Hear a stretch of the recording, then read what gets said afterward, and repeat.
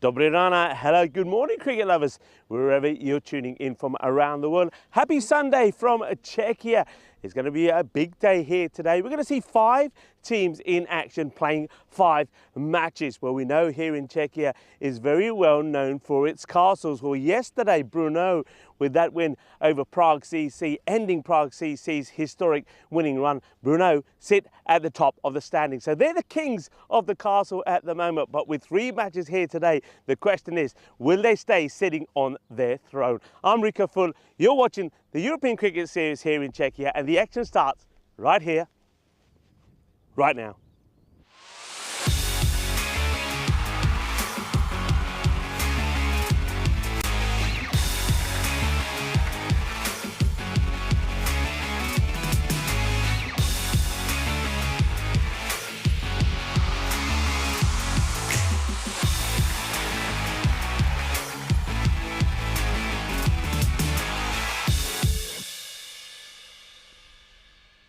This European Cricket Network event is proudly brought to you by HCL Software and Paramatch.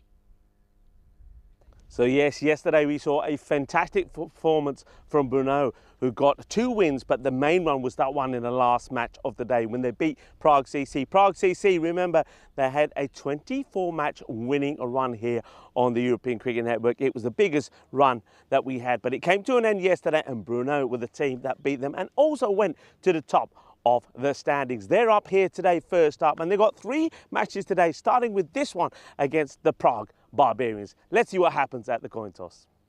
Welcome to day 7, match 31, with Brno versus Prague Barbarians. Barbarians to call. Heads is to call. And it's a head. Barbarians won the toss and will bowl first. Murali Vendrasi winning the toss there for the Barbarians, deciding they will field first. I think it's a little bit of a risky move, but he's hoping that he's able to restrict Brno to a big score.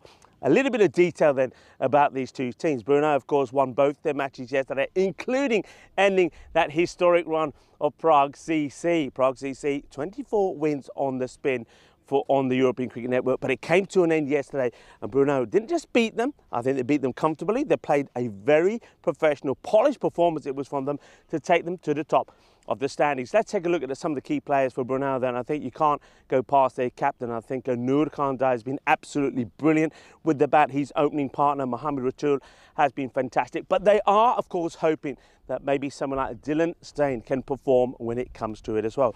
Over to the other side, I think with the ball first up, Trilal is going to have to be at his best. But at the top of the order, once again, I think it comes down to the captain. I think Murali Vendrasi was absolutely sensational in his performances yesterday, especially the way he managed his team and his bowlers when they defended 96 against the Spartans. So he's going to be key with bat and with ball. He's a good all-rounder. But at the top of the order, I think someone like Singh has to really click for them as well. It's going to be a sensational start to the day. Well, it was a sensational start for me yesterday, having Danny Hudacek in the box for me first time. It's great to have his experience about Czechia and about these players. So he really is the local expert. Well, Daddy, good morning to you. Dobry rana, I should say. And the news here from the middle is that, well, it's going to be a bowling performance from the Barbarians first up. Well, good morning and welcome to everyone for this European Cricket Series from Czechia. And it's a beautiful day in Prague. And it's going to be a great game first up between 2 very good sides. And, well, it's going to be a game between Brno Cricket Club and Barbarians. Firstly, though, we're going to see what happened yesterday. And it was a good win first up for Ostrava against a very good Vinohrady side. They got early wickets and big wickets, and they came up with a victory by 20 runs. So well done to Ostrava, the new boys on the block, or one of them, from the city out in Moravia. The next game saw Barbarians against Spartans. A really good win for Barbarians. They're a good side. They're looking to get into that top 5, as are the team who they played, Prague Spartans. It was a very, very good performance by the Barbarians to get over the Spartans by 13 runs. The next game will come up in just a moment. As we see, it was we saw Ostrava a few times They played against Brno, and it was Brno that got the points. They beat Ostrava by 7 wickets. It was a bit of a dramatic end where there was pretty much no way that Ostrava were going to give away that point, and they managed to somehow to lose that point against Brno, who had a pretty good day yesterday. Then we had PCC. The machine moved on. 167 is a big score. Sabon Divisi on 75. Aditya Katiwala on with 66 not out as well. Played very well. And then you see the beast there, Suresh Vikramasekaran, 2 for 1. It's a big 65 for Murali Vandrasi, who we'll see this morning, but they couldn't get the total, which was pretty big. And this was, I think, the game of the tournament so far. PCC, well, they were reduced to 106 against Brno, who were determined to win that game. And even though Suresh Vikramasekaran had a sparkling 54, they couldn't get up to the total they needed, and Brno did it with a few balls to spare. Really tight contest, some fantastic bowling from Riaz Afridi, who was fast and fiery first up. As they see the table, Brno's up top. They played one more game than both Bohemians and PCC. And, well, the net run rate of Bohemians will help them as well. We'll see them in the next game. PCC have got the day off, but Brno are playing 3 games here.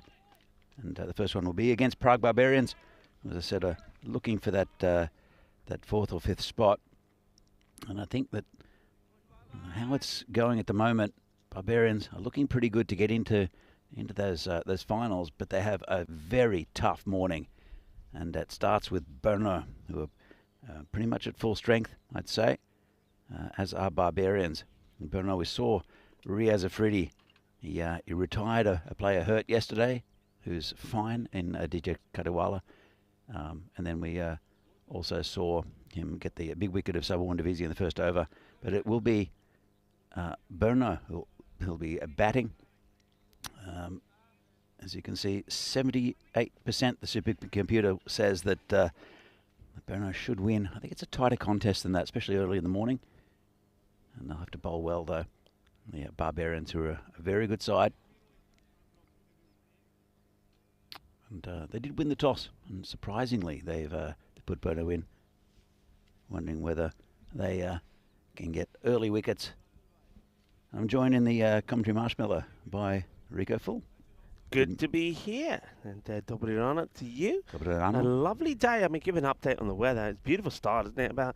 Currently around about 18 degrees. We'll have highs about 22, and hopefully it will remain a nice sunny day all the way through. It's certainly going to be a big day for Brno. As you mentioned, they got the 3 matches today. And I think they'll be pretty happy with the way that the coin toss went. They've been put in to have a bat, and I think these two certainly, Hungary Tool and Dylan Stein, will be looking to get good scores on the board. I said in my intro there, I'm expecting Dylan to really try and find his form in the 3 matches that they've got here today if he plays all 3, because he's probably the one batter that hasn't quite clicked so far. Early in the tournament, these two are fantastic, and then you're right, Rico, just has to work for them in the last 5 or so. Ratul is the man facing. He batted pretty well yesterday. Yeah, I was very impressed with the way that he batted along with his captain. I think the 2 of them were instrumental in that win against Prague CC, which of course ended Prague CC's historic run of wins on the network. First one here, wide. That's a slightly better delivery, just a little bit shorter, angled into the left-hander, who will happily just take the single. So we'll see now Stein come back on strike. I've got to say, congratulations to Afghanistan. A 21-run victory over Australia. That's certainly first time they've ever beaten Australia. A bit of a shock, I suppose.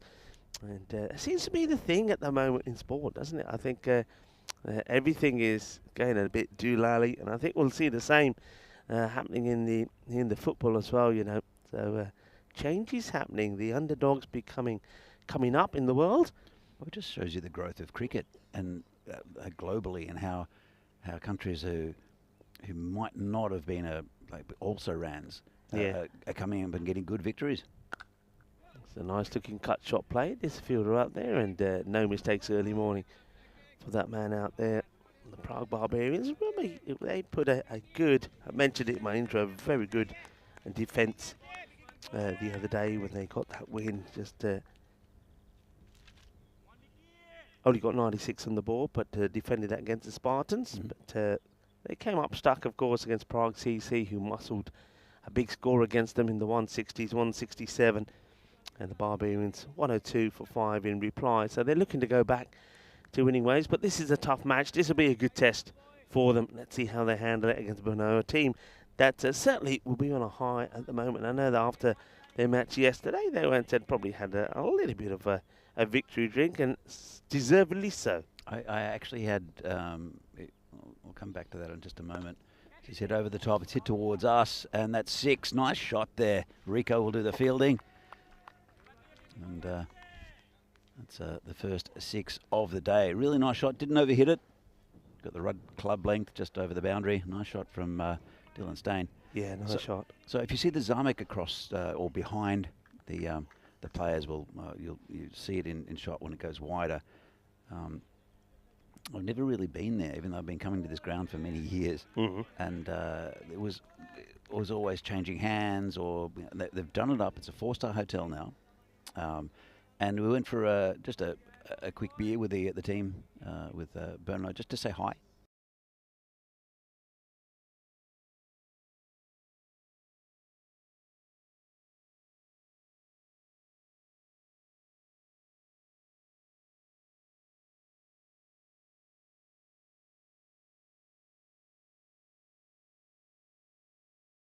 And congratulations. I've known a lot of these guys for many years as well. And it's a beautiful place. But a couple of things. Mohamed Ratul is definitely not from Slovakia. So for the last 2 years, I've been saying he's a student in Slovakia, coming up and playing Brno. And he looked at me square in the face and said, I've got to...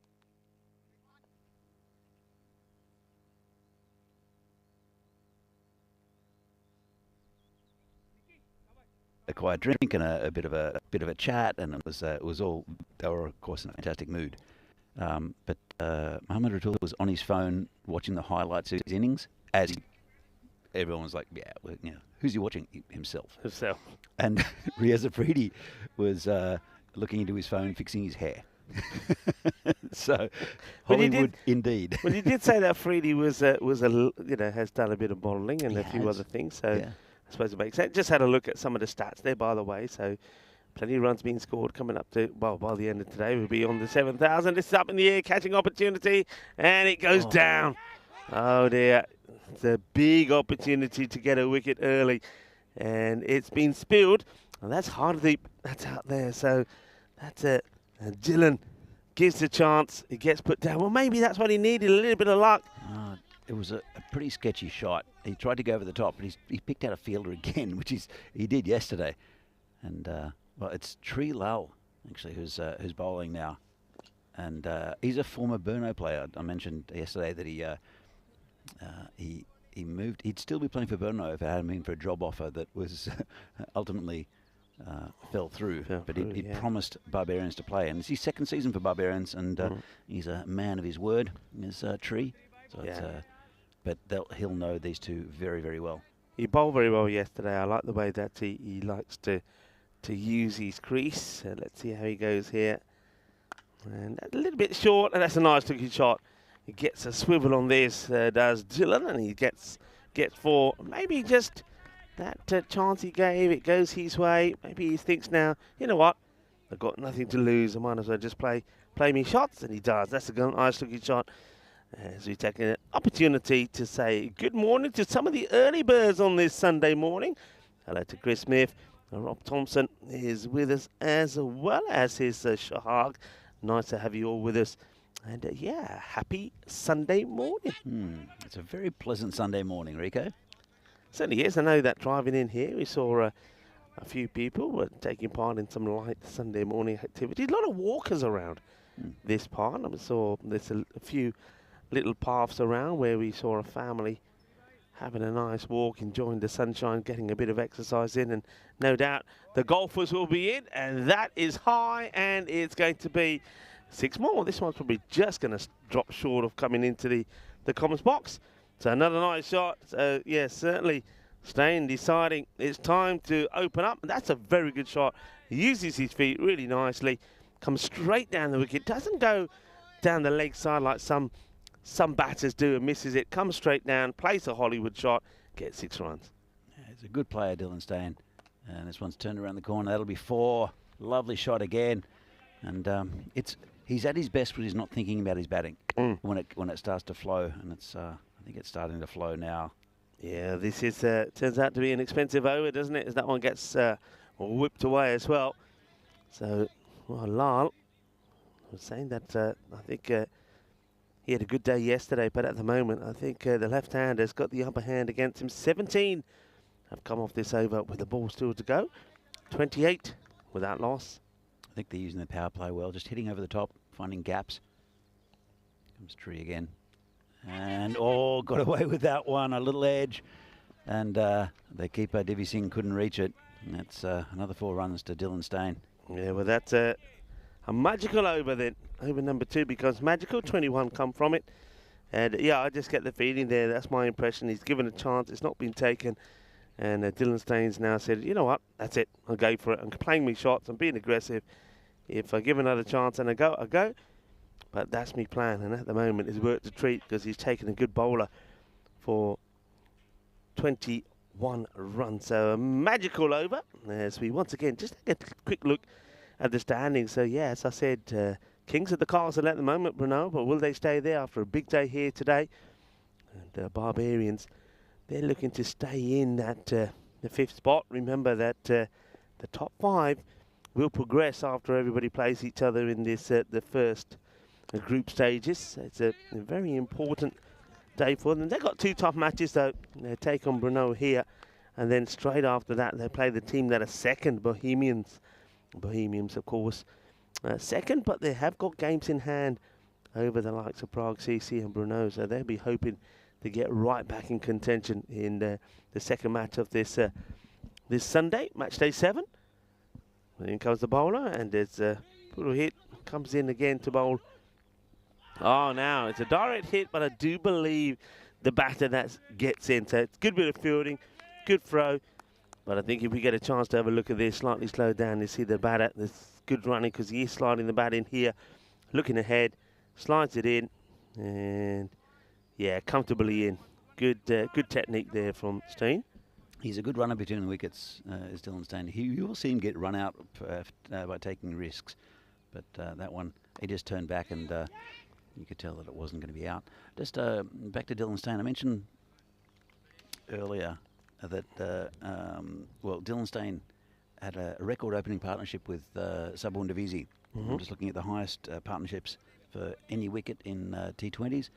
And so their partnership was in the Valletta Cup in 2022 against Bulgaria, and they had an opening partnership of 220 in the T20I. So well, this one isn't going to be that many. This one comes to an end, 35, and it is Dylan who finally does hoik out. Doesn't really get to this one.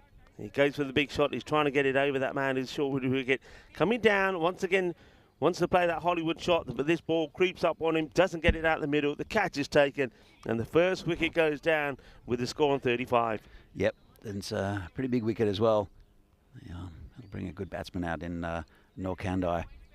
But that's a big wicket for the Barbarians. And Dylan, he got a few runs, still not looking as dominant as what we've seen him in the past. But I'm sure that'll correct itself. Yeah, Gangapa taking the catch and put a hit. Yeah, well done to him. Picks up the wicket bowling. It was Pradeep who took the nice catch off Sudesh yesterday when Sudesh was looking like he was going to hit 100, and he, on the boundary, just stuck a hand out and it just landed in his right hand and made the highlight reels. Yeah, that was a great catch because it did look like he was going to go all the way and get that big score. Okay, so these two batted very well yesterday, and I think they'll be probably thinking, right, let's do what we did yesterday. It was a fine partnership. I think the partnership was worth about 96. That got them that win over Prague CC. That's way down the leg side. It probably would have been a decent delivery to the left-hander, but not to the righty. So wide first up to Nur Kande, the captain. speaking to Dylan about Noor, because we haven't seen him on the network before. So I said, is he new? Because he's captaining the side, so you wouldn't expect him to be new to the club. And he's been playing for Brno for 4 years. We'll come back after this, this delivery, which is nicely hit over the top by Noor. And one bounce over the rope gets him off the mark. And he's been playing for about 4 years, but apparently he just batted hyper aggressively. And like it was a 5-over game in 20 overs and also the 40 overs. He was just going too hard at the ball. And they've managed to rein him in, and he's become a top batsman. They said he's always had the talent, but just the approach was wrong. And now his approach is, well, even though he's just hit 4 off the first, and he's going to get another 4 here with a dodgy inside edge, his approach is still pretty aggressive, but he's reined it back in a little bit, and now he's getting good runs. So I think his quality, and his captaincy's been very, very good here. Yeah, it's a good point that you make, though, as that over comes to an end. So even though there was a wicket that fell there, Brno are going pretty well, 44 for 1 at the end of the power play. But I think there's a number of batters that, in this format, fall under that category. They just feel that they've got to go super hard on every ball. And, you know, quite often you see them get into the teens, early 20s, and then they get out. And you almost are saying to those guys, hey, look, you don't have to be so super aggressive. You still have to respect the good ball. Yeah, absolutely. You know, you still respect the good ball. What's that flying there in the background? We got bird of prey or something. There are lots of like little kestrels and all sorts of birds of prey around here. It's like a biggie. There are quite large buzzards around sometimes as well, which are a danger to small animals. Yeah, just seeing that one flying around. It looks quite majestic as we see another aircraft sort of flies by here. So always something happening in there. Yesterday we had the tractors and a lot of farming vehicles, but yeah, it's just beautiful to look out there and seeing all these shades of green. And that's going to be a very good shot. The timing on this is epic. What a shot that is from Mohamed Ratul, and that's gone a long way. And you know what, everyone? Phil G is in the house. There he goes. Double runner, Phil. And Phil's going to have to go get that one. He's today's Yogesh. He's going to be doing a lot of work, I think. He hasn't got a chair out there.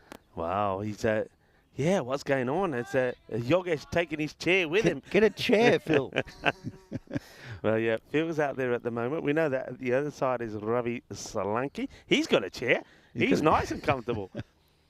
So Phil fielding at deep cow corner. And he'll be doing a lot of work, I think.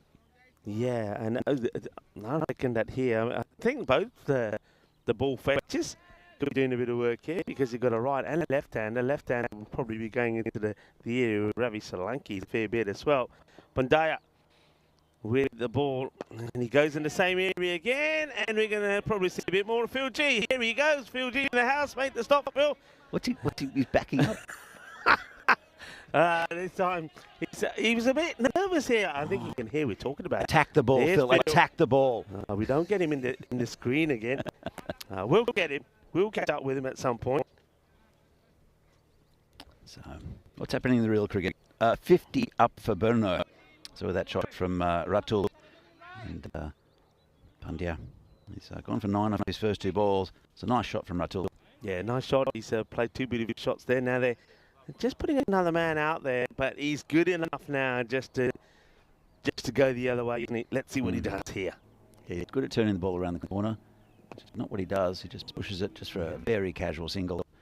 I mean, look, I don't mind that from the bowler because Pandya's been hit for 6 shots in that area. He says, look, I'm going to stick to my plan. I'm going to keep it outside the off. So if you can plug the gap, plug it. And that's what they do. And this time, Ratul, that's exactly what we were talking about, though, just a moment ago there. I mean, you talked about Kande, that he was too aggressive, and we said a lot about Azhar. I mean, Ratul just shows beautifully there what you do. He's played some beautiful shots outside and the offside.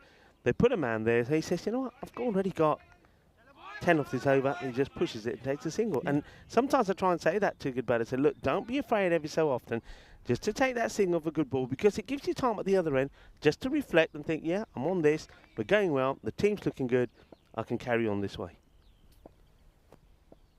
Comes the bowler again. Lovely shot along the ground. Just be a single.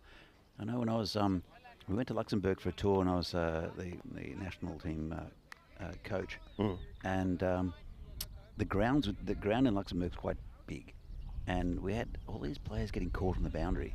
You know, very good players, and they're wondering why it didn't carry, and it was it was because the ground was 30% bigger. And I got them after the game. I said, "Why are you trying to hit sixes? You know, 2 a ball and a T20. That's all you need.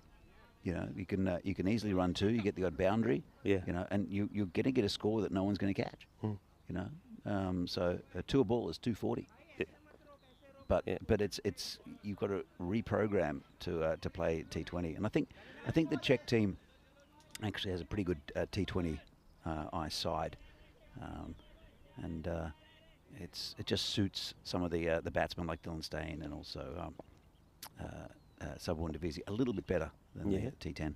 Yeah, you're right. I mean, I certainly saw as this has been played away beautifully. It's a little bit too short, and that's been played beautifully by Kande. And this is he's one of the batters we're talking about who seems to have adjusted so well after being super aggressive, as you were saying, Danny. But yeah, I mean, look, just seeing some of the T20 cricket there in Cyprus, the internationals we saw there between Cyprus and Estonia. I mean, it takes everybody time to adjust, even us, the commentators, because we're so used to it, especially myself. I mean, I think I've probably done over 1,000 matches before of T10 before seeing that T20 international series, and you sort of watching saying, okay, why are he hitting the ball? Why is he just pushing?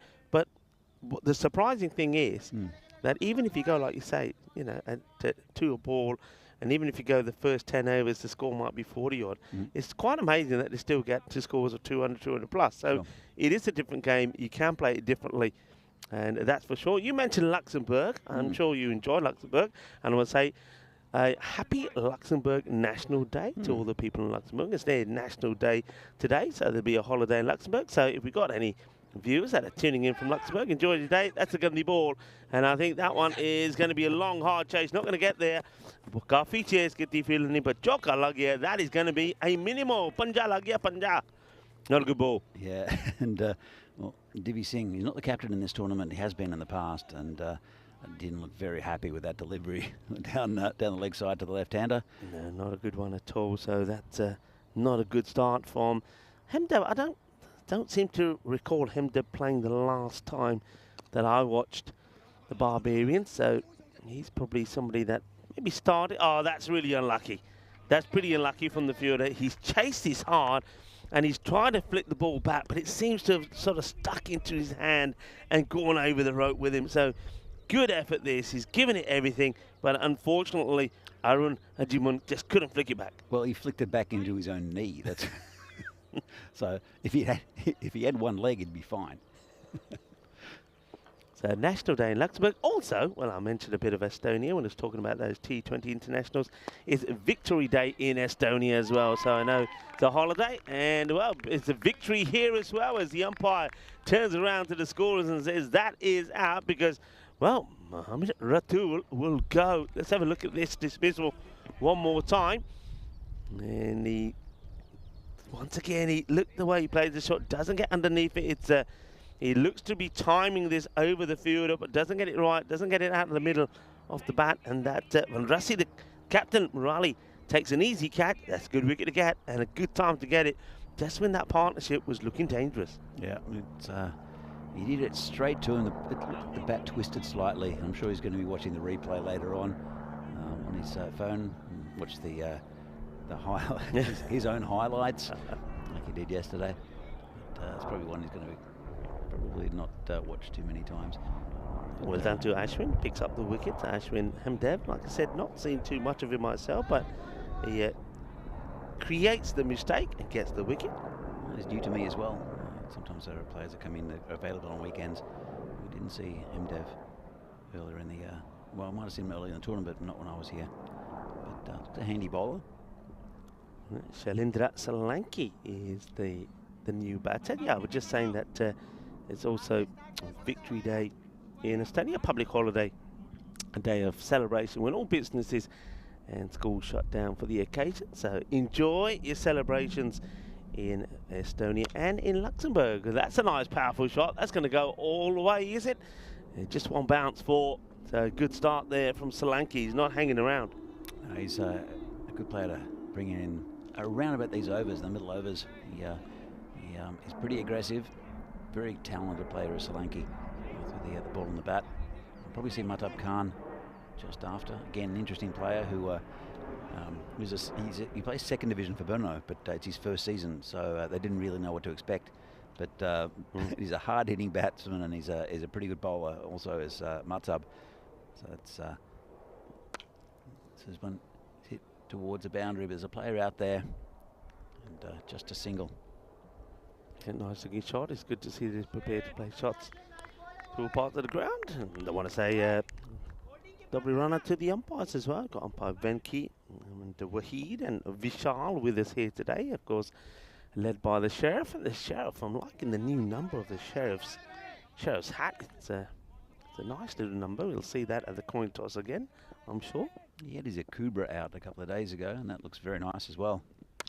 And, this is hit over the top. Player coming around, doesn't get it, just bounce in front of him, and it'll just be a single. Could have attacked that a bit more, the other fielder. Yeah, I do think so. I think that probably is an opportunity for a catch. You even saw at the last minute, he sort of takes a step back to take it on the bounce rather than attack it. So, Solanke back on strike. Gets a short one, clubs it. And this one, again, just doesn't carry. So a couple of shots gone in that area to the offside fielders where, well, on another day, could have gone to hand. It's not to be. So Hemdev, it's not the worst of overs. He'll go for 17. And the score at the end of the 5 over mark is at 77. We can take an opportunity maybe just to welcome you to the broadcast. Hello, you're watching the European Cricket Network. I'm Rico Foley. I'm here with Danny. Danny looking very smart today on a fine day here in Czechia. Yeah, look, I saw you with the jacket yesterday. I thought I need a jacket as well. So, well, I didn't quite wear the tie today. I thought I knew it was going to be a bit warmer today, and I don't think I needed the tie to keep my neck warm. But yeah, welcome to everyone as we see another beautiful shot played.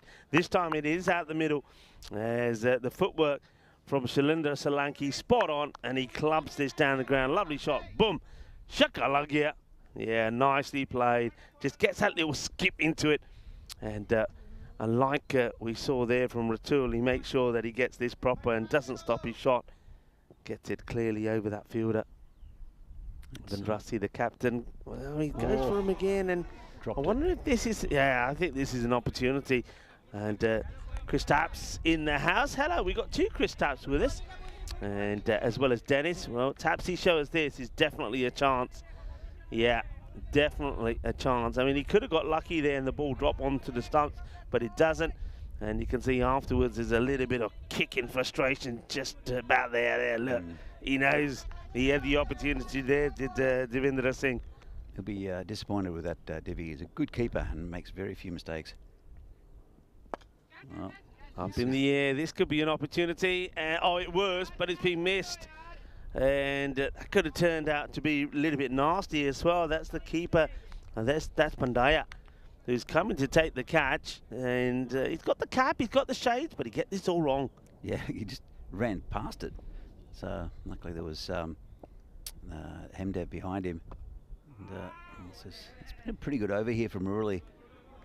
I think it's well, we saw him with the bat yesterday hitting sixes for fun, but Murali, I rate him as a spinner. I think he's a little bit slow through the air in general.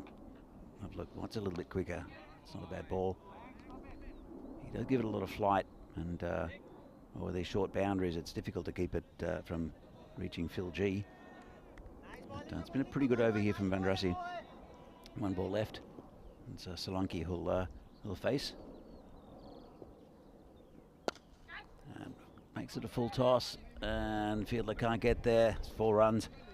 Yeah, it's a little bit over pitch. He does go for maybe perhaps a little bit more on this one, but he overcooks it slightly.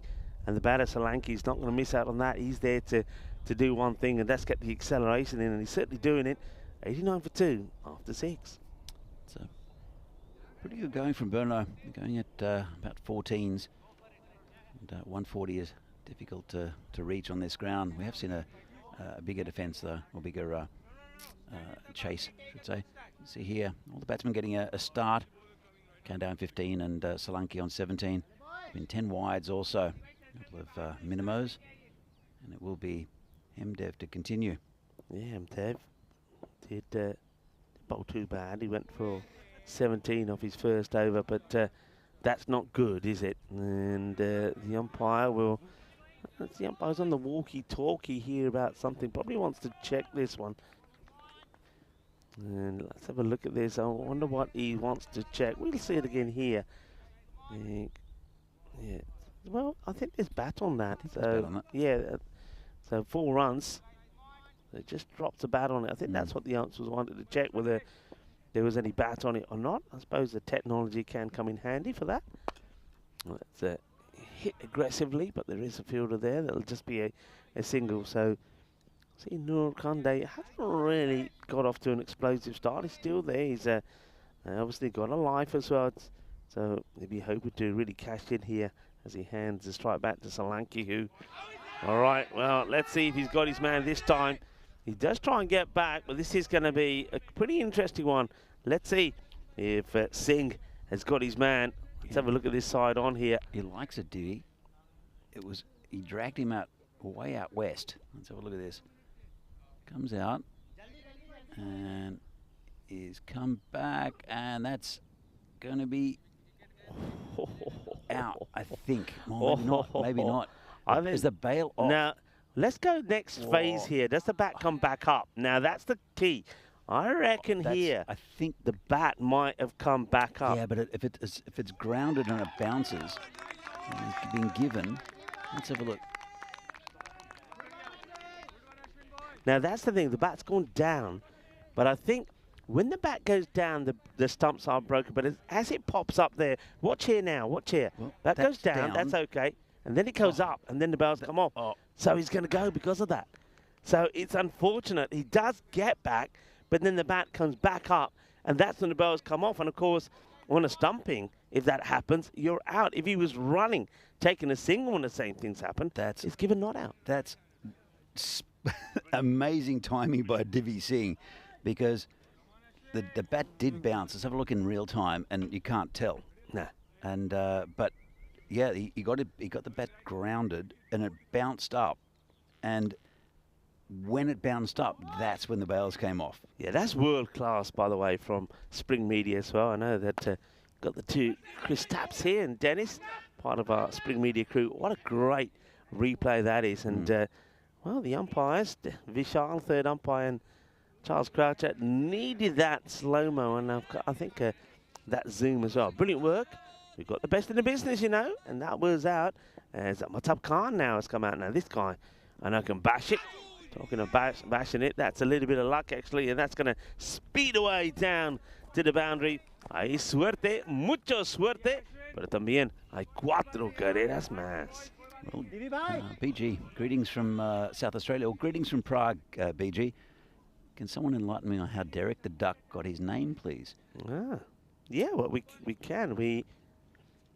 We were in Portugal at the SCGs. It's coming up to them. It was a couple of years ago when we first had the duck, and we put it out to the chat, actually, to our YouTube chatters about names for the duck, and quite a few came. And in the end, Derek was the one that everybody took a liking to. We had a vote, and I think the robot was involved as well. So it was picked by the viewers or the chatters on YouTube. I think that's a good way to do it, and let the public decide. Yeah, it got straight through the batsman. It is Matab Khan. He's joined Noor Kandai out there, and well, have a look. Leading run scorers: Sabun Divizi at the moment with 283, and Muhammad Ratul with 220, Kandai with 219. And let's see, Dominic, who's very good for the Spartans, and also Sazi Buyan, who hit 100. So 200 so far in the tournament. Yeah, just have a look at some of the stats. Batting first, the lowest score 62. Average about 120. Highest the 167. And the highest successful chase, 157. Of course, that was a fantastic chase by the team that we're going to see next up today, Bohemians. They're very impressive. Bohemians have got a really good, solid team, and they'll be. I'm sure they'll be up there in the finals. They'll be in the top 3. In fact, if they win against the Barbarians next up, they'll be top of the ladder on run rate. So it's Ajimon who'll take up the bowling. Yeah, I like Ajimon, Arun. I think he bowls pretty tidily. I think in the field he's a real try, he's a real trooper. So he's got a bit of energy about him, doesn't he? And let's see if he can get a good over in here. They need one because Brno, they're searching for about I reckon they're on course for about 140, 145 here. But one good over can really slow things down. And well, Singh probably could do better just holding on to this ball. He looks like a guy that can get a little bit excited. Hello to Kroom, who joined in the chat as well. Very good morning to you. I hope you're all having a nice Sunday. And Kroom is saying James Pond might also be about. Well, yeah, James Pond is about somewhere. You know, Kroom, he does make an appearance now and again. James Pond? James Pond. Enlighten me, Rick. James Pond.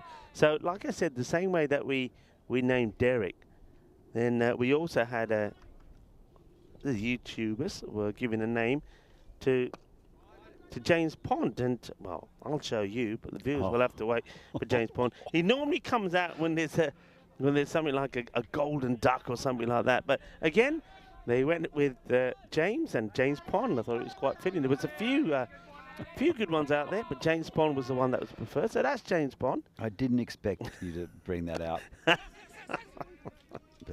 we'll have a look a little bit. He's going for rest now, I think. He's going. Yeah, he comes out at times. He doesn't make too many appearances, does James Bond. He can be a little bit camera shy. But yeah, James is around. And hello to Terry Richmond. Hello to everybody. Hey, isn't it nice we've got so many people tuning in on a Sunday morning? I know that my Sunday mornings seems a long time ago, as that one is played beautifully, but well stopped. Said he was a little bit of power in that shot from Khan, but that's once again, it's a very good over from Arun. Only goes for, well, it should have been just 3, but they're going to get some buzzers here. So really good over from Arun. Only 4 from it, and keeps it nice and tight at this stage. With only 2 overs left, 106 for 3. They'll have to go hard at this, and they've still got some batting to come, so they can afford to take a few risks. Yeah, I was just about to say, it seems a long time ago when Sunday mornings used to be a line, and if you were lucky, a bit of breakfast in bed, and a proper breakfast, you know, the eggs, the hash browns, the full wort sausage, bacon, baked beans. Not anymore. Those days seem to be a long way away. So if you are having a proper relaxing Sunday morning and getting some breakfast in bed, well, enjoy. And well, let us know what your perfect start to a Sunday is. Of course, for most people, it's getting up and putting on the cricket. There you go. That's the question for you. Are you lying in bed watching the cricket now? Come on, tell us. This is up in the air. It's going to bounce just before the fielder. This is a really good finish, this from, got to say, from the Barbarians. They're putting the squeeze on Brno, aren't they, in these last overs? Yeah, really good over from Arun Ajimon. When you think they're trying to accelerate the scoring, there's only 4 from the 8th over, so really good going. Morley, the bowler, he went for quite a few off his first, and that's a really good delivery. Yeah. Squeeze is on. Started it there by Arun. Only 4 off it. So I was saying they'll be thinking about getting around the 140, 145. But at the moment, the squeeze gone. Just gone past the fielder. Will it go to the boundary? Yeah, will. Oh, they needed that boundary. But once again, fielders are looking at each other. I don't know if that was a chance. The fielder in the 30-yard circle or not. Does it get over him? Probably does just. And then the sweeper on the boundary. It's got a lot of ground to cover. Can't get there. A badly needed boundary there from Brno. Yeah, look, it's a competitive game. They've got a tough morning to Barbarians because they're playing Brno and then Bohemians next. So if they can limit Brno to under 130, which is possible, it says hit down the ground, and that'll be 4. Nice shot there. Yeah, that's a really good shot. It's slightly shorter this time from Murali. And Matab Khan, once again, not trying to hit it too hard. He knows if he makes good contact and it's nice and straight, then nobody's going to stop it. So this outfield still, as you can see, pretty quick. I'm just having a look at it, Danny. Does it look like it's being cut? Because I can see like lines of where the lawnmower would have been. I wonder if it's had a cut. I'll have to ask Phil G about that. It does look like it's been cut to me. He's standing out there. Not doing much at the moment is Phil G. Where's his chair? We've got to get him a chair. He's the venue manager today. If anyone can find a chair, Phil can find a chair. I can see one sitting there as well. Yeah. I'm not going to take it to him. There's a chair there. He can do some walking. We got some spectators in. Anybody that you know? Do you know who? I don't know. I can't. Just to the other side by the fence there. They might probably maybe supporting a dad. All right, goes to the same area again, and this one is going to be the same result. It's going to be 4 more. So after sort of 8 or 9 deliveries where Brno weren't able to get going, finally they get a couple of boundaries to hit away, and that's 3 4s in that over for Murali. And you're right, he has been a little bit expensive. Normally he's pretty tidy. No wickets, goes for 26, and with that boundary, the third in that over brings the 120 up. So will they go a big magical over to finish with and get to that 140 mark? I'm sure they're going to bowl Oren Ajimon in the final over, and that's where they're going. And only 4 from his first one. Let's see what they can do to his bowling figures here, because there's nothing to lose. A wicket's a dot ball. This Oren comes in. This has been high and long, and that's 6. Well, it's Murali Madrasi to do the fielding. Phil moved a little bit, but Murali was close enough to it. Wonderful strike right out of the middle. So a little bit of shaba, balle is there. So they certainly are going for a big finish here. We saw that in the average score, batting first about 120. So they've gone past that. Let's see where they can end up with. So 126, 5 balls to go. Seems to be a little delay here. Not sure what the umpires are just clarifying something with the scorers.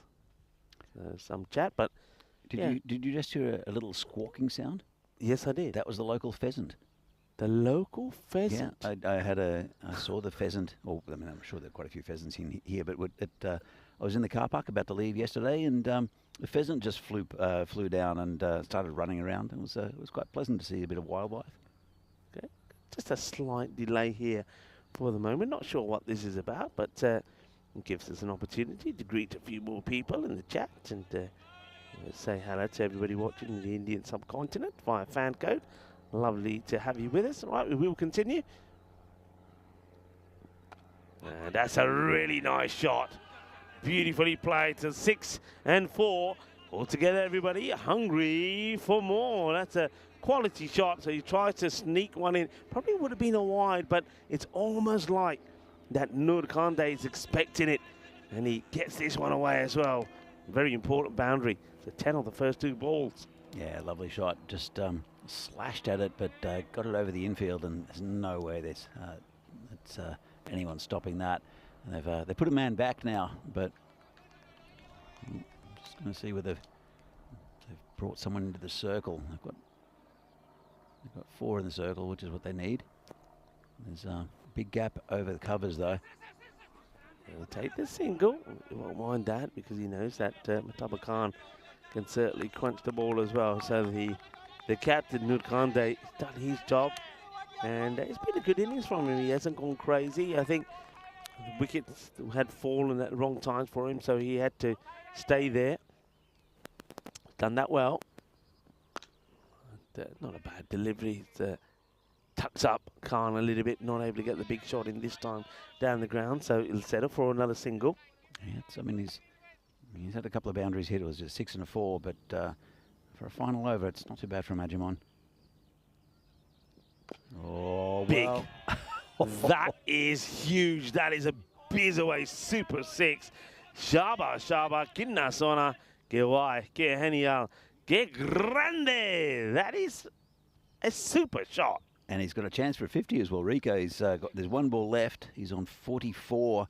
And he'll deserve it as well, the skipper Kando, if he can get it. I don't think he's too worried about his own personal score, but Brno now 138. It's going to be a healthy target to defend. And Barbarians will have to bat well to get there, but they are very capable. So look, if he gets his 50, misses it. Great bowling. And it will be just a run. I'm not sure if he's run out. No indication from the umpire. Yeah, I think he's going to be run out here pretty. Not sure the umpire is. He's on the walkie-talkie. I wonder if he wants to check if Singh has made a mistake here or not. I mean, looks like it's definitely going to be Mutaba Khan that gets himself run out. As Kande, he's not out 44. I think let's have a quick look at this. So he definitely has a swing. It's missed. The keeper takes it. It's coming down. The race is on. I think the only thing they're probably checking is seeing which batter is out. But I do think they do cross. And I get the feeling that it will be Khan.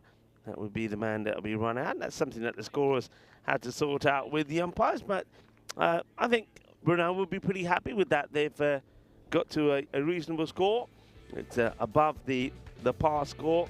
138 for 3. So 139 will be required here for the Prague Barbarians as we take a look at the highlights. Yeah, it was a drop catch early on, Dylan Stain. Got a few after that, but still fell fairly cheaply. You see that one? That's just away from Divi Singh. But yeah, Dylan was the first wicket. They won that pretty well. It was a direct hit, good effort. And it was pretty tidy, I think, mainly from the Barbarians against a very good side. And it was the wicket, simple catch there for Pradeep Gangappa. And then Noor came in. Ratul again got a start and fell pretty cheaply in the end. It was a good piece of bowling, got a bit of an outside edge. And that was unfortunate. He scooped it back onto his knee, the Barbarian fielder. And that was the wicket of Ratul. Played it slightly inside out, bat twisted, and there was a simple catch there for the skipper Vandrasi. And then it was Noor Kandai, who ended up just short of a 50. That was unlucky for Solanki with the bouncing bat. But Noor Kandai and also Matab Khan got quite a few runs in the final few overs. This is called a wide, but and that was Solanki's unfortunate stumping where the bat bounced. But Matab Khan did very well when he came out, and it's going to be a healthy total to be bowling to. Have a look there. This is Noor off the bowling of Arun, who I thought was the pick of the bowlers for Barbarians. The fact that he bowled the death over as well shows how much trust that Murali, the skipper, has in Arun Ajimon. So, a beautiful day here in Prague. Have a look at the scorecard, and all the batsmen getting a start. And there's Ratul 19, Dylan Stain 28 off 11. Could probably have gone on with it. Got a bit of luck as well. Really good innings from the skipper Noor Kandai, 44 off 18. Spunky with a 6-17, and Matab took his time a little bit. And 17 as well. 12 wide, 138 to 4. Is it enough for Brno? Probably. But Barbarians with their big youth batsmen in Divi Singh and also the captain Murali. Got a good shot. So the bowling figures, he was pretty expensive. After that, about average for the that 13 and over area. Wickets for Hemdev, who took 2, and Pruhit 1 as well. So there was a run out. So 138, 139 to win. And it's going to be a tough ask for the Barbarians, but they are very, very capable. And they'll want a good victory against Brno, who will. Well, they've got a few games today. Brno, the first one against Barbarians. 139 to win. Just going at about 14 and over. We'll be back very soon to see the second innings of this European Cricket Series match in Czechia between Brno and Prague Barbarians. See you soon.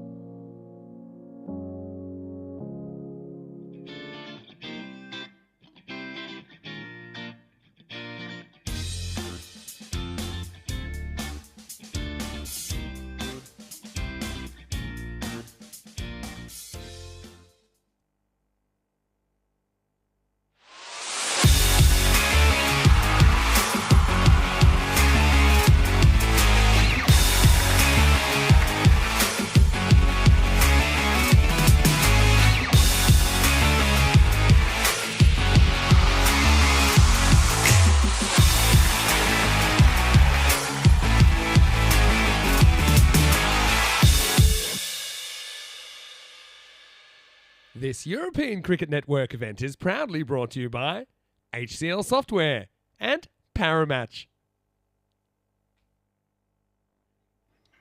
So welcome back to this European Cricket Series match between Brno and Barbarians here from Czechia and lovely Prague. And it's a pretty good total. 138 they scored. Brno 139 for victory for Barbarians. If they bat well, I think they can get there, especially if these two can hang around for any great period of time in this innings. Devendra Singh and Murali Vandrasi. Murali yesterday was hitting sixes for fun in one of the games, the victory against the Spartans. In fact, it was the no, it wasn't. It was the loss against PCC. I think he hit 65. And he'll be facing the very rapid Riaz Afridi, who gets an edge, and that's going to be 4. Good bowling straight up from Afridi, and that was quick, right at the batsman who got. It's a thick outside edge. There's no one in place, and that's 4 runs. And the ball goes into the grain field. Yeah, the umpire just having a word there with Afridi, probably just saying, hey, just to let you know, you're pretty close to the front foot. I like that from the umpire. I think that's good umpiring. It's always good to just have a little chat with the bowler, say, hey, look, don't even know, but you're pretty close, whether it's the front foot or the return. So, but yeah, I mean, looking forward to this from Afridi. He was the player of the match in that win yesterday against Prague CT with his spell of 1 for 6 of his 2. Took a great catch as well. That's his go-to ball, though, isn't it? You'll see he'll bowl this a few times where he's trying to tuck up the batters, and then, like he did with Saba yesterday, he then gets it full and straight and knocks the timber over. So it's always nice to see a genuine, and we're talking genuine fast bowler in action. This guy certainly got some wheels. He was very determined against PCC, and when he was bowling to Aditya, come back to that story in just a moment as he bowls to Murali. It's a nice shot, and would have been close if it had hit. So he was bowling to Aditya Katawala yesterday, and if you didn't see it, he bowled him a fantastic bouncer, which hit him in the helmet. He had to come off retired hurt. He's fine. There's no problem. But I spoke to him yesterday, and he said, you know, last year I bowled him a bouncer, and he hooked me. I've had that in my head for the last year. Now, fast bowlers don't think much, but they know revenge. Yeah. It's a little bit out of the reach of the batsman. It's be called just a dot ball. Let's have another look at this. Yeah, I don't think there's too much issue with the height. I think he's got this just about right, actually. That's a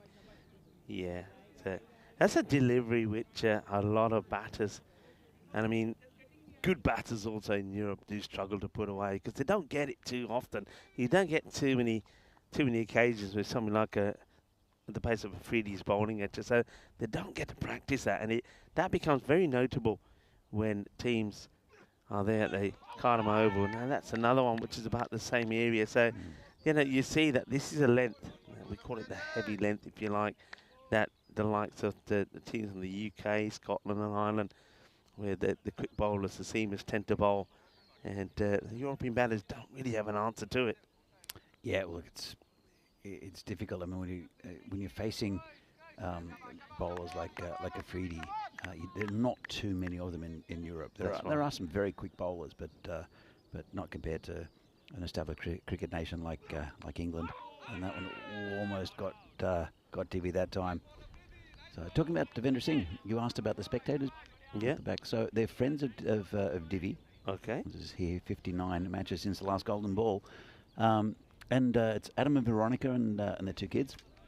And they're watching Divi play because they're playing 2 games this morning. So they've come out and watching their friend play. So that's wonderful. I did mention to them that, he asked about the score. I said 138, and I said, in 20 overs, I said, 10. It's like, that's good, right? Yes, it's very good. But I do think that if these two can see off 2 very good bowlers here, Neeraj Mishra is the bowler from, he'll come on next, then I think they've got a very good chance of getting towards that total. But it really depends on this partnership. And not that Barbarians are necessarily too top heavy, but these two are the class batters in the lineup. Yeah, Niraj, he bowled very well yesterday, and he starts with the good areas, that off-stump corridor, keeping it nice and tight, and he gets the ball to move away, but he darted in a couple of good Yorkers in yesterday as well, and that was the issue Prague CC had. The first 4 or 5 overs, they hardly got any runs from it. I think they were around 40 at the halfway point. They're trying to get the acceleration in, and didn't really happen too much. So these two pretty key with the ball. Mishra once again, and once again, there's that little gentle movement. It's not massive or excessive movement, but it's enough to find the edge of the batter. And I like what you said yesterday, that you wouldn't expect it from him, because he looks like a man who would be doing your books. He looks like an accountant, but he's a serious cricketer. I'll have to ask him, actually, because if he's an accountant, then he's got the right look.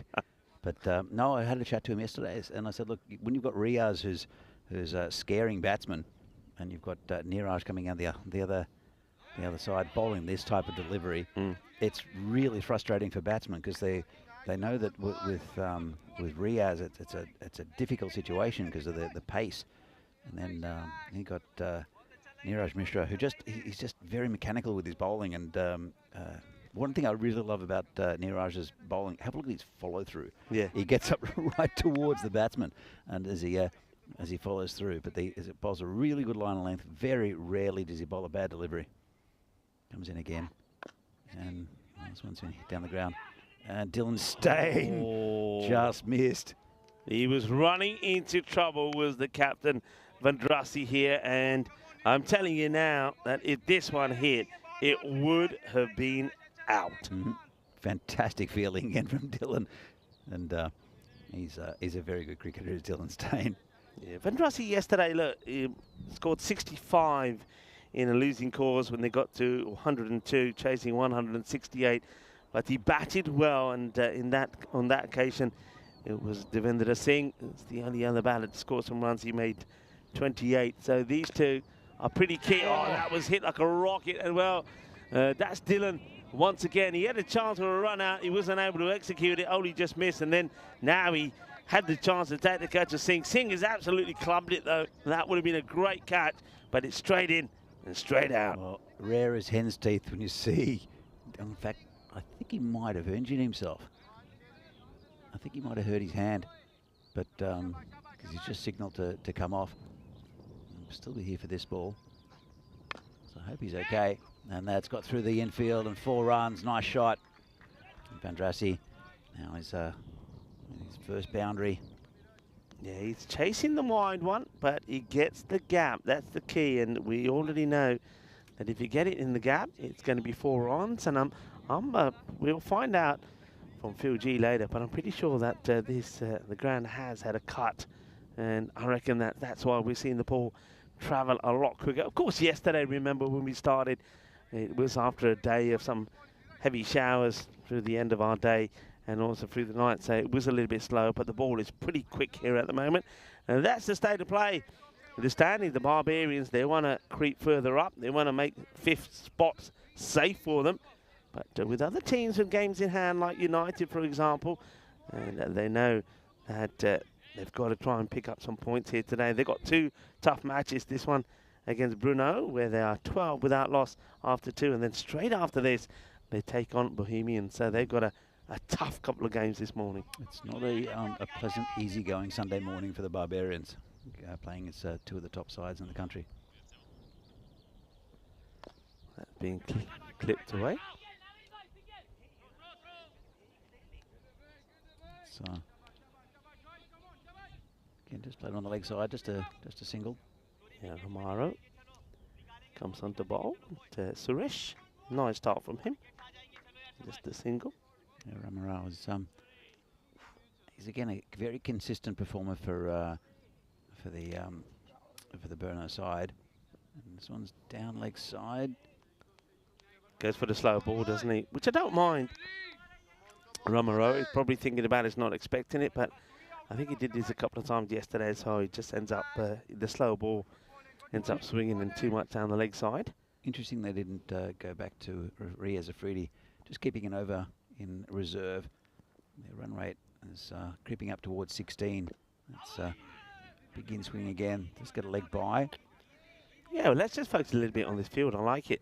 It's a 6 and 3, just the 3 men on the leg side, and 2 of those are at the boundary, so they've got a mid-wicket and long one back, a short square leg. But look at that offside. You've got a sea of red outside the off, and so that's why Ramaro's got to get this ball outside the off. A few times he's been into the pads. He's got to get it offside and get that field into play. Comes in again. It's hit down the ground. Just be a single. Picked up by Hollywood. He took a good catch in this area yesterday when he jumped up and removed Arun Ashkan.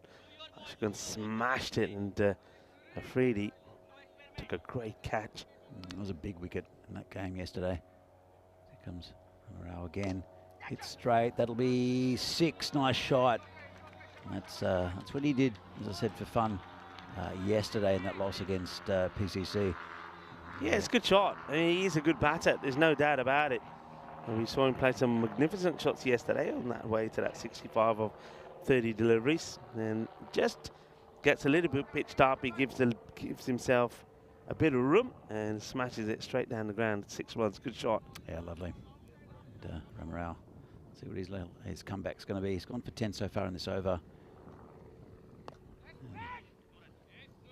Trying to find the gap here, but that's better from Ramarao. That's where he's got to be. He's got a lot of bodies on the offside, and if the batter Vandrasi is trying to find that gap, his position and placement has to be perfect. So looking to finish the over well. 10 of it so far, and that's picked up beautifully. That could go all the way as well. It will. Bole, bole, bole, kinna sona. Shaka Lagia. So 16 come off the over, courtesy of that sucker blow there from the captain, Vandrasi. And with that shot, he moves to 19, and the score moves up to 28 after 3. You'll see there's a big gap between the 2 power plays, 28 to 44. But one thing about that innings on Brno, they never really went huge. I mean, 18 off that last hurts you a little bit, but they never went, there were never a series of big overs in there. So it's still well within the grasp here of the Barbarians. They're needing to go at over 15 and a half, though, to do it. Yeah, look, absolutely. Still within their grasp, but as I mentioned, I think it's to do with these 2 batsmen. Divi Singh, he got a bounder off the first ball, and it's been pretty quiet ever since. Vandrasi's hit a few, but Divi, now with the power play over, it will relax the field slightly. They've still got 4 in the circle as they have to. And Gupta is the bowler to go for, and he starts nicely in the areas he has to, where all the fielders are. No run there. So Singh, he's been tied down a little bit bogged down. He's that's 9 balls now, just 8 runs. So he knows that he's got to do what his captain's doing and play a few shots of his own. A couple of boundaries required, so he'll feel a bit of pressure. And all right, there's the pressure. Goes for the big shot. He's a long way up. Good luck catching this, and he can't catch it. And it's sort of, I don't even think he gets hands to it, actually. It goes a long, long way up, though, has to be said. And that's Matab Khan, who's trying to take the catch, and he can't. Yeah, that was hit a long way in the air, and I think the fielder had plenty of time to think about it, made good ground to it, and then couldn't quite reach it in the end. Here comes Sen Gupta again. This time bowling to Murali, who hits a 6. Really good shot. The difference between this shot and the one that Singh plays, Singh's trying to thrash it, isn't he? And look at Vandrasi there. Look at his shape. Nice and straight. And it's just the hands. He gets under the ball, gets the wrist into play, gets the middle of the bat, and that goes a long way. That's a really good shot. Really good shot against a good bowler as well. So at the moment, I think Divi, it's not quite working for him, and all it takes is 1 out of the middle and to get his confidence back and to get his shape back. But it is working for Murali Vandrasi at the moment, who's at 25 off 11. So I give him the strike, I think, would be the word out there. So that was a really good comeback. Slower ball there from Sen Gupta.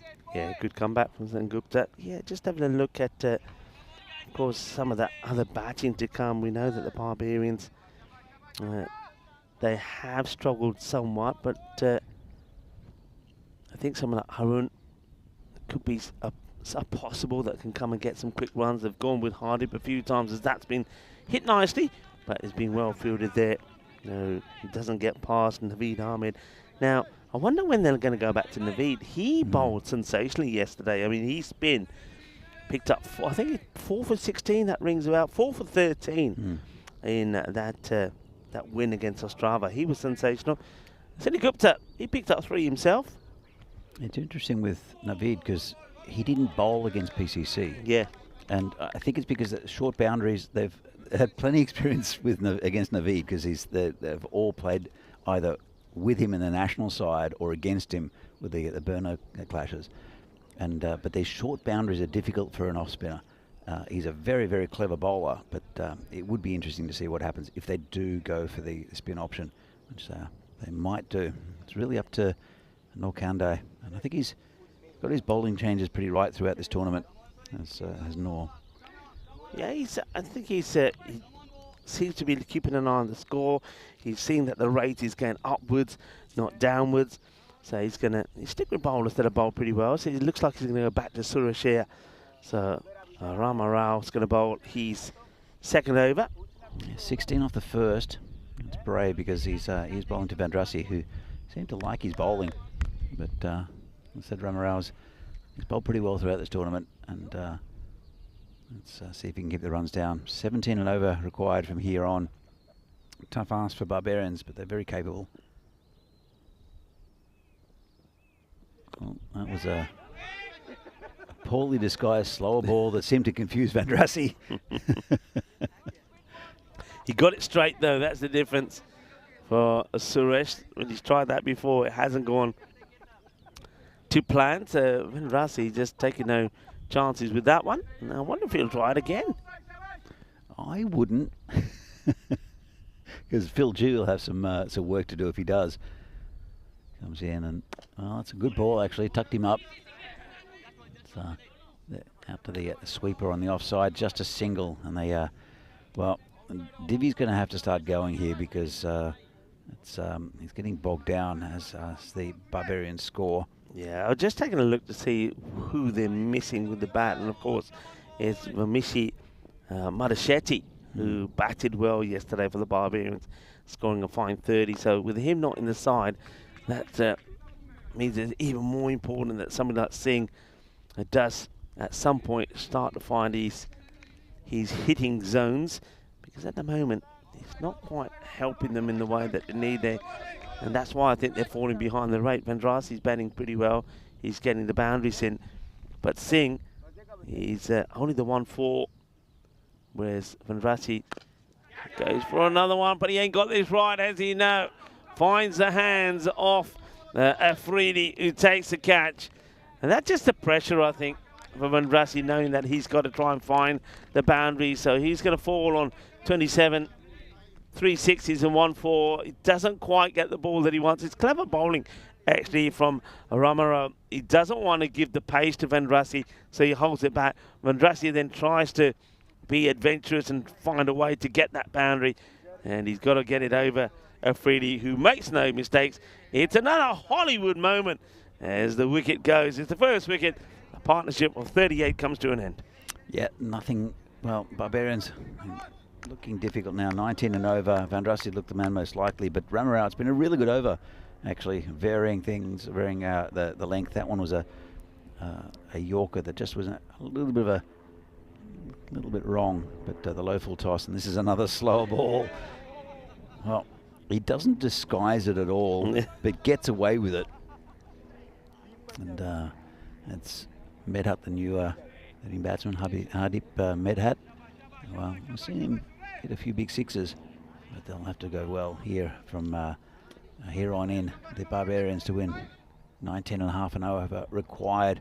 It's been a really good one from Ramarao, only 2 off it and a wicket. And this one's nicely hit out of the offside, but just a single. Yeah, very well timed. It sounded beautiful off the bat. That one from Hardip, but like you said, it's only a single, and what a good over What a good, well, it's a bit of masterclass from the captain. He sort of surprised everyone going back to Suresh, but you've got to have belief in your players, and Suresh has rewarded the captain's faith in him by getting a great over in just the 3 runs from it, and of course picking up that key wicket off the opposition's captain Vendrasi. So at the end of the over, they're struggling here. 5 overs complete. It's 39 for 1. As we, well, for the first time today, we'll have a look at our schedule. We're here in Czechia, from Czechia, and we will move to Romania, Hungary, Bulgaria, Italy. It's going to be a great show in Italy, Austria, Croatia. That leads us up to the European Cricket Championships at the wonderful Cardiff Oval. Then Malta, Spain, before we go back to the Cardiff Oval. That's just been flicked up in the air on the onside, and Mehta will take a single. So Singh now has to take over from where Vendrasi left off. The rate now has already reached to the 20 per over mark. So they really got to play some shots here. Yeah, it's been good tight bowling from Brno, and difficult for Divi Singh to get the ball away. And this one's hit firmly. That'll be 4. Nice shot. Dylan Staines out there. He had absolutely no chance. Finally, one that comes sweet out of the middle from Singh. And it's come at the right time. He can't afford not to find his form here now. There's a good shot. So, but the thing is, though, when you look at the bowling options to come, and remember, you've still got that 1 over in the bank there from Afridi, and he's you know, going to be difficult to get double figures off him. So they've got this one in the bag. It's there to lose if you like. Yeah, I tend to agree with you. This one's hit into his own pad by Divi Singh. The over from Afridi, whether they're bowling or not, I'm not sure. It depends on the match situation. If it's out of hand, then there's no point unless it's to do with net run rate. But what we've seen that's been different from Riaz Afridi in this tournament is he's bowled with a lot of discipline. I don't remember him bowling a wide at all. I think you're right. I don't think he has. I don't think he did bowl a wide yesterday. No. And the same here today. He's just bowled. Well, he's bowled into the ball. I think the other thing about him is because of his pace, there might be 1 or 2 there which, if the batters are quick enough to move out of the way, they might just go down the leg side.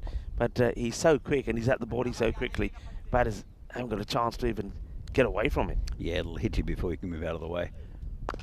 So there's a beautiful shot there from Divi Singh. Oh, that's attacking Dennis. Yeah, that's under Dennis. What's that? It's all right, Dennis. That's only on the 3rd floor. Dennis is up there on the 4th, but that crashes into the scaffold. Well, yeah, good shot of that from Dennis. It's a good shot. Well, they're going to have a good look at this ball. I reckon they might have a piece taken out of it. That's a cracking shot. Good hit from Medhat. Yeah, really good shot. And, well, it was Medhat. I thought it was Divi Singh. Looked like a Divi Singh shot. But Medhat, you can see he's got a lot of power. And they'll check the ball, which is fine. Sengupta, only 1 ball left of his spell.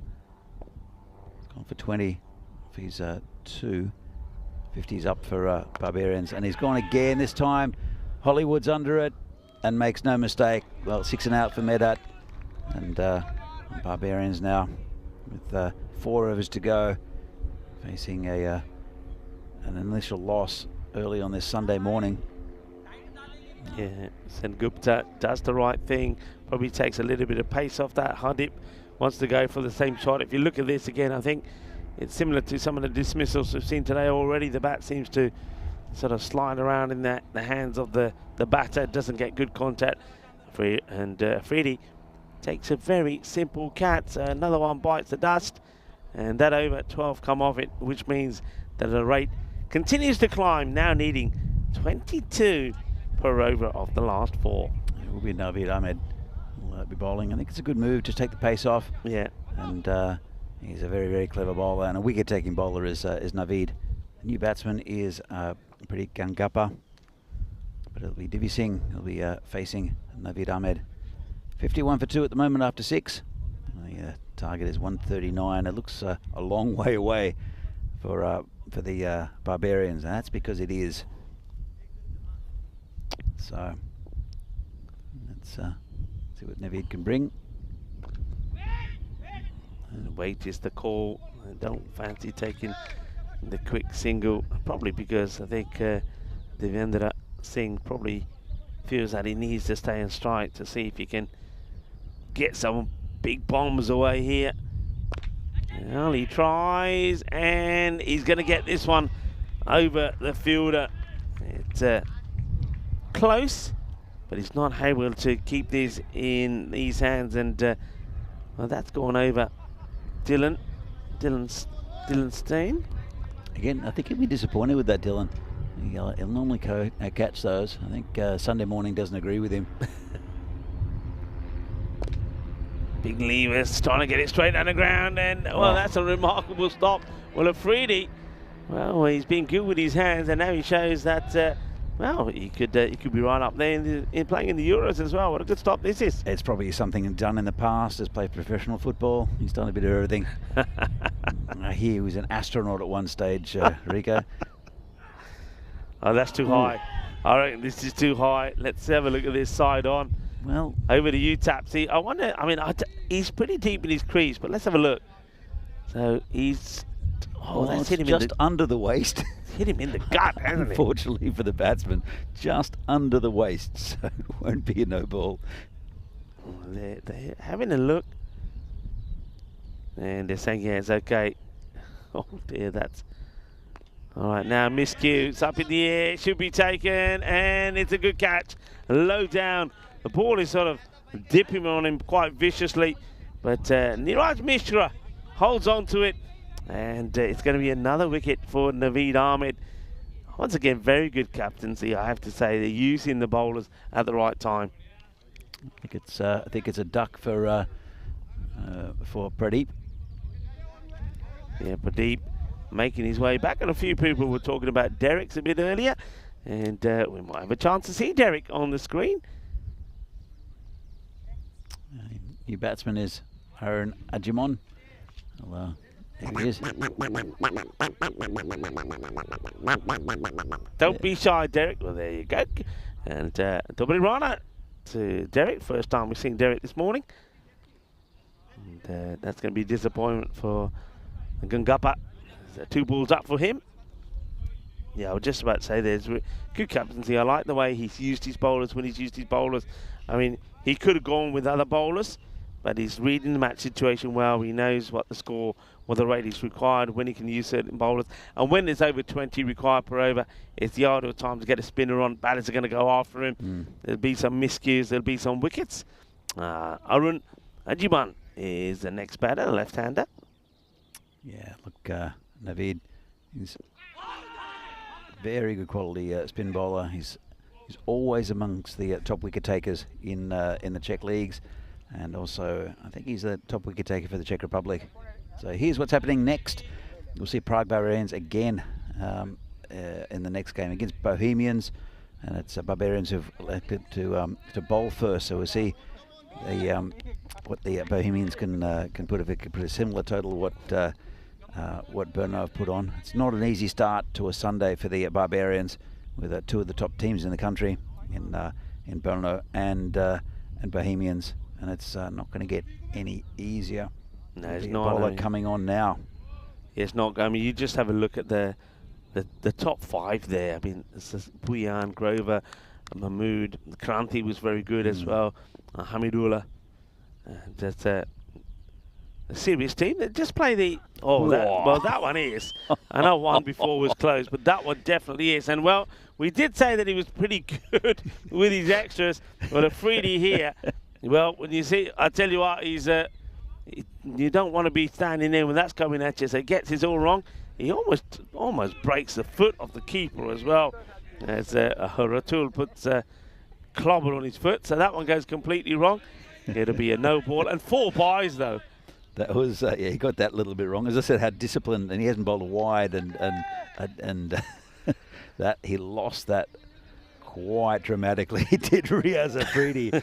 I think the batsman did very well just to duck out of the way. Lucky he didn't try to pull it. So it'll be a free hit. This will be hopefully more on target. Slower ball. Yeah. Now you said that you've seen him probably thinking a lot more about his bowling, and well, maybe the Afridi, from what you're talking about, probably would never have tried this. And that goes to show that, you know, somebody's been working with him and he's been thinking about what he's doing, because it's a free hit. The batter's probably thinking this is going to be a quick, fast, short delivery, but instead he bowls a clever, slow delivery. I think he'll bowl a little bit within himself, because the game's 26 and a half and over. It's done pretty much for the Barbarians. So Freddie comes in and it's outside off, called a wide.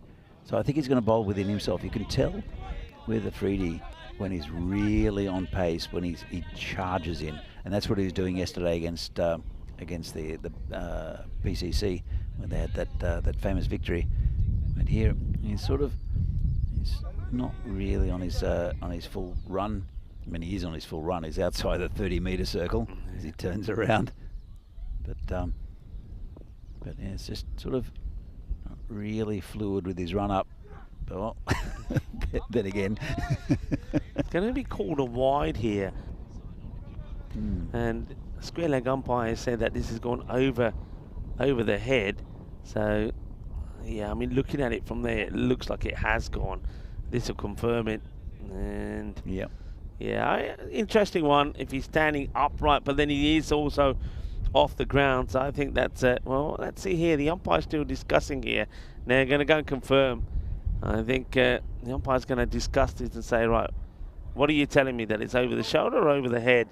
So let's see. Let's get the umpires to clarify. I like this. Look, Venki and Wahid will come together. They'll discuss it. It's important that they get it right. So let's see what's decided here.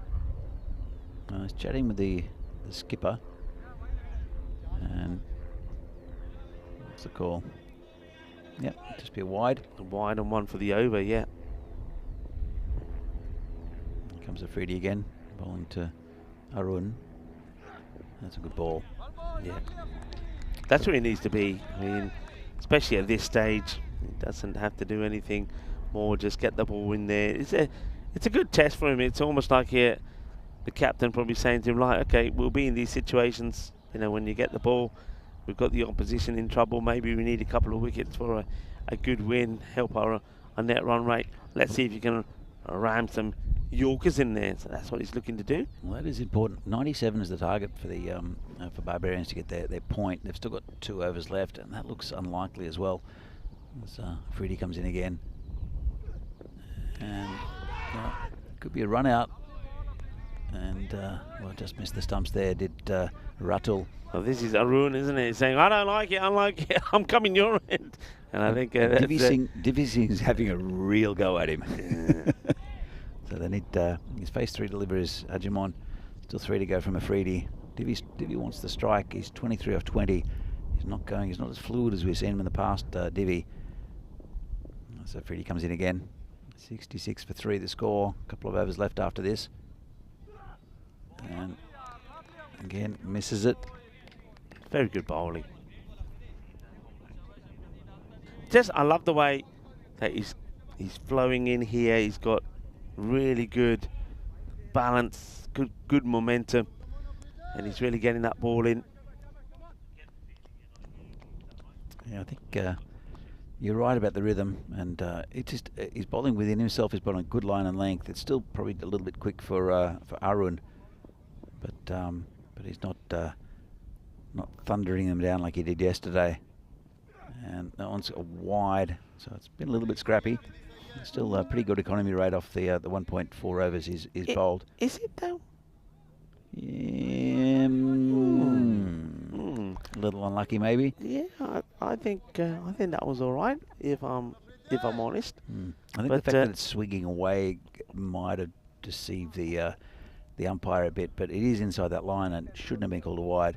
But well, it's a difficult job umpiring.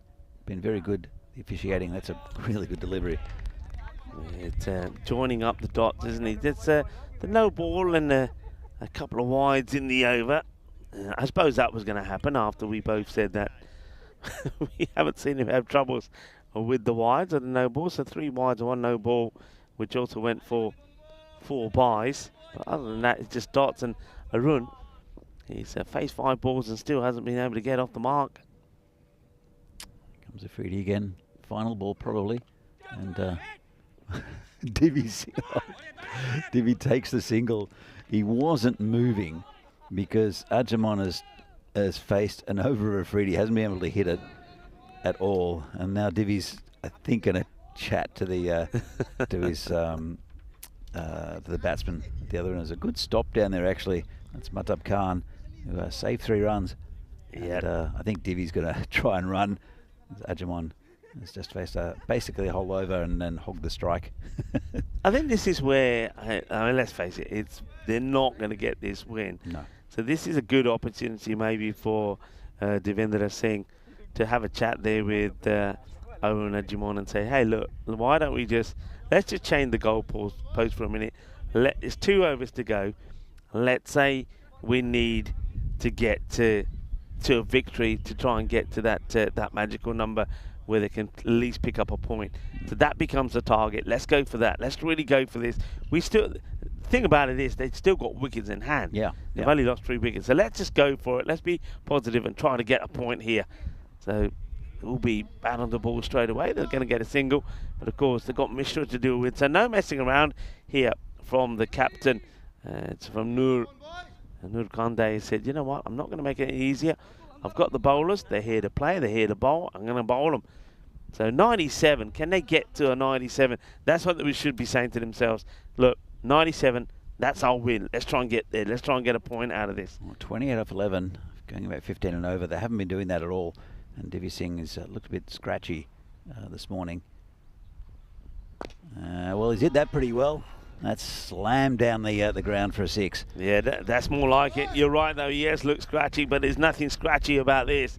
He gives himself a bit of room, and that gets elevated straight down the ground for a big 6. And I get the feeling that Niraj Mishra will know that the next couple of balls have to be outside the off. He doesn't want to be giving Singh the opportunity to go straight down the ground. That's very true. And look, just say a little bit of a hello to Helix in the chat. Good to see you there.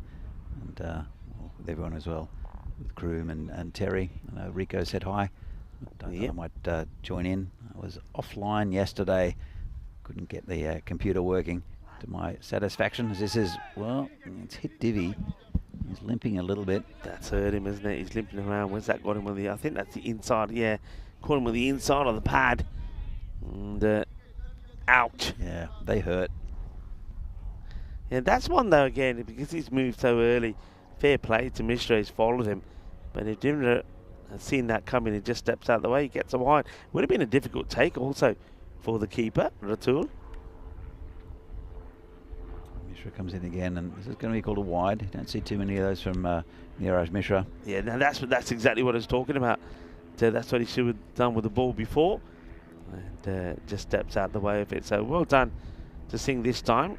He may have missed out on the ball before, but not this time. Gets another run on the board. 8 off this over so far. Still 3 balls to go. Firmly hit, and that's going to be another boundary. So that's what Singh's got to do here. Trying to get them to this 97, which at least gives them a point. Well, he's hitting the ball very cleanly now. It's been, as I said before, a bit of a scratchy innings from Divi Singh. But what it'll do, I think it'll get him into the next game against Bohemians. Yeah. They've still got a good chance. 17 off 8 for their point. It's come down to 12, just under 13 and over, which is very, very possible, especially if Divi Singh's still there.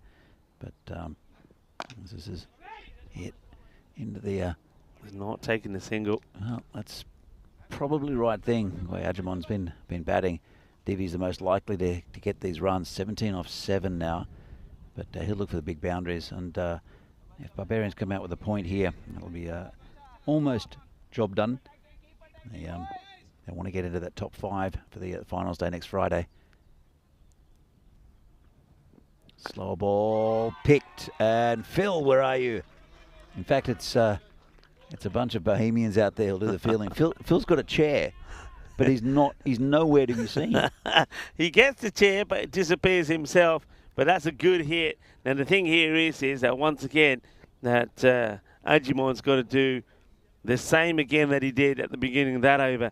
Get a single of the very first ball and get Singh back on strike. Is that Yogesh out there? I'm not. It's definitely not Phil G. He's much taller. Yeah, that looks like Yogesh to me. So Phil G, yeah, that's why the chair's back. Yogesh took the chair with him yesterday, and he's back. Phil G, the substitute Yogesh. All right, interesting now. So they are in the hunt for this point. They need 11 then. So 11 gets them a point. And Ajman, though, has to try to negotiate the bowler. They're going with Matab Khan, who bowled a very good last over yesterday, actually. So they're doing the same thing they did yesterday. Matab hasn't bowled so far, but he will bowl the last. It's hit well, and the single's taken. So 10 now off 5 to get a point, which looked a long, long way away at one point, especially after Freedy was tormenting Ajimon. But that over from Freedy, though. They did get some wides and extras from it, but only the 5 came from it. So here we go. Singh has a look round. He knows what he's got to do. He's on 39 or 25.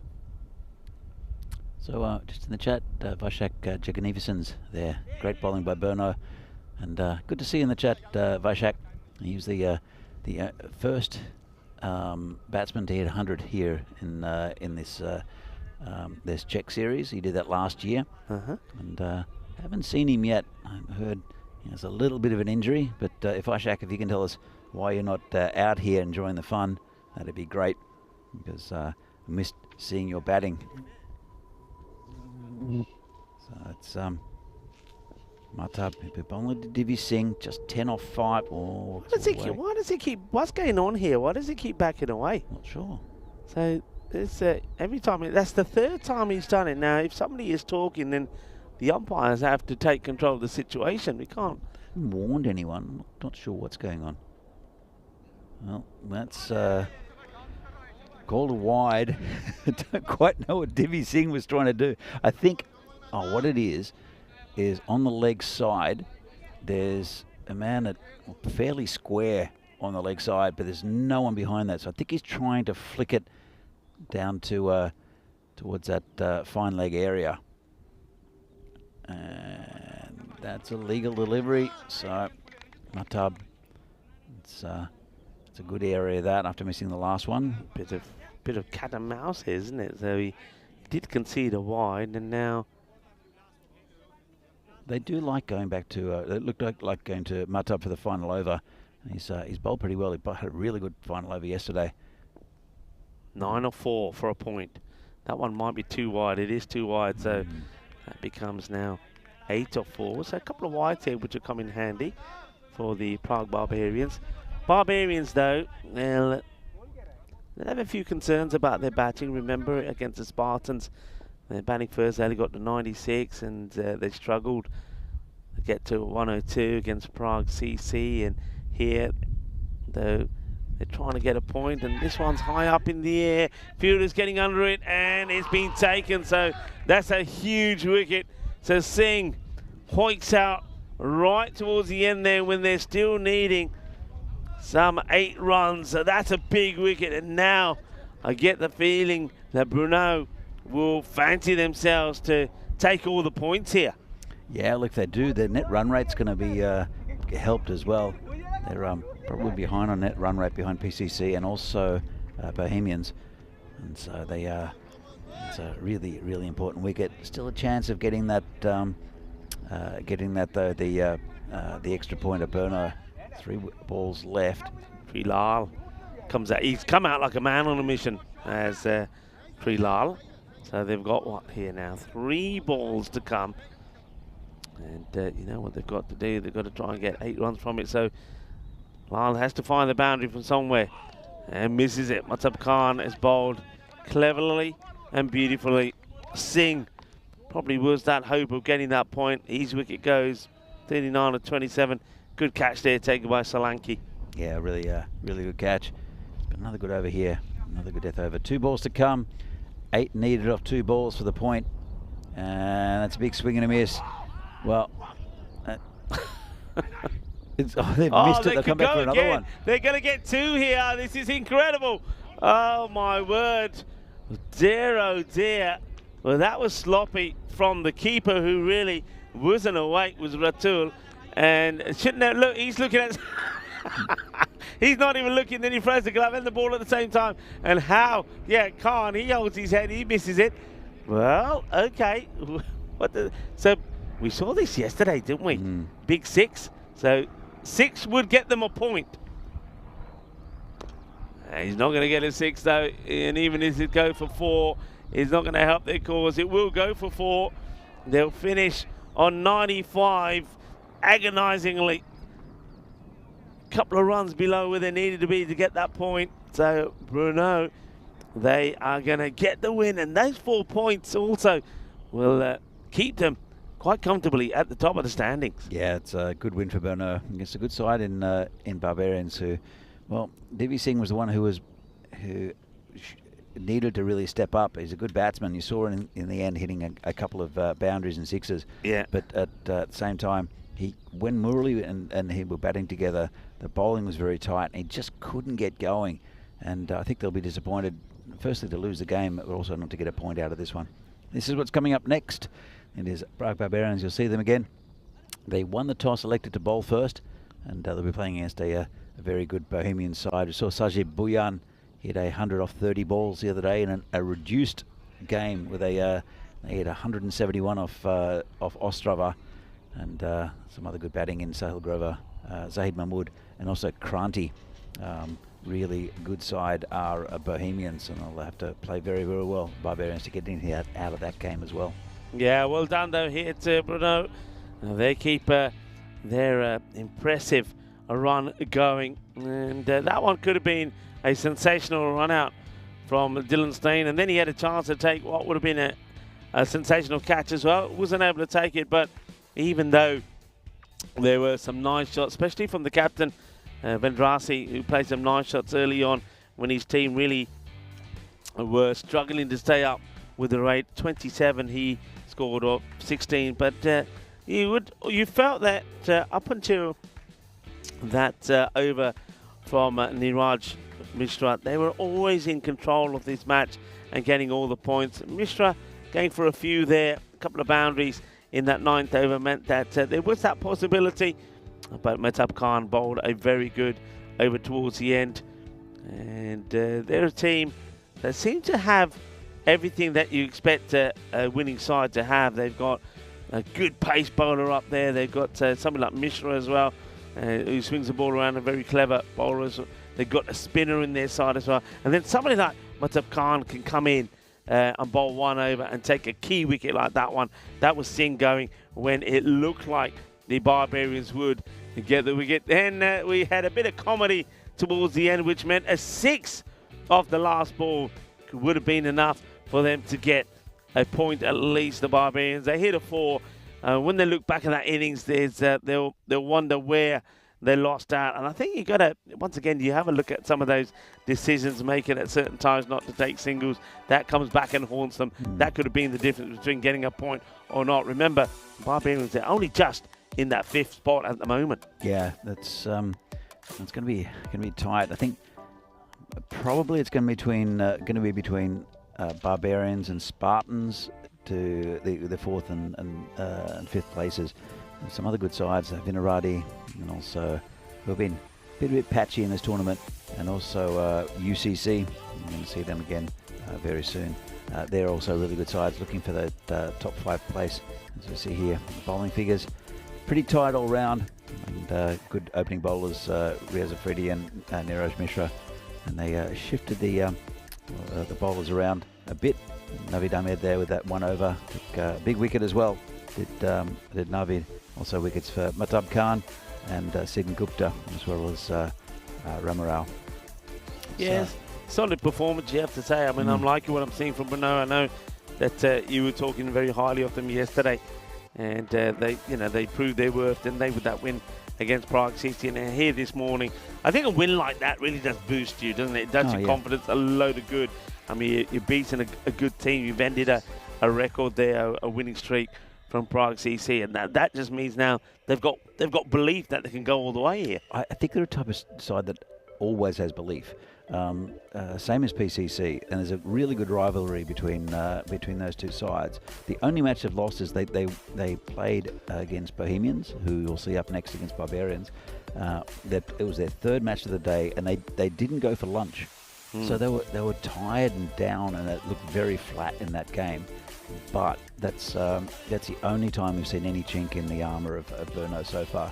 And they were very impressive yesterday against PCC, and very impressive here against the Barbarians. Yeah, it's going to be a big day though for them. They've got a good win in this one, taking all the points, but still got 2 more matches to play in the day. They will take on the Tigers in match number 33, the third match in the day, and also they finished today up against United. So let's see how they fare. Next up though is going to be the Prague Barbarians back in action. They'll be hoping they can get their batting sorted. It's not clicking at the moment, and they're up against a good side, Bohemians, who currently at the start of the day were second in the standings. That's going to be coming up in just over 15 minutes time. Join me back then. I'm Rico Full alongside Danny Hudacek. Hasta pronto, mi familia.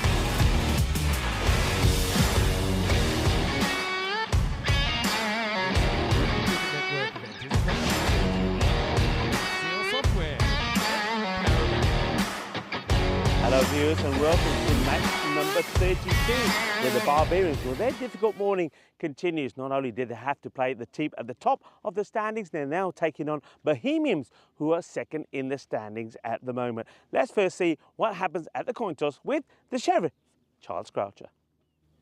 Welcome to the toss for match 32 with Barbarians versus Bohemians. Bohemians to call.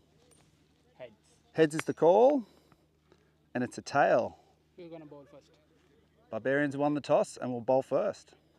The Barbarians winning the toss and deciding they once again will field first. They're hoping again to try to restrict big teams from scoring big runs. I did like what we saw from them in the last match, though Vendrasi himself didn't have the best of times with the ball, and you could say the same about Lal. Someone like Hamdev, they'd put a good performance in with the ball. So keep an eye on him again this time. And I think Devinder Singh was very good behind the stumps. He again will always be the key, though. I think him and Vendrasi are going to be the key going forward in this match. Bohemians, they're a team that were amazing the last time we saw them. Remember when they played Ostavo in that 8-over-a-side match? That's when somebody like Shazib Bhuyan put a century on. What a great knock it was from him, and he did it in rapid time as well. Sahil Grover was also in very good form, and if those two don't click, you always got something like Zahid Mahmood as well. So once again, it's a nice sunny day. Temperatures now going to be around about the 22-23 degrees. It's a good day to go out and bat, and I think Bohemians, well, they've got an opportunity here to get big score on the board. Danny Hudacek, over to you. The news from the middle is that, well, Bohemians have been put in to have a bat first. Well, good morning to everyone and welcome to this European Cricket Series from lovely Czechia. And this Vinor's ground in Prague. So we're just about to get underway in this game. The second game of the day between the Barbarians, who went down to Brno in the previous game. They'll have another tough match here against Bohemians, who are at full strength. And Bohemians have only lost the one game so far. That one's against PCC. Barbarians, they're 3-2 now. They're looking to get into that top 5. They're a good side, Barbarians, but very tough test for them. First against Brno and now against this Bohemian side. They've won the toss, elected to bowl, so they want early wickets. And we'll have to see who the opening batters are for the Bohemians. As you see here, it's either going to be, I think it's probably going to be Sahil Grover and Zahid Mahmood. We'll confirm that, but Sazib Bhuyan, also Kranti, and are very, very good batters for Bohemians. A lot of depth as well. It will be Mayank Purohit, who'll open the bowl in the left armour, and he'll be bowling to Sazib Bhuyan. You see here, the Barbarians 23%, 77% for Bohemians. I think it's pretty fair, maybe about 40-60. It just depends on how many early wickets they can get and trying to get into the middle order of this Bohemian side, but they do have quality all through. So it's Sahil Grover at the non-strikers end, and they'll be opening, as I said, with Sazib Bhuyan. They have opened with Zahid Mahmood, who's looked impressive this tournament.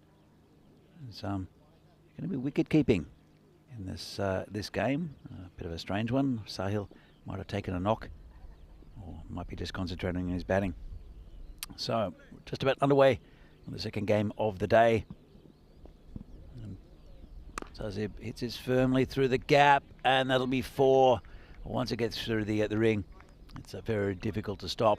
This ground's pretty quick, and it's off the mark for both Sazib Bhuyan and Bohemians Cricket Club. Some very good effort from Brno in the last game. We'll see them later on in the day. This Purohit comes in again, and this is going to be called a wide. Just going to mention, in the last game I mentioned Vaishak Jagunivasan, who plays for the national side. Why he's not playing in this tournament is he got injured for the national team, as you can see in the chat. So he's going to miss out the whole ECS, which is a real shame because he's a good player to watch.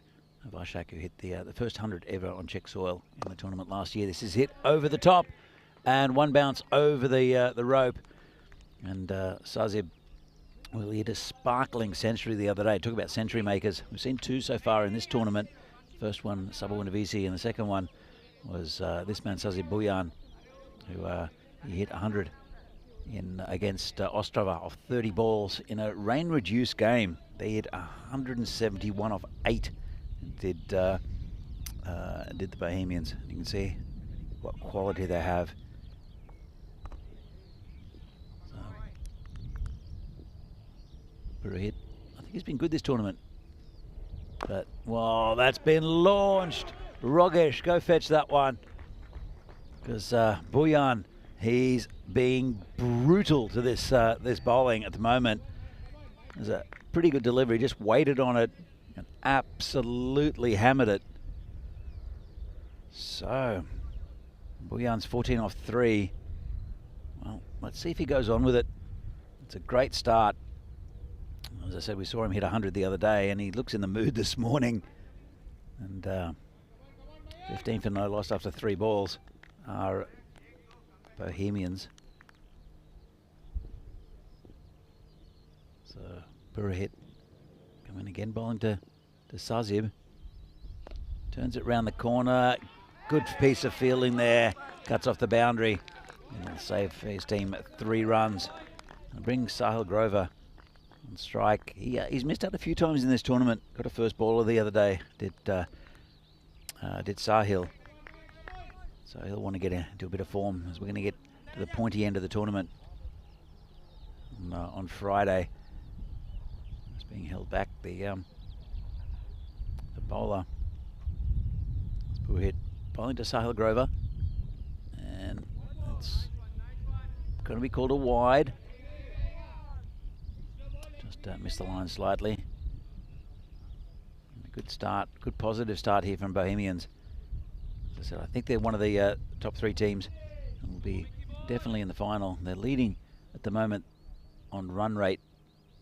Well, they would be if, as this is dragged to the square leg boundary for 4. If they were equal with Brno, who have shot out in front because they're playing their games in clumps, Brno, because of the travelling. And but on net run rate, Bohemians have the best net run rate of the top 3. Of course, points wise, they're still behind because they just haven't played as many games.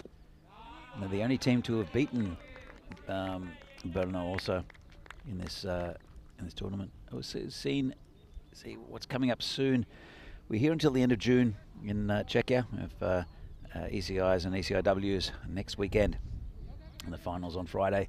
Then we are going east to Romania, Hungary, and to Bulgaria. Good competitive tournaments there. And then down south to Croatia, and then to Italy and Rome with the ECS, and also the Meltel Shield. It's the women's equivalent of the Western Shield. And then the Valletta Cup, T20 International for Women's tournament in August. And Rico, welcome to the Marshmallow again. It's good to be back as Trilal, hoping that he has a slightly better time with the ball in this match. Starts with a good dot, but you can see both these batters looking to be pretty aggressive with 21 coming off that first over. Ooh, that's a good shout, you know. It's gone. Well, that's the end of Buyan, and Tree Lau makes the breakthrough.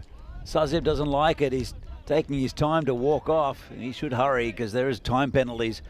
Let's have a look at this, and I don't think there's any complaint. That's a very good delivery. Just missed it, did Buyan, and a big breakthrough early from a good bowler in Tree Lau, who, well, he made his his voice known to the umpire.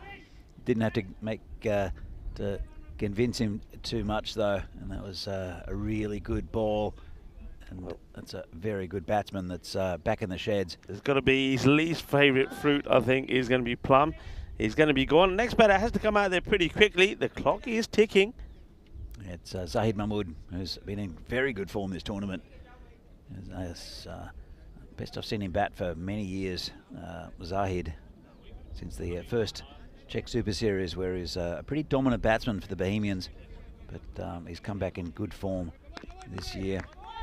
And Tree, he's got 1 for none. Come in bowling to Sazib, who cuts him to the player just in the gully. No run. Been a good few balls here. Good start for Tree. And Bohemians are 21 for 1. Big wicket to get though, isn't it, Boyan? I mean, he looked dangerous, looked like he was on his way to another big score. And this one is going to test the field, and they're not going to be able to stop it. It's a nice shot straight down the ground and dissecting the 2 fielders there. So, yeah, Zahid Mahmood now gets an opportunity to go out there and get a big knock in. And remember, they also got the likes of Kranthi to come in as well, the big hard-hitting left-hander. But you can see that Grantie's not a left-hander, not Is he since not? I checked last. Okay, then I must be thinking about somebody else then. Grantie is one of my favourite batsmen to watch in the Czech leagues. He's just a very elegant batsman and never looks like he's getting out of first gear, but is a fantastic batsman to watch. He'll hit it to all parts, but just very casually. It's all timing with Grantie. So, Tree has taken 1 for 4. One ball left. It's been a fantastic over, big breakthrough. This is cut over the top, and that's 4 runs. Nice shot there from Zahid. It was pretty economical with that. Just leant back, hit it over the top. Still the power play, of course, for the first 3 overs. And a good finish for Bohemians, 29 for 1 after 2. Yeah, he's played that very well, hasn't he? And they probably needed that. I mean, it's a great start the first over. Went magical, and then, well, C3 Lyle came back strong. This is the way it's looking at the moment. So, Brno starting to get away from the chasing pack. So, this is why it's so important. Bohemians, with the 2 matches in hand over Brno, really make a good start here and get that victory to keep the pressure on.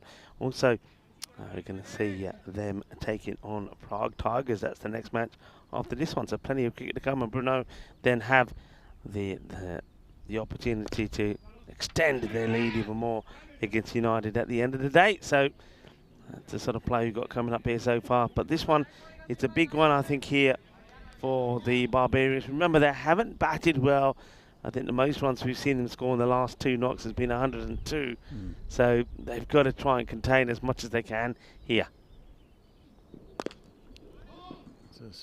Miss hit down the ground. I think you're right. You mentioned in the last game they're missing Matachetti. Yeah. And that would give them just a little bit more backbone with the batting. We saw there's a lot of responsibility at the moment for Devendra Singh and also Murali. And just with that extra bat, I mean, Medhat is a good bat as well, hard-hitting batsman. But I think they're missing that batsman at the moment, the Barbarians. And, well, they've got 2 difficult games in this morning. And this lovely Sunday as the clouds just disappeared. Sorry, the sun just disappeared behind the clouds. This is hit pretty well. That should be 4. Picked a gap. And it's Sahil Grover this time. And Yogesh does the fielding.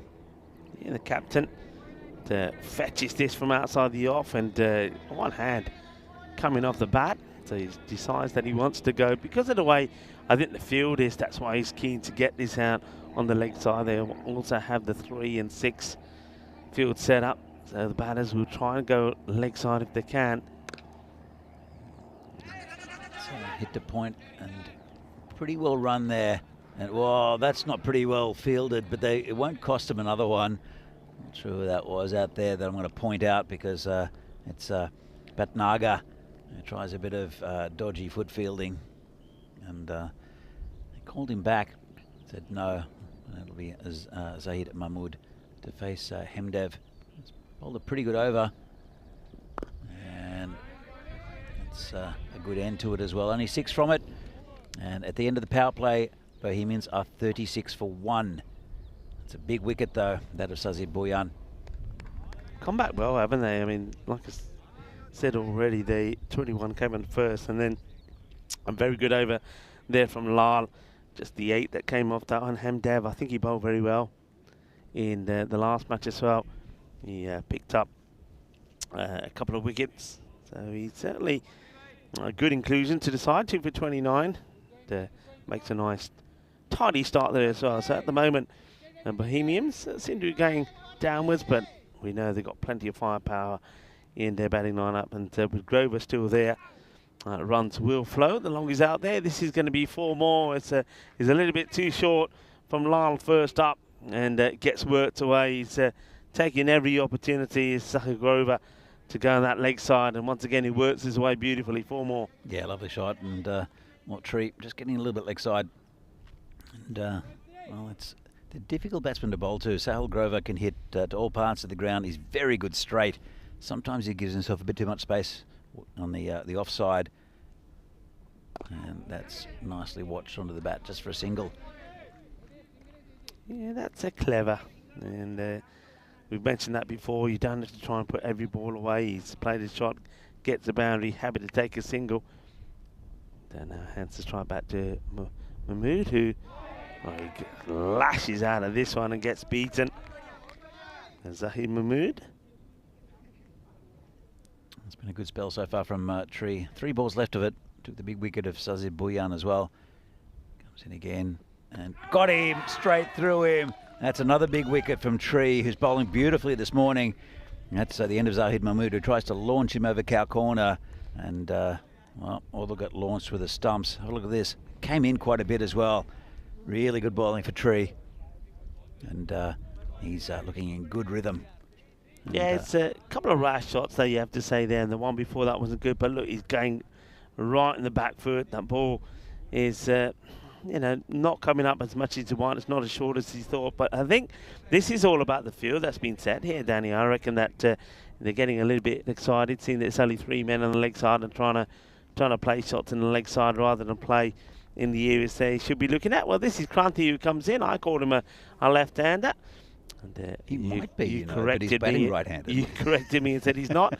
I don't know why I was thinking he was a lefty, but he batted very well when he came in a similar situation the other day. Well, I said that Mohammad Ratul from Brno, for 2 years I told everyone he comes from Slovakia. So but Kranti is a very elegant batsman, and hopefully we'll see the best of him in this match. Not hopefully for Barbarians, they'll want to see the back of him, but he's when he gets going, he can effortlessly hit the ball to all parts of the ground. And that's the end of the over. After 4, Bohemians are 41 for 2. Really good spell from Tree, who goes for 13 off his 2, but more importantly picked up 2 big wickets. As we see here, this is the graph, not telling us too much yet, except for the fact that first over was pretty big for them, and it's got, well, that got about half their runs. It's been a little bit tame from the Bohemians ever since. There'll be another good bowler here in Murali, trying to keep the pressure on. We'll be bowling to Sahil Grover. Give him plenty of flight. Got a dodgy inside edge. It's going towards the boundary, and it should make it there, I think. Oh, unlucky. It's a good effort. It's Bhatnagar. He did a bit of fancy foot fielding that failed earlier. As you see here, just going along the boundary. It's super fast in that area. Did really well, Bhatnagar, but couldn't quite reach it. Yeah, it's a tremendous effort. It doesn't give it up. But Murali Vandrasi, it was a bit expensive in the last match, so he's looking to come back well the same way that Lal did. He's a bit unlucky with the first one going to the boundary there, not where Grover was looking for that to go at all. But Grover now probably holding the key here. He moves to 20, and it's a strike over now to Kranti. It's just placed through the fielders in the infield. There's a sweeper out there, just a single, gets Kranti off the mark. He's definitely Vandrasi here. Looking at what he's bowling here, he's floating the ball up. He's not bowling what we saw him bowling in the last match, or what we've seen him bowling so far. Trying to do something different. He's trying to just bowl some genuine off spin with a bit of pace up, but this time he drags it down leg side, and Sahil Grover plays it away with ease. So the battle of the two captains here, and at the moment it's Sahil Grover that has the upper hand. Yeah, he just moved inside that ball and directed it down to that area. It's so quick down there. It's slightly downhill. The breeze is probably pushing it as well, so it's very hard, a very hard place to defend the runs. And we do see a lot of runs down there throughout the year, throughout this tournament. 50 came up with that last boundary, and then Grover, like he's been doing, hits the boundary, takes a single, hands it back to Crunty. Crunty, yeah, 33 of 12 when they got that great run chase against the Tigers. What a great knock it was from him. He batted beautifully. Misses out then though, and a chance for a run out at the bowler's end. They scamper through, and it'll be, I think, a bye. It will be signal there by the umpire. And well, I think, as I said, he missed out. There was a pretty terrible delivery from Murali. Just dragged it down, and well, he hasn't got going yet, has Crunty. Look at that, and it really should have been hit, just missed out. And well, it's a correction, I think. No, it's still a bye. So that's the end of the over, I think. No, in fact, one ball left. I'm not sure what they're talking about. It has been corrected to a wide and not a bye, because it did miss the leg stump. So that's good officiating. They're in communication, the umpires, with Charles Croucher out there, who is doing a good job as a tournament referee. And this has been launched. Well, Sahil Grover, he got one he liked, and Yogesh has to do a bit of work. And he almost did an ankle there, Yogesh. Stepped on the ball. Oh dear. That's you wouldn't expect Yogesh to do the foot fielding. Well, this is why you don't want to bowl the wide delivery, because if you get the opportunity, it gets absolutely blasted away. It's a big six. It takes the score to 60, and gives us an opportunity to welcome you into the Cube. Hello, everybody, wherever you're tuning in from around the world, and I hope you're having a lovely Sunday. Thank you for tuning in. Thank you for your support of the European Cricket Network. And we're seeing Bohemians in action here now, who are trying to stay up, really, there with Brno, who are starting to get away from the chasing pack. Yeah, look, they're a good side. Very good win yesterday against PCC. And, well, this is what Cranty can do. It's just a beautiful shot over the top. And that's 6 runs from Cranty. Yeah, Cranty now joining in the action. Nicely played. So dangerous signs here as Bhatnagar comes on to bowl, and he gets smashed away. So the acceleration just starting to pick up. They started well, then went off the ball a little, and now they're coming back. And this one's in the slot again. He's slot bowling, and good batter like Cranty is just going to wait for it and hit it straight back over his head. So 2 60s to start with. It's in the slot. It's too short. And Cranty says, thank you very much. Yeah, really good batting from Cranty. Moves on to 13. 72 for 2 now. We're in the 6th. But it's been, well, it's Bhatnagar who's taking a spanking at the moment. I'm sure he'll come back with a good delivery here. And, well, it's got a wide. So I tried for that tram line, but missed out. He's got to get a bit more in it, doesn't he? He's floating it up there, but he's got to try and push this ball through a bit. And that's in that slot again. But this time Cranty's got happy just to take on the fielder and get the single. He will. So hands the strike over to Grover. Now, let's see how Grover deals with this. I think he probably will also be looking to get the swivel on this and get it in that area. A big gap between mid-wicket and behind square. Oh, this is a chance. And don't think he'll reach it. That was Pradeep who did a bit of the Frankenstein trying to reach for it. And a bit lucky. Any more on it, and it would have gone to the fielder in front of us. But just didn't quite get hold of it and just bounced between 2 Barbarians. It's, again, cut down to the gully area by Kranti. Couldn't get past the fielder. So a couple of good deliveries here from Bhatnagar, just bringing it back slightly. One more to go in the 6th. Yeah, they started well with 2 sixes, then there was that wide, and after that 2 singles and a dot. And probably very unlucky he's not got a wicket. So this one just gets stroked out to the offside. They'll take another single, so 16 will come off that over. And at the end of 6, Bohemians 76 for 2, having been put into bat. Yeah, that's well, the 2 early wickets from Tree out of Sazi Bhuyan and also of Zahid Mahmood. These 2 are steadying the ship slightly, and they're looking pretty good. Sahil Grover 32 off 13, and Kranti 15 off 8 with those 2 big sixes. But they can accelerate from here. There's still good batting in Hamid Ullah, also Saklen Mukhtar, and Nirmal Kumar, former Vinaradian, as was Kamal Deep Singh. Kamal is a nice guy. Played for Vinaradi for quite a few years and then shifted to PCC. Now has found a pretty good home here in Bohemians.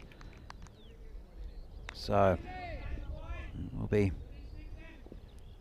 Murali to continue. And nice shot there into the gully region. Knocked down there by the fielder. Just 1 run, being Sahil Grover back on strike. Captain definitely has made a change to his bowling here. He's floating the ball up a little bit more, not trying to push it through. He might have copped it in the face there, the fielder. Bounced up as Grover goes high in the air. Divi Singh's under it. Gone. End of Sahil Grover. And that's another wicket. Murali gets his man. That's the end of the dangerous Sahil Grover. He goes for 32. And Bohemians are now 77 for 3. Yeah, it's nice catch taken. It's always difficult, these, for the wicketkeeper, because when that ball goes up, he's got to find it first, get his eyes on it. It's difficult when you've got the lid on. It takes the catch nicely, but I'm liking the comeback here from Vandrasi. It didn't go well for him or his team in the last match. He's bowling, and the 2 bowlers that really were conceding a lot of runs, and that's Vandrasi himself and Lal in this match have bowled very well. So good time to get a wicket, Grover. We know he can be dangerous. I think Grover, what I saw from him there is he was really trying to get the acceleration, and he got lucky with a similar kind of shot before, but not this time. Catch has been taken. He goes back. Kranti, of course, dangerous, is still there, but they'll be happy to see the back of the captain, Sahil Grover. So the battle of the captains eventually comes to an end with the fielding team captain getting his wicket. So well done to Murali. Comes in bowling again. This one's going to be wide. They'll take an extra one as well, and we'll see the signal. Well, we won't. It's called a bye actually. So we crept inside that line. And little bring Kranti back on strike. It just pokes it out into the covers just for a single. It's been a good over here from Murali with a wicket, but also it's been very tight. 79 for 3.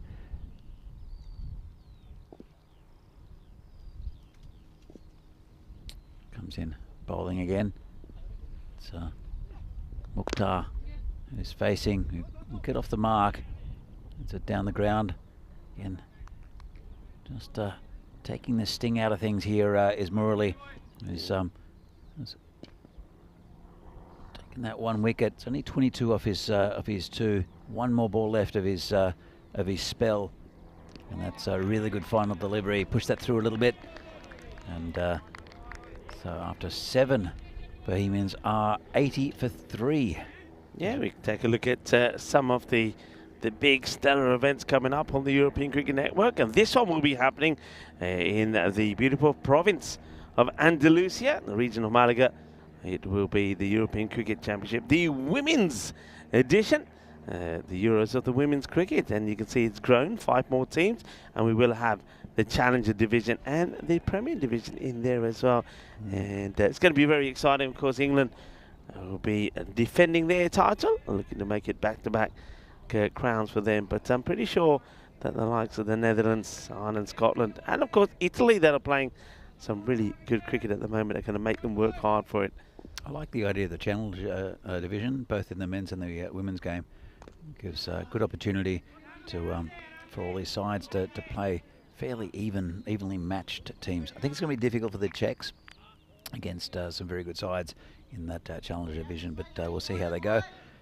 But Naga gets another over. He recovered well in the last, so he's earned another one from his captain. And that's going to go for 6. He gets enough of this. It's a very good shot. And Kranti took a liking to him the first 2 balls that came his way. And then he pushed one through and gave his captain an opportunity to get a few. Captain, at that time, when he was still there, Grover, failed. So I reckon the Kranti this time around is going to try and make the most of the remaining deliveries in this over. Well, it's on 87, Rico. You know what that means? It's unlucky for some. Is it unlucky for Kranti? Could be, you know. And just over the 2 fielders again. Well, they'll have a bit of a chat because that's the second time it's gone into that gap. Yeah. It's a Pradeep there. And it's pretty much a wide mid-on, and we have the long on in front of us here. That's Hemdev. So this is just hit down the ground, just a single. Yeah, takes the single, so Kranti gets back on strike. So once again, I think Naga will be looking just to drift one outside the off again to see if he can get another miscue. Kranti will probably know that's coming. Let's see if he makes an adjustment. He does. He goes across early and he bangs this big. Well, Shaba, Kidna Sona, Shukka Lagya. And well, there's one of the fielders there from, I think that's from Brno saying, well, look, we'll get into action here and take a catch. That's Neeraj Mishra out there taking a neat one. Just watching this game. They'll be up next again, Brno. Well, this one's outside of stump, called a wide. Yeah, I think that's a fair call from the umpire, just drifting it. That's where he's got the miscues from Kranti, but he's gone too wide. Kranti will probably jump across again, will he? Not so much this time. It's a better delivery. It's a bit straighter. And Kranti misses out on it. It's the end of the over. So 32 come off that spell from Bhatnagar. And the score with 2 overs to go, 96 for 3. They'll be looking to get that acceleration in, but at the moment you see the expected score around about that 123 mark, but I think they would want to push on here and get it over the 130. Absolutely. Well, they scored about that in the last game. Just in the chat, we also, with Rob Thompson, we also always celebrate when Australia lose, so we don't celebrate very often. Well, it's nice of you to say. But it's likewise when England lose, it's always a celebration in Australia. It's my national duty to. Oh, this has got past the keeper, and that's 4 runs. Yeah, it's my national duty as an Australian to support any team that's playing England. And I've been watching a bit of the Euros, and England have not looked very convincing yet, but have won the 2 opening games, I think. Yeah, that sounds right. No, they drew. They drew? They drew, didn't they? They drew against Denmark. Oh, they did draw against that. They got a lot of stick for it as well. The first one they won 1-0, but they didn't. It was a dull game. Yeah, I don't think the second one was any better than some of the things that I've seen on social media. That's going to be a big wide, and I know what he's saying, but it doesn't matter anymore whether he moves a lot or not. Yeah, I'm pleased to see that Spain, of course, my team now, and they're doing well. They made a good start, and I know Belgium got a good one in yesterday. Good win for them against Romania. That was a good match, actually. And had a lot of... it's a very fast-paced match, and this is really good bowling, but not good batting from Mukhtar. Mukhtar's got Kranti at the other end, and he's got to be Kranti's got to be trying to say to him, hey, look, you're chewing up deliveries here. You got lucky with the edge. Other than that, Hamdev has got his number.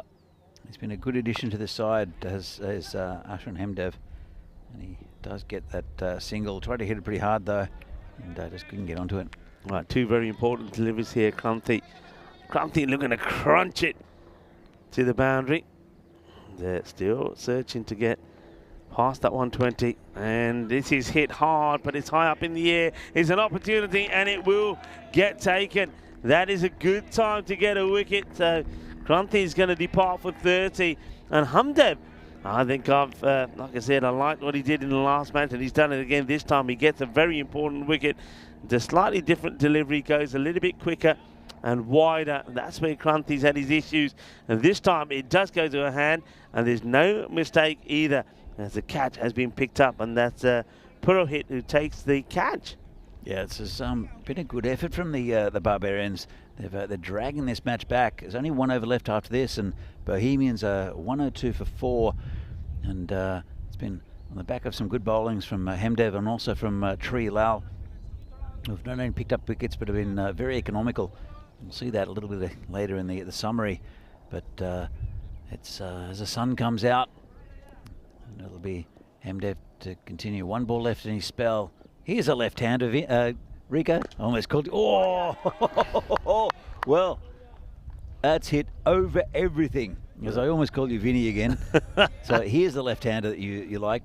It must have been Ullah. I think it might have been Hamidullah, because I was talking about how his wife and child are watching when he play, because he's away from home. He's obviously they're staying over here while the cricket is on. But that's a good start. He muscles that to the boundary. So 108 for 4 after 9, and they need a few more of those. The problem is, though, Clay Mukta, who's going to be on strike here, he's at 8 off 8. He's swinging and missing, and he's got to try and get back on the ball. If not, they might even be thinking about pulling him off. You might be. It's a last over, so I don't know if there's a great advantage of that. What he needs to do is just get the strike to Ullah, who absolutely monstered that last one. So the new bowler, it's back to Purohit, the left armour. And, well, there you go. That's why you don't take players off. I'm not a big fan of it. And Mukhtar smashed that over square leg for 6. Yeah, Purohit comes back, and he delivers a short one. And, well, Mukhtar maybe it's just the slow stuff he can't handle. A little bit of pace on it, and he clobbers it. Yeah, so 114 for 4. So it's 108 at the start of this over. Purohit's been expensive. He got a bit of stick early on from Sazib, but I like what I've seen from Purohit during this tournament. Comes in again. Mukhtar hits it through the offside over the fielder. 4 runs. I've got that to precision just over the man at that raw. I guess an extra cover. It's pretty. And just over him, and then no one behind. It's always going to run to the boundary. Good shot. Yeah, I don't know what options are available to Vandrasi here, but keeping the pace off seemed to work well, and it's being brought back. They're going to. Well, I thought they were going to run for that. I thought they're pretty sure they're going to try for it. Ullah thinks about it and then sort of retreats. I think you've got to go for those, and the ball is not in the keeper's hand, especially in the last over. But yeah, the pace-off seemed to work so well. Mandrasi kept it off. I think Bhatnagar as well. Hemdev bowled really well. Purohit just going back to pace. The first 2 being back to the boundary. And, well, this one somehow misses. They are taking it on, and they will get there. And that's why you got to go for them in the last over. So, Ullah, and after going ooh-la-la-la, he smashed the first ball for 6. Back on strike here for the last 2. It'll be lefty to lefty, so it'll change the angle slightly for the bowler.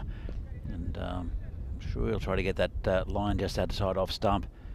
But Hamidullah, former Brno player, has come in playing for Bohemians in this tournament.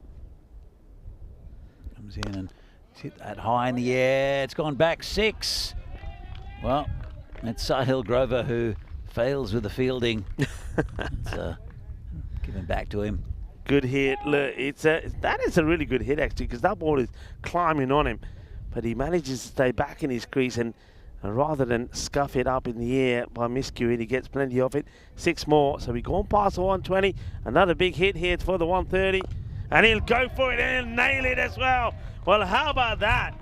Well, I know he said Hamidullah, his family's watching, when his family's going to be jumping up and down, and well, his child will be saying, "That's me papa, that's me papa," as Hamidullah gets 3 balls and smashes every one of them for 6. Que guay, que genial, que grande. Well, I tell you what, he's hitting the ball sweeter than a bowl of rasmalai. What a good finish. And they do, Danny, get to that 130, 131 That's for 4. Big over for Bohemians and also for Barbarians. The momentum going into this in the second innings, the Barbarians innings, is all for Bohemians. After really bringing it back, it's a sparkling start from Sazib, who was smashing Purohit all over the ground early on, but he was to go pretty early. It was Tree Lal who got him. That was a pretty easy decision there for the umpire. Yeah. I think Sazib loved it. I'm not really sure what Buyan was standing. I mean, by him standing there, he just made it an easier call for the umpire because he was standing right in front of his stump. So that was another one for Lal, knocking the stumps over. Didn't he bowl well? He came back well. And I like the way that the captain, Murali Vandrasi, did here as well. It didn't go well for him in the last match when he was trying to bowl the medium paces. He turned to a bit of spin, and it worked a treat. He was able to slow the rate down. He was able to pick up a few wickets as well. And because spin was working, I think he went to Hemdev as well and Bhatnagar as well. But he knew that he had to get that one over in from Purohit at some point. It ended up being the last one. And going back to pace meant that 23 came with the last over. So they did get the 30-odd runs they needed of the last two to put 130 on the board. Yeah, it was a good start and a good finish for the Bohemians. But you got to say that Barbarians probably won the middle overs, and but in the end, it's a good score. It's Purohit there who well, he got back on strike. It was Hamidullah who got back on strike, and then 3 big sixes of the last 3 balls, and some of them were into Sahil Grover missing that one, but 3 big sixes and the perfect way to finish for Bohemians. That was, hit the media tent or media bunker. Hopefully it didn't take out the internet. As we see the batting card come up in just a moment.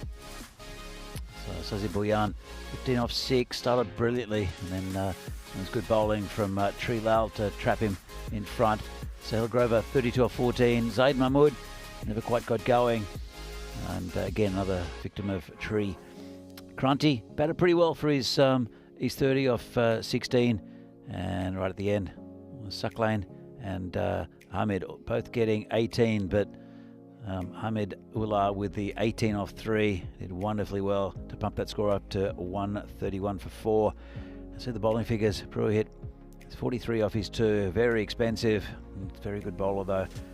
Have a look at the middle overs. So Tree Lal and also Ashwin Hemdev really cut the runs down. Good economy. Another a wicket there for Vadrasi. And Bhatnagar started off with a couple of big hits and then brought it back slightly. There were 7 wides altogether, a few byes, and a pretty good score, just above par. The Barbarians have to bat well to get the 132 they need against a very good Bohemian side. And we're back in a few minutes' time to see whether Bohemians can defend their total or whether Barbarians can get the 132 they need. See you back here soon.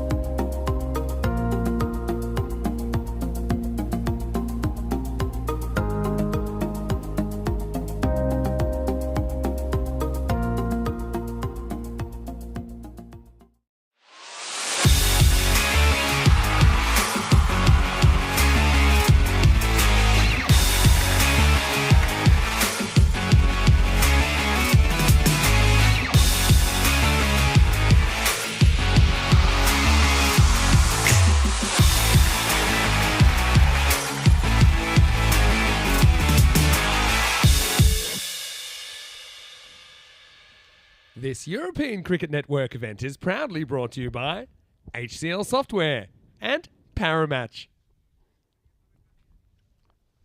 Welcome back. It's lovely to have you with us on this Sunday. I hope you're enjoying a fantastic day and maybe doing a few little things around the house. But with the cricket on, I was glad that you can be with us, and I hope you're going to be enjoying the action coming for the end of this match, match number 32. And we've seen Bohemians. They managed to get to that 130 score in the end, 131. And that means that you saw the bonus point equation, 91. So restrict to 91, they've got a chance of picking up all the points. And or if the opposition can get to this score in 7 overs, then it could be the Prague Barbarians. But the Barbarians, it has to be fair, have had a few issues with the bat. They are heavily relying on maybe the top 3. And 2 of them will be starting here. That's going to be Singh, who's going to get a bit lucky here. Gets a bit of the bottom of the bat. That's going to get past the keeper.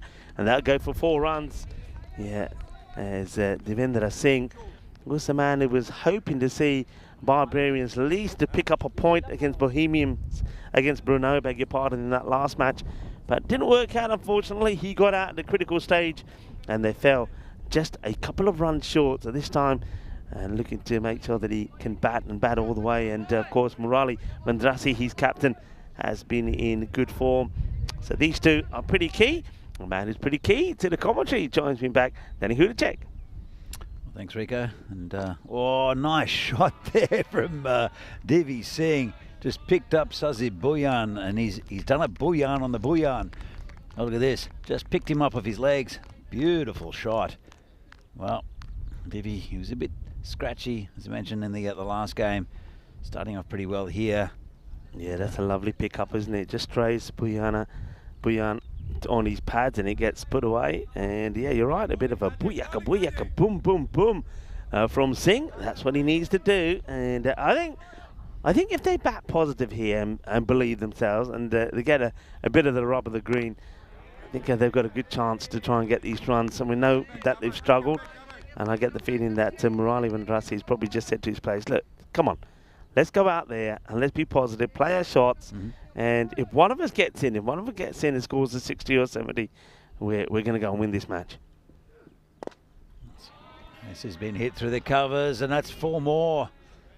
That's a nice shot there from Devi Singh. He looks in good touch. Looks like he's woken up finally. Might have been just the early game. He's had a coffee, he's had breakfast, and is now batting very well. 14 so far. Oh, maybe he was under pressure with his friends that came to watch him. Maybe you know, they seem to have. Maybe they're going inside to have a coffee or something, but they're not around, and he's starting to play more his natural game. And this one is well. Shaba is a jalebi catch, everybody. A little bit of jalebi delight as Siklay Mukhtar has taken the catch. I thought Singh was going to get it over him for a moment, but it's not to be. Well, Devendra Singh might have had the Allu Parontas, but it is that man there, the fielder, Siklay Mukhtar, who has eaten the jalebis. He's got chip fingers, and he takes the catch. Arriva, Ginna Sona. Yeah, looked lovely catch there. I thought he'd gone over him as well, but Mukhtar just kept on backpedaling, stuck a hand up, and it stayed in his hand. That's a big wicket here for Bohemians. That's the end of Devi Singh. Yeah, okay, he's gone, but I like the fact that he was going at a much quicker rate.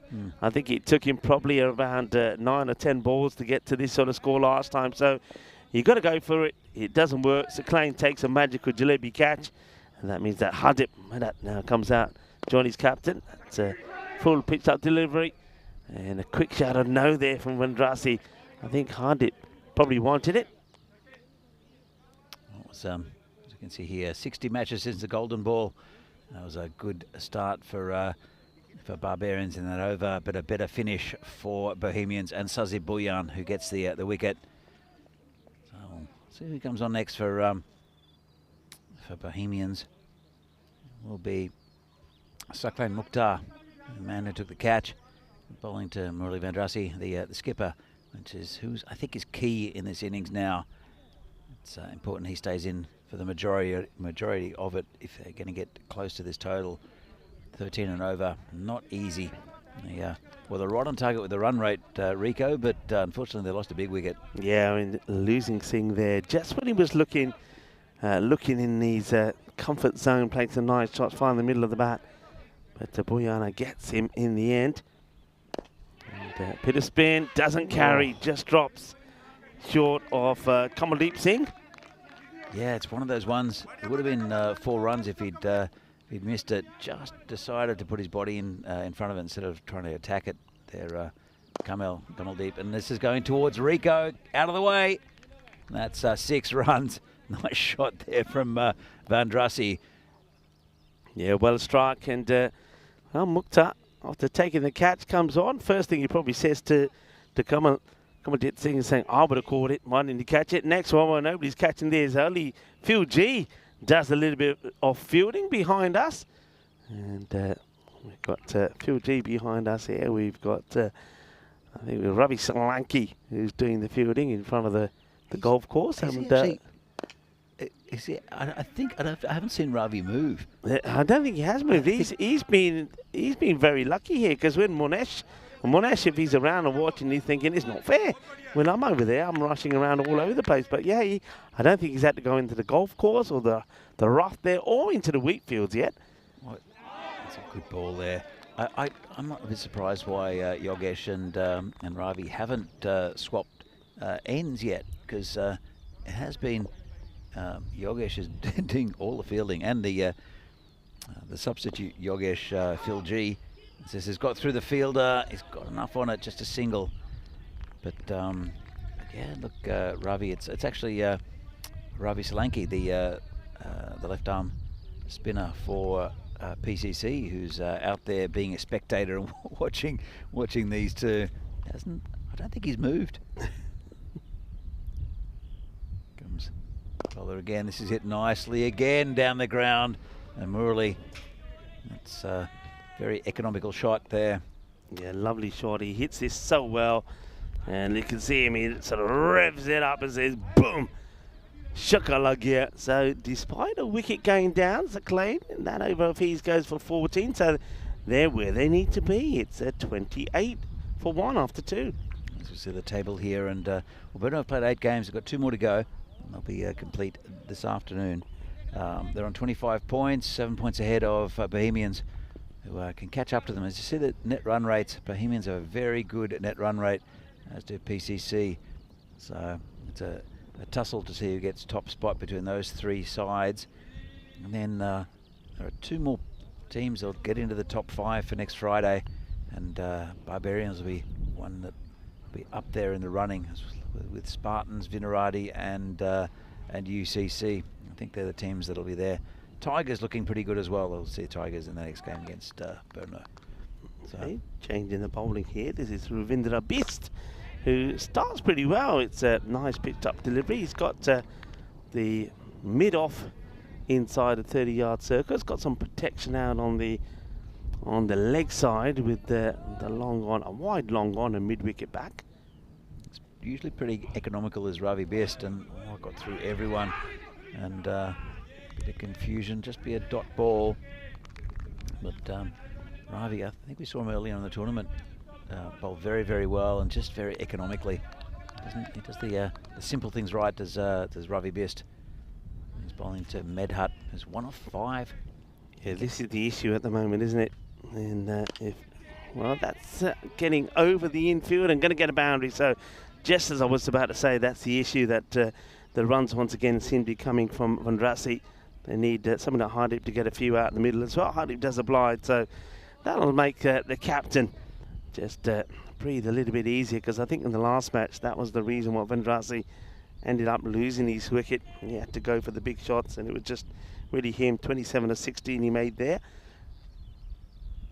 Comes Ravi again in the block hole, and well, through the fielder. It's going to go towards a boundary. Kamal does a bit of fancy footwork, passes it to his compatriot there, Saklan Mukhtar, and with all 3 of them doing the fielding, it's just I think 2 that they ran. No, they ran just the 1. They turned down the second.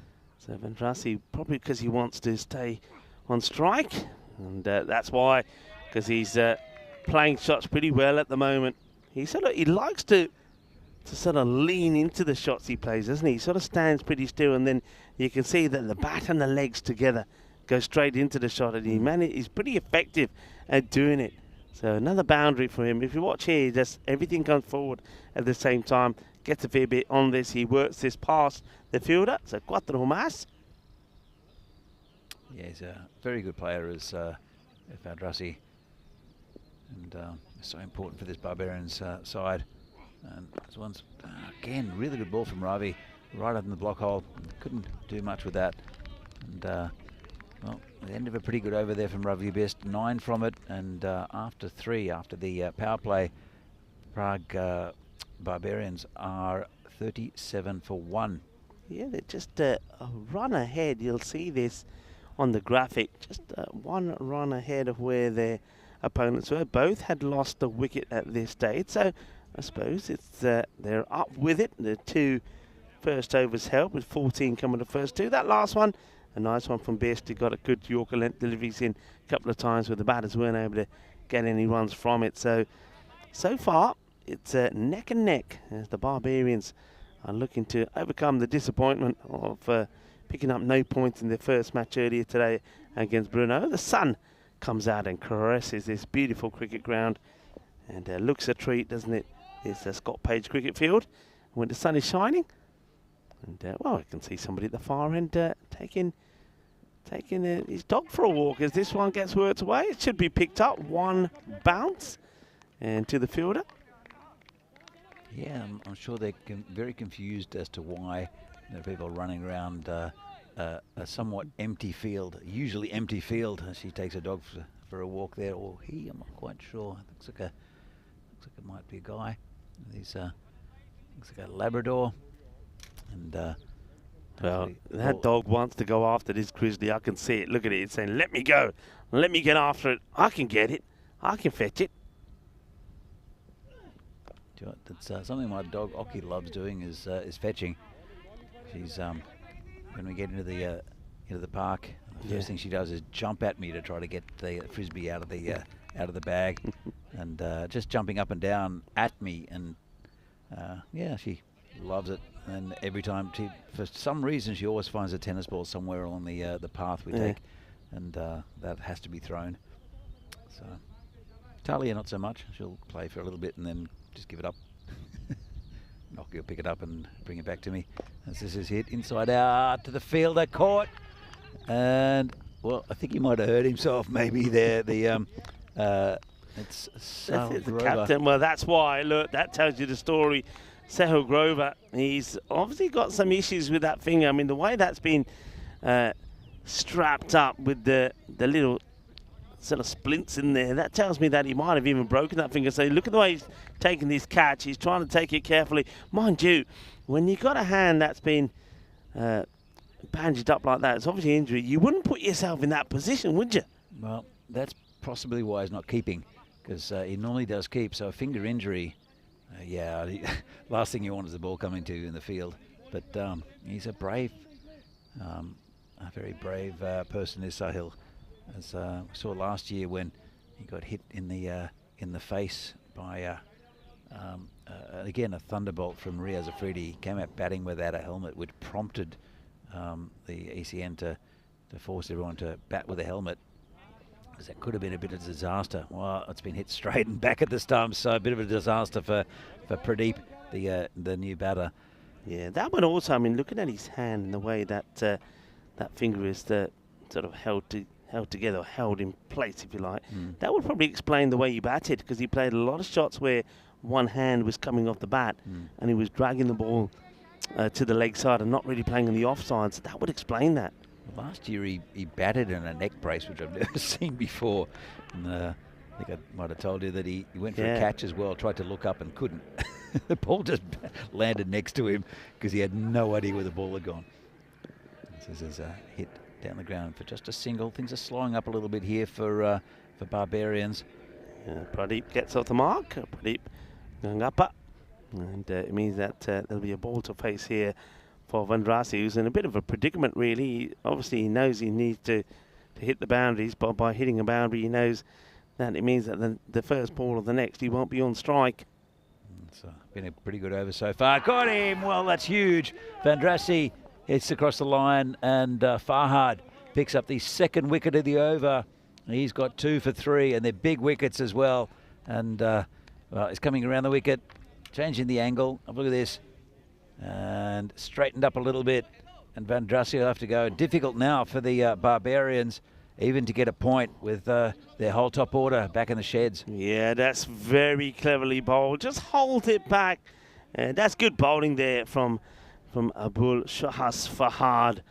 And a huge wicket, and I suppose at the same time, huge disappointment for all of the Prague Barbarian fans, and of course also the captain, Murali Vandrasi, who's going to depart. So Devendra Singh went early for 14. Murali gone, Hardeep also gone, 2 wickets falling in that over. And now, well, Lal is out there with Pradeep. These two have got to try and find some sort of partnership to go here.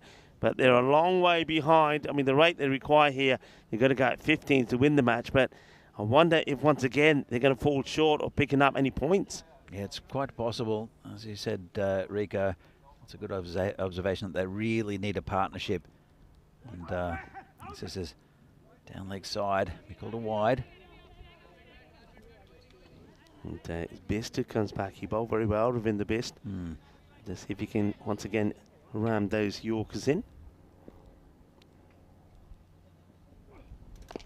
It's nicely hit, but straight to the fielder who juggles it and can't hang on. Well, he's not happy with himself, Hamidullah. It was hit pretty hard, and I'll get a helping hand. He's a good catcher, Ullah, and remember, well, he impressed us with 3 big sixes or the 3 balls he faced, but now this is a different type of ooh-la-la-la when he couldn't get the ball in his hands. He has a few goes, but he can't get it. It's like he was trying to catch a hot potato there. Yeah, just popped out. He's a bit upset with himself, but in the end, he saved 3 runs, and I'm glad that he went and attacked that, because it could have been caught. Comes the bowler again and tucks him up. Ullah again, maybe takes that one. Well, he's made up for it.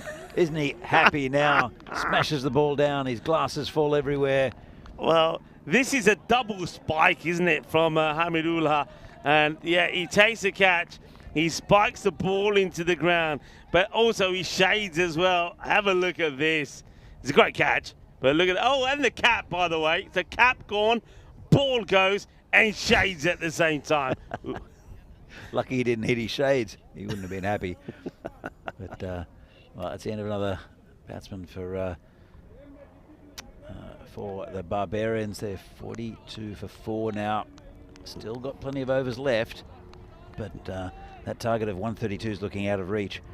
We'll hopefully try to get to that target. I think 92 was the target for the point for Barbarians. Yeah, 92, you're correct. So another batter comes out as unfortunately Trilal, it was a 2-ball duck for him. And this one might be a wide, and the umpire will call it one. And the umpire's out there, Vishal and Venki. And Wahid is the 3rd. Yeah, that's just the wrong side of the line there from the bowler. This one's just hit the point, just a single. And 92 is the target. They're still not quite halfway there yet, but they're not halfway through the innings. Just that they'll need, as Rico said before, a little partnership. Gangappa's there, he's on 2. And Neil Pandya, batsman at the other end. This one's just dabbed down. We'll take a single. And it's, well, Sahil Grover, who's a right-hander, picked it up left-handed. He does have that injury on his right hand. And see a bit of strapping on there. I might have a chat to him. It'll be job done. Well, job done. It'll be Bohemians will take a little break after this, and that's their only game today. So hopefully that'll heal for him.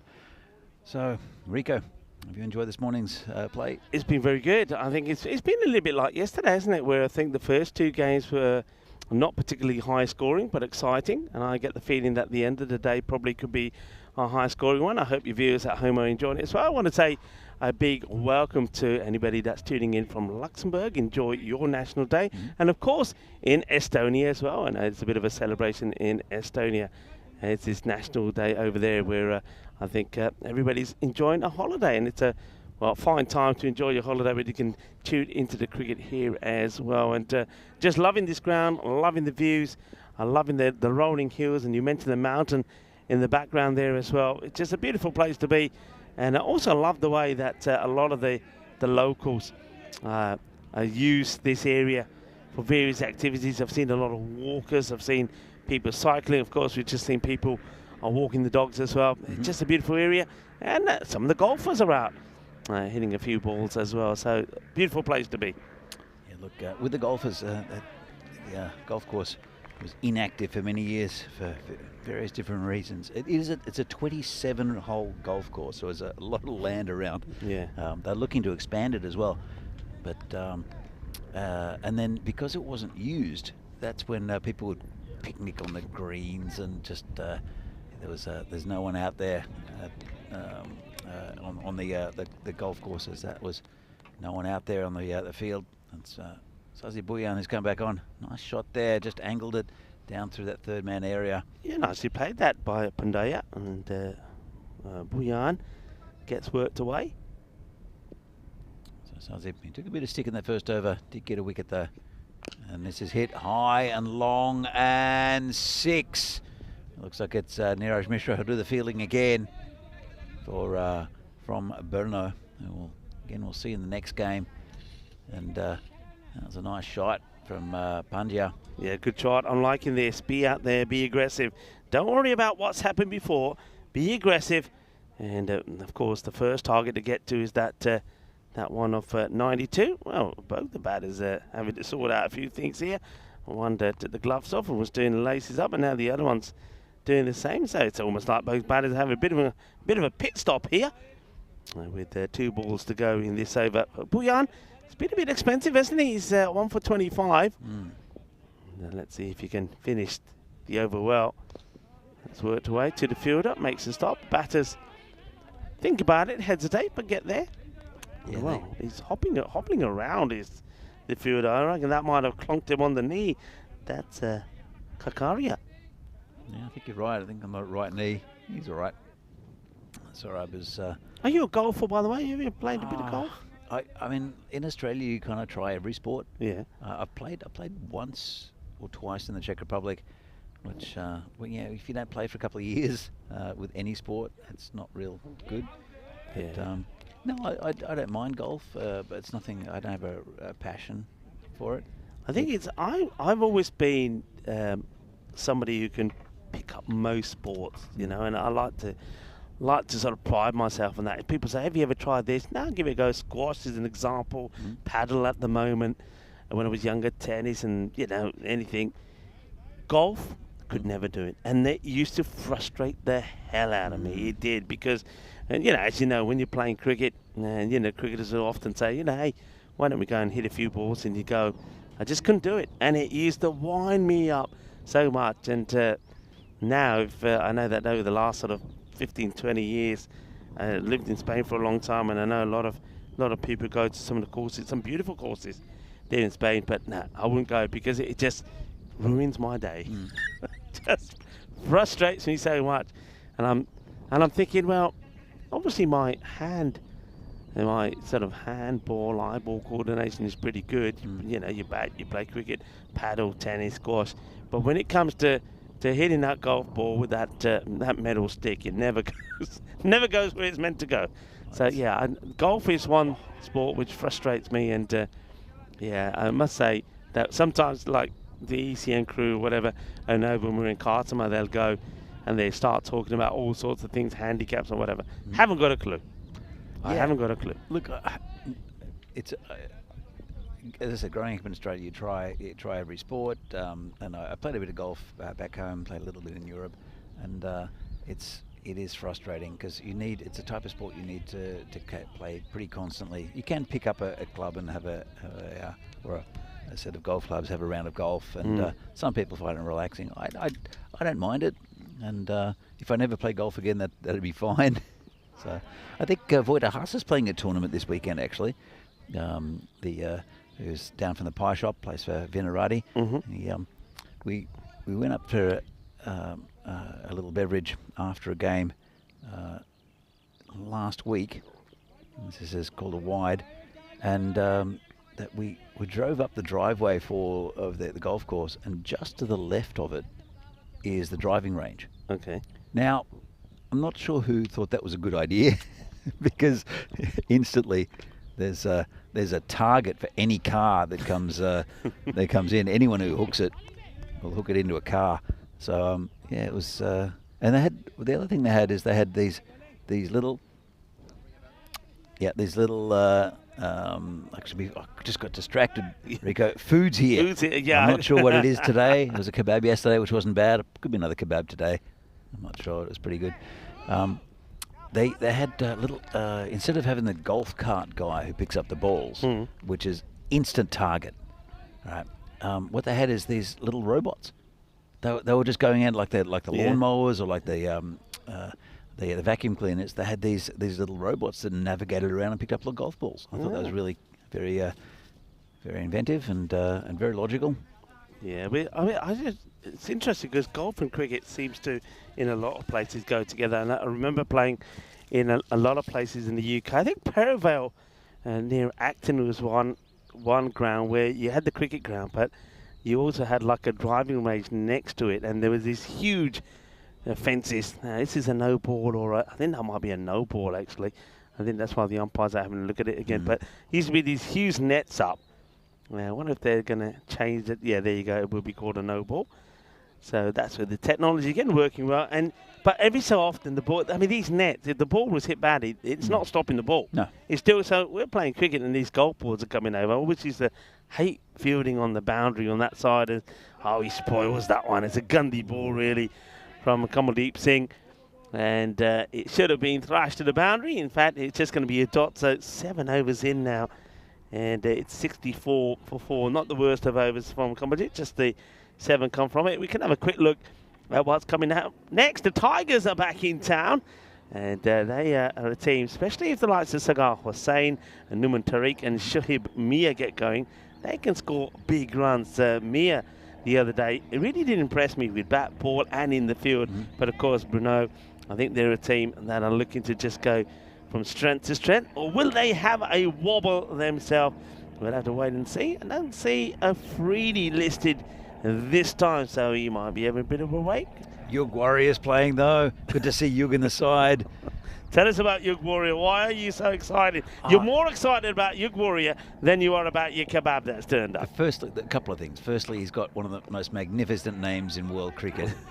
And secondly, he's just a really nice guy, and it's good to see him out there for Brno. He's a good club man. Okay. He comes and he's quite often the 12th man, which is but he just loves being around the side, being part of it, and he's a really nice guy. That's so a proper club man. That's what we like to hear. Talking about clubs, and we were talking about golf, of course. Alfest the P, or Sporting Alfest, which is in Alfest the P. I mean, now that's a ground which I think is a great idea. I'm actually surprised that more cricket clubs don't have this idea. I mean, they basically, so in the morning from sort of whatever time, 7 in the morning to say midday, 1 o'clock, it's a driving range. So you're there and people are hitting balls. They've got a few practice greens as well. And that's one way to do it. You've got if there's any man who's got an excuse to do foot fielding, it is the Captain Grover, because he's got a busted foot. So he says, busted hand. He could have a busted foot now as well, by the way. But busted hand, he says, nah, I'm going to use my foot. All right, no. He can't. Oh, no, here we go. One-handed catch, maybe. Catch it. No, he don't. I don't think they'll give this. That's a catch. That's a you catch. Reckon they'll give this? Yeah, I don't know. I'm going to see if they give this or not, because does he have this under control? Has he got this under control? Because, look, he takes it. He releases it pretty quickly. Yeah, that's a catch, Rico. He's just throwing the ball up, partly because he's in pain, because he's that finger. We'll have a chat to him after the game and see what's going on with that. It had to happen after he stopped the one with his foot. and us saying, well, the reason he's not catching it is because of his busted finger. The next ball comes to him again. You know it happens. It's one of those things that happens in life. You've got a bad hand, the ball on cricket's going to follow you. If you're wearing a brand new pair of shoes, people are going to be stepping on them. It's the way it happens. And Grover takes the catch. And, yeah, I think he's held on to it just about long enough.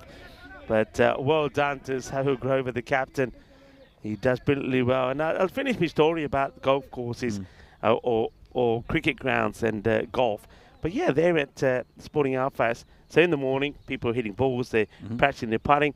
Then the guy comes along in a bit of machinery, picks up all the balls, and then the cricket starts. I think it's a great idea. I thought he'd taken that. It was just over his head, the fielder down there. That was Nirmal Kumar. Have a look at this. It just goes over his head. He stuck a hand out, and it's just away from him. Would have been an absolute screamer from Nirmal. That would have been a great catch. That would have been a no-look catch, wouldn't it? Because he's running, but at the same time thinking, well, it's there somewhere. Maybe I'll get a hand to it. Tataria bowling and tucks up the batter here. Is going to go up, see if he can get something going. And Pradeep at the moment is he's on 11 of 12 balls, 21 required of 12. I think they've been here before, have the Barbarians. They didn't get there last time.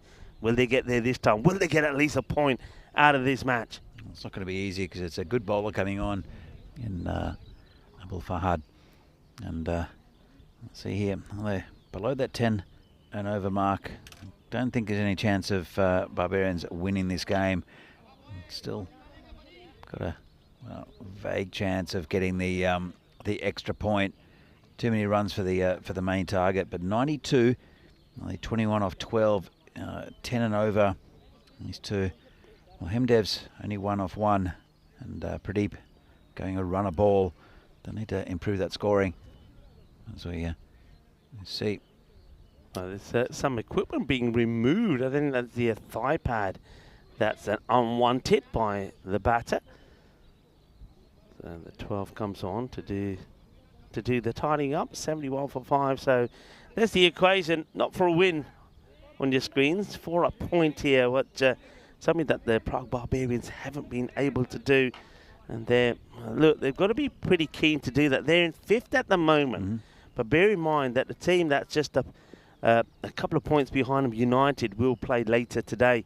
And they've got plenty of games in hand as well. So they've got to try and pick up some points here, the Barbarians, or we might find that they will miss out in a top 5 finish. Yeah, it'll be a tight tussle to see who gets in that 4 and 5. And more Spartans, Barbarians, UCC, Vinaradi, they're all there or thereabouts. Tigers as well, I would put in that equation. I think the only team really out of this is the Dominators. Whoa, that's a wide one there from Farhad. It's coming around the wicket. And it was very successful for him earlier. He took 2 big wickets for not many runs in his first over. You can see there, it was 2 for 3 in his first. Just got that a little bit wrong. Hemdev's the batsman. And any run they can get at the moment is a valuable one. So that wide will help. So here comes Farhad again. Slower ball and well bowled. Difficult customer is Farhad. Yeah, I think probably the captain there, Grover, probably just said to Farhad, look, don't try and bowl too fast. You don't have to. Just keep it nice and tidy. The batters will make the mistake. And he'll pick up the wickets. 2 for 4 so far from him. Just the economy rate as well. He often keeps those runs pretty low. Oh, well, not that time. That was absolutely hammered by Hemdev. Well, it's his 4th delivery he's faced. Didn't look likely to score much, but that one was right in the slot from Farhad. That's a nice shot. Where does that come from? I mean, you're right, Hemdev, it didn't look like he was going to make any good contact with the bat. He was scratching around, and then all of a sudden, he's met that beautifully. So, Farhad, if he thought he didn't have to work too hard, when he has to, he might put a bit more in this one. It's another slow ball. Well bowled from Farhad. Very clever delivery, very clever. And I always like seeing deliveries like this because it always gives the viewers an idea of the way the pitch plays, because a lot of people, if they hit the pad, a lot of people say, oh yeah, it's plump. But it just shows you just how much bounce there is in this pitch. Absolutely. It's traditionally not a pitch which bounces much, but it's been relayed, this surface, earlier in the year. Another really good delivery from Fahad. And so it's the pitch is not a concrete pitch, so it doesn't play like some of the pitches around Europe, which is just so advantageous to the batsman. And so what it has pebbles like rocks and also sand, and then clay on top of that. So it's an active pitch, which means that the conditions will change the pitch. It's been out there. It's Hamid. He'll do the field in. They'll come back for 2. It's pretty well run. So without rain, it'll start to crack underneath, and that's when you get a little bit of uneven bounce. But it plays somewhat like a turf pitch. So it's a nice surface and pretty even for both the batters and the bowlers. I think it's played really well, and I think yesterday probably saw a good example of maybe what you're talking about, especially early on in the day when probably still there was a bit of moisture around it. We certainly saw the ball swing around a lot the day before when we had a lot of those clouds come over and the humidity. But it's played well, and I think it's a sort of pitch where it's not one, for example, where batters, every time you turn up here, you think the ball's going to do the same thing. It doesn't. It behaves differently, and I like the way you describe it. It is very much an active pitch. Well, I tell you the equation here, 12 required of 6, and make that 12 or 5 as it is Nirmal Kumar who will bowl the last over. He's defending 12, because if you can stop the opposition getting 12, then it will be all the points going to the side of the Bohemians, and that means they'll certainly stay up with the teams that are above them. It's nicely picked up. It's just this. They think about the second. They're taking on the second here. Should be out, and I think they muff it up. They muff it up. It's going to be 2 runs. Yeah, it's again good running. They need as many runs as they can get. Well, they need, to be precise, they need 10 more. You see here, just a little underarm. Nirmal, if he'd taken it, still would have been pretty close, I think. As he breaks the stumps before. I think that even if the ball hit, he's broken the stumps there. Let's hit down the ground. And again, it's Fahad. They'll pick it up, and a bit of a fumble. They'll come back for 2. Nirmal's a good pickup for Bohemians, an ex-Vinarati player. He's good hustle. Good, consistent performer for Vinarati over a few years, and has made the jump to Bohemians, and I think he adds quite a bit to this side. 8 or 3. Slow ball. Watches it well. Now, will they take on the 2 again this time? Probably not. The ball is already coming back from the field at just a single, but it's not a bad thing. They still got the likes of Hemdev, who's we've seen him smash 1 big 6, and they need to hit 2 boundaries here really. That's a wide. That helps. That helps. Saw that yesterday actually. Off the last ball, there was 7 needed off the last ball, a wide bowled, and then 6 to get the bonus point. Yeah, Ostravo, they're probably still feeding that. They thought they were going to get a point, and then it was Raj, the bowler, who messed it all up for them. That's hit really well. And you could just see, I wonder if you see the reaction there of Grover when that has been hit for 4, because he knows what's at play here. He knows that gives the opportunity now for the opposition to get a point. So that's a nice looking shot. And yeah, Grover was not happy about it as soon as that's gone to the boundary. Not happy at all. And he's waving his left hand. He's waving his finger around. And I think he's just telling everyone to settle. All we need is just not to panic. They need 2 runs. It's almost a golden ball, isn't it? It says in the air and dropped, and they'll come back for the second. They'll get the bonus point. Well, he had 4 points in his hands. Did Seklaim Mukhtar, the man who took the Jalebi one-handed catch, goes to take this two-handed. If he takes the catch, they get the 4 points. If he had if it had dropped in front of him and he got the throw in and prevented the 2, they would have got the 4 points. But as it is, the Barbarians, they get a point in the day, and how lucky they got. Well, I think it was good batting, to be honest, but again, I think Bohemians really should have kept those down to fewer runs. There was a couple there where they took the 2, and it was good running from Barbarians, and happy for them to get the point. They had a very, very tough couple of games this morning with Brno and then Bohemians. As we see, talking about Brno, they'll be up against the Prague Tigers. This should be a pretty good contest. If you have a look, Tigers 1-3, Brno 7-1. But if Sagar Hussain and Tariq Numar can get going, also Sobjit Mia, they could put a pretty imposing target up against Brno, who are without Riaz Afridi in this game. So Prague Tigers, they won the toss, elected to bat first, try to put a total together, and we're going to see some of the highlights of this game. Yeah, let's have a look. I mean, it started off quite beautifully with Singh playing some nice shots, but then this happened.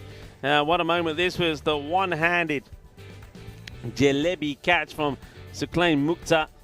But, well, Mukhtar was key in taking that catch, and the captain very key in taking that one. Well, this is when we got the first chance to have a look at the damage that he's got to one of his fingers. That's why he was struggling with taking the catching, but we did see him stay in that position. We thought it was going to be risky because it is a key position, and we would see him in action a little bit later as well. That was almost a catch taken there by Ullah, and you don't often get second chances in life.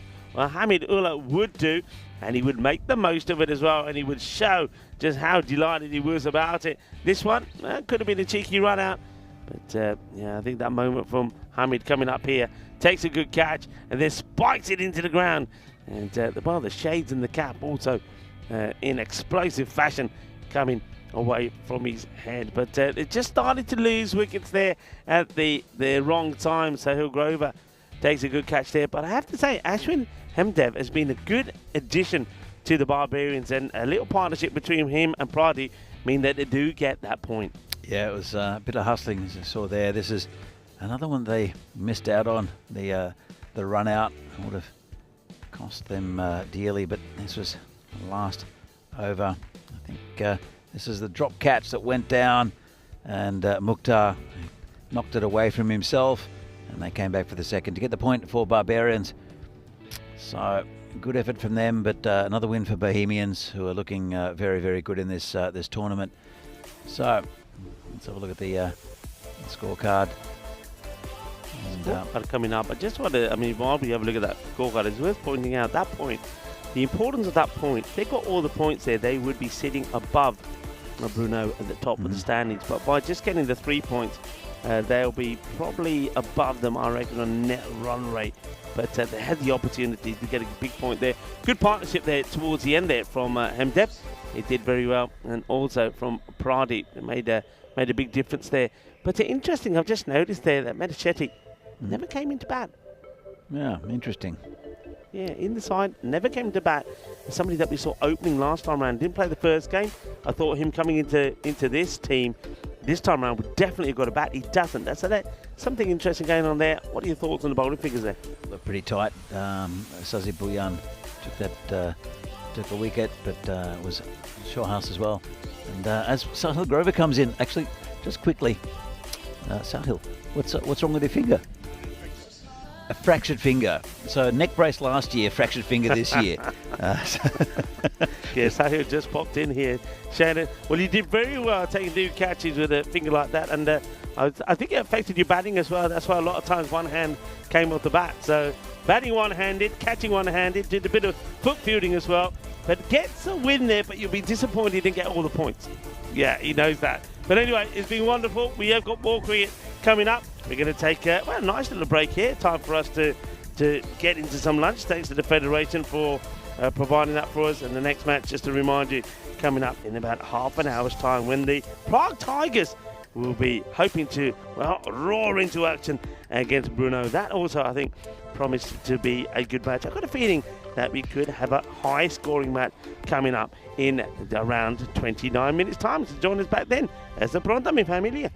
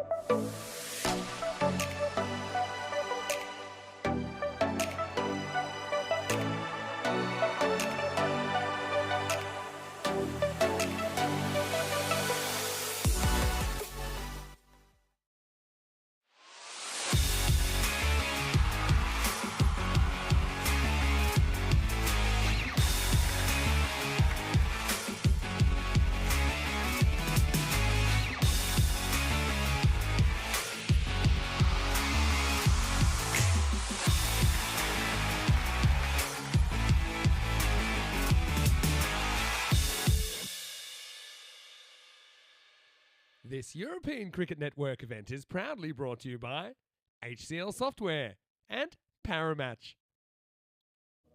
Welcome back, cricket lovers. It's our third match of the day, and we welcome Brno back to the party again. They got 3 matches here today, but it started well for them, hasn't it? With a big win against the Barbarians early on, where they picked up all the points. That also means that they are sitting at the top of the standing so far, and they're looking to extend that lead against teams like the Bohemians and Prague CC. They're up against the Prague Tigers next. Let's see what happens at the coin toss. Welcome to the toss for match 33 with the Prague Tigers versus Brno. Brno to call. Tails is the call, and it's a head. Who'd like to bet first? Tigers have won the toss and will bat first. Prague Tigers winning the toss and deciding that they will bat first. I like that move. It's a positive move. Try and go out there and put the pressure on the opposition, and that's what they're trying to do to Brno.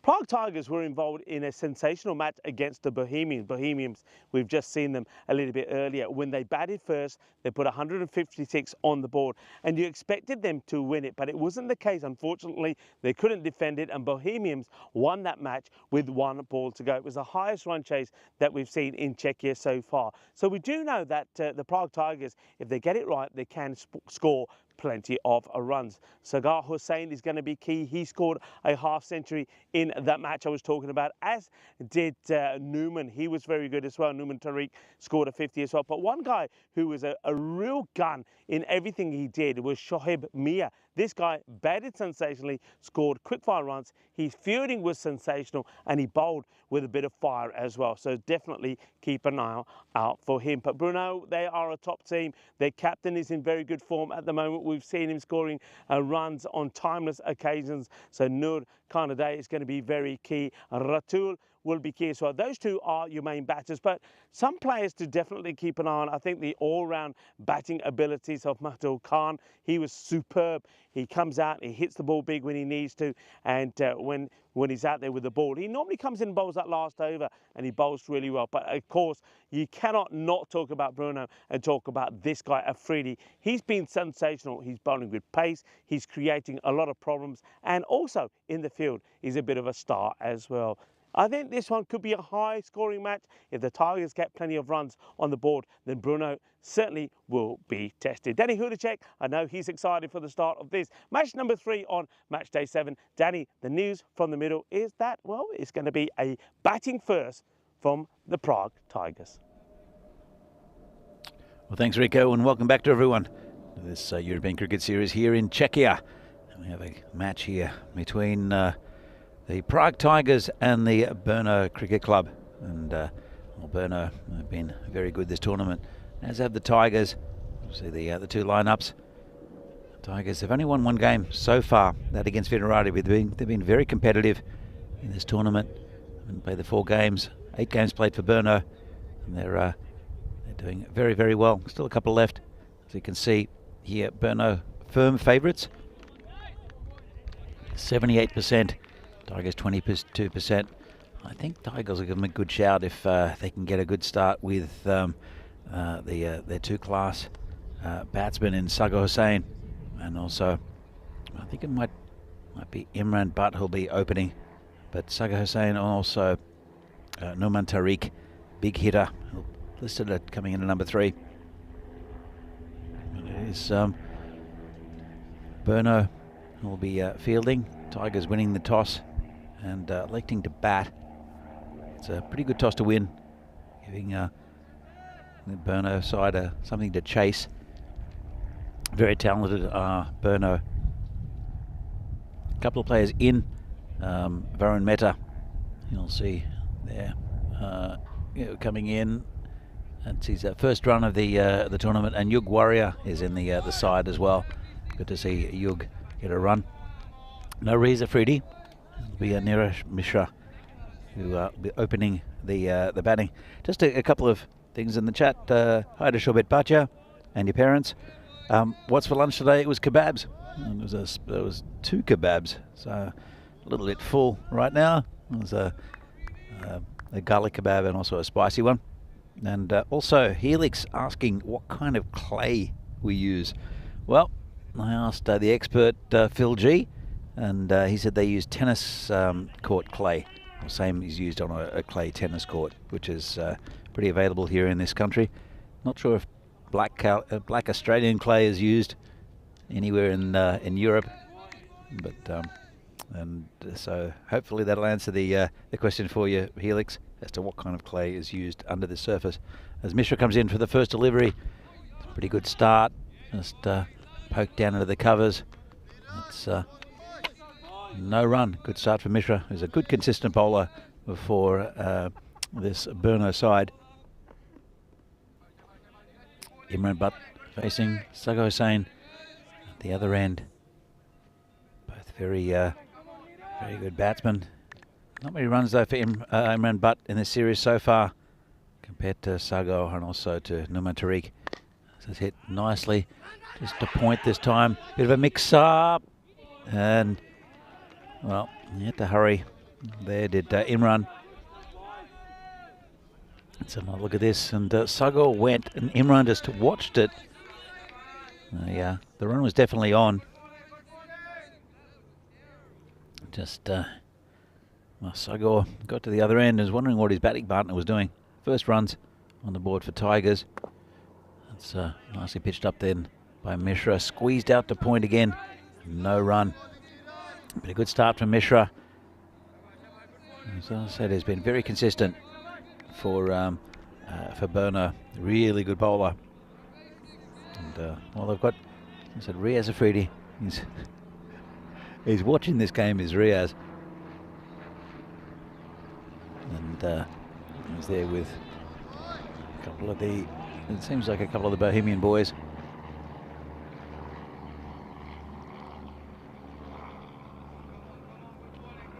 So that one called it wide. Mishra just losing that line slightly, but still a very strong side even without the big fast bowler in Brno, who has just lost that one game against Bohemians earlier in the tournament.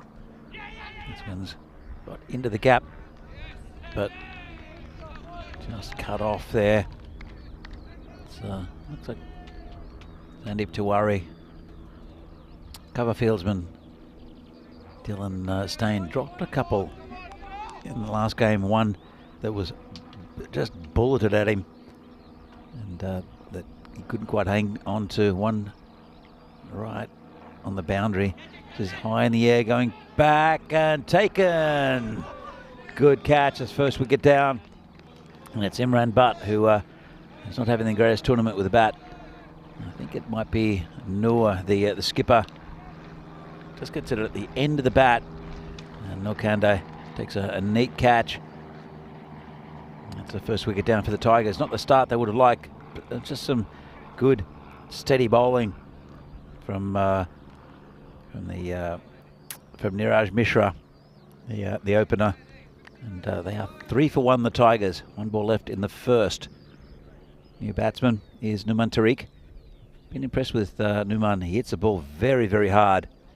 And these two would like a partnership with Imran Butt back in the sheds.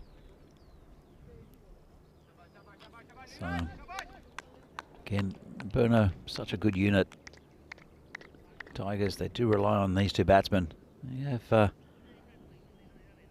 couple of changes in their side to the Tigers. Of course, availability changes, midweek games, and also with games at the weekends. See the end of the over. It was a good one for Brno. Picked up a wicket, and they are 3 for 1. So we see here the European Cricket Championship from Cartama Oval in Spain, starting in September with that Challenger division for the first time ever. And it's you'll see some of the those teams going up. There's 2 of those teams will go into the Premier Division next year.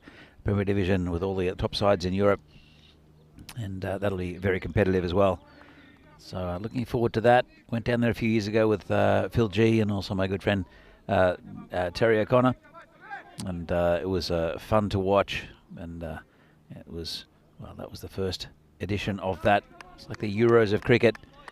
So if you can get down to the actual ground, it's a spectacle, and they have fantastic facilities there. So Suresh Romario, and well, That was hooked away. Sagar Hussain. And Ramarao, it's dropping too short. You can't afford that to a player like Sagar, who gets that away very, very easily, very casually. And Niraj Mishra is having a chat to Suresh, as you can see there, probably saying don't bowl short rubbish to Sagar Hussain, because that's where the ball's going to end up, towards the car park. It's so far away that Yogesh didn't have to do the running.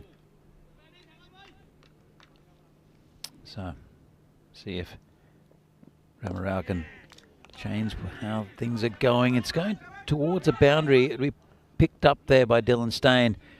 Just be a single to Sagar. Brings Numan Tariq on strike. And so a very powerful hitter of the ball is Numan Tariq. I'd like to welcome back into the commentary marshmallow Rico Fool. Rico, it's a pretty good start for Brno again. Yeah, good start. It's not a good one for Imran Bhatt, who once again goes early. And well, that'll help. That's a nice little clip around. But of course, we know that these two, Danny, are going to be key. Sagar Hussain and Numan Tariq. I think the bulk of the runs are going to come from these two, and then maybe there could be a little cameo there for someone like Sajib Mia to come in. So they're very much reliant on these three batters. Let's see how well they go. A nice bit of lunch in that break. So I want to say thank you to the Federation for getting us well fed and well watered and ready for the afternoon of action to come. You had the kebab as well? I did, yeah. All right. Well, this could be a barbecue, not a kebab, and a catch has been taken, and it's going to be a big wicket, and Numan Tariq will go early, and that's a real disappointment. And yeah, barbecues himself. Not the right shot to play. Look at the feet. Look at the feet there. They don't move, and he's trying to play a ball that's pretty wide outside the off stump. He's trying to play that towards the onside.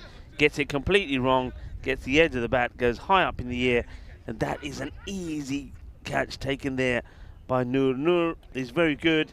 He's the captain, great player, and he takes two key catches there. And I get the feeling he'll be pretty key when it comes to his side batting as well. Yeah, look, he's a good player as Noor Gandai. And, well, not the start that they would have liked, the Tigers. And it's a lot of weight of the runs now on Sagar Hussain's shoulders. But it'll be a pretty good bat. He'll come in to join him. Just wouldn't lose too many wickets. It's Mahdi Alam. Well, he won't stay long because Ramarao's gone straight through him for a golden duck. That's not in the plan for Alam. Well, alarm bells are ringing, that's what I can say. And it might be ringing for another reason as well, because we could be on the verge of our first hat-trick as well. It's a first baller for Mahdi Alam. It's a very good ball. Take nothing away from Suresh Ramaro. And what a comeback from him after being smashed for a big six, his first ball. And then a single boundary, and now he's gone wicket. Hat-trick ball coming up, and that's a golden duck. So a little bit of yell as the batter goes out. So we haven't seen a hat-trick in a while. Around about the beginning of May, we're going to have a look at the Hall of Fame for the hat-tricks. So Little Chowdhury, and that's about the middle of May, the last one we saw. So that was a 5-wicket haul as well. Hat-trick ball, and it's going to be Ramarao on one. Let's see if he can. Comes in and in the air. Player can't get back far enough. It's over the top, and that's 4 runs. Yeah, nicely played. 1 bounce, and well, it wasn't a Phil G or a Danny Hudacek this time. It was a boundary. It's a good hit, nicely hit by Shov Mir. And Shov Mir, he's a guy that can impress. I like the way he plays. I like his attitude, and he's going to now try to see if he can stick around here with Hussain, and the two of them at least give their side something to try and defend the over comes to an end as we have a look at just where these teams are in the standings. Well, you can see that they're down in 10th place. The Tigers, they've won one game, lost 3, but they're a good side, and it's just that they've only played 4 games, whereas this is the 5th game, and some 9 games all up, including this one for Brno. We're playing one more this afternoon, and that's their pre-tournament done. Their group stage done. But Tigers, I think you'll see them move up the rankings. They'll be pushing towards that 5th or the 4th place as the tournament goes on, with still quite a few games left after this. It's Sengupta to bowl, and well, big shout first up, and we'll have another look at it. Probably drifting down leg, I think, Rico. Yeah, I think it is. I think when you see this again, it's going down, drifting a fair bit. And, I was wondering if the umpires, I thought there may have been a bit something on it from the batter, but he has signalled the leg byes. Umpires for this one, umpire Wahid and Vishal. So Sengupta comes again, and that's picked up. And has he found the fielder? No, he's got it over him. It's a good little pick up, nice shot, and it's going to be 6 runs here for Mia. Yeah, it's a good start from Mia. This was down the ground. There's a good catcher out there is Naveed Ahmed, but just not quite tall enough to reach that one. And well, Sengupta will want to make a comeback from here. Mia, I've been impressed with Mia, as you have in this tournament, both with the bat and the ball. Yeah, he's just a very confident player. He backs himself with the bat, with the field. And so he's made a good start here, 2 boundaries. And oh, well, he's a little bit lucky here. I think he's trying to work this away in that vacant fine leg area. It's hit it a little bit too square, but fortunately for him, doesn't carry to any fielder. That's Sengupta. He's an experienced cricketer, played for the Czech Republic down in the that first ECC, the European Cricket Championship. Opened the bowling for them as well. Moved down to Brno. Well, moved his cricketing down to Brno after playing quite a few seasons for the Spartans. So that the 2 batters there just before that last delivery actually spent a good time together, just talking in the middle. So Hussain sort of had his arm around Mia there, almost like trying to say, come on, stay here with me and you. We know this partnership's pretty key. That one ricochets off the bowler, but no run. Good length being bowled here by Sengupta. Yeah, after being pounded for that 6, it's been a pretty good over here from Satya. 1 ball left in the power play. 26 for 3 at the moment are the Tigers.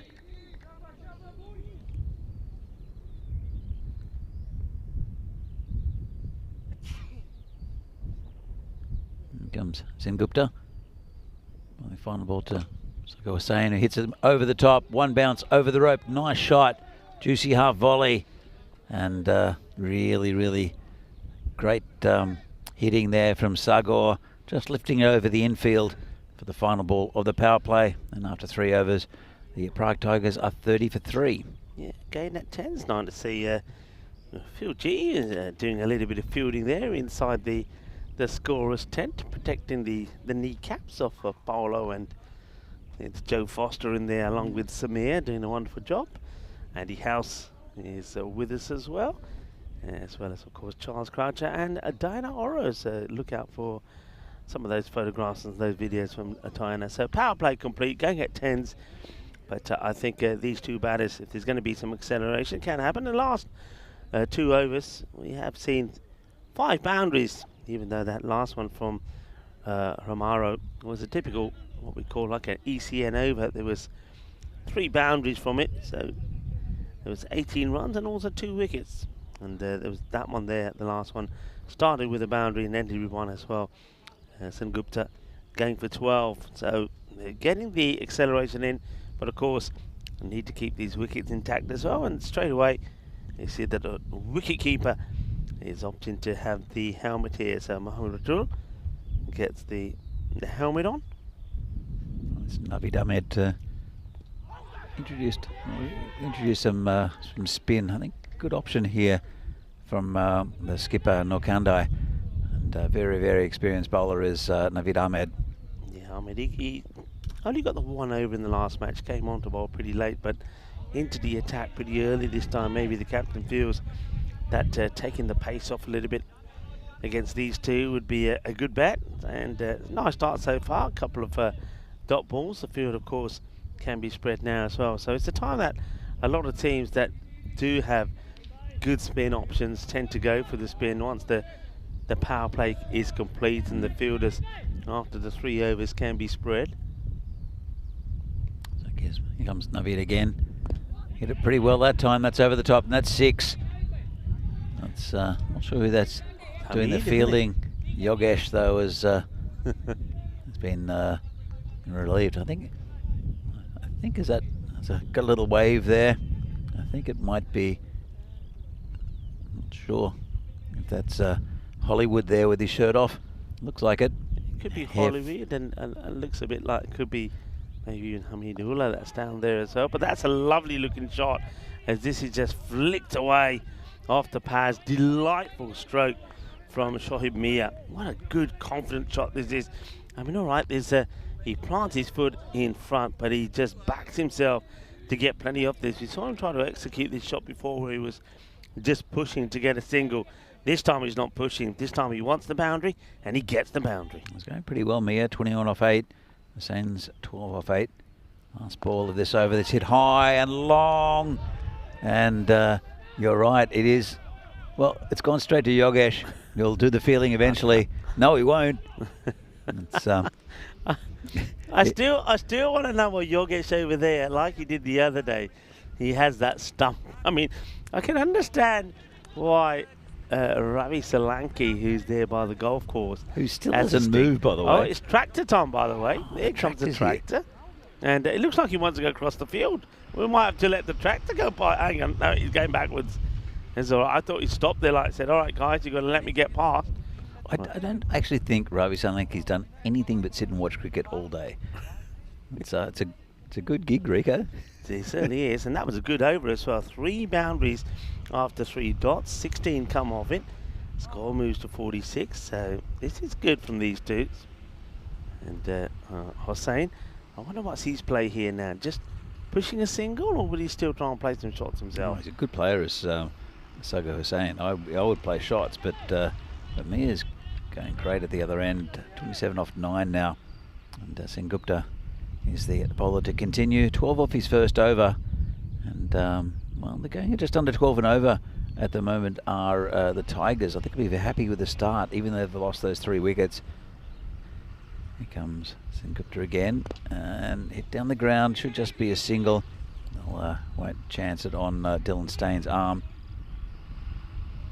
Single taken. I wonder if Dylan Stein will break out in this match and get a good score on the board. We gave a chance in the last match and he was dropped, and then after that he played some nice shots before he was caught well on the boundary, so maybe he's still looking to be pretty aggressive. And that's a very well bowled. It's a well disguised slower bowler ball from Sengupta. Now the fielder coming in does get it on the stumps, but the batters do get in, but well bowled, well dealt with by the batter as well. And then here's the throw, but of course the batter sliding in the bat and getting himself in. Yeah, I'm taking that on the banners there. Is that direct translation of Stronger Together that we're seeing on the banners? Yeah, it is. It is. I think you see that around Europe, though. I think it's pretty much a direct translation of whatever is Strong Together in the local language. I think it's good to see. This has been hit out towards the boundary, just a single. Played out nicely. Brno trying to keep this manageable, and Tigers just causing a few concerns for Brno with the striking of these two. On the back foot, taking on the single, running hard, and they will get there, as that was not taken cleanly. So Sengupta Not a bad over from him so far after the last 2 overs. Certainly did go for a few, so just want to tidy things up slightly.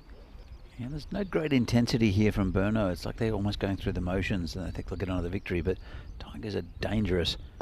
As you can see here, it's just been hit down the ground, and that's one bounce. I think. In fact, it's been signal 6 by the fielder. And so, as I said, don't take these Tigers for granted. That's Sagor who gets that 6. Yeah, it's almost like they're waiting, aren't they, for the ball that gets pitched up, and you can see the fielder there. It's pretty, calls the 6 pretty early. I think it probably just gets over the rope, catches a bit of the rope on the way over as well. I think you're right there, Rico. Sengupta coming in again, final ball of his spell.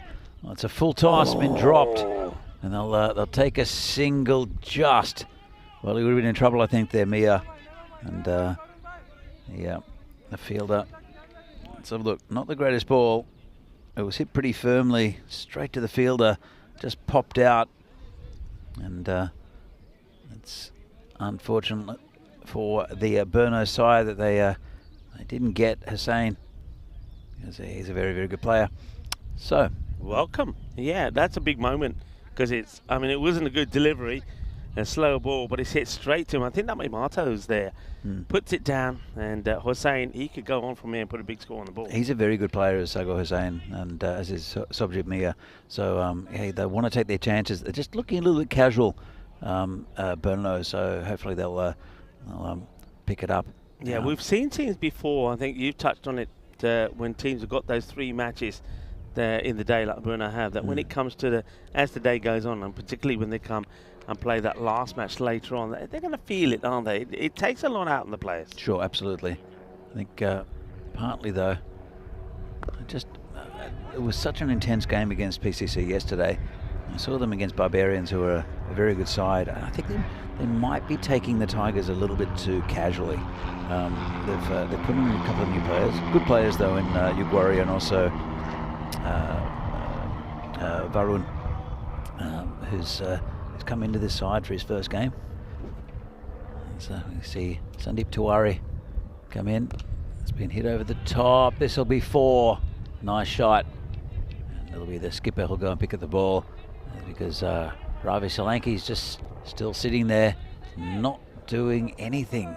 To be fair, Yogesh isn't doing much on the other side either, with a couple of the players there.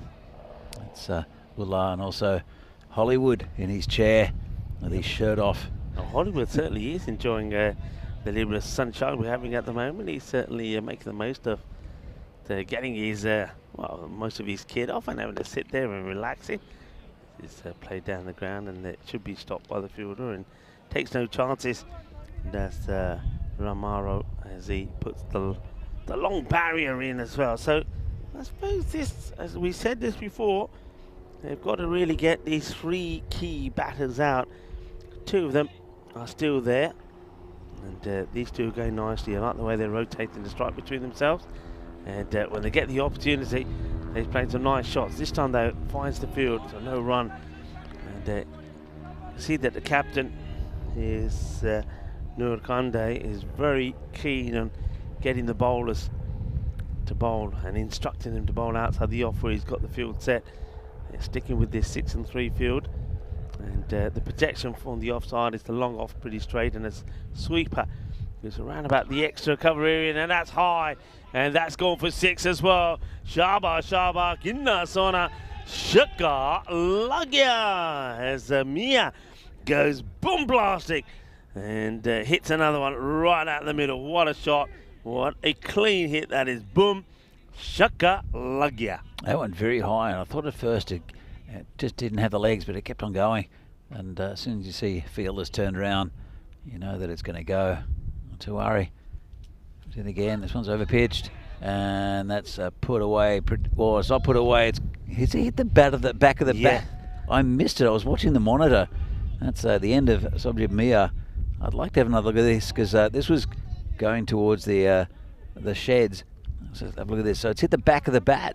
Yeah, Mia is looking to work this away once again in that vacant area. He's going to be so disappointed because Once again, he gets quick runs, good runs, looks aggressive, but gives his wicket away at a crucial moment. Mir, he'll depart on 35. Once again, you've got to take these catches. A fair play to Brno. At least they are holding on to them. But that again is Nur, who takes another catch. So Nur Kande now has taken all 3 catches that have presented themselves and had a play on all the wickets. He took the catch to remove But, then also it was he who took the catch to remove Tariq, and now he's done the same here to see the back of Shoaib Mir. And only one of the key batters now still out there, and that is Hossain, who has to take charge of things. So Solanke who'll bowl. Good bowler is Solanke. Good addition to this side. He's bowling to Sagor, who reaches for one. Gets it through the gap. It'll just be a single. It's Niraj Mishra who's out on the sweeping, out on the offside. And it'll be Aman Bhuyan, the new batsman. First his first delivery from Solanke. See how he fares. Well, he lashes out at it. Fielder who's doing the sweep, he makes stop. They think about 2, and in comes the throw, and they will get there. So good stop initially, but the batters like the fact that they're hungry. Try and turn these ones into 2, even if it means that the main striker at the moment is remaining off strike. I think he hit his foot and then hit his shoulder. Looked quite awkward there from Mishra, but he cut off the runs. Just kept it to a couple, which was a good piece of fielding out there. Solanke again bowling to Bhuyan. We're going to miss it. This one is going to be called wide. So Solanke just goes a little bit too wide. I suppose trying to just sneak that one in. But as you've heard me say before, I don't mind it. I'd rather bowlers try to execute that line than go too short. And now there's a sneak. He's got the wicket. Well, that's why I don't mind it. That's where you get your success. So Solanke wide outside the off. Aman Bhuyan has gone for the shot. It's been a very good catch by Ratul, because I think that is staying, coming down pretty low. We'll get a good chance to appreciate it here again as well. So it's going downwards. He holds it well. It's a big thick edge, and that will be the end of Bhuyan, who gets 2 to his name, but now departs after 2 balls. It is a good catch. You have very little time to react because of the ball not coming well, because of the pitch, but also because of the style of bowling. These gentle medium paces, you can't stand too far back, otherwise it'll bounce in front of you. If you stand too far forward, then the reaction time with a thick edge like that is reduced. So a really nice take there by the keeper. Solanke comes in again, and this one's outside off stump. We're looking for the one with the keeper Ratul. Well, we've got 2 Hossains now out there in the middle. Amin Hossain has joined Sagar Hossain, and just you can see now with that wicket of Mir. Well, that's pretty wild actually. He gets this one completely wrong, so they'll take whatever extras can come their way. But yeah, there's a danger of the runs really slowing down here. There were wrong calls for maybe 115 to 120 at one point. With that wicket of Mir, things do slow down. That's probably another one that's too wide. So yeah, I said I don't mind it from Solanke, but he doesn't want to give too many extras away. That's the 3rd wide in the over, but still the over in terms of runs is pretty good. That's only the 5 that have come from it. Got the wicket as well. That's high and just drops before the fielder, and now he's going to get past him and go to the boundary. That's not good fielding at all, and I think he charges at this without thinking about it, and it's I think it's the Warrior, you know. I think Young Warrior has charged, got it wrong, gets past him, and it goes for 4. Yes, he's come forward. I guess it's one of those things is whether you go for the catch or the or to stop the boundary, and he's in 2 minds. Ended up doing neither. Young Warrior down there. Over comes to an end with a dot ball, so he stuck to his task, stuck to try and keep it outside the off, and we'll show you once more of how our calendar for this year looks. Yeah, look, Czechia at the moment going east Romania, Hungary, Bulgaria, then back to Italy, this time in Rome. We were up in Brescia earlier in the year. Then Austria, Croatia, and we've got the European Cricket Championship starting in September. That'll be a fantastic tournament. Then Malta, Spain again. It's always good to revisit Spain. And then again the European Cricket Championship for women, the last tournament scheduled here at the on the European Cricket Network. It's going to be really good fun, all those tournaments. Looking forward to watching those. Well, it's Niraj Mishra who'll come back to bowl his second over. First one 1 for 3, and not a bad move here, just to see if they can get a breakthrough to get Sagar Hussein's wicket. So he hits that down the ground, just be a single.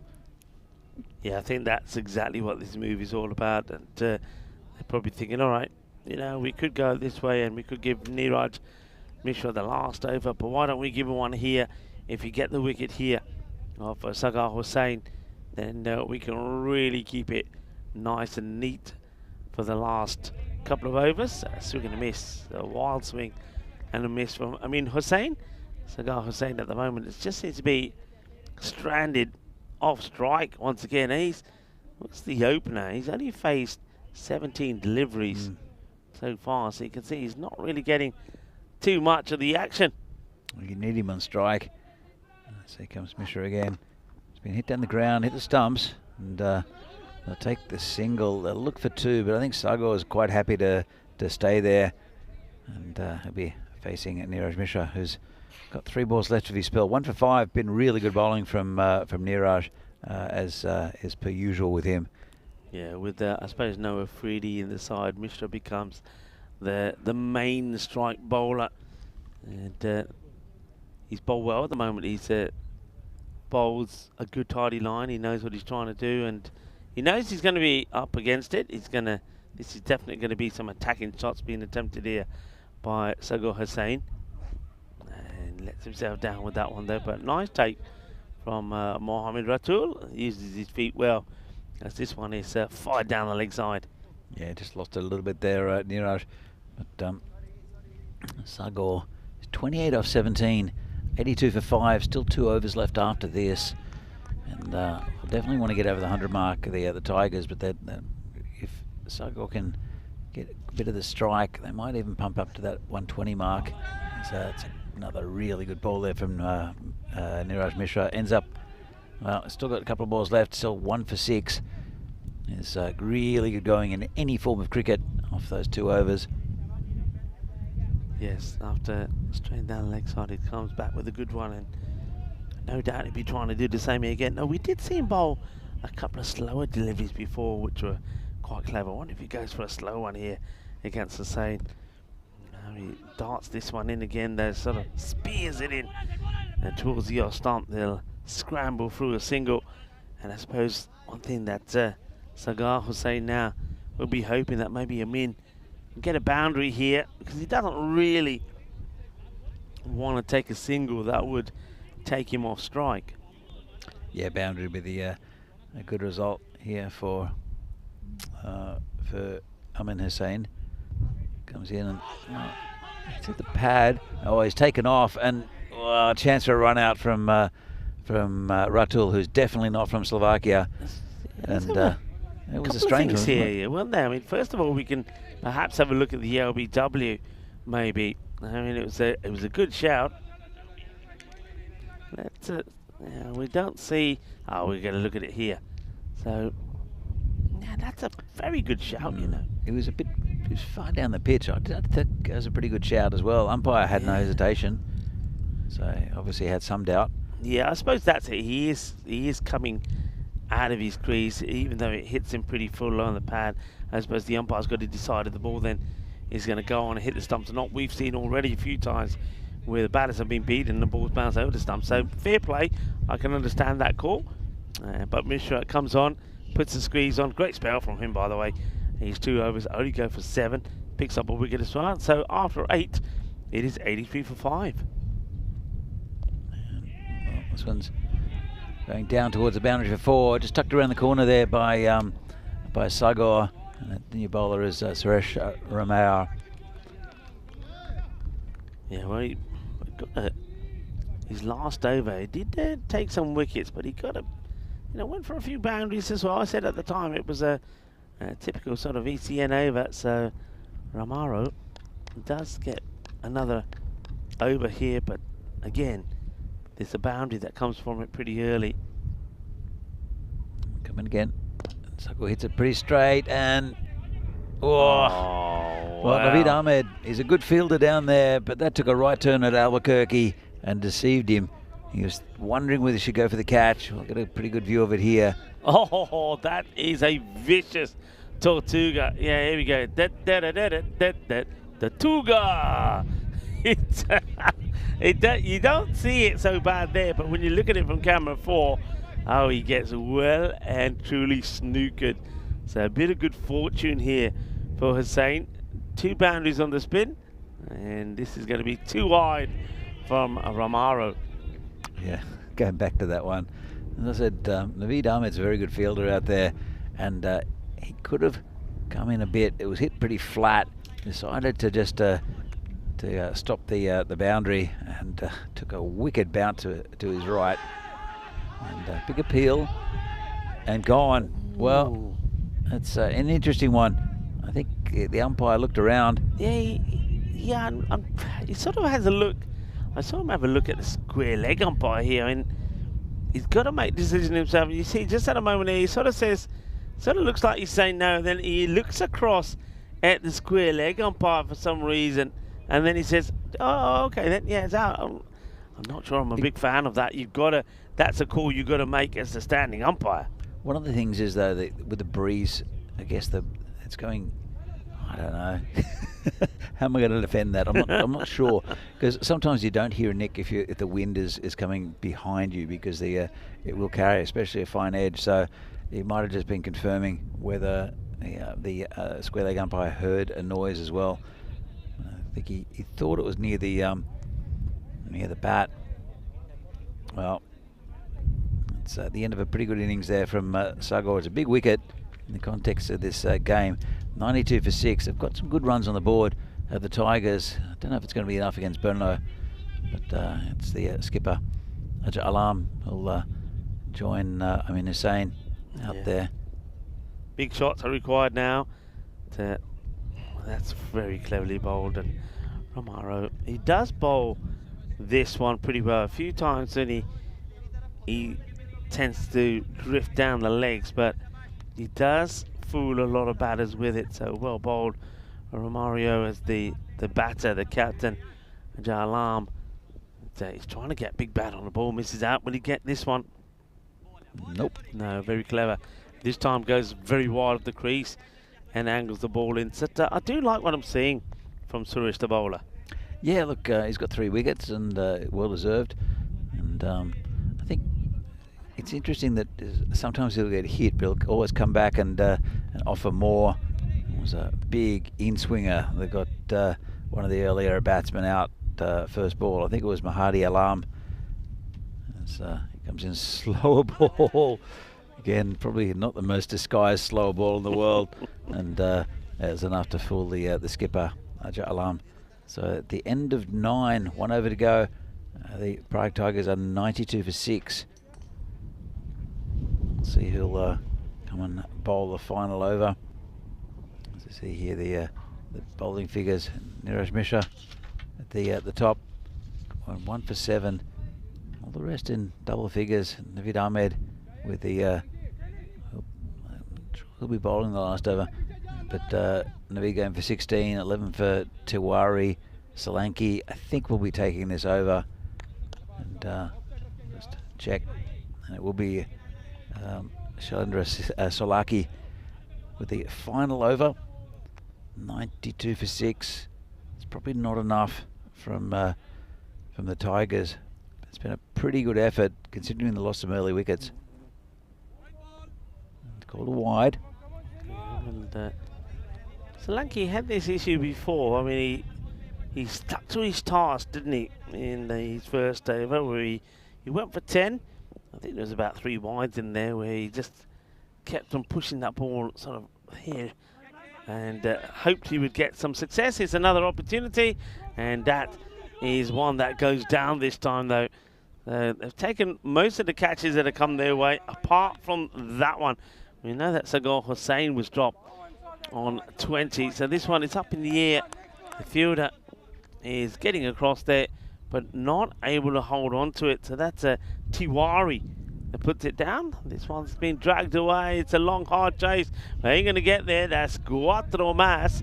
So they dropped him, and then Hussain hits the next ball to the boundary. Yeah, it was a bit casual there from Samdit Tiwari. Wasn't a difficult catch, and then we'll see how much it's going to cost them. 99 now for the Prague Tigers. Lost 6 wickets. Won't be too much of a problem. Well, that was a full toss there from Solanki. Brings up the 100 for the Tigers. They're now on 105 with a couple of balls left. Don't think it was a no ball, but it was a juicy full toss. Just starting to get a few things a little bit wrong here, so very valuable runs coming at the end of this innings. Hoping them to, with the 3 balls to go, getting to that maybe that one sort of 110 to 115 kind of score. Oh, well, this will help as well. That's going to sail over for another big 6. We'll forget maybe the 115, maybe they're thinking more the 120 here. It's 111 come on the ball for the Prague Tigers. Yeah, they're starting to get away from it a little bit. It's been a pretty casual performance, I think, from Brno. Not quite the intensity, and obviously they had a really big game yesterday, and then against the Barbarians this morning they look pretty sharp. But it's a better delivery. They'll go for the single, and it'll be a run out at the bowler's end. Yeah, that's actually well managed there by the wicketkeeper, because I think you can see what the batters are trying to do here. They were expecting Ratul to throw it at the stumps, but one batter was keeping the crease occupied, so if it hit the stumps it wouldn't have been out. If you see this again, so he's staying there, but yeah, the wicketkeeper smart. He says, no, I know what your plan is, and hands it over to well, I think he messed it up the first time. He thought, well, hey umpire, in case you didn't see, I'll just do it again. He put the balls back on and knocked them off. Well, I think we give him the benefit of the doubt that he does get the run out there. So Solanki. Was this an action replay? I've just looked at it in the monitor, and I'm looking at it live, and it's exactly the same play. Yeah. Let's have another look at this. So it's another run out, swing and a miss. And look at the striker. The striker's not knowing what's going on. Mind you, maybe he didn't get the message that it was the last ball of the innings. So they're going to have to walk off, and they're not going to be able. That's unfortunate, because that over, 19 actually came of that from that Solanki's over. There was the wide, the 2, then the 4 and 2 sixes, but then it finished with 2 run-outs. That was a bizarre ending, because I was looking at the monitor of the run-out, and I look up, and exactly the same play happened. That deja vu moment. That was very strange. So we'll have a look at the highlights of this innings. Neeraj Mishra, as per usual, a very, very good bowler, and picked up an early wicket, that of Imran Butt, and it's the first of 3 catches to the skipper Norkandai. And then they couldn't quite get going. Here's now another one that went in the air, and Kandai just juggled that a little bit, but took it. And that was an absolute beauty from Ramarao. Just bent around corners, and it was some decent batting in the middle orders. Sagar Hussain and also Sojib Mia did very well to pump that score up, and they scored pretty quickly, especially Sojib Mia, who looks in good form, and we'll see him with the ball, no doubt, a little bit later on for the Tigers. But it was a good little partnership, got that score up a bit towards the 100 mark. And this was the one that Mia hit off the back of the bat. Another catch for Kandai, and that one stopped the runs a little bit. That was a good catch there by Ratul. Sagar was still in there. He was moving things on. But Brno, as I said, I think they looked a little casual. Not same intensity. It's difficult game to game when you're you don't have a real rivalry against a team like the Tigers, who are second division side. Sometimes you take them a bit too easily. They won't want to take them too easily with the bat though. So I see another 6 there. Again, pretty good batting from Sago Hussain. There was 2 run-outs here. They were pretty identical. I don't know what he's doing with the bails there, the bowler. And then this is the last one, which is an action replay of the first one. But he didn't muck around with the bails too much, just knocked both of them off for no apparent reason, apart from what the fielder had in his head. So we'll see the scorecard. And it was, as I said, a good start from Brno with the ball. They relaxed a bit in the middle of overs. Imran Butt just went for 1. Then Numan Tariq was a big hitter. He went for 4. And a first bowler for Mahadi Alam. But Sago Hussain, 37 off 22. A really good innings from Sobjit Mia there, 35 off 14. Also good hitting towards the end from Amin Hussain. Has brought back this Tigers team from quite a nasty start with those 3 wickets. 111. They lost 8 wickets, but 111. A reasonable total. Should get there, Brno, but there'll be a lot of pressure put on the batsman by these Tigers bowlers. Niraj Mishra, pick of the bowlers, taking 1 for 7 off his 2. Ramarao with 3, bowled pretty well. Wickets for Tiwari and also Solanki at the end. So Sen Gupta and Naveed Ahmed, the other 2 bowlers. So there were 8 wides, not terrible. As you can see here, 112 needed to win for the Prague, for the Brno side. Prague Tigers scoring 111. And well, after bat well to get there, they've got a good batting lineup to do Brno. And Prague Tigers, since they have a good chance in this game, maybe just a couple of runs under par, but 111 is still a pretty good total. We'll be back very shortly for the second innings of this game between the Prague Tigers and Brno Cricket Club. 112 needed by Brno. See you back shortly.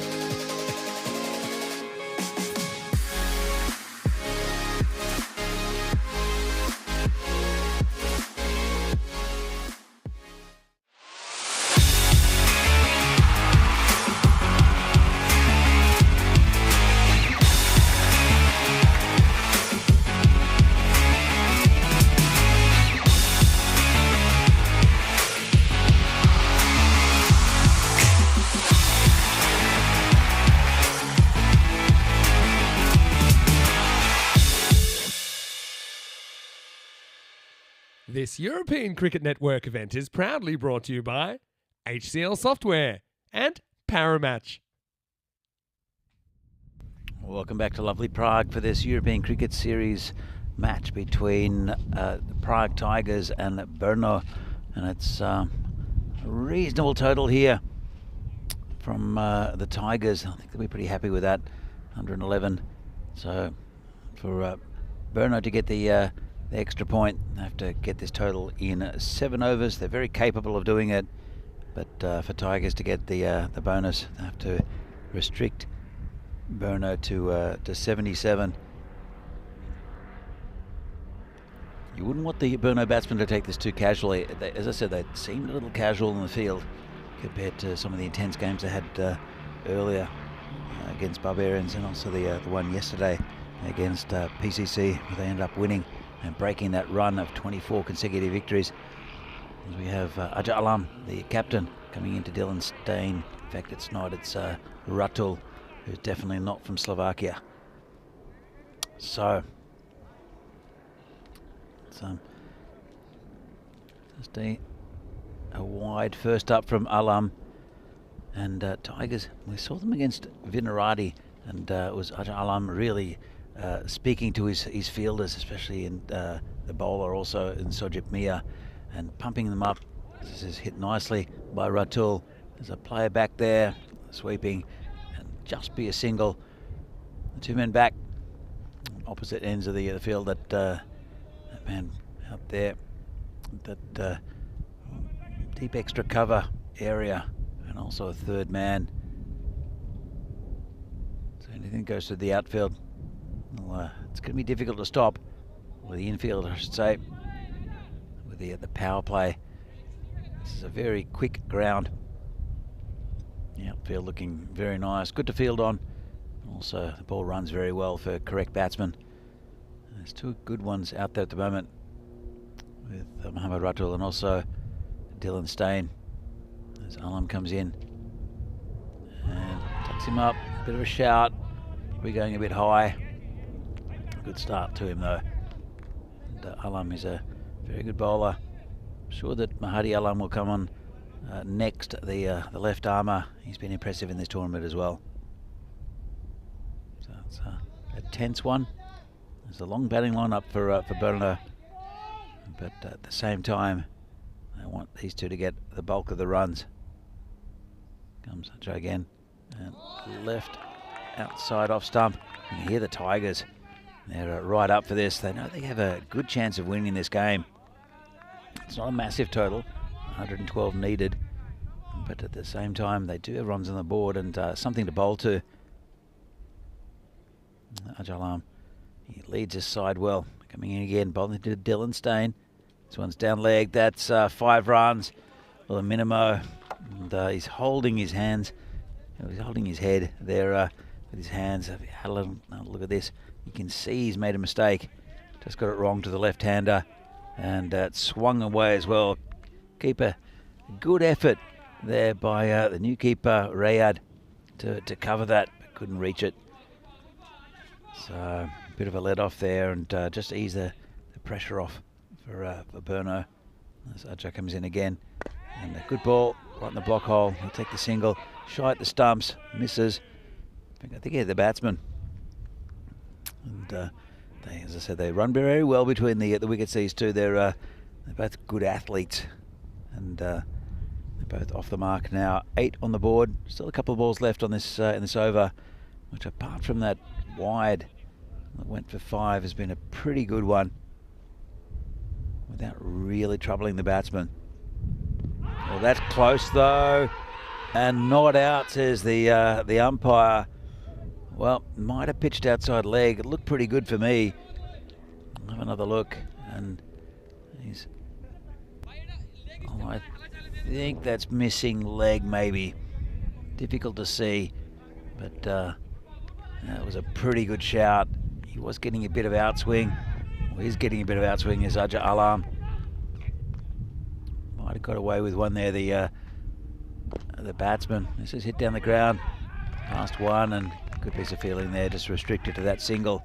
That's Mahadi Alam, who I'm assuming will take the second over But really good over there from Aja Alam. 61 matches since the Golden Ball. And this is actually a pretty good candidate. It's one of those smaller totals. Well, small, 111. Still going at 11 and over, which is good going. But this is a pretty good candidate. As I said, with Brno taking it a little bit easy. And Rico, what do you make of the first over?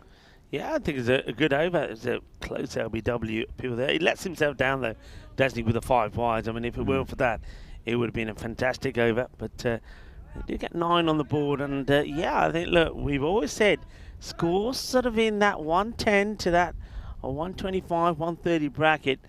And certainly Golden Ball contender scores. So let's see. Let's keep an eye on how this goes. So they get 9 of the first, and that means to be going at just under the 12s here.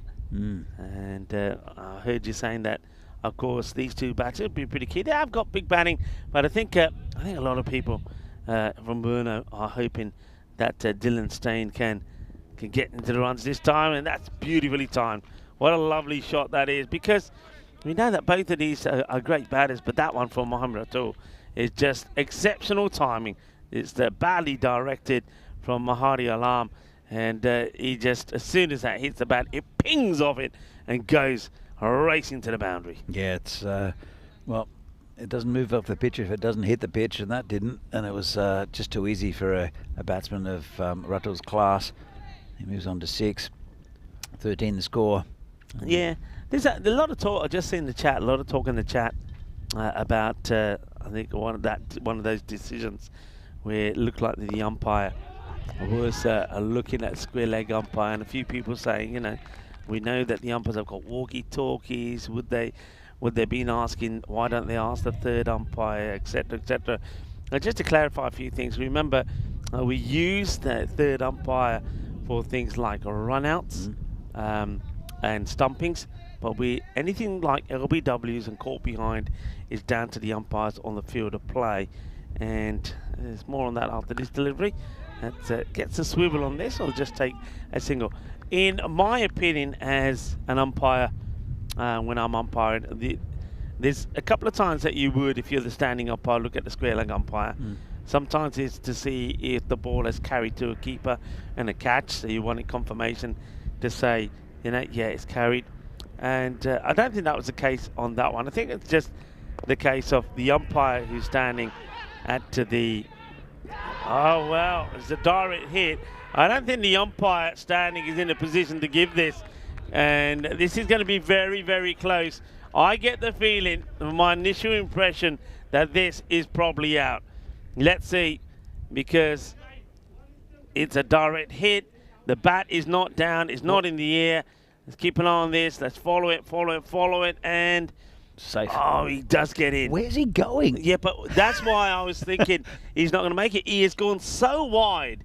I mean, first of all, he's had to go wide to avoid contact with the runner, but he's gone so wide. No wonder the umpire couldn't see it. He's run behind him. Yeah. So not out. It's a correct call. So that's a good. Going back to your point, it's a really good way to show what the third umpire can do in cases of runouts and stumpings and such like that. But we don't have snickometers, unfortunately, and that's a really good example. But where was Ratul going? Yeah, no idea where he was going. He was heading to Poland, I think. And at one point, my fear for him was that he didn't have his bat down, but he did put it down eventually.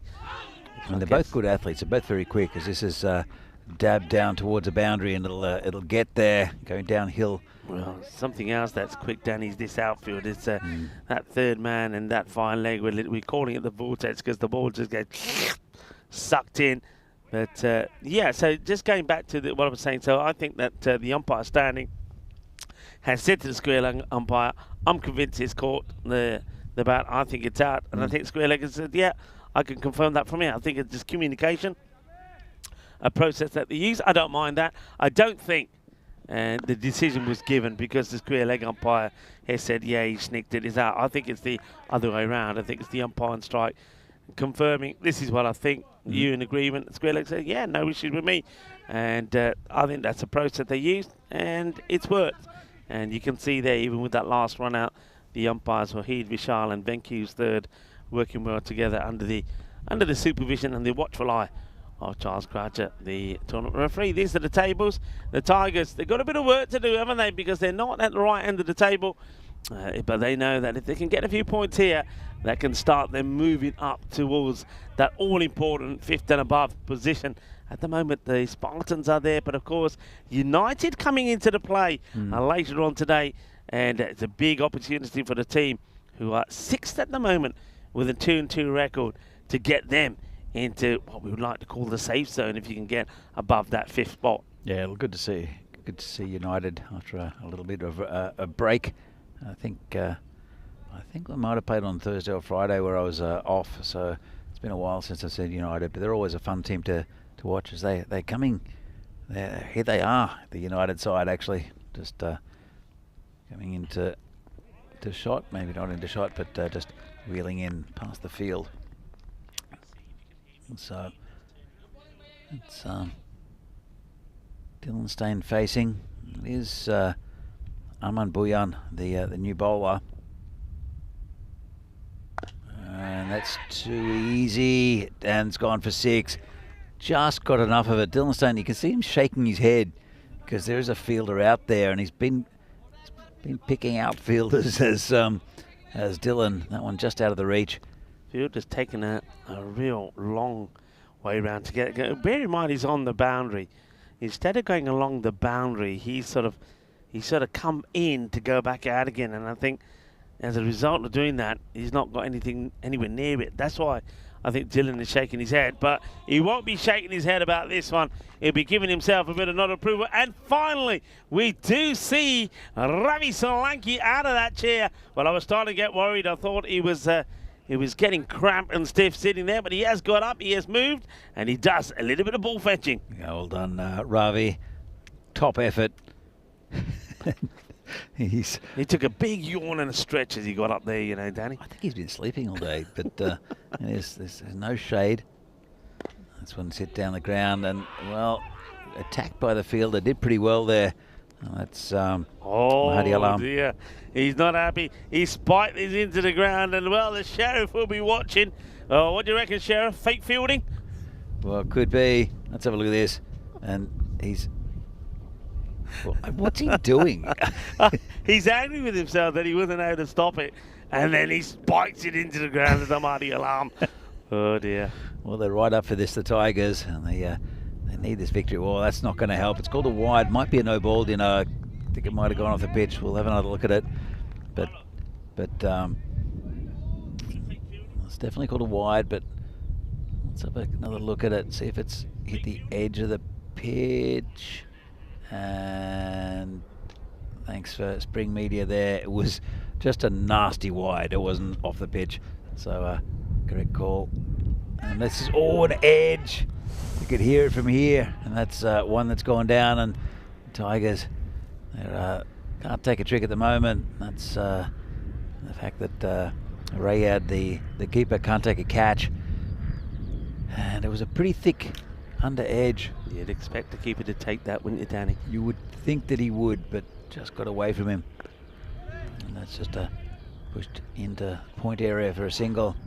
Sustained does, once again, offer an opportunity early on. The last time he did this, the next few shots he played was a flurry of boundaries before he eventually would get taken. So he's not a guy that you want to drop. And this is a pretty decent start at the moment by Brno, with the ball to go in this, the third over. Once again, it just seems to be pushed out there to the offside. They'll take a single.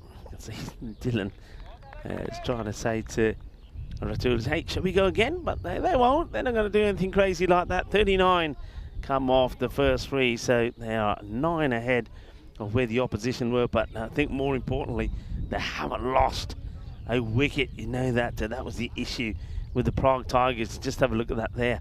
They lost 3 wickets in the power play, and considering that, it's actually not a bad recovery, because often when teams lose 3 wickets in the power play, they seem to struggle. So fair play to Prague Tigers. Thanks mainly, I think, to Sagar Hussain, and also some good hitting there towards the end from Amin Hussain. They do get to a sort of respectable score, but it's below the par score batting first. That's been about 120, so you are expecting Brno to go and knock these runs off. Question is whether they can knock them off inside that 7 overs, because that'll mean that once again they take all the points. We'll have to hurry. I don't think they're looking at it too much, but we'll see. These two, again, it's not been fluid from either of them. It's been good bowling for the most part, and that's got through the fielder. That's Sago saying, I think a comfortable single, but the Tigers a little bit frustrated at the moment. They're missed a couple of good opportunities for wickets. 40 now the score, and it's Ajalam, the skipper. They'll be bowling to Dylan Stain, who's on 21. And ramps it. Well, that's not good from Dylan. Well, he's been given. Did he get bat on it, or was it pad? Well, he has. I mean, for me, he has jumped in front. So, I mean, you can see from here. I don't think that's hit bat. I mean, so let's see. I mean, what are they giving it? Called or LB? Oh, it's not LB. It can't be LB. It's down leg side. It's being given caught. Well, I mean, fair play to Stain. He's gone, but yeah, that's not off the bat. It that looks like it's off the bat, but it's really not. It's off the pad. It comes off the pad, so it's one of those unfortunate ones. As an umpire, you only get one look at it. Well, what's happening here? Hang on a minute, because why is they might be having a look at this? So well, I don't know if you can. Well, he's been told to hang on a minute, wait. So they might be looking at it. For me, it's definitely if we can slow it down here. And I think this is, for me, I don't think that has got the bat at all. That's off the pad. Can't be LBW. I thought he'd gone, if I'm honest, I thought he shuffled across and was in front. He's been given LB. But they've given this as caught. It can't be LB. But it does not hit the pad. Now, if they're looking at this several times, they're going to call him back. I'm not sure what, I mean, obviously it's a clear error. Yeah. It looks at, when you look at it, at full speed, it looks like he was trying to scoop it, and looks like he got a bit of it and went to the wicket keeper. I'm not sure what they're deliberating about. It's a little bit of a strange one. I think they're probably just confirming with the umpires. Has this been given? Have you given it LB or caught behind? And he's saying caught behind, and now I think Charles Croucher and Venki, the third umpire, saying, well, look, it clearly hasn't. And I think the umpires are now talking to the captain and say, look, it's an error. This is what's happened. Do you want to call him back? But we were saying before that you can't really do that with you're looking for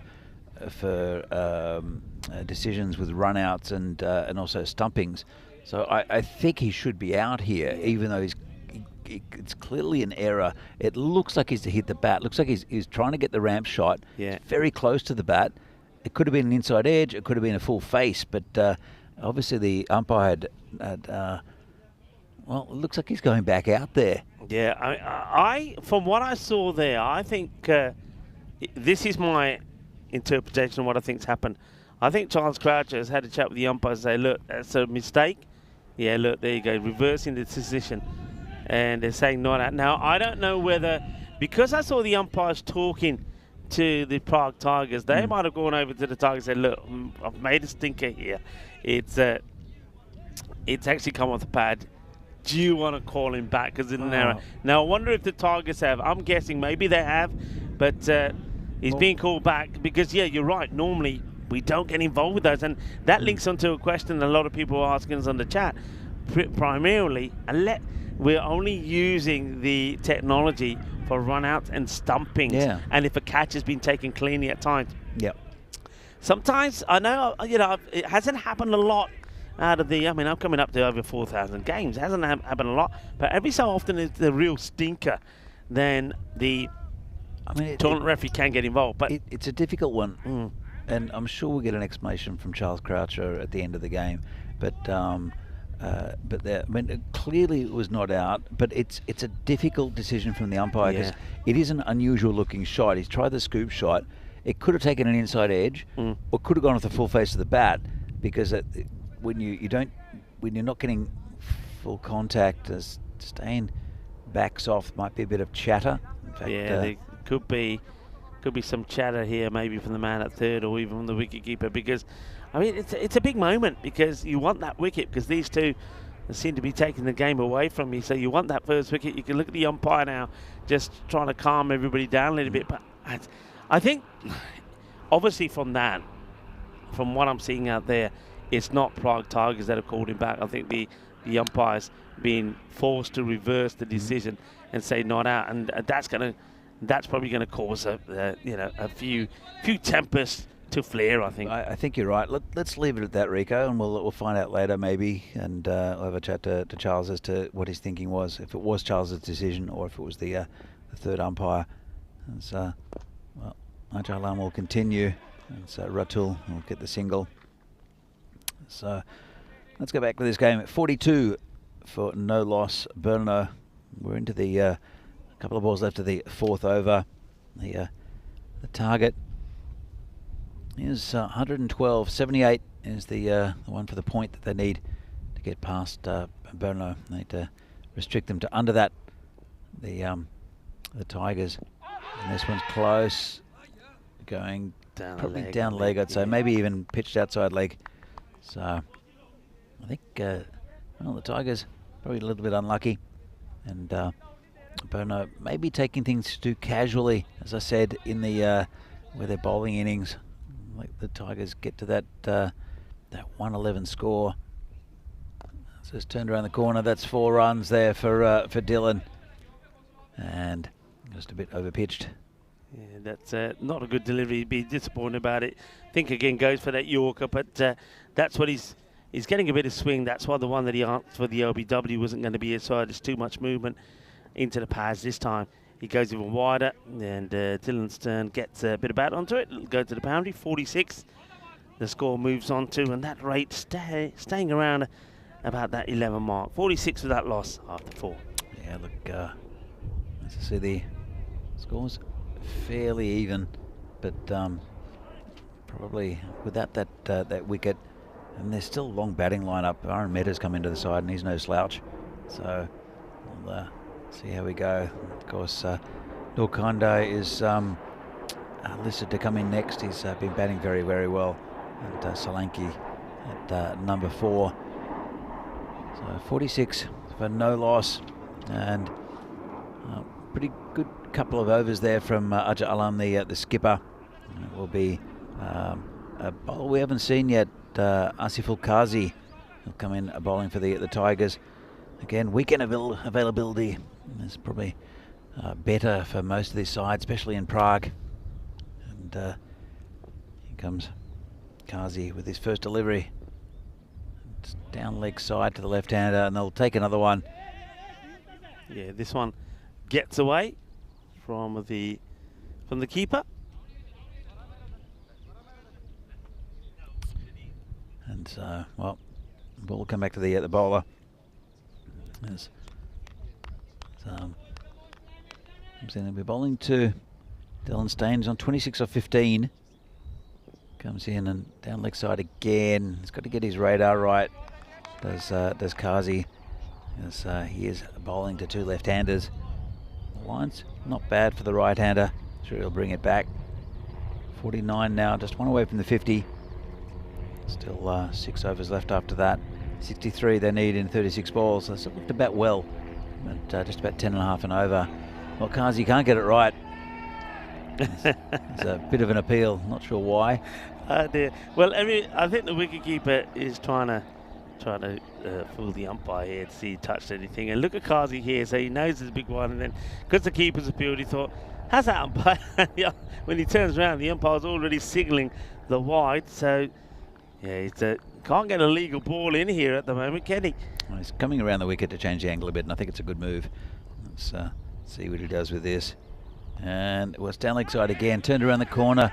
Fielder knocks it down, but it's going towards the boundary and will win the race. Well, it's couldn't quite hang on to that. Hussain, and let's have a look. Stuck it around the corner, always going. He hit his leg, chased it, but couldn't catch up to it. It's another 4 for Dylan Stain. Quite incredible how the balls get sucked in there. I mean, that is, the fielder's taken a fair bit of that, hasn't he, Hussain? But he still gets sucked to the rope. really quick down there. Oh, he's getting it all wrong. He's just bowling runs. This one, well, luckily it hit some of our cables over there. It stops that one going into the wheat field. Otherwise, I think Solanke was definitely going to be busy because that was going into the wheat field there. So, he's just every ball that's been bowled from whichever side of the wicket has been down the leg side, and that's just easy pickings for Dylan here. So he's starting to find the sort of form that he showed early on. Yeah, he's just not getting his line right at the moment. Is the bowler Kazi comes in again. This one's down leg side, and well, it'll be picked up by Dylan. Oh, someone's appealed. That's not very nice. Oh, that's not nice at all. I think there's still a bit of ill feeling out there. I think that was against Dylan Steyn. I mean, he walked. That was Imran Butt there who's saying, how's that? Because he picks the ball up and Stern gives him a little look. Oh, Gandhi. There's another one down. I mean, if he's going, it's quite... sometimes I understand this, Danny. I mean, I know you've done a fair bit of coaching like I have. So when you got a bowler, say he started over the wicket and he was bowling a little bit too much down the leg side. He's on the pads, right? So he's come round the wicket. Now, for him still to be going down the leg side, coming around the wicket, he's got to be doing something completely wrong, because you think by coming around the wicket he's going to be bowling straighter, but he's not. So he might as well stay over. Well, Solanke, up you get into the golf course, because he gets a swivel onto this to play it away. So it's sometimes I don't quite understand how bowlers, what sort of adjustments they're making when they go from one side of the wicket to another. Really, if he comes round the wicket, he should be saying to himself, I've got to do exactly the same thing, same follow flute as I did over the wicket, and I should be getting the ball going in the right areas. For some, it depends, because I'll come back to that in a moment.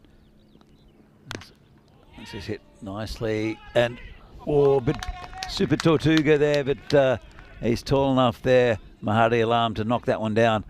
So yeah, look, I never liked bowling around the wicket to left-handers, because I always look for the gap between bat and pad, right? And so coming around the wicket, it throws you for a couple of reasons.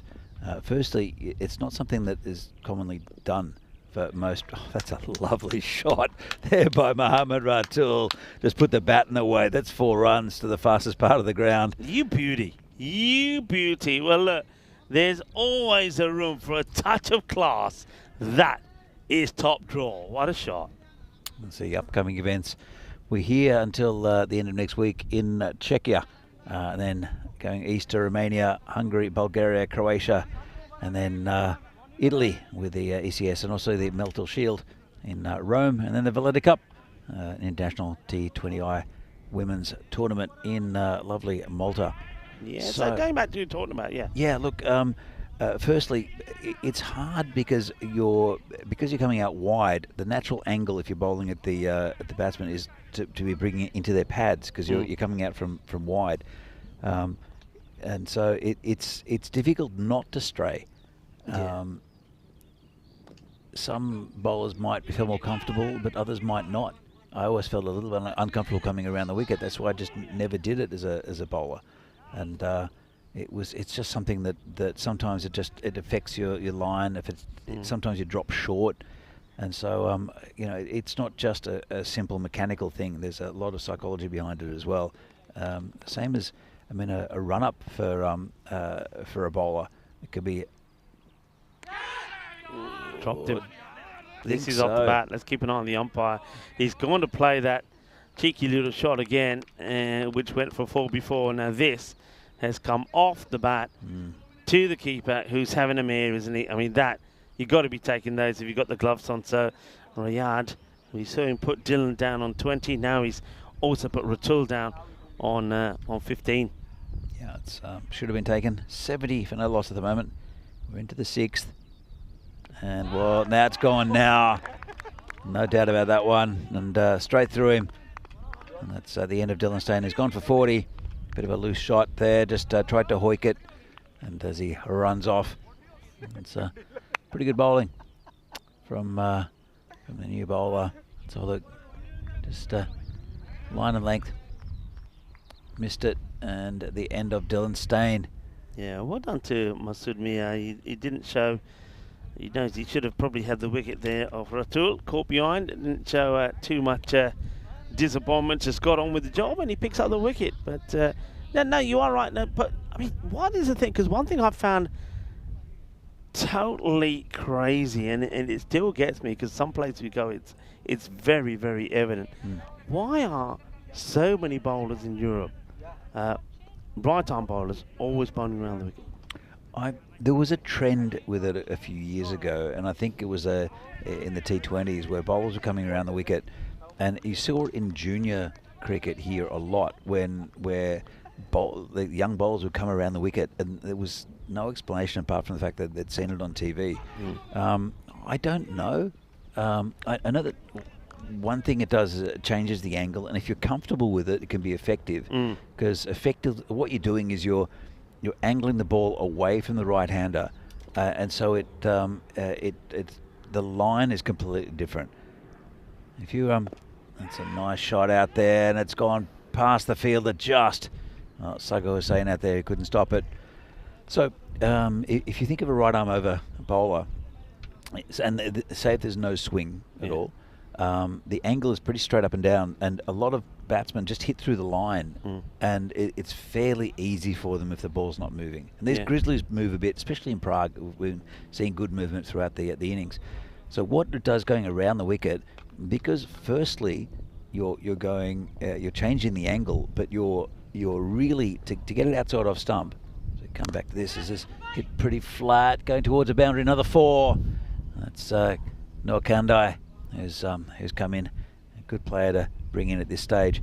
So you're changing the angle. So if you think about it, where you're releasing the ball is near the edge of the pitch, and you're angling it across. So it just changes that angle and makes it more difficult for batsmen, because especially with that wide rule, if you're angling it towards that wide, it feels a lot wider because it's starting from wider, and the angle is much sharper.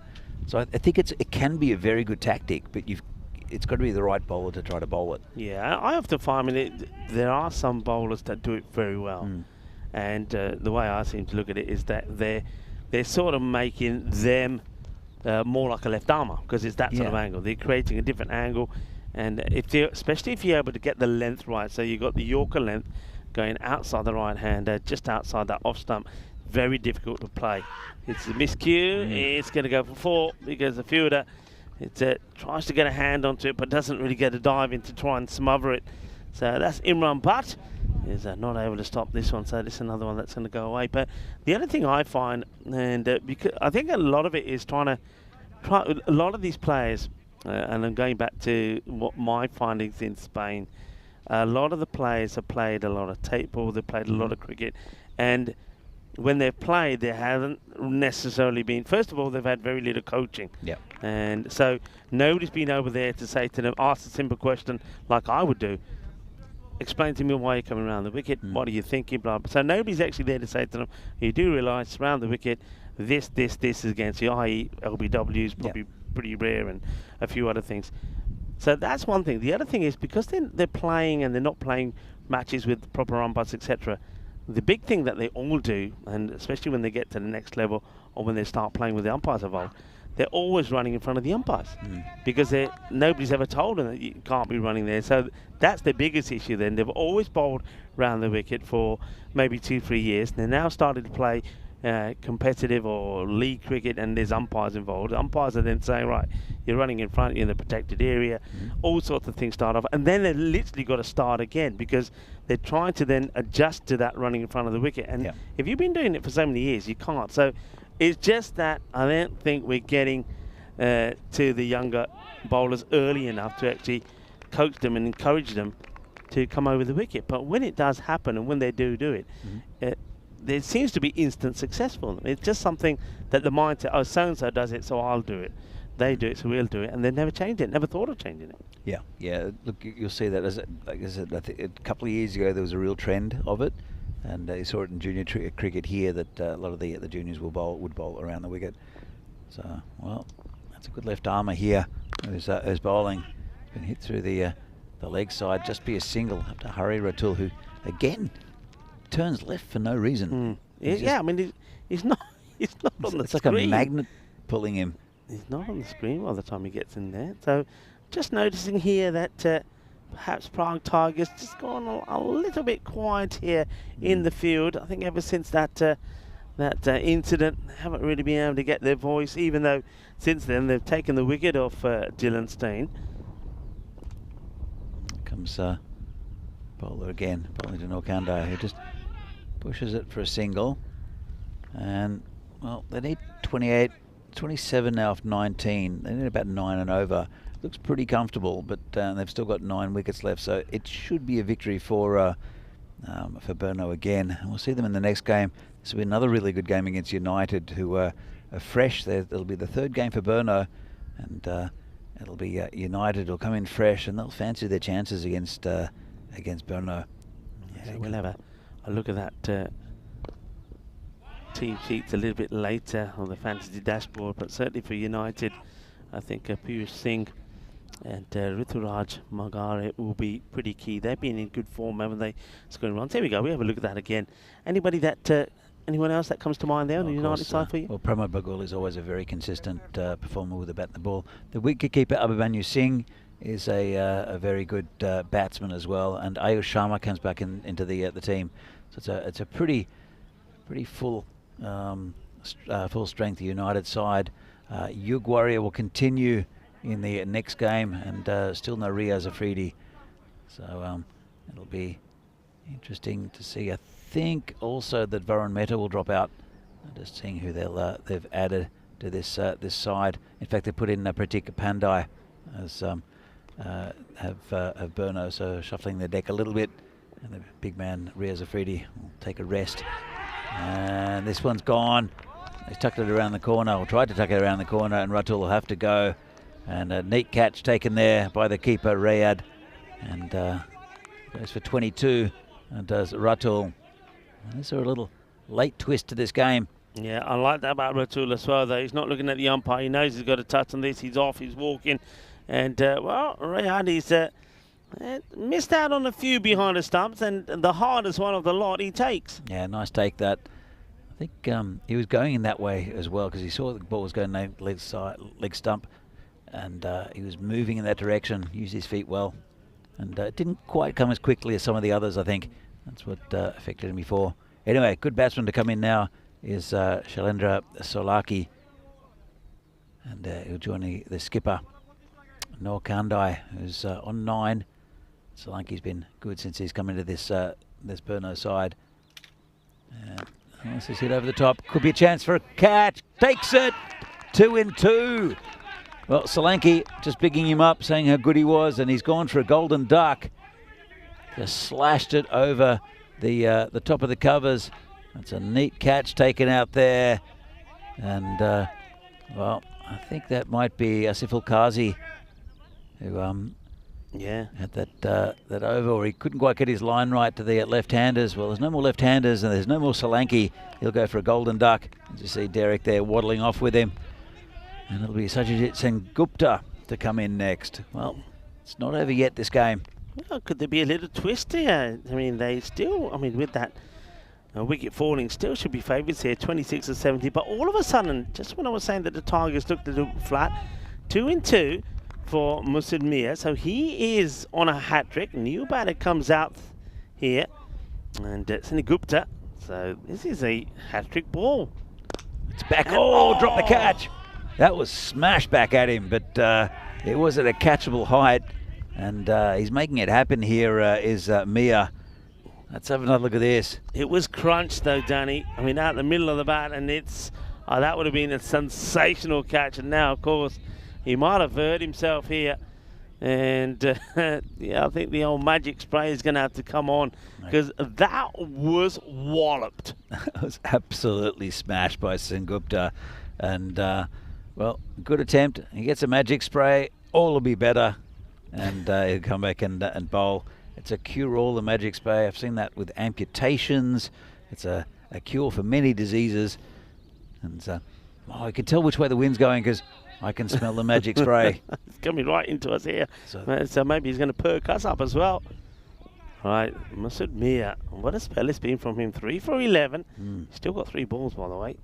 All right, now this one's been well crunched. Well, that's the difference, I suppose, between the likes of Nur Kande, who has just been on song the last few days, the captain, and some of the other batters.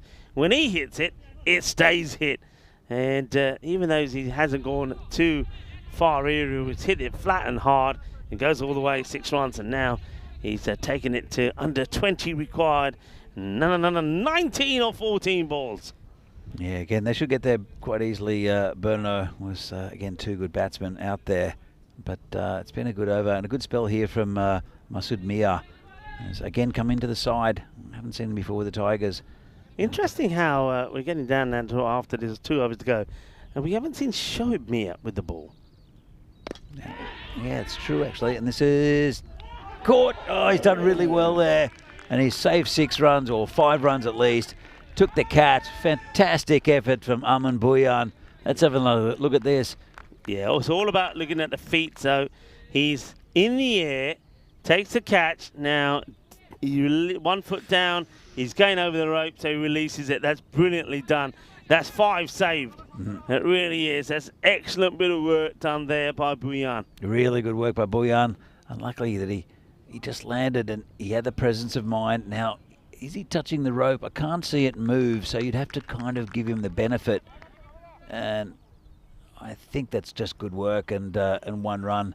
Yeah, nothing conclusive. I think you go with just the 1 there. So brilliant save. Sengupta. He lashes out of this. It's going to go out to the leg side. They'll take a single. So now, well, they're going for 2, and they'll get 2. They might even come back for 3. And at the end, I think it's Nur said, oh, they absolutely scream at each other. They're losing the plot here. They're losing the plot. I reckon if they ran the 3rd, they would have got 3rd and maybe even the 4th as well. The over finally gets called over by the umpire. They're just waiting to see what else carnage was going to happen there. They've called the over. It means that they're going to need, they get 2 there, going to need 16 or 12. Well, the umpires, I think, Ajay Alam's very, very agitated out there. He's handed the ball to the bowler. It's Kazi. But they are very animated, the Tigers. We saw last year, as Vinny will remind you, that there was well, it wasn't quite 7 because it was the end of the game, but it was 7 byes where they kicked the ball around the ground, and it was a bit of carnage which made world headlines. Kazi going on the ball, but some of the stuff there was kamikaze, it has to be said, and well, he hasn't got his one right. It's an interesting choice to go. I'm really gobsmacked. They're going to go to Kazi here, who went for plenty, but what about Shoaib Mia? Why aren't they going to Shoaib Mia? I don't know why they haven't gone to Shoaib Mia, but it might go from the last over. But with Kazi, look, a lot of that was to do with the fact, actually, it's issues. What's going on here? I think they're saying, where's the captain? Yeah, I think they might want to have. I wonder if tempers are just getting a little bit too rattled out there. No, well, I think it maybe might it's have, not that. It's something more. I think it might be the bowler who copped it on the fingers. It might be a bit of blood there, and they have to go off. And in fact, there is a substitute coming on. Yeah. So that's a good move from the umpire. Yeah, well, that's obviously it must be Masood Mia, who almost took what would have been probably the best catch ever to take a hat trick. There's no doubt about it. So it's the 12th is on, and he you can tell that it's a makeshift kit. It's not his shirt, it's not his trousers, it's not his cap, but he's on the field, and let's see if he's going to have a fantastic time out there. Can't they need to get this wicket. Well, that's not a good start. Right on the legs, and it was Kazi who was bowling outside the leg stump of the left-handers, and he's just bowled one outside the legs of the right-hander Nur Kande, who's absolutely smashed him. Yeah, I mean, why? I don't understand this. Don't understand why the captain here, Ajay Alam, has gone back to Kazi, who went magical in his first over. And this is hit down the ground. It should be just a single. I say should be because you never know what the Tigers are going to do here. And this time Kazi takes it back. So at least he's going to have a chance here to Sengupta, but only, you can see there now, just 9 needed of 10. Comes in and it's in the air, should be gone, and drops it. Well, he had a lot of ground to make there. That's the captain. Alam, and he made good ground, but just couldn't hang on to the catch. By the way, it's Kaso Alam. Kaso Ahmed. There's the substitute fielder on for Mia, and well, nothing's quite felt right for the Tigers. It's just everything's been slightly away from them. They've had decisions go against them, and well, it's been a good effort from them. They're a good side, and they'll be up there in the reckoning, I think, for that the 5th and 4th place. But this has been hit firmly down the ground, straight through the fielder. Well, he's looking down at the ground about the bounce at Mahadi Alam, and it's all falling apart a little bit for the Tigers. Yeah. And it's Brno now looking pretty comfortable. Just, well, I'm not going to say any more. Let's just say they've let themselves down a little bit here. I think, you know, fielding like this, you might get away if you got another 25, 30 runs on the board, but they haven't, and as a result of that, it's just one boundary away, Brno, of registering another good victory for them. 4 runs needed, and well, this is hit. It should be caught. Well, it did fall in front of him for quite a bit. Shies at the stumps. Keeper does well to back it up. That was interesting because there was no one at the keeper's end. If he'd gone to the keeper's end, it would have gone for 4. But he did well, and well, still hanging in there. Got 1 ball left here for Kazi, and it's swing and a miss there from Sengupta, and well, they'll take one. You know what? Oh, what? What's he gone that way? Look at the keeper here. The keeper has gone for this. He has missed the bails, but he's appealing. Tell me we've got all of this. Watch this. He has missed the bails. Watch here. He misses and he's appealing. The bails are still on, and then the bowler, Kazi, goes back to the keeper rather than go for his end. Sengupta was in. He was, what, a metre? Less than a metre away from the stumps. Missed the stumps, appealed, and they snuck an extra one. It's gone a little bit nutso this game. Well, anyway, 2 runs needed in 6 balls. Should be a formality here for Brno to pick up another win. They won't get the extra point. That'll go to the Tigers, and it will be Amin Hussain to bowl, maybe bowl.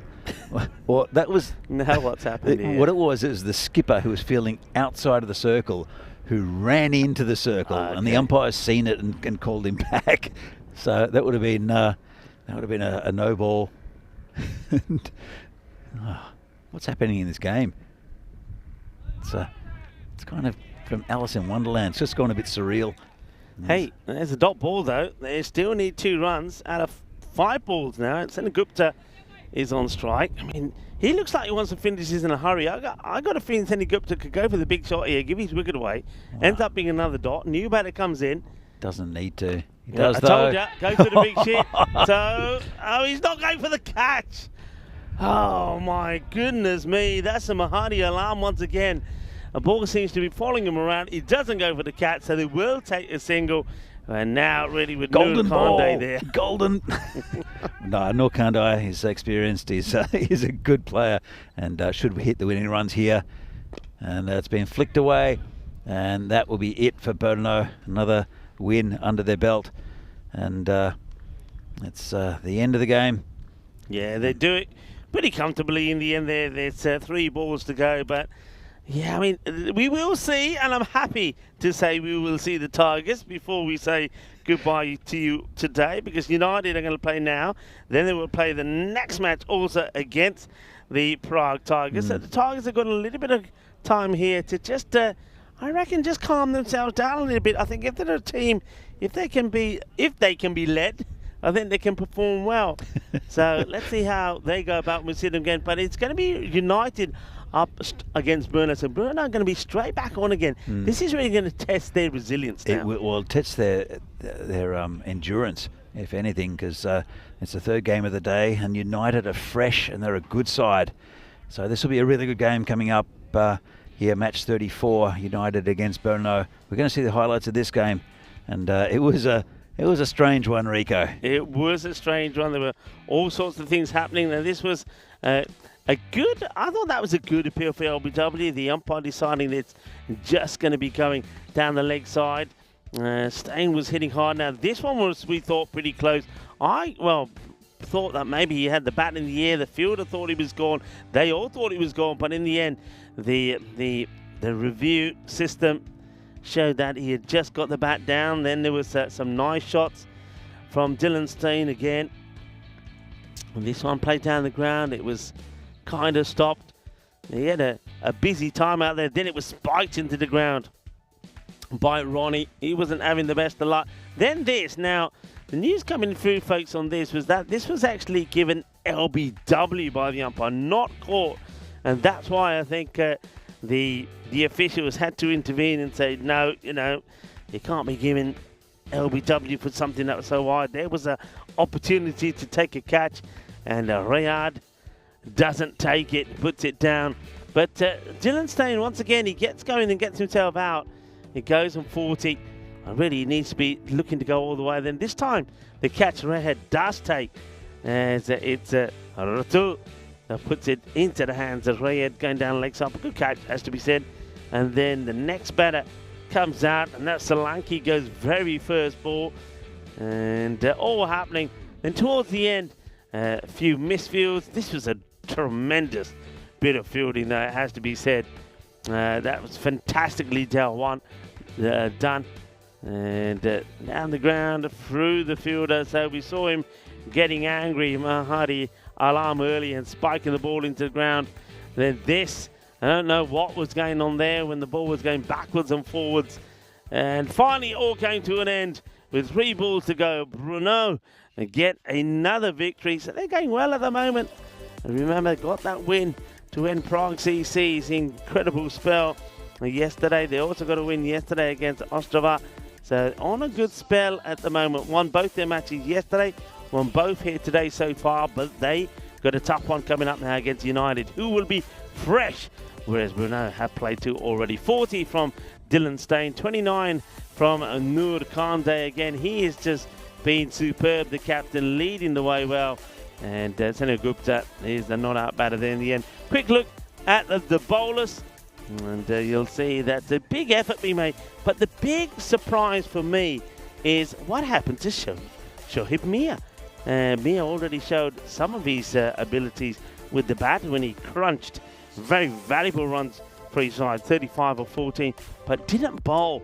And I find that hard to believe, especially when they went to something like Ashford Kazi, who went for a number of runs in his first over, went magical, and they brought him back to bowl that 9th over. I just think a bit of mismanagement there from the captain, Ajar Alam, and a bit of misfields there along the way as well, which have helped the likes of Brno to get to an easy victory. So that's the mid-match summary for you. It's a win for Brno. They make it another win, and with 15 minutes to go, they're going to be back on the pitch straight away against United. So we're going to take a short break. Myself, Rico Full, and Danny Hudacek will be back in 15 minutes time to talk you through match number 34. Hasta pronto, mi familia.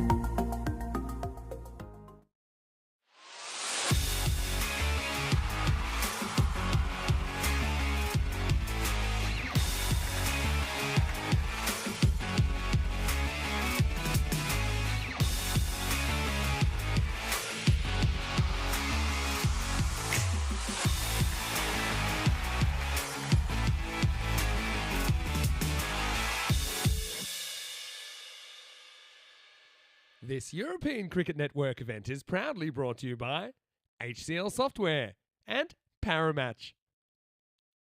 Welcome to match number 4 on match day 7, match number 34. And it's time to welcome United back to the party. United will play back-to-back matches to finish the day. They've got a tough one, though, coming up against the team that have already shown just how strong they are. They're sitting at the top of the pack so far, Brno. So Brno taking on United. Noor is here, and so is Piyush. Let's join the two captains. And, of course, Charles Crowther, the tournament referee for the all-important coin toss. Welcome to the toss for match 34, United versus Brno. Brno to call. Tail. Tails is the call, and it's a I would like tail. to bat first. Brno won the toss and will bat first. Noor Kande from Brno has no hesitation, winning the toss and deciding that he will have a bat first. Of course he will. Some of these players are really performing very well, but he as the captain, I think, is leading them very well. He's been in very good form at the moment, and all the partnerships that we've seen from them, he's been very valuable in all of them. So I think he's going to be pretty key. Of course, Mohammad Ratul has been very good in there as well. And those two sort of have been leading the way when it comes to the batting. And I think that's going to be the way it will be all the way through. I like the way that with the ball that they make those sort of changes. I think Mishra steps up when Afridi isn't in the side to cause trouble at the top end. You got the likes of Sunny Gupta getting in there, taking wickets as well. I think the bowling of Naveed Ahmed has been very good as well. They look like an all-round team, and they are playing some very good cricket at the moment, and they're keeping the pressure on all of the other teams. United, now last time we saw United, we saw them, they've got a 2-2 record. They are 6th in the table at the moment. They know, though, that results have gone their way. It's an opportunity here today for them to get some points on the board and take themselves into that all-important 5th and 4th spot, where they will come back here and play, of course, on finals day. So it's a big day for them. Some of their key players, I think Piyush Singh is going to be absolutely key. And then somebody like Magari, he was very good the last time that we saw them as well. So Danny Hudacek, the news from the middle for this one is that it will be Brno this time that will be having a bat first. Well, thank you, Rico, and welcome back to Prague for this European Cricket Series Czechia match between United and Brno. It's the third time we'll see Brno today, and I'm sure they'll be starting to feel it both psychologically and physically, because they've been out here since this morning and played a couple of games last night as well. So we see the two teams, United and Brno. It's going to be a pretty close one. United are 2-2, Brno 7-1, or 8-1 now with that win over the Tigers. And Brno are a good side, but they've been asked to do a lot today. And well, United, it's 18% for United. I don't think so. I think United have got a very, very good chance of beating Brno in this game, and because they are a very good side. United, well led, and they when they get a bit of a roll on, they're a very difficult side to keep out. United, and we'll see what the batting comes up with, and well, it looks like it's Yug Warrior to open, which is fantastic to see, and they'll be opening with I think it's Mohammad Ratul. Just quickly check that. It's one of the left-handers. It's either Ratul or Dylan Stain, but I think it's Ratul. Well, Dylan going down the order a little bit. So Yug Warrior, he's got a chance with the bat, and it'll be a very good bowler. And Amandeep Singh, another left armour, to open the bowling. He'll be bowling to Ratul. So United, it's been involved in a number of good games. This is hit nicely over the top, 6 runs. Well, that's going to about to smash Joe Foster. They've ducked out of the way. Paulo as well, not looking like he's very comfortable. Hit into the into the tent there with all the ECN staff, and Ratul's trying to kill them from the first ball. Well, good shot there from Ratul. And Amandeep would like to come back for this one with a good delivery. It's been cut and straight to the fielder, and he'll have to run hard. Ratul finally will give Warrior. A good chance with the bat to prove himself. We saw him bat once earlier in the week. Did okay then, but he's got a good chance at the top of the order to pile on the runs. So Brno, they'll be happy with their trip up to Prague. They've gone undefeated in the last 2 days. So here comes the left armer Amardeep Singh, bowling to Yug Warrior. Gets a full toss. Should be called a no ball as well. Oh, a chance for a run out. Well, if he'd just gone back to the bowler, I think Yug was struggling. We'll have another look at this because it did go straight to the fielder. It should be called a no ball, I think. Well, has been called there from square leg. We didn't see that a good throw might have got him. So called no ball, free hit. And Amardeep, we're bowling to Ratul. I'll see where he puts this one. Well, he puts it pretty high and pretty long and pretty six. So not trying to murder ECN staff that time. It was between the 2 10s. And Ratul moves on to 13. It's been an expensive one already from Amardeep Singh. It's gone for 15 off the 3 balls. But well, he'll come back well. Well, Amardeep is a quality bowler. And well, United, not the start that they would have liked. Ratul, though, he's done plenty of batting today already. Comes in again, and this is high in the air. Could be caught. Coming back, just bouncing inside the boundary. And you can see Ruturaj there, and Pramod also a bit frustrated. Well, I'm not sure why they're not putting anyone right back on that boundary. I think Pramod is just telling Ruturaj to stay back. And there it is, Piyush Baghel, who's the captain. So Ratul 17 off 4, going well. As Phil G delivers some Indian sweets. This is going to the boundary as well, and that's another 4 runs. So thank you, Phil, for giving us these lovely sweets. Not quite sure what they are, but they're pretty good. Also sweet is the batting of this man, Mohammad Ratul, has moved on to 21, 23 so far off the first over. Been a bit of a disastrous start for United. So Amardeep comes in again, and Ratul misses that one. And that's the end of a good over there for Brno. 23 from it. Ratul's on 21, Yug Warrior on 1. Score 23 for no loss after the first. And Rico, welcome back. And firstly, did you enjoy the sweets that have been put in front of us? Yeah, well, I've been told that these are Czechia sweets that have come over from some leftover from somebody's wedding. Well, that's nice. That's very, but these are nothing like any Czech sweets I've ever seen before, though. But they are very nice. Yeah, there was one of the players. I know that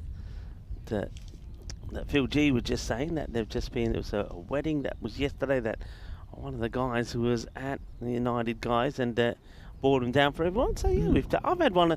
Got a bit of a coffee-ish taste to them. They'll go down with a nice mug of coffee. Actually. I wish we had coffee at their ground. This is a little appeal going down leg. Might have got a bit of inside edge as well. Let's have a look at the signal from the umpire. And in fact, it's just called a leg by. It was funny because there's a box there with a stamp on it, and the player brought it. Yeah. Said, like, I think Joe Foster asked what they were, and he showed the lid and said, "They're these." And Joe just said, "Mate, that just says wedding." Well, there you go.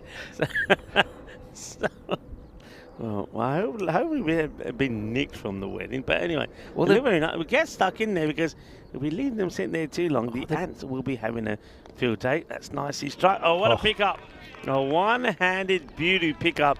And either side of the man, it would have been run. So Ratul, he's off to a flyer here, isn't he? He plays a good shot.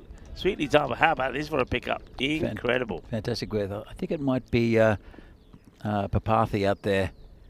There's Pride Bagoli comes in again, just prodded down towards third man. Just be a single, bring Yug Warrior back on strike. Yeah, they've been just plonked down in front of me. Right in front of me. They obviously know you got a sweet. You had a bit of a healthy bar snap there going on as well. Yeah. You know. I'm going to. I've got some water here. I think I've got a nice non-alcoholic raspberry sour from Clock in the fridge, which I'll tuck into in a minute. So I'm looking forward to that. A raspberry sour. I must admit, you mentioned this to me before. I've never heard of a sour beer, so I'm going to be very interested to see what this looks like. I know you had a bit of a non-alcoholic IPA yesterday. Did have one. I've got another one in the fridge. I bought a few because I knew that going into the fourth game, it'll be nice to have a beer. But of course, I'm not gonna drink because that would be bad, drinking and commentating. In fact, the one I have tomorrow is from a very good brewery called Zikovets. It's called Don't Drink and Drive. And or is it Drink and Drive? No, I think it's called Drink and Drive because it's it's non-alcoholic. Yeah. So what do you got lined them up for every day? You got I've just got 4. I'll pick some more up. This day. There's some Birrells in the fridge as well, which are the classic Czech non-alcoholic.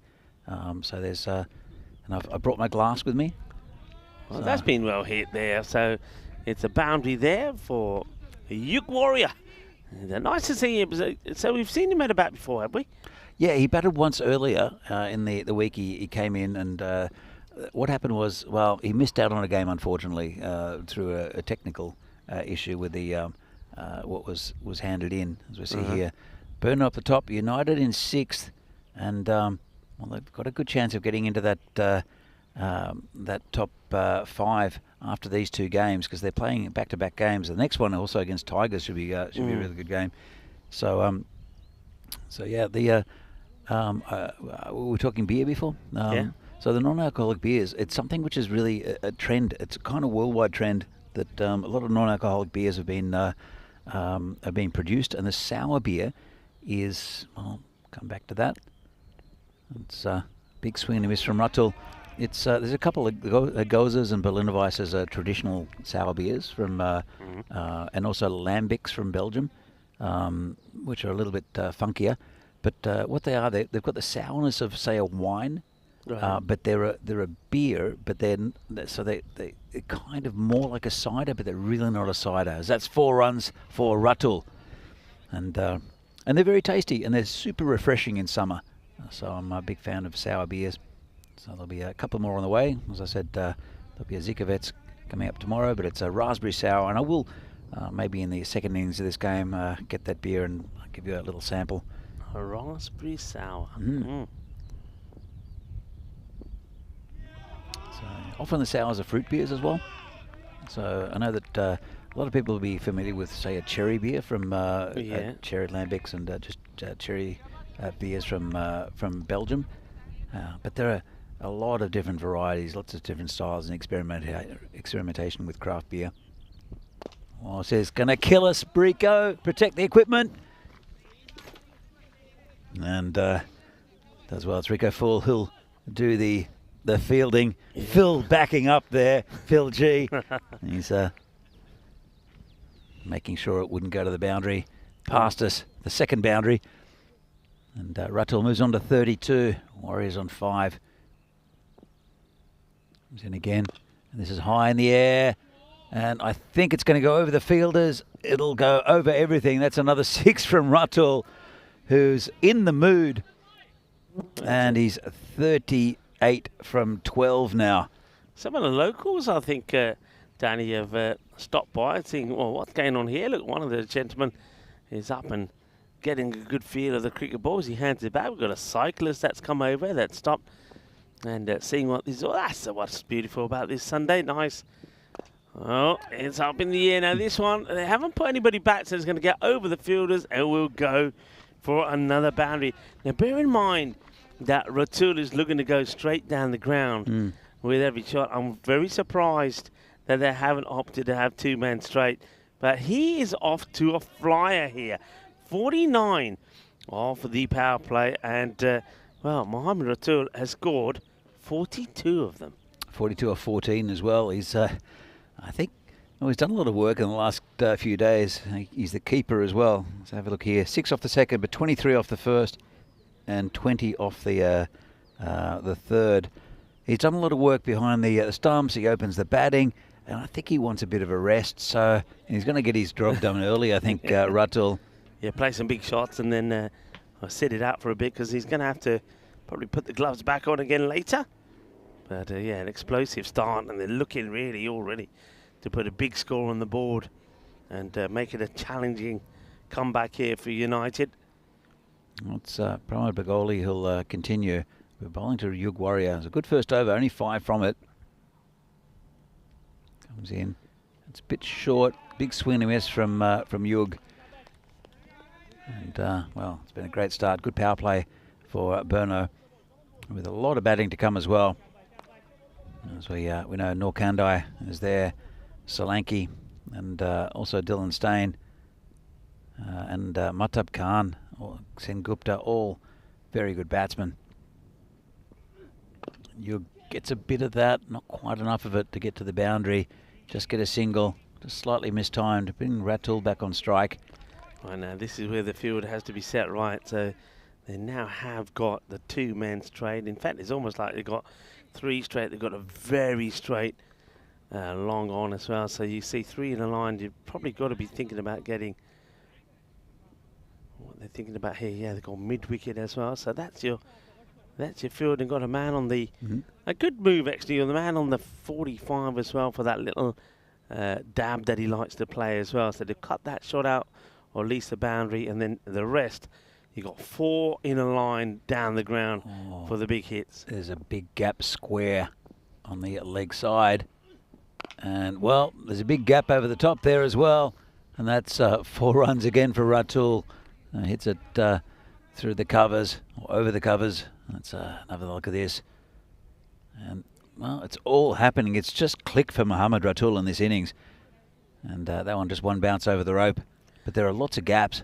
Yeah, that's the thing. I mean, if you got a line of 4 down the ground, that means that, as you said, from all the way from the man who would say it's at cow corner, all the way round up to the man on the 45 is free. Out on the offside if you're hitting over the top. So they made a change to the field now. So the man on the 45, has he come up? No, they just moved one wider. The extra cover's gone wider, more in a sweeping position. Well, gets a bit lucky there. Dodgy inside edge. It's another 4 for Ratul. Brings up his 50 in 16 balls. That's good going there from Ratul. And Brno there, 58 for no loss. Well, as I said, I thought this would be a really good game with Brno. And still is, of course, with Brno. This is their 3rd game of the day. They've pumped Yug Warrior up into the opening position with Mohammad Ratul. And Ratul, he's going great at the moment. He's motoring along, well batted, 50 of just 16 deliveries. Bob Badaya, Mohammad Ratul, no apni half century banani, and jaldi as well, as they say. Rapido. Bagali. Can he keep him quiet here? This one's a bit short, turned away, and that's onto the golf course.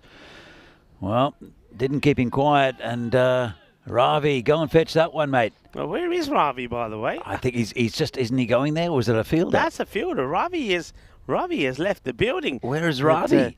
Well, Phil G's looking for Ravi as well. Ravi is gone. Ravi's got probably so bored, sat there all day. Well, I think he's at the field 1. He said, nah, this ain't for me. You can still got Yogesh on the other side, but Ravi has left the building. I think he's blending into the United uniform. I think so, because that is definitely a Ravi. Is that a Ravi? Because he's got a jacket on. Well, he threw me because he's got a cap. He's got the blue. Yeah, he's a lookalike United player. All right, there he is. So you're right. That is Ravi. That's it, firmly down the ground and comfortable there for the fielder. Oh, overthrows maybe. No, I think Ratul's done enough this over. It makes him rush the fielder. I like that. Ratul wasn't really too interested in running hard to get home, but he does. He takes a single. He'll stay on strike, and he's batting very well as well. 57 of just 18 deliveries, and the score at the end of the fourth, 65 without loss. New bowler will be Ruturaj Magari. Again, I think he'll have to bat well, Magari, for United to have a chance in this game. It's a great start. We're not even halfway through, only 4 overs down, and it's been a flyer for Mohammad Ratul. 65 so far on the board after 4. And goes Magari bowling around the wicket to Ratul. Gets this down the ground. Should just be a single down to Bagoli. I'll bring Yug Warrior back on strike. Who's going okay. I think he's just giving Ratul the strike at the moment is Yug. He's 6 off 7. Ratul is 58 off 19. So there he is. He is there, and yes, he's wearing the blue. And that was a Solanki. It's well, looks like Sharmil Joshi. Where's this being thrown to? It's well over the head of the bowler, but you can see there that Ratul is not interested in taking the 2. He wants to strike. You can understand why. He is hot at the moment. Ay muy caliente is Ratul, and he's doing a great job. He's doing a very good job. And as Magari continues around the wicket, charges, and well, all happened in a bit of slow motion there. Bohemians Singh got the ball, and Ratul was on the walk. Let's have another look at this one. He started coming down the wicket, just walking down, not charging. Oh, look at this. Just starts walking down, tries to smash Magari, gets it past the bat, and that's short and rubbish, and that's been hooked away. More work to do there for Ravi Solanki out there, and the United lookalike. He gets the good swivel on theirs, gets plenty of it, goes into the rough. I suppose that's where he's better off. We say this a lot of batters do like to move around a bit, but sometimes just stand and deliver, because he's got all the shots, hasn't he? He's got the hook shot. He can play the pull very well, and if it's outside the off, he's a tremendous cutter of the ball. So I don't know why he wants to charge down and give the upper hand to the bowler. Just stay still and put it away. Well, just like that. I don't think it matters what he does at the moment, because he's absolutely hammering it to all parts of the ground. So another nice shot there, and United looking a bit shell-shocked. And by the way, Steve Cook had a very nice chocolate stout yesterday. There are some very good chocolate stouts. And well, Steve Cook also, sour beers are Marmite. Had one in Norway, never again. Well, it depends on the sour, Steve, but it is very different. But it's super refreshing in summer. But there are very good Norwegian beers. Probably as you have to put out a mortgage on your house to afford one. Quite expensive in Norway.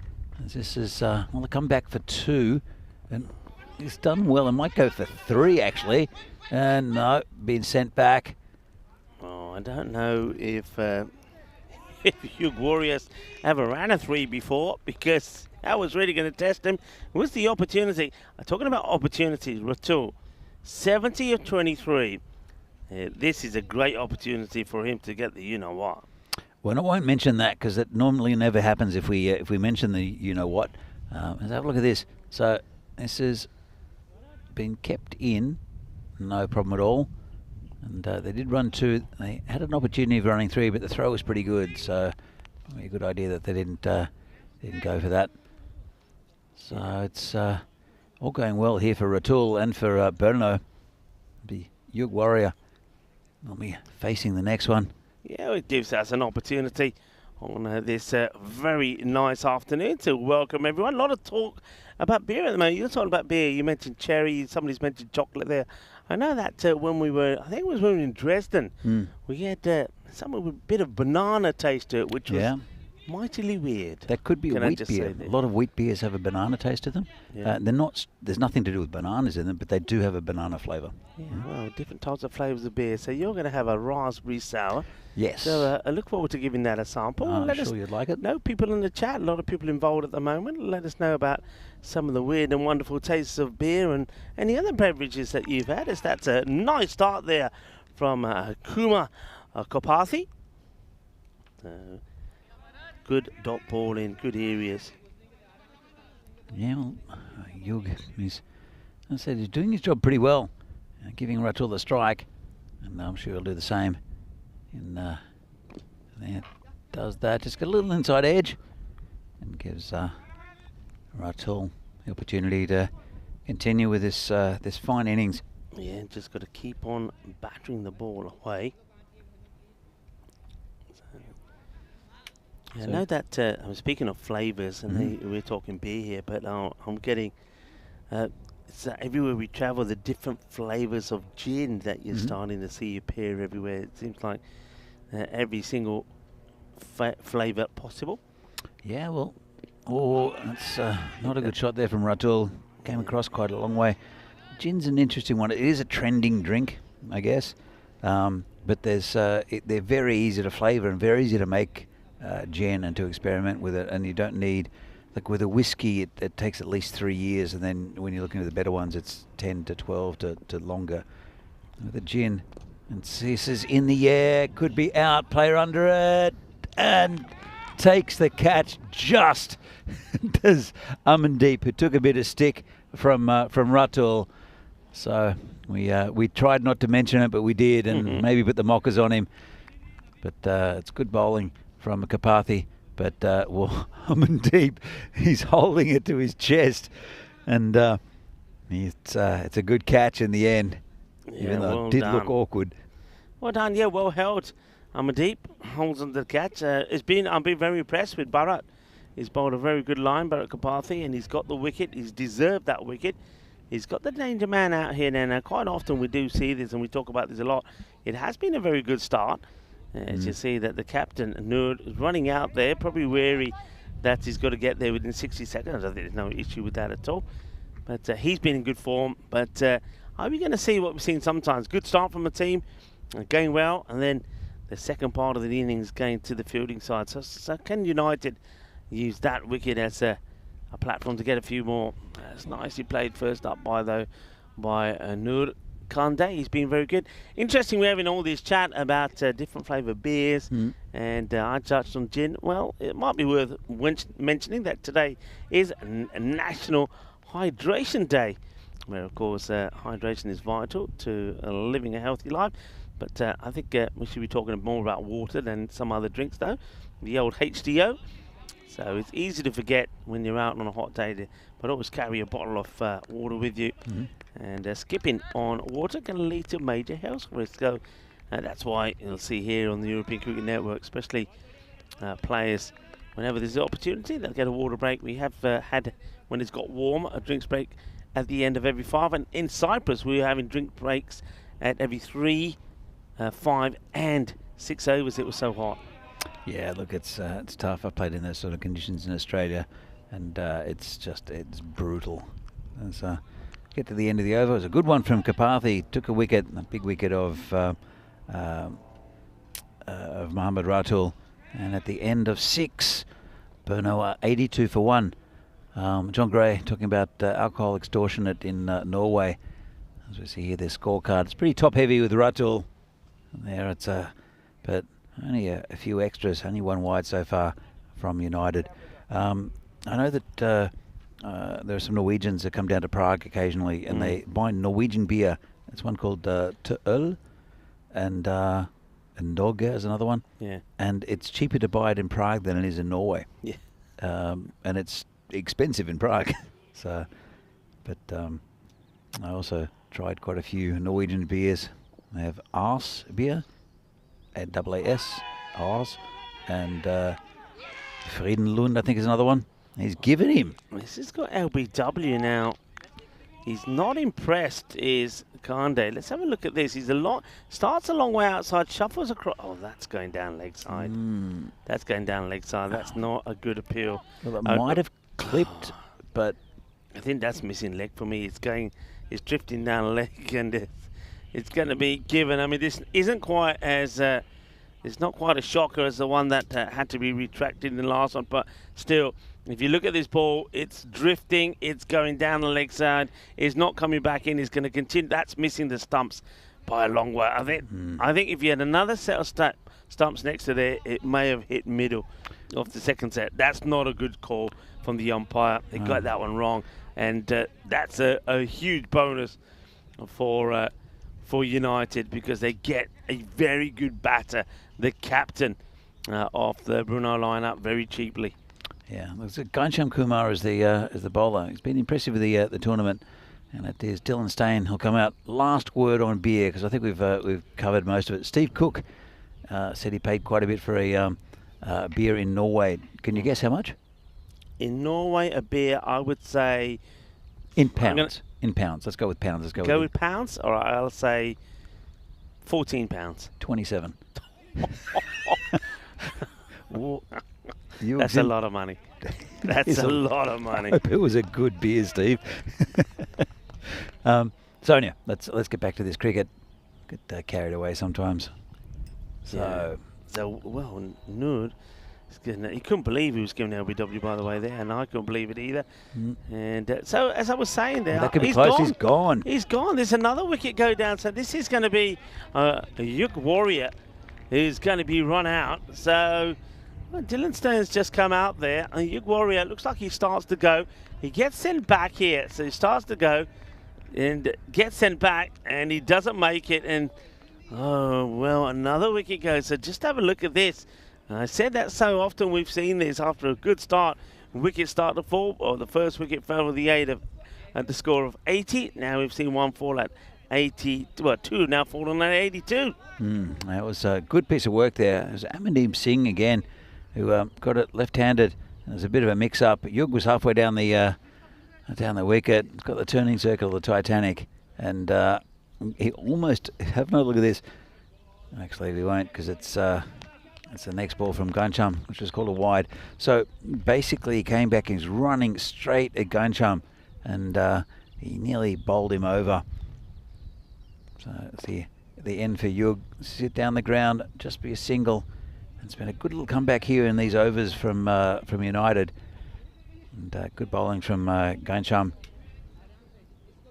Smiles returning to the faces of United. They were under the cosh, weren't they? The first 5 overs, 65 without loss, and 75 without loss after 79 without loss after the 5. Beg your pardon. And the wickets have fallen, and now you see batters coming out there. That's Naveed Ahmed, the spinner, who's having a knock. But of course, you know, you've got Dylan Steyn out there now. He's last 2 matches he has managed to get a few runs to his name. He's got the 20s and the 3rd, and he got 40 in the last. So he's still capable of getting them another 25, 30 quick runs.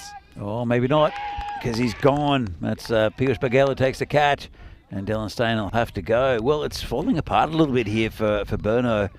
They've just lost their 4th wicket. Ghanshyam Kumar has made the difference. That one moved away slightly from Dylan Steyn, and it hit it straight to the fielder. And, well, it'll be Solanki to come out. It was interesting that Naveed Ahmed came out, because he's a good batsman, as we see here. The European Cricket Championship for women. And we have 2 divisions this year, the Challenge Division for the emerging nations, and also the Premier Division for the top nations in England, Ireland, Scotland, Netherlands and Italy. That should be a fantastic series from Kadama from the 9th to the 20th of December, just before Christmas. And we'll see 2 winners in those 2 divisions. And that'll be a great tournament again, like it was last year. But adding that Challenger Division, I think, is a really good innovation. Well, what about these last couple of overs? We've seen 4 wickets have fallen for just 6 runs. It's been quite crazy. They're now looking to try and get a bit of a rebuild happening here. So yeah, there was the 5 overs was 79. There was no wicket down. The 6th over we saw a great one for Kopathi. Took a wicket, only allowed 3 runs, and then we saw 3 wickets in that last over. Well, this turnaround has come from good bowling from mainly from Kopathi to start with, and it's rocked Brno a little bit. I still want to get up to about the 120 mark, but it's looking harder now. Naveed Ahmed, he's very strong off his legs. He wouldn't want to stray onto his pads, because he does have this flick shot over the boundary, which happens quite a bit, like that. Right on cue. Thank you, Naveed. And I like it when that happens. Yeah, it's a Gandhi ball. I mean, look at this. It's just a horrible full toss. It's just below the waist. And well, Naveed Ahmed says, thank you very much, Kapathi. Kapathi's done, and he's bowled very well until then. Still outstanding bowling, figures 1 for 9. When you consider he came on and his team were really under a bit of pressure. But that is gone badly wrong, and that gets put away. Yeah, it's a rare bad ball from Kapathi. We'll be bowling again to Naveed Ahmed. Solanki's at the other end. He's no slouch. He's a very good batsman. Comes in and just reaches for that one. It's got past the fielder, has it? No, it hasn't. Amadip's just knocked that down. They'll just get a single. Bring Solanki on strike. I have to say, Dr. De Soto, I do like that.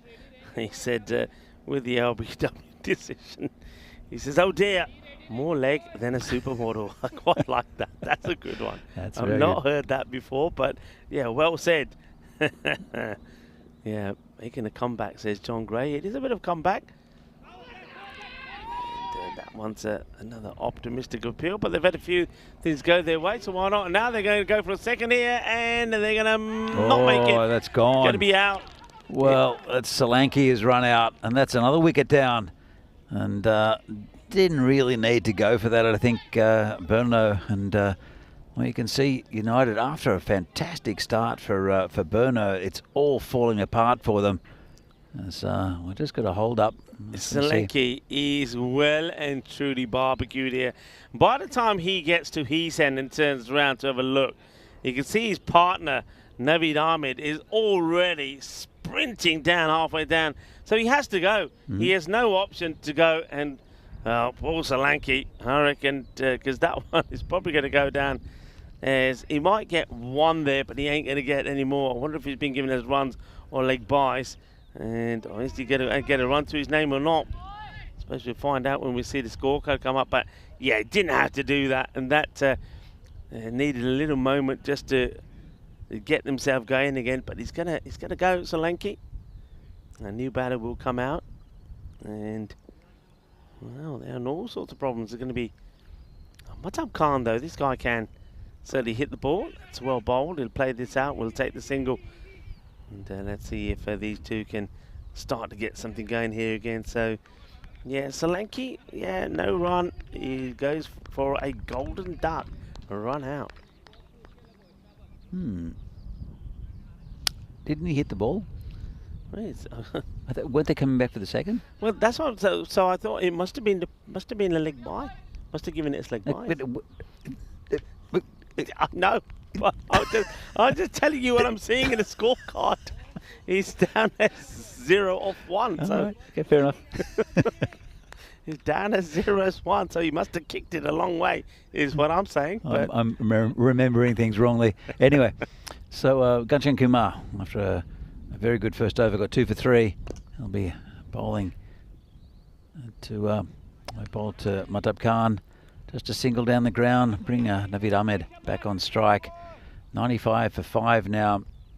Brno, they look like they were going to cruise to a big score, but it's been a good comeback from United.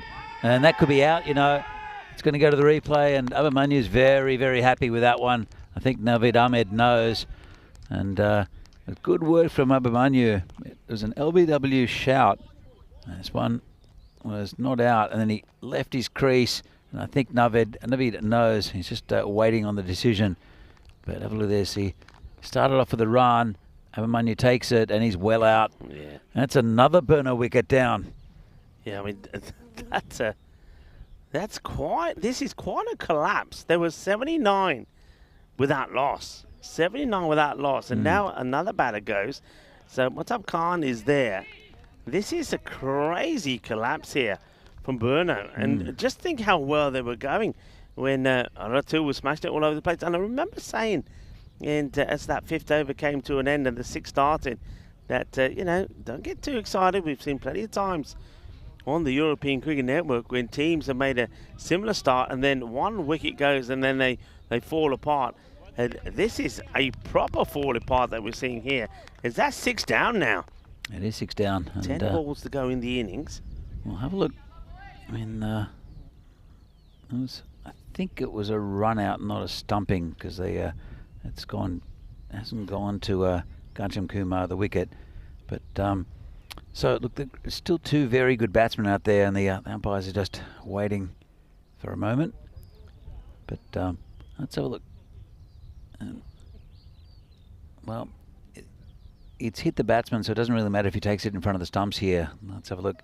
So it's hit the batsman. It's taken from behind. It's out. I don't know what the delay is. Definitely out. And whether they're deciding, I mean, it has been given out. Well, we thought that straight away. And I think he's looking for a run. So I think it probably should go down as run out. We'll wait and see. But then, having said that, Solanki has not been given a run. Oh, it's not a bad shot there. First up from Sengupta. Just it dropped a little bit short from Gancham, and he smashed that for 6. Just if you look at this batting lineup, they've pumped Yug Warrior and also Naveed Ahmed up the order a bit, and they lost 6 wickets, and the new batsman is Satyajit Sengupta, so that's not bad going.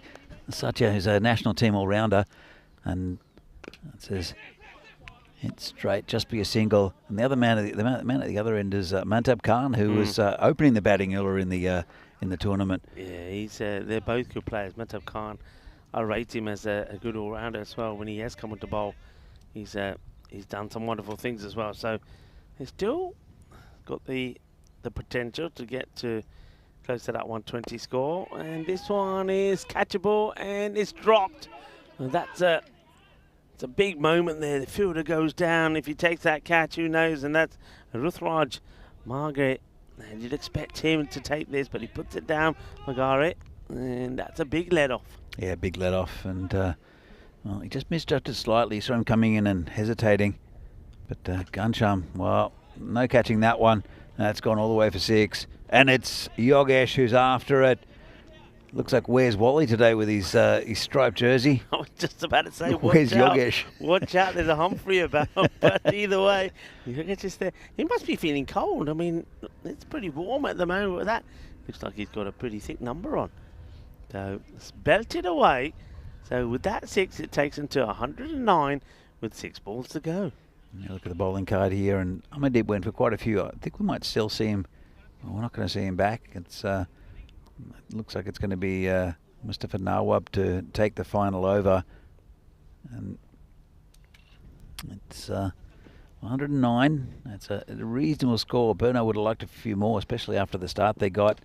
That's in the air, just wide of the field. Bagali can't stop it. And that's 4 more there for Sengupta. He's the man to have on strike at the moment, isn't he?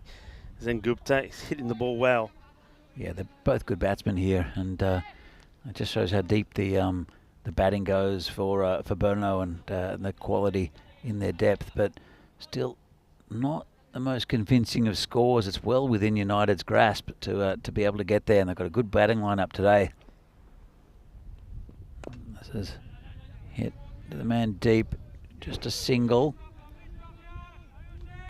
So Nawab, I want to keep this nice and tight, keep it under 120 or so. See if he can do it. Sengupta though is 13 off 3, he's going pretty well. Khan is, Matab is 8 off 5. And good bowling there from Nawab. Very good ball at this stage. And gets a dot ball in here to Gupta. Well, comes in again, and this is hit towards us and over the fielder for 6, just over Piyush Baghel, and well, got the right club length out and just cleared the fielder. Did Sengupta.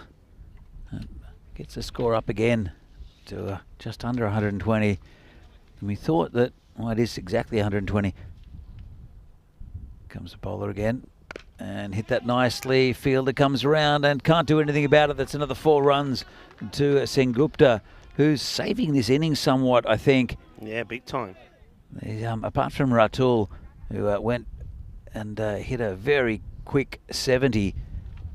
The score was 80 when he got out, and it's only been the last couple of overs when since Sengupta's come in, he's hit 23 off 6.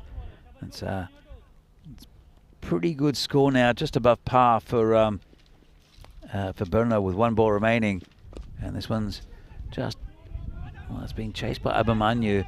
They'll look for 2, and it would have been run out if he'd taken the ball. So they've come down for another 2. 126 for 6 is the final score for Brno, which looks pretty good, but it was a strange innings with lots of wickets going down, and runs scored really by only 2 batsmen in Ratul and also Sengupta at the end. So we'll have a look at the highlights in just a moment. But 126, United are very capable of getting this, and it's match on in this game. Yeah, very much so. Yeah, very much so. The first 5 overs came for 79, but the second 5, 47, and most of that came really towards the end, the last few overs there. Well, everybody was under attack at one point while Ratul was out there. He was playing some glorious shots, and Yug Warrior had the best seat in the house because some of these shots were going all over the place. That one was a very good stop actually by Kopathi. Now he would play a big part later on in the innings because I think his bowling and Kumar's certainly made a big difference, because otherwise this could have been a humongous score. Yeah, absolutely. Look, they brought them back very well. Ghanshyam Kumar and also Kopathi got the wickets, got the breakthroughs, and then as I see here, Amandeep just holding on to that catch from Ratul. But then we saw that LBW from Ghanshyam Kumar, and then quite a few more wickets go down. This was the run out of Yug Warrior, who was left stranded by his partner, and he almost bowled over Ghanshyam Kumar, who's a much smaller man. And then again, it was Dylan Stain who hit it straight to a fielder. But and this was the unnecessary run out here of Solanki. And it was nothing was going right in the middle overs for Brno, but a big roll of wickets for United. It was a very good effort from them, and that was again. See Naveed Ahmed getting run out or stumped. I think it was a run out. It looked like he was going for a run, but good work there from Abhimanyu. I think we'll see do pretty well with the bat for United. And then it was Sengupta who came in, and a nice little cameo at the end, and they got the score up to a pretty decent total. Let's have a look at the batting card, and it'll be bookends, I think. So right up the top, you can see Mohammad Ratul with 70. Then right down the bottom with Sengupta with a 25. But in the middle, it was 811-808. So it's a little bit worrying there for Brno, but they are playing their 3rd game of the day, and 126. If you look at the total of that, rather than just the individual parts, it's a pretty good score of 126, just above the par score. The bowling figures, well, that was Mustafa Nawab, it was Kopathi and also Ghanshyam Kumar who took the wickets, and it was a good spell in the middle, quite expensive from a few of them, but especially up the top, Amandeep Singh, when Ratul had a real launch at him, but brought back nicely by Kopathi and Kumar. Brno 126 for 6, 127 to win for United. They're very capable, especially if they get a good opening stand. Ruturaj Magari will no doubt open the batting, probably with Piyush Baghel. They have good batting with Amandeep and Pramod Baguli. Also, a couple of other players coming into this side, Shomal Joshi as well. So we're back in a few minutes' time with the second half of this game, the second innings for of this game, or that of United CC. I hope you join us, and I hope you enjoy this game. See you soon.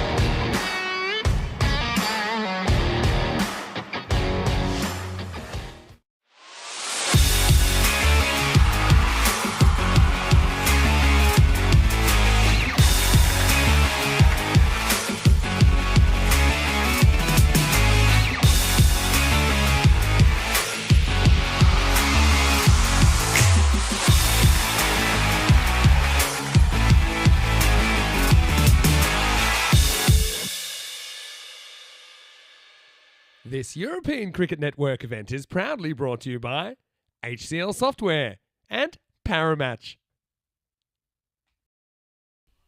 Well, welcome back to this European Cricket Series match between United and Brno. And it's, well, pretty good effort in the end from Brno. It was a strange innings with just two players getting over 10. And see here, 88 is the target for United to get the point, or to bowl, for Brno to bowl them out. And they've got to get the 126 in 7 overs, 127 actually.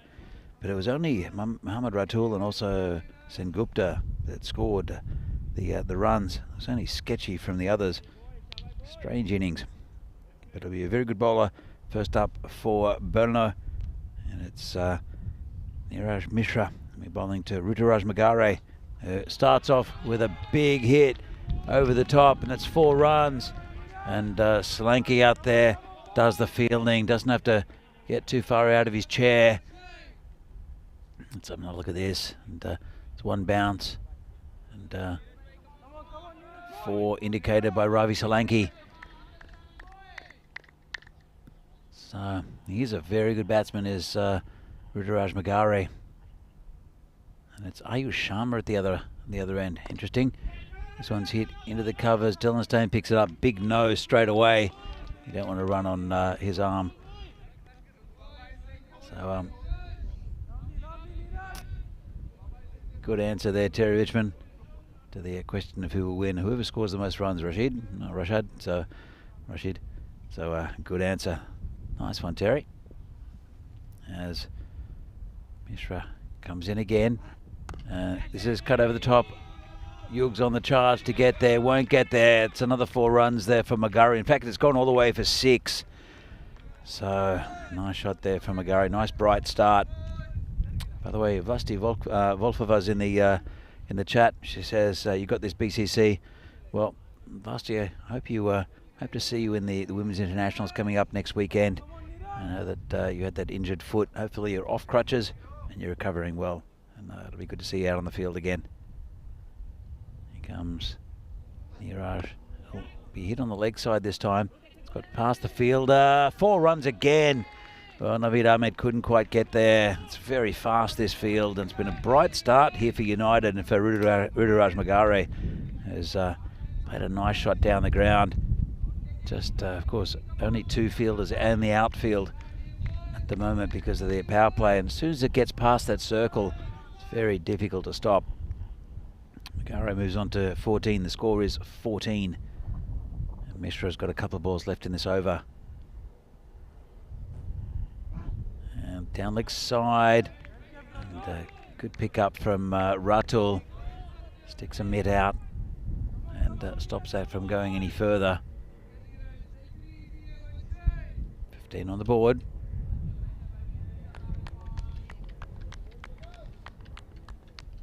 Mishra normally so economical. Taking a bit of stick here from Magare. And Rico, what do you make of the first start from UCC? Well, it's a positive start. They've got to play their shots. They've got 15 on the board. Still a ball to go here. And I think they're looking to do the same here. But of course, one thing they will hope to do is not just get a good start, but maintain. And that was the one thing that Brno weren't able to do. It's quite amazing that they finished up on 126, but when you look back at that scorecard and you see that Mohammad Ratul scored 70 of those runs in 20 odd deliveries, and then they needed Senegupta to score that quick fire 20 odd runs towards the end. He scored 25 off 7 balls. If it weren't for that, especially that from Senegupta, they really would have struggled. They wouldn't have got to the 100. Yeah, agreed. It was really strange innings. See here, 62 matches since the golden ball. Well, United are playing Rico. There's a big chance of a golden ball here, and they've gone off to a pretty good start. You took the words out of my mouth. It was Vinny Sandu before he left for his little break. I hope you're having a good break, by the way, Vinny, who said to me, you do realise that all the golden balls that you've had here in Czechia have featured United. So, okay. So, if it's going to happen, we've got the right team out there, not just in this match, but in the final match of the day, where United will also be in action up against the Prague Tigers. Well, the last golden ball we had here was between these two sides. Between these two? Between these two, between Brno and United, and it was Brno that won that one. And it's a big wide from Ramarao. Yeah, Ramarao bowled very well in the last match. In fact, he picked up 3 wickets and he ended up being given the player of the match award, 3 for 24. So they want him to be in good form, Ramarao. He did go for a few as well, though. But he picked up those important wickets. Well, not with that line, because he's gone even wider this time. So there was one that he bowled, which it cut in beautifully. And I don't remember the batsman, but it was an important wicket that he got one to swing in violently. But one other thing, I'll come back after this ball as he comes in again. This one's closer to the batsman. It's just over the top of the fielder. That'll be 4. And it'll be Ravi Solanki's had a bit of work to do already in this innings. I'll pick up that ball. So what did you think of the raspberry sour? Well, I'm just about to inform the viewers, just looking at that, the fielder couldn't get out to it. Yeah, I mean, you were saying to me, and you're quite right, don't think beer, and I didn't think beer. And automatically, it tasted like I was having a nice sort of rosado strike cava. It's got a very unique taste. It ain't bad, and you're right. On a hot day, and we are having quite a warm afternoon here, so it's coming up to 4 o'clock local time. It's pretty warm. It goes down pretty nice. And good feeling. That is well stopped. That's Uguaria down there. Look, with Czech soft drinks, because there are 2 main Czech soft drinks. One of them, and they're both found in pubs everywhere. One of them is very similar to this. It's a Malinovka, which is a raspberry lemonade, which is very refreshing. This is going to be called a wide, and the other one is a thing called Kofola. Now, Kofola was a Czech soft drink similar to Coke, but it has more, I guess, a licorice type flavour to it, a bit spicier, with maybe, I don't know, some cinnamon and such in it. And it's not to everyone's taste. I know people who love it, and other people who just think it's just a off-tasting Coke. Yeah. But we'll see if I can bring you one of those sometime. We'll put it in the fridge, and you can try genuine Kofola. Kofola. So it's, as I said, not to everyone's taste, but I quite like it, especially on tap. It's very refreshing. So 23 for no loss, 1.5 overs going down. And it's Magare who's scored all the runs off the bat. And this is high in the air. Don't think anyone's going to get there, because it's going to go back for 6. Well, it's not a good over, and no issue really about it being a no ball, because it was dipping. But there's that slower ball that Ramarao, he does try this a few times. I mean, we've seen him get it badly wrong when it's gone down the leg side like that and it gets stumped away. And we've seen him get some success for it. He's trying. I just get the feeling that he's the sort of bowler sometimes he tries too many things. I mean, look, there's only 4 balls gone, and he's tried so many things here. I think sometimes you're better off just to say, right, this is what I'm going to try and execute in this over. And unless the batters are not allowing me to do that, I'm not going to change it. He's tried too many things. He's gone too wide. Now he's gone back to the way he started, and a little bit short there. That's nicely played away. So Ruturaj Magare is really motoring at the moment. This is very similar to what we saw Mohamed Ratul do for Brno. He was scoring all the runs while the other batters were watching, and now Magare is scoring the runs, and Ayush Sharma is yet to face a ball. He just stood there admiring. Yeah, Magare is doing his best Mohamed Ratul impersonation, and is going great at 29 off 11, and leaves that wide from Ramarao. Yeah, well, maybe this is now the first signs, perhaps, we're starting to see Brno really starting to feel what has been a very long day, playing in their 3rd match. Ramarao has played in every match, and he's just not getting the ball in the right areas. That's going to be another wide. So this over is a bit of a shocker, really. Is this the same over? it's only the second over, Rico. It's the same over. It's 18 runs that have come from it. And the number of wides, well, I reckon that's about 4 or 5 wides as well. Yeah, it's not been great. And he's not getting any real swing out of it. And that one's hit down the ground nicely. Sengupta will get behind it, just be a single, and Magara will retain the strike. And after 2 overs, United are 36 for no loss. Great start for them, and putting a bit of pressure on this Brno side, who are again looking a little bit flat.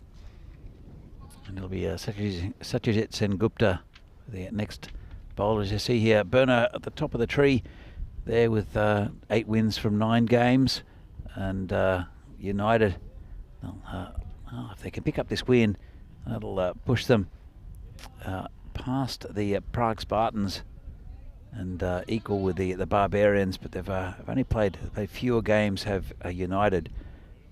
But there's a long way to go. Still need 91 runs. Still need them at a fairly good rate at about 11.5 and over. Sengupta made a big impression with the bat. Now he's trying to get a few early wickets here. Magari stays on strikes as Sharma still hasn't faced the ball. We start the 3rd over. Big wild swing this time. Doesn't want to lose his shape here. He's given him a good start. That last over went for 20, so it's a magical one. He just needs to keep his shape. And he's still got good batters around him, still good batters to come in. And that rate, it's at 11s, it's not at 15, so you don't have to play some rash shots here. Play the ball on merit.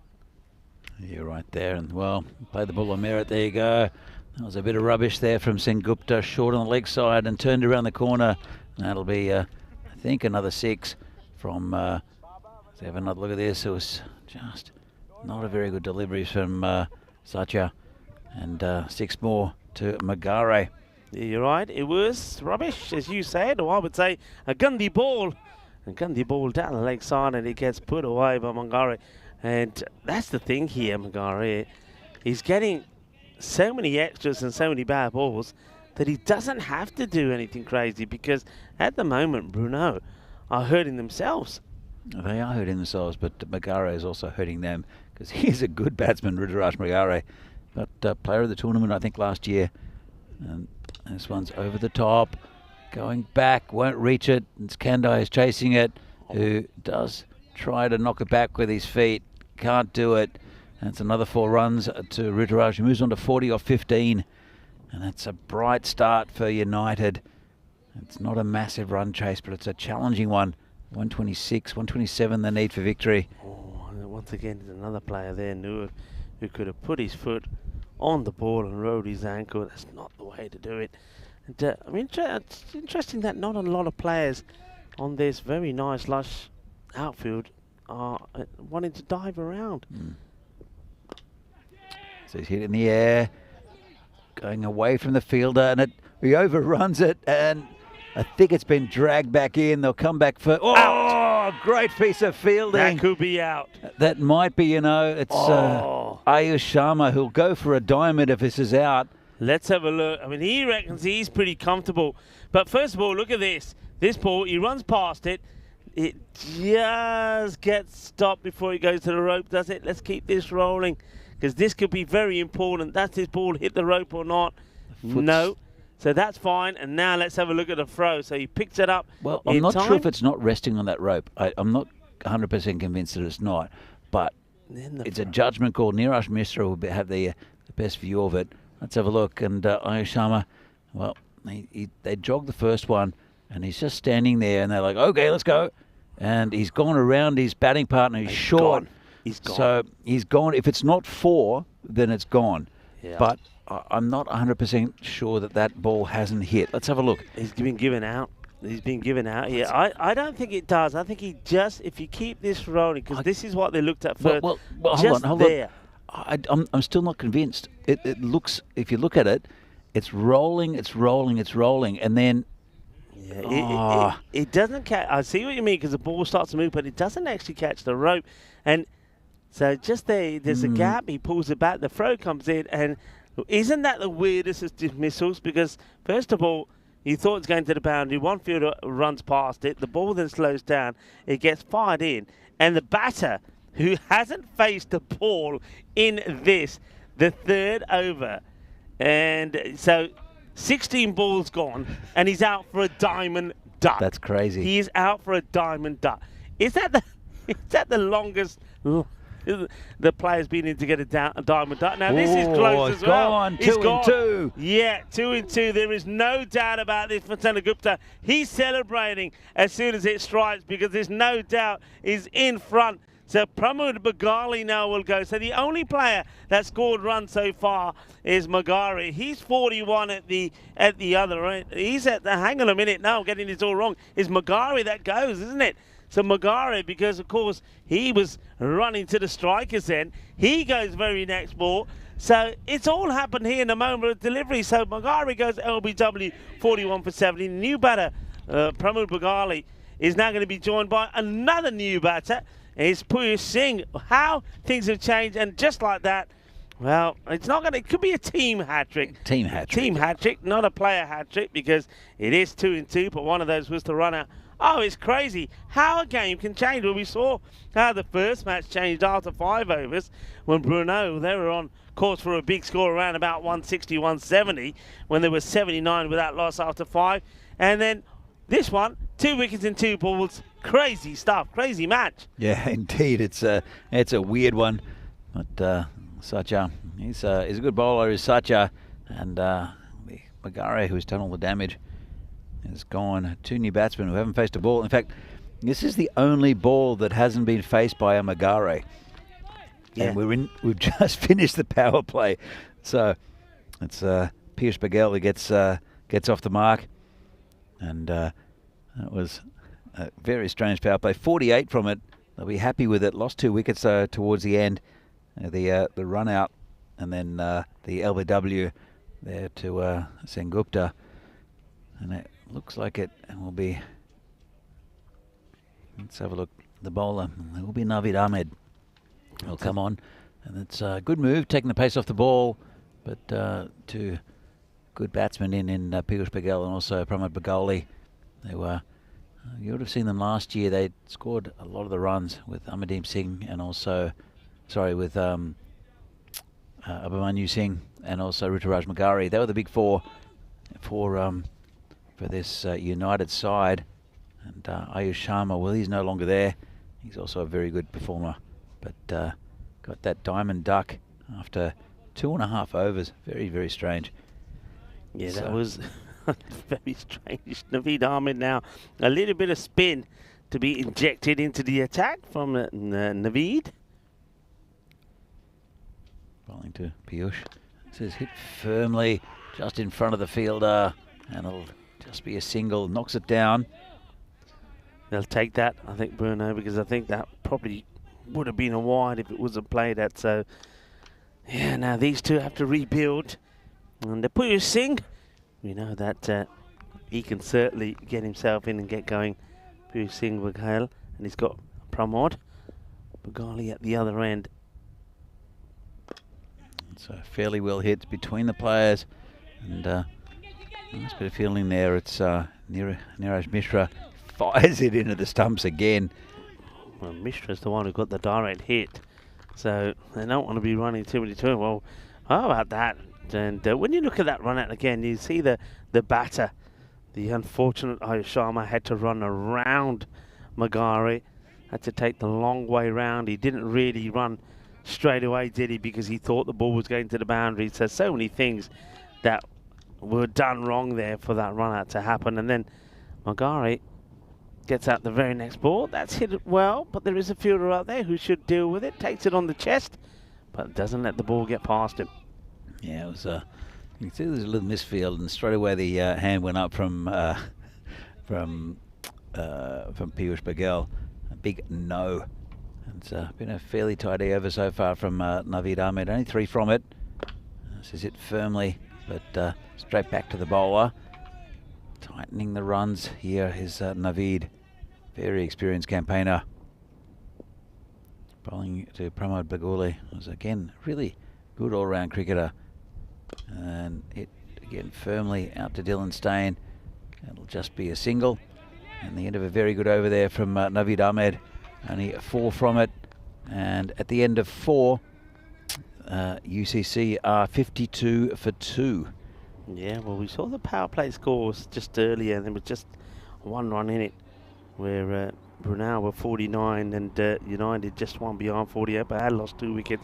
And this is where you can see in that graphic that they are starting to fall behind. But just look what happened towards the end of the innings when those wickets started to fall for Brno. So they're by no means out of this, but partnerships are everything.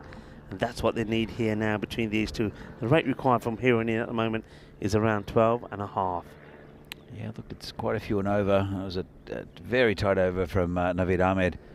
It'll be Sengupta, who's was taken 1 for 12 off his over. There was a run out as well, so effectively 2. And he'll be bowling to Pramod Bagoli. And got a dodgy inside edge, and just a single there for Bagoli.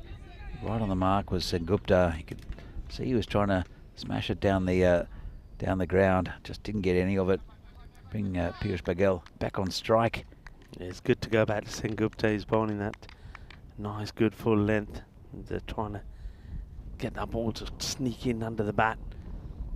Maybe he goes a little bit too wide here. Yeah, he does. And probably gets that little bit of extra movement, which on this occasion hurts him. It'll be a wide. He'll have to bowl it again. Yeah, just, well, it's slowed down with the running since Magare's gone. It was a good piece of bowling in the last over from Sengupta to get him. But it was that run out from the boundary of Ayush Sharma that started things. And this is pretty nicely hit. There's no one who can catch that. But it's come back for the second. Fairly comfortable. That's 2 runs there for Paghel. Well run. You'd say didn't get it cleanly out the middle, which meant it didn't go to the fielder at a pace. Had work to do. So by the time he gets the throw back in, the batters have taken a comfortable 2. So Sengupta, can he get another wicket here and put themselves in the driving seat? And not with that ball down the leg side. It's a Gandhi ball. It's going to be called a wide by the umpire. It's just lost a little bit down leg side, and so yeah. Well, it's hard to see the score at the moment from the Mono. 57 for 2, because the sun's starting to creep into this marshmallow. Hope it doesn't melt around us here, Rico. And fairly well hit. There's a man out there, Dylan Stain, and that's out. Well, never going to drop that is Dylan. A comfortable catch. And that's another wicket down. That's Piyush Paghel that time. Didn't quite have the legs on it. And just got to cross it. Straight to Dylan. It makes no mistake. A disappointment really there from Piyush Singh. We know that he's one batter that if he stays out there can certainly score good runs. He's got a good record so far, but that hurts them as well. So another wicket goes. And Dylan Stain, as you said, he's not going to drop those. Interesting how they've changed Dylan's fielding position. In the early on matches, he always used to be in close on the offside. And I've noticed the last few times they've opted to have him further back on the leg side. Now I wonder if that's his request, because he's had some that's come to him quickly in that position, which he hasn't been able to deal with the catch. But they made a change and it's worked a treat so far. He does. I mean, just a fantastic outfielder is Dylan Stain. Doesn't matter where you put him, he's still going to get the best fielder in that position in this team. But in that area, he covers a lot of ground. You saw him at a fantastic stop earlier in the tournament. We came around, and I think it was yesterday that he dived around and blocked that one, and he'll do that consistently. He's got a good safe pair of hands, and in that cow corner area, a lot of catches. So I think it's a positive idea to put him there. He's often, you're right, he's often in the covers early on, and partly because he will attack the ball. You saw him almost effect a run out earlier on a diving underarm throw. That's right, And the number of times I've seen him do that, or dive into the stumps with the ball, he does it all the time. And there's this big hit, very big hit there. And that's Bagoli, and that's a bit of work for Rogesh. He'll come around and give the ball back to the fielder. Nice shot from Bagoli. 2 good batsmen out here. Abhimanyu also very good with the bat. So this will be a good partnership, I think, for these two to really pump up the score.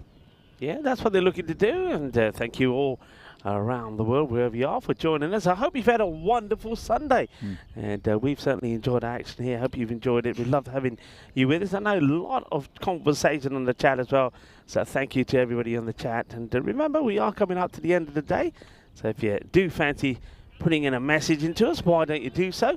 I know a lot of you have been doing so throughout the day, and if you've got some questions, well, if you don't want to put them in here now, well, you can do when we come to the last match of the day. We'll be taking random questions. So it's great to hear from you.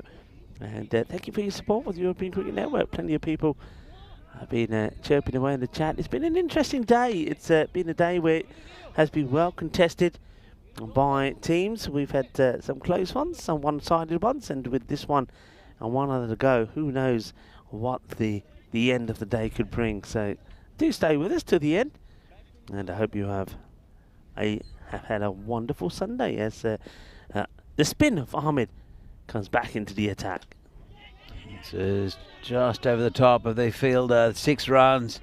Well, it's been a tight spell from Ahmed, only 5 from his previous 8 deliveries, and that one goes for 6. And it was just in the slot there for the batsman. And another 6 to the total. Yeah, this is an interesting little over here. I think they've gone with Ahmed here deliberately, has Noor, because he knows that the batters should really be looking to go after him to get back into this contest and help the run rate. But I think he also knows that if they don't go after him, they lose the opportunity, and that Ahmed's a sort of batter who, if they play him tentatively, could pick up a wicket or two. So I think it's a good shout for the captain. Let's hit out to mid-wicket just for a single. Yeah, look, we saw in, I think, the first game that Brno played that Navid and Rutul combined for 2 stumpings, and that's what happens. Rutul's are very quick behind the stumps, and Navid, oh, that's got to be gone. That's out. Well, LBW. It's Abhimanyu Singh. It's another big wicket down, and Navid gets his first one, but I don't think that was missing anything but the stumps. Really good piece of bowling from Navid. Let's have another look at this. And it's absolutely plumb. We've seen a few of these today, haven't we, Danny? I know that sometimes there's a lot of talking to point about LBWs, but that's another one that is absolutely plumb. And he doesn't help himself. He starts to go forward, then he's rocking back, and he's never going to get back onto wall, and that's hit him on the knee roll, and it's probably going to go straight on to middle stump. So just when you see Navid being attacked and go to a big shot, he does exactly what his captain thought he would do, cause a bit of uncertainty in the batters and pick up a wicket. So Singh will go, and now it's Ghanshyam Kumar that comes in, who, well, played his part with the ball. He bowled beautifully. He did. No, it's another good spinner who'll be bowling to him. It's called a wide. But now a lot rest on the shoulders of Pramod Bagoli. He's been a leader in this club for a long time as Pramod, and he won't shirk that responsibility. It's a swing and a miss from Ghanshyam, and well, it's the end of a pretty good over there. Just at 6 from it, it was and a wicket. Basically a bunch of dot balls with the rest. So really good over there from Navid Ahmed. He finishes with the figures of 1 for 14 off his 2 overs, and now it is 74 for 4 with 4 overs to go. Still pretty even, I think. As you can see here, Rudraj with a fantastic 41 of 17, and Pramod is on 16. Ghanshyam Kumar has yet to score. Been 10 wides, but and it will be again an interesting play here in Mahtab Khan. He'll come on and bowl this 7th over.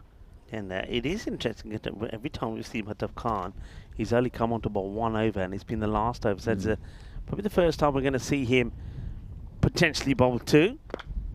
He starts well with the ball just pitched up outside the off, and they're going to maybe think about sneaking the second after there's a bit of a misfield from a ball that hardly had any pace on it at all. So it's a very strange type of misfield. But maybe once again, we're starting to see some tired bodies out there from Brno.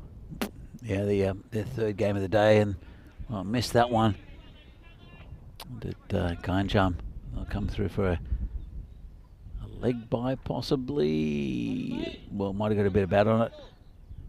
Well, this is where it gets interesting, and Brno know this. This is the wicket that they want, is Pramod, a Bengali who's played some nice shots already. This is the wicket they want. Can't be the deliverer. Smashed hard. Should be stopped, but the fielder, well, I tell you what, how he stopped this, yeah, how's the word? And how he stopped it, I'll never know, because he's never got himself, Ramararo, he had never got himself in line with this ball. He's nowhere near behind it, and then he has to put a foot on it. That's clocked him on the leg. This is going to hurt. There's going to be a big bruise there, I'll tell you that now. Oh, he's come back, he's right in front of us, and he's rubbing that ankle, and he's down in front of us now, trying to get a feeling that... Romaro will be feeling the pain of that, but he just never moved in the right position. Would have loved to have seen the ball go straight back to him, see what he would have done. He's still in front of us. It hit the ankle or the instep. I think it's the ankle. This is the more... Every second that pain is getting worse, and at the moment, you know those laddus we had yesterday? Well, he's going to have a bit of a lead. Oh, that's an incredible grab. Absolutely fantastic. It looks like he's got the older marigolds on for washing up the dishes, doesn't he, with that blue? But kid you not, this is a superb catch from the keeper. Mohamed Ratul, he's played his part magnificently with the bat. But what a catch this is. It's a one-handed super grab from the keeper. Yeah, great catch. I'm still a bit confused about your marigolds comment, but that's a really, really good catch from Ratul, who stuck his glove out. He's a good keeper. But what are you talking about, the marigolds? Well, in Spain, all the marigolds, you know, that you're used to them being pink or whatever. In Spain, they're always blue. So he's got those blues on. It's like the washing up gloves you do the dishes with. I still have no idea. So you're talking about his gloves? Yeah. Oh, okay, gotcha. I have no idea what marigolds are. Oh, you know the gloves people wear when they're doing the old washing up? Like when they're rubber washing gloves. dishes? Rubber gloves. Rubber gloves, yeah. Okay. Marigolds. Oh, I've never heard them called marigolds. Is it a British thing? I guess it must be. I'm not sure. We just call them gloves. Gloves. Yeah, the old. But what a catch. That's a great catch. A lovely moment there for Ratul. And not so good there for Pramod. And the wicket they wanted, they get. Now it's going to be very difficult. Though, having said that, this one has been played away beautifully for 4 by Nawab. Yeah, nice shot by Nawab. And just got a little bit wide there, the bowler. And you can see that diving Solanki, I think, who couldn't hold on to that one. Couldn't reach that one. As I see here also that United will be back again, and this will be a really tight contest between United and the Tigers. Not much between these two sides, with good batting and bowling for the Tigers, also from United. Yeah, two plucky teams as well. I get the feeling that Prague Tigers going to be up for this. I felt for them a little bit in that last match. Not too many things went well for them. I think they played some good cricket, and but still ended up with that loss. And a few things went against them. And well, one man who comes back and is going to make it a real uphill struggle now for United is Niraj Mishra. Comes in and he's on the money. Very first ball. That's quality. This is what bowlers, you'd expect good bowlers to do when they're brought back into the attack, to be right on the stumps, and that's exactly what Mishra does. Full straight Yorker length, knocks them over. Jog there, what there? And Kumar has to depart. Yeah, really good bowling there from Mishra. He took a bit of stick on the first over from Magare. He's come back, and he's just such a consistent bowler, and a little bit quicker than what he appears, but very good bowler here for Brno. It's another wicket down, and it'll be Shaimal Joshi, the new batsman. He was involved in one of those golden balls a few years ago, and that was an absolute classic. As Mishra comes in again, and dot ball. It's going to be difficult for him here for United, I think. Got decent runs on the board. They're not completely away from the target, and they need 89 for the point. They should get that comfortably, but 45 runs in 16 balls. Still just under 17 and over. It's possible, but do they have the batting?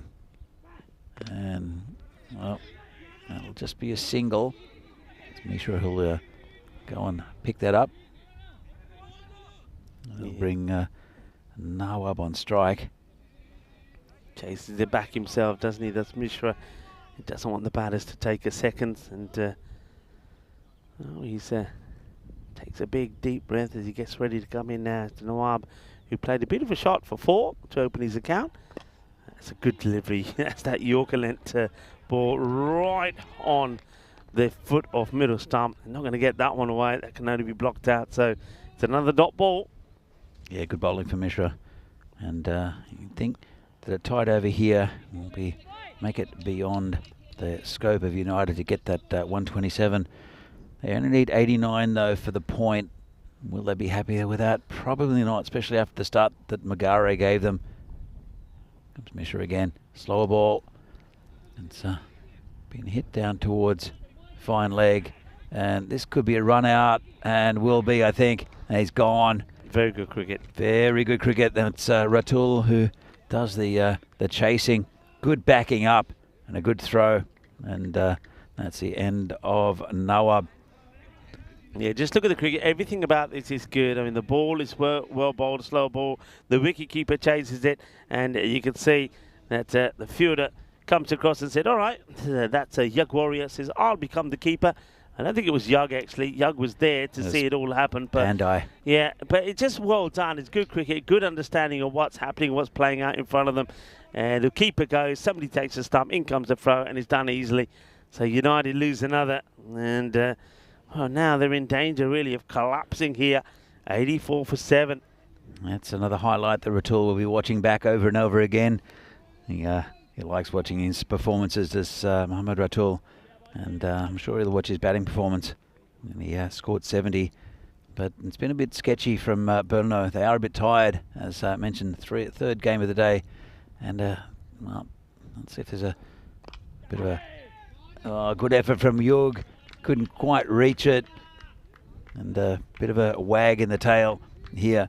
Maybe 88 now for 7, off 8. 2 more overs to go. They need 1 for the point, which I think we'll definitely get, unless there's a spate of wickets here. But good over from Mishra, 4 off the last one, and nicely hit. So we'll have a look here, and you can see that it's fairly even on paper, but I can't quite see it. I can't quite make it out. It's all a bit confusing, this one. Yeah, it's I mean, they're on 88 here. Their opponents at the same stage were 94, but they give them credit to Brno. They finished well, didn't they? Especially with some of that hitting from Senegupta, who smashed 25 just off 7 deliveries, and how important those runs are when you look at what's happening in this match here at the moment. Well, absolutely. So that's an important knock. The only other batsman was Ratul, and everyone else really failed. It was disappointing from Brno, but really good from United. And then here it's similar tale with the middle order not doing much. Pitched up. Good delivery again from Khan. And Khan's the sort of bowler that unless you're prepared to come out of your crease, he's going to create a few problems for you, because if you're staying in your crease, every ball's a Yorker. He's the sort of bowler, really, from what he's bowling, that I'm quite surprised that Ratul is not standing up. I suppose it's a possibility if they do see that the batter's trying to take advantage of him, but at the moment they're not. They're batting deep in their crease, and I think that's why Ratul is just staying back. It's safer. You're not going to leak any runs. But if the batters are starting to come out and starting to hit the ball down the ground, turning these balls into full tosses, then he goes and stands up. So at the moment, I think Ratul's doing the right thing. But just look how deep all the batters are. And what they ended up doing is yorking themselves. So here we go. He'll go full again.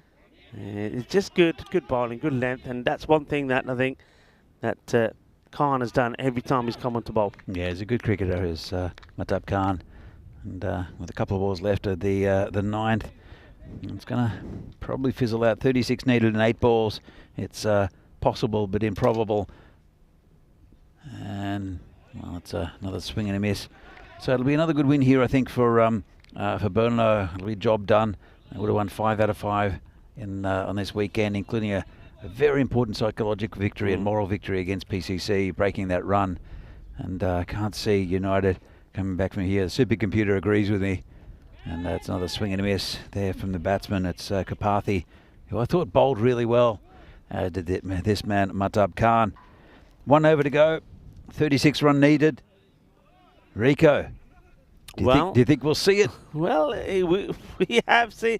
No, I mean, we're saying 36 needed. We've seen overs lately, the likes of Estonia and also there in Cyprus, where it's gone more for 36. So it can happen, but a lot of it depends on the batters that you got out there. And though Bharat Kapathi was, well, he was sensational with the ball, I have to say he made a huge difference, him and Kuma when they bowled.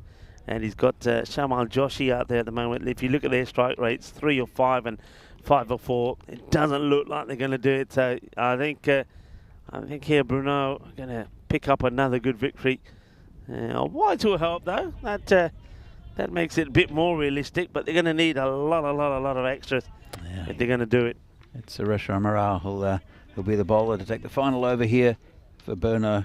It was an interesting game between these two sides.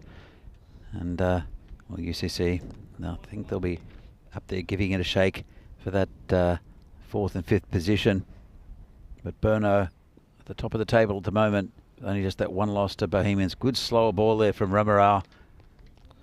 Yeah, this is good captaincy as well, because I think Ramaral needed this over, didn't he? After that over went for 20, where he didn't get anything right, so many wides, it wasn't good. You don't want to go into your next match with that behind you. Remember, after this is them done, isn't it? These are their matches done in the group stages. Well, this will be... he's managed to get it past the keeper. Ramaral saying, give it back to me. Don't worry, give it back to me. So they're going to take a single. So, yeah, I mean, you don't want to be coming back into a bowl whenever it is after a bad over. So he's going to get the opportunity to get a good over in here. He started well. And... that could have been a comical moment if he had thrown that any harder, but no damage done. Ramaral back to his mark, bowling to Kapathi, who levers this pretty well. He will get a boundary, it'll be a 4, but they need even 4s of every ball here. Is not going to help the cause. They're going to go down here, though that's a nice shot by Kapathi, hitting it over the offside. Yeah, they'll get the extra point. That's just another little good thing, a little innovation that's come in this year on the European Cricket Network, and it just gives them something to play with, just a little extra boost to try to get into that into those finals next Friday. Well, that's not going to help them. That's doesn't really matter at this stage. It's the end of Kapathi. Good ball from Ramaral. Gets his first wicket. A couple of balls left in the innings, and there's still only a couple of wickets to go. Let's have a look. And nice full ball. And the umpire with his finger straight up. You're out. That always makes you laugh when the bowler hits the stumps. The batter's stumps are all over the place, and the umpire puts the finger up. And I suppose he's just letting the batter know he's out. Interesting, because the umpire doesn't give the batsman out unless there's an appeal. I wonder if something like that, if there's no appeal and it hits the stumps, if the umpire would have the gall to say, not out, you didn't appeal. So, I'm not sure. I'll have to check with someone with more knowledge of the rules as to that little technicality. And this is down leg side, and he's making this longer than it should be. Ramau, Ali Hassan Sitar, again, it's weird. We didn't see him with the ball. Yeah. He's a very, very good bowler. I used to open the bowling for PCC in these tournaments at one stage. Is that right? So, was a top wicket taker in the league a few years ago. Terrible slow ball. He's found a man. I don't know how he managed to do that. Should have been in the car park. It was a full toss slow ball. Let's have another look at this. Yeah, this is not a good delivery. Look where this is. And the batter, somehow, his balls are wide and he doesn't hit it to the boundary. So he's going to get one, but he would have got that anyway, and the extra ball, but he don't. So this is the last ball, is it, of the innings? It's another slow ball. It gets just played out tamely to the fielder. And Dylan... Well, What's going on? Oh, Dylan dear. Stain from the boundary. Well, They're having an inquest in the middle because that's the 9th wicket that'll go down. What are the batters doing here, Dennis? You were watching the batters. I was watching Dylan, and he's thrown it in. It's a direct hit. That is out. It's the end of the innings. It's a victory for Brno, and they're going to restrict United to under 100 here, and they're happy. Of course, they're happy. It's been a long day. It's been a hard day, but it's been a productive day. They've won all 3 matches here today after, of course, 2 wins yesterday, including the victory over Prague CC. This is what's coming up next. United, they're going to have to shake off that defeat. The only player really performed well there with the bat, really, you got to say, was Margari. So Ruturaj will be hoping to continue in his good form, but he needs somebody else to get going out there with him. Good performances from Kuma and Kapati with the ball. But United, they've got to come back strong. Prague Tigers, I get the feeling that they will come back strong. There's something about them when they finish that last match, and when I saw some of those players around the ground here, it makes me think that they're coming back strong here. They're looking for a victory here. So if United don't play a hard game here, they could find themselves being rolled over. all right, look, I think it's going to be a cracking game coming up next, but these are the highlights, and all the highlights early, and most of the highlights for United were from that opening innings from Ruturaj Magare. This was an interesting one. I think you're right. I don't think it touched the rope, and then there's a direct hit. Ayush Sharma was like, hey, let's go for another one. Direct hit from the boundary, and that was the LBW. Next ball, it was a big one. It wasn't Sengupta happy. The little dance, and that was a big wicket of Ruturaj. And then wickets kind of kept on falling. There's Dylan with the catch, and it was nothing really going for United at this stage, with Navid Ahmed taking that one, and that was painful for Ramarao. He was hobbling for a while, rubbing that ankle. And that was a great catch by Ratul as well. That was a wonderful catch, actually, Ratul. Certainly he's had a good match, and pretty sure that wouldn't surprise me if he finds himself. Well, it's either him or Senegupta that'll probably be the player of the match, and in the end, they've gone for Ratul, and I think that magnificent catch behind the stumps probably sealed it. Senegupta, he had a good match himself, didn't he? He scored some very important runs from side. I still maintain that was a very important knock from him, 25 of 7, and then he took the wickets at the right time. Then he came on when you had things happening, and Senegupta, of course, it was the run out happened in his over, and then of course he got the big wicket, the LBW. I want to see what happened here. Like, okay, so Sharma Joshi takes off for no reason, and it was a direct hit from the boundary for Dylan Stain, and he was halfway down the wicket. His batting partner had not turned around, so they definitely weren't on the same page. They weren't really in the same universe. He wasn't even looking at him. That's the thing. The batter was going to the strikers and hadn't even looked around, hadn't even acknowledged that his partner was coming down the wicket. I was just wondering where he was going. I just saw him run. I'm looking at him going, why are you running? It's the end of the game. There's no advantage at all. They ended up on 100. And then, Dylan Stain with just what Dylan does with a direct hit from the boundary. Anyway, end of a very strange-looking game. As you can see, Magare there with 41 and Bagoli with 19. No one else reaching double figures.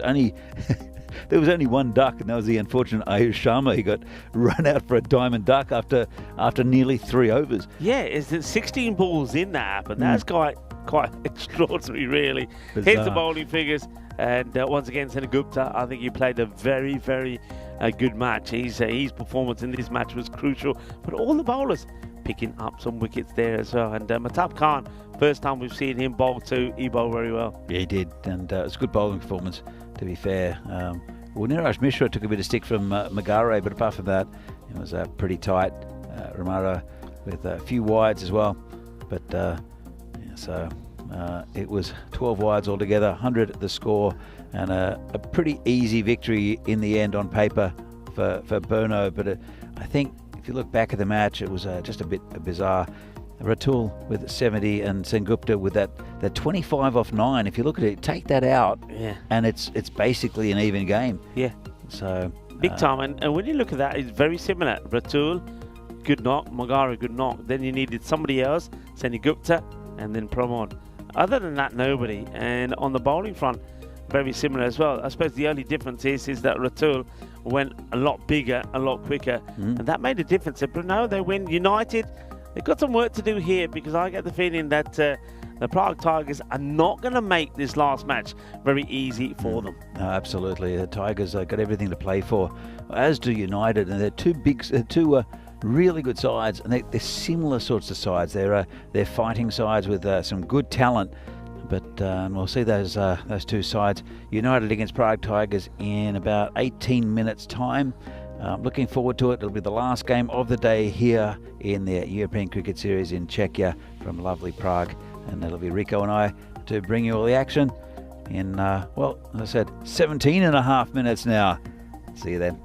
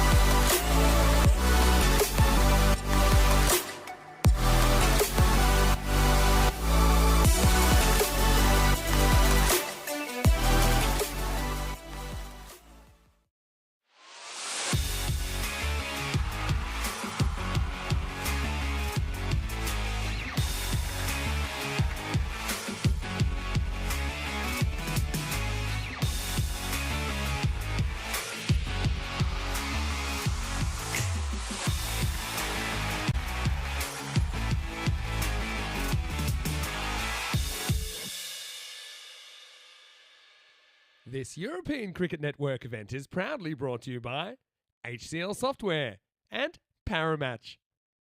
Hello and welcome to match number 35. It's the final match of this match day 7. Match number 5 coming up then in the day. It's been a wonderful day. We've seen some good tight contests, though we haven't had a very close one. It's fair to say that we haven't had a high scoring one either. But what I am starting to see is that the bowlers coming back into play here has been pretty batter orientated lately on the European Cricket Network, but bowlers are starting to come back, and maybe we can see a highlight for a bowler in this final match here today on match day 7. It will feature two teams that we know very well. United are playing back-to-back matches, and also the team, the Tigers, coming back into play as well. So it's going to be a good match. Let's see what happens at the coin toss. Welcome to the toss, match 35. United versus the Tigers. Tigers to call. Head. Heads is the call. And it's a head. I would like to bat first. Tigers have won the toss and will bat first. Tigers are going to look to do what they did last time against Brno, and that is have a bat first. We know they have got the batting. Sagar Hossain certainly showed what he could do. We know that they also have the likes of Numan Tariq in this side, though he didn't really perform in the last one. Wamad, who did perform, was Shoaib Mia. He was sensational. But what happened to him with the ball? I was quite surprised that we never saw him with the ball. One other guy that performed really well was, of course, the other Amin Hossain. It was good that he was able to get some runs. He made that a competitive game against Brno. So they have got what it takes to score big runs on the ball, but can they contain? That's what it comes down to. Maybe we will see Shoaib Mia with the ball this time around. They're up against a United side. We know United are a strong side. Piyush Singh will once again be key for them, as well as Magare. But we saw some good performances there with the ball from the likes of Kumar and Kapathi as well. So watch out for those. We're going to have a big finish to the day here. Maybe we will see a highlight from one of the bowlers. Maybe a hat-trick, maybe even a fifer. It's about time. Well, let's go over to the commentary box for the final time then, where Danny Hudacek will talk us through the first ball. Well, thanks, Rico, and welcome back here to lovely Prague for the final game of the day in this European Cricket Series here in Czechia. And it'll be a cracking game between two good sides. United against the Tigers. Not too much between them. And I don't know what the supercomputer is going to say, but I think it'll be pretty close. United 2 and 3 now. Tigers 1 and 4. And it is the Tigers the one at the toss and elected to bat first. Good toss to win. And it'll be, I think, probably Imran Butt and Sagar Hossain to open. We'll check that in just a moment. But they've got a pretty good batting lineup. Numan Tariq, also Subject Mia are very good for them. And with the ball, well, United will no doubt open with the left armour. Took a bit of stick. It's Amandeep Singh from Ruturaj Magare. 50-50, the supercomputer says, and I totally agree with this. The supercomputer here, I don't think either team is really favoured. I think just both of them are good quality cricket sides. They'll be trying to get into that top 5. So it's won't be Amandeep to open. Looks like it might be Pramod Bagoli. I think I'll just confirm that in just a minute. When he turns around, he's just warming up. And it will be Pramod wearing the sunglasses. And he'll be bowling to Imran Butt. Again, really hasn't proven himself in this tournament yet. But he's a good bat. Is Imran. Sagar Hossain. We've seen good flashes of him. Sagar. Oh, sorry, yes, Sagar. It's a new addition. Ujjal Hossain has come into the lineup for the Tigers as well, showing their depth. And Muhammad Nabil has come in for United as we get underway. And it's wide by Bagoli. Interesting, we didn't see Ali Hassan Sitar with the ball in the last game for United. He's a good bowler, but he's been, I think, underused by United. I've seen him opening the bowling in the past. We continue. So I don't know if you heard the church bells in the background. It's just be called a wide again. And there's a at the Zamek just behind the batsman. There's a nice church, little church, and does have the church bells that ring on the hour. And it's 5 o'clock local time. Here comes Bagoli again, bowling to Imran Butt. Hits it nicely down the ground. Won't get past the fielder though. That is Kapathi, who we saw with the ball in the last game. He's come into the team and added something for the United bowling lineup. It's a pretty good start so far. Well, Bagoli, he's bowled those couple of wides, but someone's hit the batsman. Again, no run.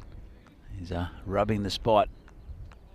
Looks like he might have got him on the arm, or maybe on the just in the ribs. As we can see here, just yeah, hit him in the ribs. It's a pretty sharp delivery from Bagoli. He's just a good all-round cricketer. And Imran just hasn't really gone on with the score at all. He's opened for quite a few of the Tigers innings. This one's a nice shot though. Still go to the boundary for 4, and that's the first runs off the bat for the Tigers, and the first for Imran Butt. Nice shot. Got that pretty cleanly, just away from the fielders. So again, very pleasant days for cricket here. Nice little breeze, especially coming in through the marshmallow. We're getting a bit of sun now. It's Rico Fool, who's just sitting next to me doing a little bit of work, who's copying it all. This is hit down the ground. This will be 4 again. Well, that's not a bad start here from Imran. And just leaking a couple of boundaries there, Pramod. Still a couple of balls left in this over. It's 10 from it. We're a couple of wides early. There's a bit of conversation here between the within the umpires. I think he might have broken a bat or done something to a bat. Imran. Well, that bat's just produced 2 4s for him, so it's a bit of a shame he'll have to change it. And let's see if this one works just as well for him. So a couple of balls left here from Bagoli, and a bright start from the Tigers. 10 so far on the board. Just waiting on the umpires, having a bit of a chat to who it is, maybe the third umpire or one of the match officials. Just a quick delay. It's been a really good day's cricket. Brno.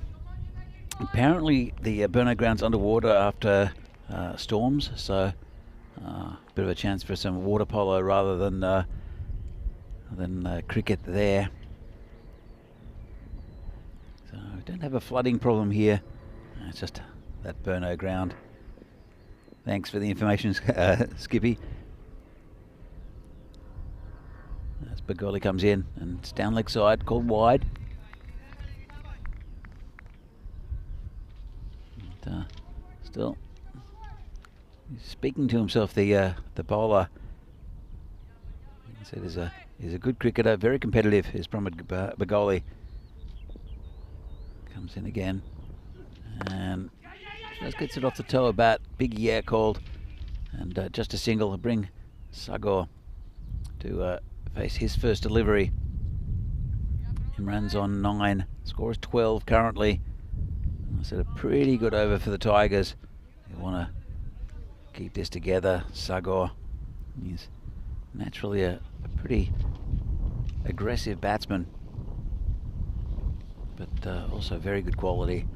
By the way, the 2 men back to the 3rd man, and also someone deep cover. And this is a wild one from Bagoli. That'll be a wide again. So it's uncharacteristic of Bagoli bowling all these wides. It is the last game of the day.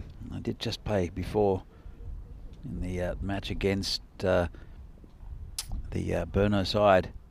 Don't know if that's affected him at all. This is hit nicely, just over the top. 4 runs again. Nice shot by Sagor. It's gone past us. It's gone a long way. Phil G will do the fielding, I think. The Yogesh impersonator. And well, I think Yogesh and Ravi Solanki have changed sides finally.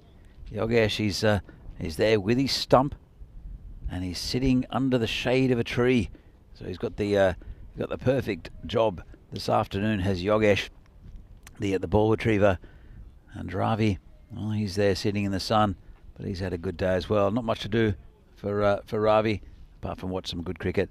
So this is what's happening for the rest of the calendar for the European Cricket Series. Czechia at the moment, then going east, Romania, Hungary, Bulgaria, then going to Rome, Austria, Croatia, Malta and Spain, plus also the 2 ECCs, the European Cricket Championships, men and women.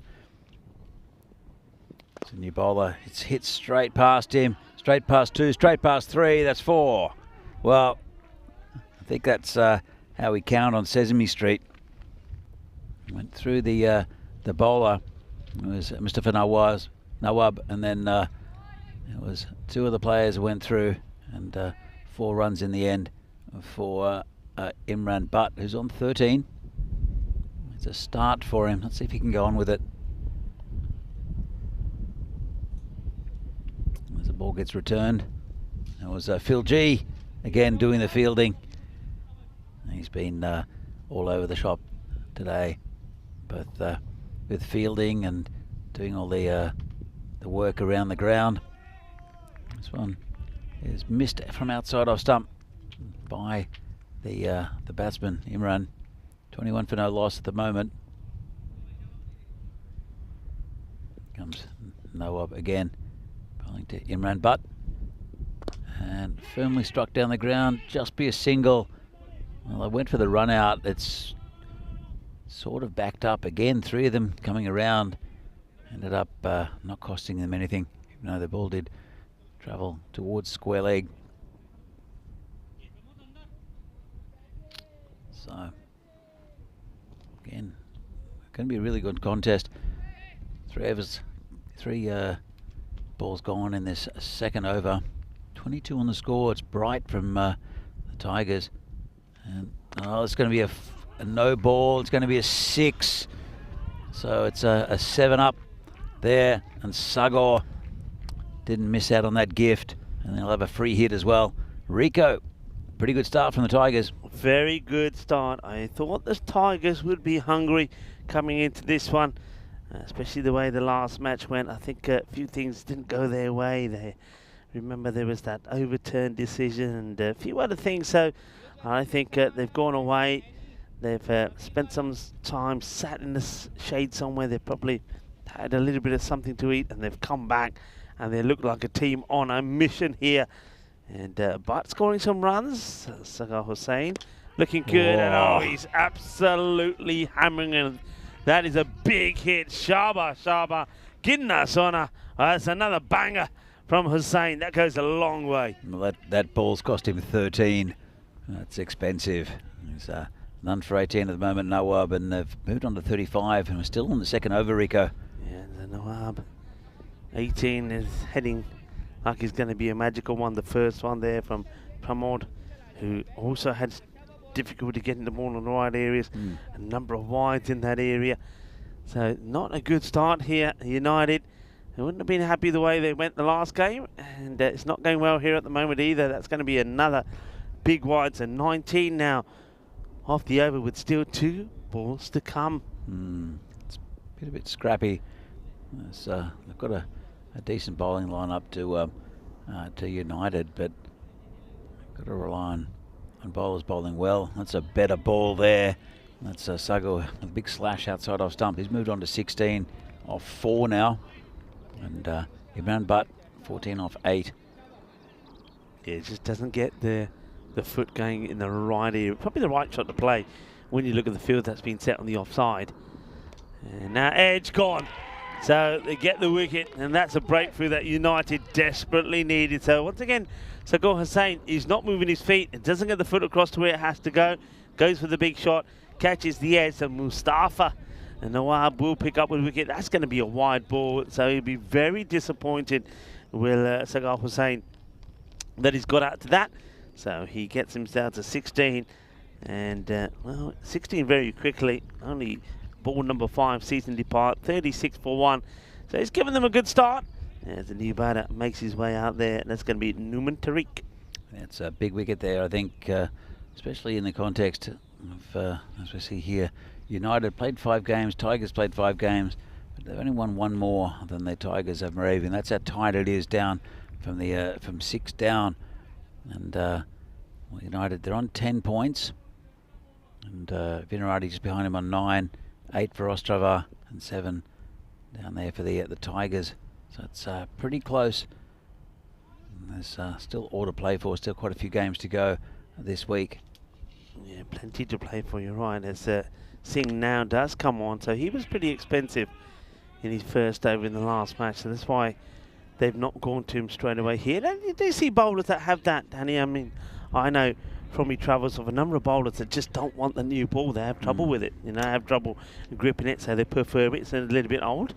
Well, Amandeep is normally very tight with his bowling.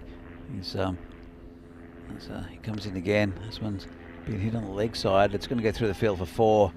He's normally very economical because he gets the ones to push away from the right-hander, but then he's got the odd one which will swing in and take out the stumps. So he's a very clever bowler. But I mean, at the top of the innings, with quite a few of these teams, you get very aggressive batters, and it was Ratul that took him apart in that game.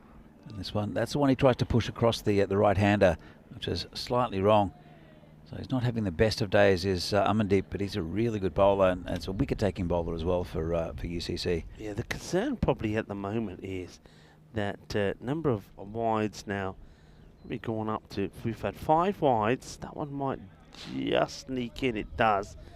So 6 wides, beg your pardon, and we're only into the 3rd over. So if they carry on at this rate, time is going to become a big issue here. So they've got to tidy this up. Amandeep gets one in the right area. Batter probably can guess where this one will be, and in fact tucks him up. It's too high for an LB. There's no doubt about that. I suppose Amandeep, that will be a leg by, so the batters will change over. So he has the opportunity here now to once again be bowling to Imran Butt. But I haven't really seen Imran Butt get going yet. He's always sort of got a boundary then gone out. This is the best I've seen from him so far. Can he continue as he watches another one that gets past him? He's giving that long look at the umpire. The umpire just shrugs his shoulders and probably says, see that bit of wood in your hands? You're supposed to use it occasionally instead of leaving the ball alone. So I'm pretty sure he'll have a whack at this. He hits it nicely, but they're taking him on. Good hit here. He'll be in trouble. And he's gone to the keepers, and that's actually very smart. And he's got him, you know. He's got it. This is very smart cricket, because I think a lot of people, including myself, I have to admit, thought he would go to the bowler's end. But he's taken the chance and gone to the keeper side. He's done very well to actually get it past the batter. Look, that's a perfect throw. Perfect throw. And this is overtaken on the inside lane. It really is. Undertaken by the Grizzly. But he gets the wicket. Smart play, smart cricket. Another wicket goes down. Yeah, really good play. I think it was Ruturaj who did the fielding. And he saw that Noman wasn't moving. He was just watching the ball, where his batting partner was almost next to him. And when he took off, the ball nearly hit Noman. That's a really big wicket there, because Noman can be a big hitter, Noman Tariq. Yeah, you're right. It is Ruturaj Mangari. I mean, that is just exceptional awareness from Ruturaj, but pinpoint accuracy with the throw, because that could have quite easily have hit Tariq on the way, and it would have been just, it's accidental, that's it. But he's got it through. The keeper's also done very well, Singh, to expect the ball to come through to him, and they've executed a run out from nowhere. Yeah, absolutely. And just a poor piece of running. I think there was a yes call from Imran, and it was just ball watching. It was no man, and when he finally realised that he had to run, he just couldn't make it there. So this is tucked around the corner. It'll be 4 runs, and that's Nice shot by Imran. He was on to 19.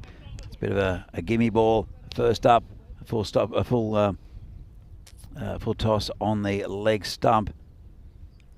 Yeah, nicely played away, no issues there, and he's been joined out there by a good batter, Shoaib Mia. So you've got two pretty dangerous batters out there, but they need to perform here, especially with Hussain and Numan Tariq gone early, the two main providers for their sides.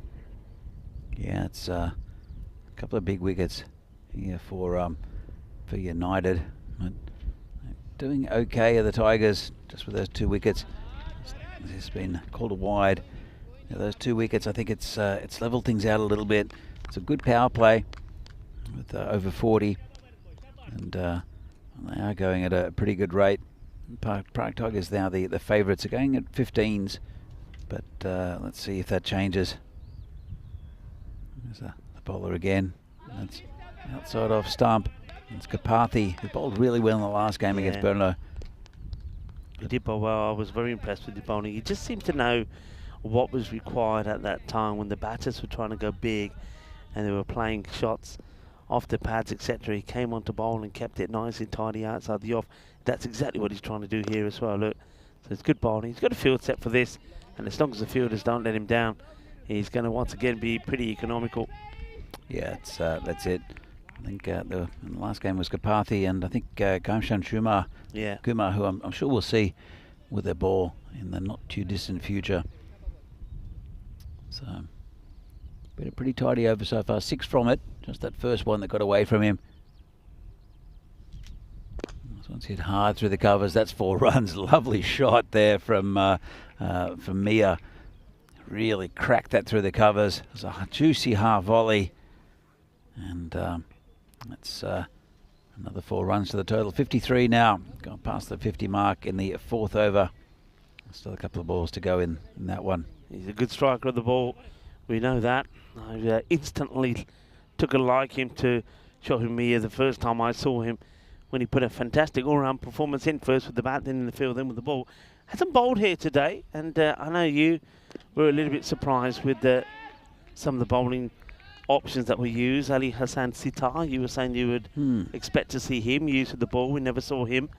Well, we can still see him in this innings. I'm just a bit confused as to why he's not bowling, but we did see him earlier on bowl a few overs. They were fine. And now this is hit nicely over the top. It's going all the way. 6 runs. Just opened up and smashed that into the United dugout. Let's have a look at that. Cleared his foot and just hit it beautifully over the covers. Yeah, another one comes to an end here. 16 come off that over, and 59 for 2 at the end of 4 overs. And I always liked in the last match of the day, give you some memorabilia. And of course, we invite you, all our viewers that are watching from around the world, to be in touch with us. If you have a question and just want to say hi, where you're watching from, feel free to do so on this day. Back in 2003, the first T20 100 was scored, and it was the first in the season of England's T20 Cup. Ian Harvey smashed an unbeaten 100 of 50 balls for Gloucestershire as they chased Warwickshire's 134 in just 13.1 overs in Edgbaston. So the first T20 100 scored on this day in 2003. As that's been clipped away, it's going to be 4 more runs. So it's Amardeep Singh that comes on the ball. He's second, 10 off his first, but that's a very good shot. I mean, it's all about awareness. He knows where the field is, and you got to say it's clever. And for a change, Imran Butt starting perhaps to show a little bit of his class. Yeah, look, just turn that around the corner, and really intelligent batting here from Imran Butt. And let's see, there's now a man there at square leg, pretty short, but really intelligent cricket. That one's hit back to the bowler, no run, bit of a crowd catch. Yeah, well done. I've already mentioned that today is Luxembourg National Day, so if you're in Luxembourg, enjoy your celebrations. Also Victory Day in Estonia. I noticed some of the Estonians in the chat, so enjoy the celebrations. It's another dot ball from Amardeep. So after a very snazzy shot playing by played by Imran Butt. Amandeep has come back with a couple of dot balls. Yes, as I said, I rate Amandeep's bowling. Took a bit of stick in the last game from Ratul, who just seemed to lash out at everything. Comes in again, and this is high in the air. Well, this is coming close to us, just to the right. It's going to be a big shot, and not that far from the ECN photographer, Diana Raluca Oros. Just watches that go by, and goes click, click, click. Thank you very much. Big shot, big hit. Imran Butt looks like he's going to town here, and Amandeep may. Well, you can't set a field to those, Danny. That is just big, long, and hard. Yeah, he hit that very hard, didn't he, Imran Butt? He's on the 30 at the moment. And, well, United, they need a wicket here. It's a good little partnership starting to mount up. Imran's on 30, and Sajid Mia is on 10. Yeah, coming up to the halfway point, and it's another swing and a miss. So an interesting over. We saw a 4 to start. We saw a big 6 in there, but that is it. A lot of dots as well. So, well, it is a word hydration day. It's all about taking on liquids on a hot day like today, and I can see that the players here will take a very small strategic timeout when they take some of the HDO. And it gives us an opportunity to welcome all of our viewers around the world and remind you it's the last match of the day, and we invite you to put some questions through. I've got Danny Hudacek here with me. Danny, of course, is the local expert, knows all about the players here. I mean, he's like a memory bank of information and knows a lot of things about Czechia. So anything about Czechia you want to know, I've got the local expert here. But any questions, do fire them in. And, of course, let us know where you're watching from. If you've never come on and sent a message, now's your opportunity. Go and do it. Send us a message. Say hi. Tell us your name and where you're coming in from. So it's a lurker call as well. Yeah, lurker call as well. Fantastic. Come on, let's have you wherever you are. And yeah, big day. Of course, happy Sunday to everyone. And well, let us know what you've been doing in the weekend as well as we return back to the action. So Imran Butt takes some water on. Yeah, World Hydration Day, very important day. And of course, this time of year, it is very important. So if you are going out, always remember to take a bottle of water with you.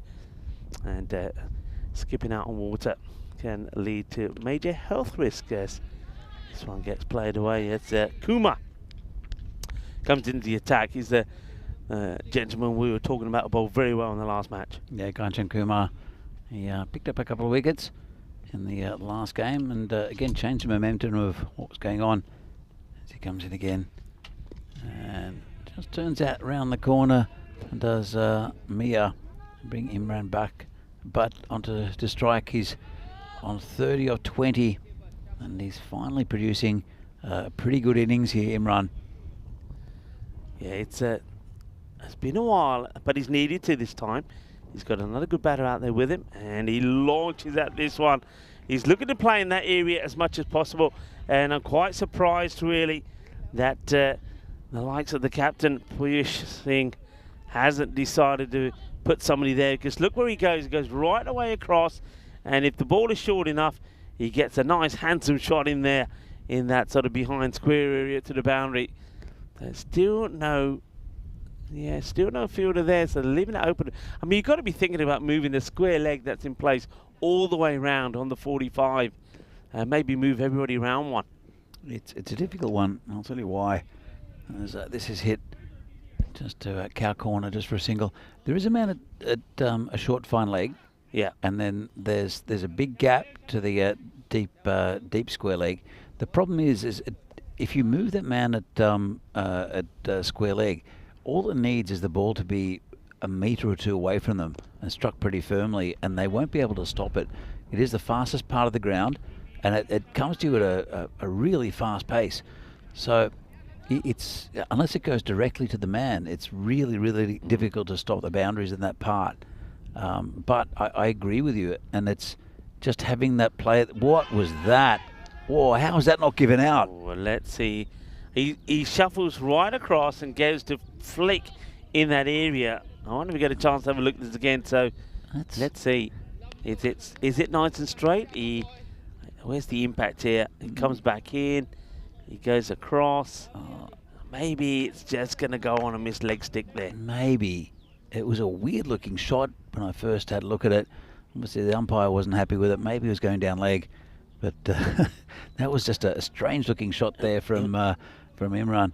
Yeah, it was a nothing shot because I don't, even if you're thinking, because you just mentioned the guy that's short on the 45, even if he gets a bit of bat onto this, he's not going to get any runs from it. So a risky shot played, nothing gained from it, but I suppose in the end, and nothing lost. 76 for 2 after 6. And they're going to go here now to the man you were talking about. It is Sitar who's going to bowl over number 7. Yeah, good move here. He's a very consistent bowler, as Ali Sitar. This is hit over the top. Could be 6. Well, there you go. Big him up, and he gets smashed for 6 first ball. It's Sobjib Mia who hits that one. But Ali, he was the top wicket taker in the first division of Czech cricket a few years ago, and doesn't bowl with great pace, but he's got very good deception, very good movement. This one's a bit short and tucked away, and that'll be 4 again, I think. Yeah, well, not a good start. 6 and 4 all together now. Everybody in the chat are hungry for more, so that gets played away. John Gray is saying, sticking with you to the end of the day. Still lurking from sunny Britannia in northwest France. So thank you, John. Anybody else out there? Come on, let us know. Hi there to Timothy Lucas as well. And yeah, Timothy, thanks for joining the ECN European cricket community. Nice to have you on board. Yeah, hi to Ben Blandford, who's in the chat from Australia somewhere. Big place, Australia. Oh, it's a better delivery, and I think he's gone. He's picked up a wicket, and that's the end of Sobjib Mia. Well, it's cost him a few runs, but he's got a good one, and that's a wicket there for Ali. And another wicket goes down for the Tigers. Big outside edge, neat catch by the keeper.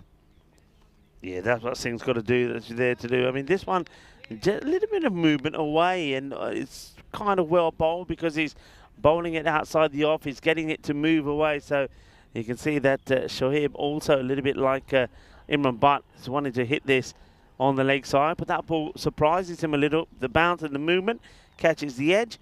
Singh behind the stance makes no mistakes. So another wicket goes, an important wicket goes. Amin Hussain, he played a very useful innings in the last match. He scored a fine 20-odd runs, which is very important when you think about the concept of the game. Scored 23 of 12. So we know he can handle himself pretty well. But really now this innings becomes all about Imran Butt trying to really make sure that he can get as much strike as possible to try and help his team to get to a big score. Yeah, look, it's a pretty good innings. 87 though, it's pretty good going. 13 and over. It'll be a competitive score, whatever they end up with, the Tigers. I'm sure they'll try to get that score up to probably 120, 125. This has just been a single for Ali. It's been took a bit of stick from Sobjib, but then got his man. 1 for 12. Off this over, it's not too bad. He'll come in again. Bowling to Amin Hussain. Right on the block hole. Just be a single to end the over. 1 for 13 from it. 89 now for 3 are the Tigers. Yeah, not the worst of overs when you consider it started with a 6 and 4. So well done to him. And on this day in 1940, sprinter Wilma Rudolph was the first American woman to win 3 track and field gold medals in a single Olympics. And that's when she was born on this day. And we have a look at some of the matches that we got coming up tomorrow. And Vinarati are going to be action first up, taking on the Prague Spartans. We haven't seen them for a while. And the Dominators, well, they'll be hoping to get their first win on the European Cricket Network as well. And, so 5 more matches coming up tomorrow, the start of another week here on the European Cricket Network. It's another over. It is Kancham Kumar who'll continue. Just a single there to Amin Hussain. We'll bring Imran Butt back onto strike. He's 36 of 24. Let's see what we can do to the bowling of Kancham. Well, that's what he can do. He can smash one miles back for 6. That's a good shot. Oh, almost a one-hander there. It looks like Sajib Bhuyan who's randomly just standing in the crowd. Or he's got a seat back there watching the cricket. He's obviously got nothing else better to do on a Sunday, does Sajib. This is whipped away, and interesting bit of fielding. How much does he know about this, Danny? How much does he know about it? Just stuck a hand out randomly, hoping the ball had hit it, and it did. Look at this. Well, it's why we love cricket here in Europe and in the ECN, as this is going towards the fielder. Just be a single. I tell you what, we're seeing less of. It used to be, especially here when the standard wasn't quite as high, and we had teams from all divisions. I mean, we do have it to a point here. Is you would see an amazing bit of cricket, and this is going towards us, but it's also coming towards Ruturaj, who takes the catch, and that's the end of Imran Butt, who goes for 43, and Ghanshyam gets another wicket, and that's really good bowling there from Ghanshyam, who's, I don't know how many wickets he's taken in this tournament, but it just seems to be pretty regular. And a nice catch taken by Ruturaj. Yeah, that's very well taken. It's sometimes you see the inexperienced fielders run in from there, don't they? They're getting a bit carried away, and they run in, and then they find that they've overrun, then try and get back. But no problem so far.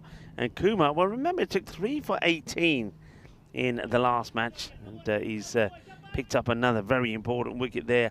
And it's the importance of that wicket, because Imran Butt was the set batter.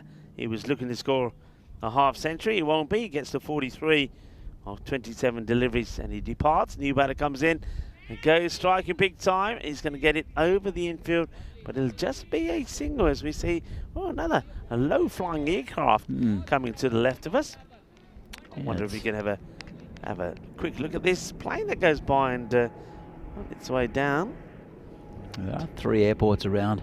This one's, it's very low flying, isn't it? Is it? Yeah, look at that. Well, everybody seems to be pointing the directions and telling him which way to go, but, well, it is very low, actually. It's a nice shot of that from Spring Media. End of the over as well, 99. And still, even though they have lost those 4 wickets, still got 12 balls here to try and get to that. I mean, you'll be looking, good teams look to go for at least 15s here, so you'll be looking still to get pretty close to that 130 score. 99 for 4 at the moment. So just 2 overs to go. And it will be Mustafa Nawab to bowl. Hit hard, but they've got a fielder well played. They've set the field actually on the offside really well. It's only the sort of good imaginative shots from Imran Butt that snookered them out on the leg side, but he's no longer there. A little bit too wide, and well, maybe not, says the umpire. He's happy with this, so maybe that's just well, he's on the walkie-talkie, so let's just wait here. Maybe want to see what the umpire is checking, and not sure what the umpire could be checking here, but he's on the walkie-talkie. That's all right. I reckon that's gone over the line. I think that's fine. Maybe the umpire's saying doesn't see it because sometimes the bowler's follow-through can come in the way, but I think the third umpire there, well, he'd say, no, all good with us. Carry on, carry on.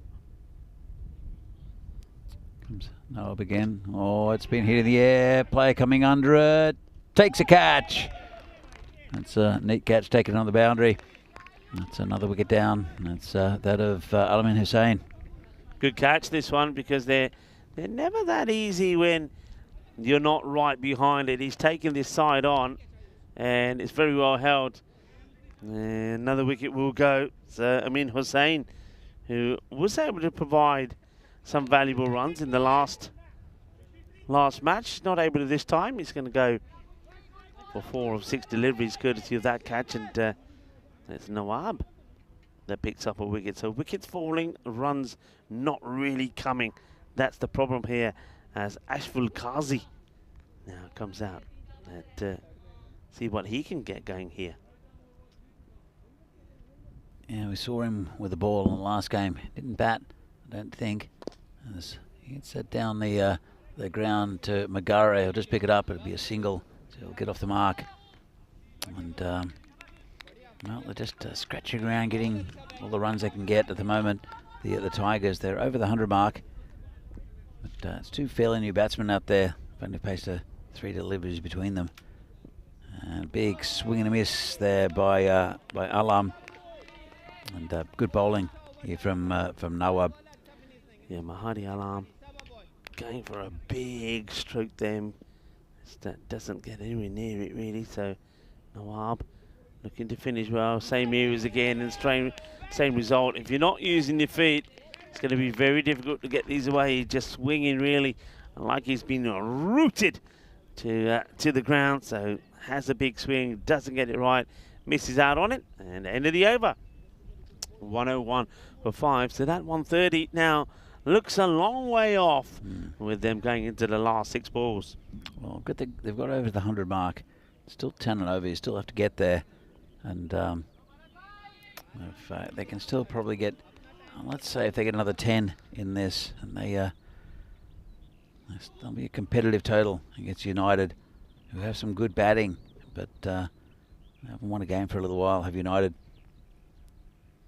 Bowler comes in and gets a dodgy one over the top. That'll go towards a boundary for 4. They all count whichever way they come. And I know that a good friend of mine, every time he used to get one of these, he used to say, you know what, I spend time knocking in every part of my bat, so I intend to use every part. I paid for every bit, and it needs to pay me back. And sometimes those little inside edges come in very handy. Yeah, Kazi indeed. Gets the 4 with the first. Kapathi, oh! Oh, we got so many things to look at here. Wow. I hope we got time. First is the LBW appeal. Then I thought for a moment that the batter Kazi was going to commit kamikaze and kick the ball onto his own stumps. Watch this. Well, he kicked it away. It was good awareness. He kicked it away from the stumps. It could be run out still. Yeah, I think it probably, if we slow it, we'll have to slow it down and have a good look. Out of the way, Piyush. Out of the way. I get the feeling he's gone here. Yeah. He is gone. I'm not sure Let's about that. see if this. Oh, look. It hit the does stumps. hit the stumps, you know. Let's see here. Does he have the ball? Oh. Yeah. So, one more time here. Let's if we slow can it slow down. it down here, I think he takes the bails off before the bat goes past the line. Keep an eye on it. And, yeah, he's got him, hasn't he? He's got him. We've had a chance to look at that from both ends. No, I don't know. I don't know. Let's see when the bails come off. I'm really not sure. So he's tried to kick it away. It's hit the stumps. And Crazy. What do you think here? Have a look from the side on. He's hit the bail. He's missed, I mean, he's hit missed them it there. here. Ooh, there is where the bail comes off. Yeah, I think the bail's There. just Yeah, he's dislodged, gone. So he's gone. Yep. Good work from Abhimanyu behind the stumps. That had everything. I just look, Kazi trying to kick at the ball. I had horrible visions of him either missing the ball and kicking the stumps or kicking the ball onto the stump. In the end, the ball does actually hit the stumps. The bails don't come off. So they think they're getting a single. They don't. There's a run out.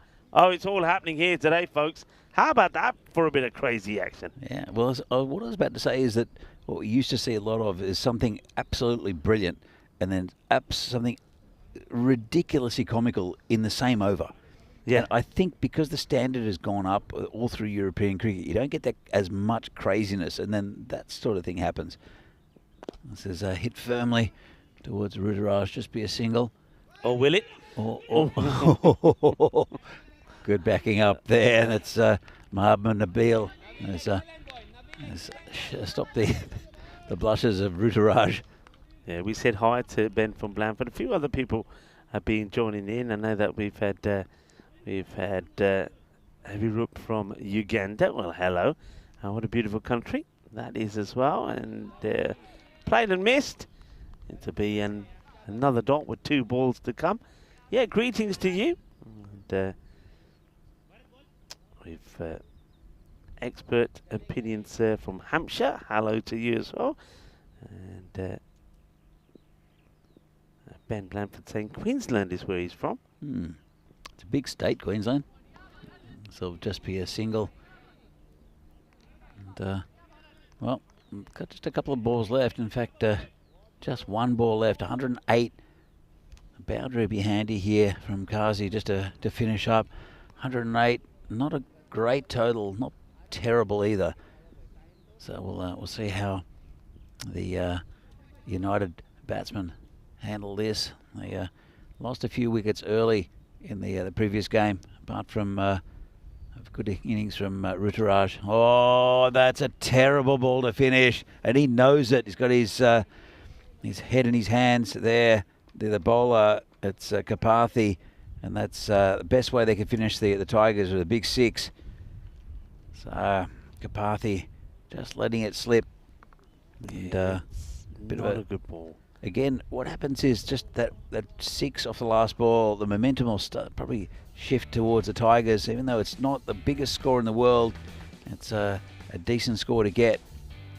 Yeah, this is how it started. Look, the last couple of matches, haven't they been so similar the way they've gone? One batter sort of has dominated early on, scoring well. So in this case, Imran Butt. Then somebody else comes in and plays a little mini innings, like Shoaib Mir gets like a 20 or so. It finished around about this sort of score. So we've had some close ones today. This was brilliant, by the way. That's a great runner. Excellent awareness.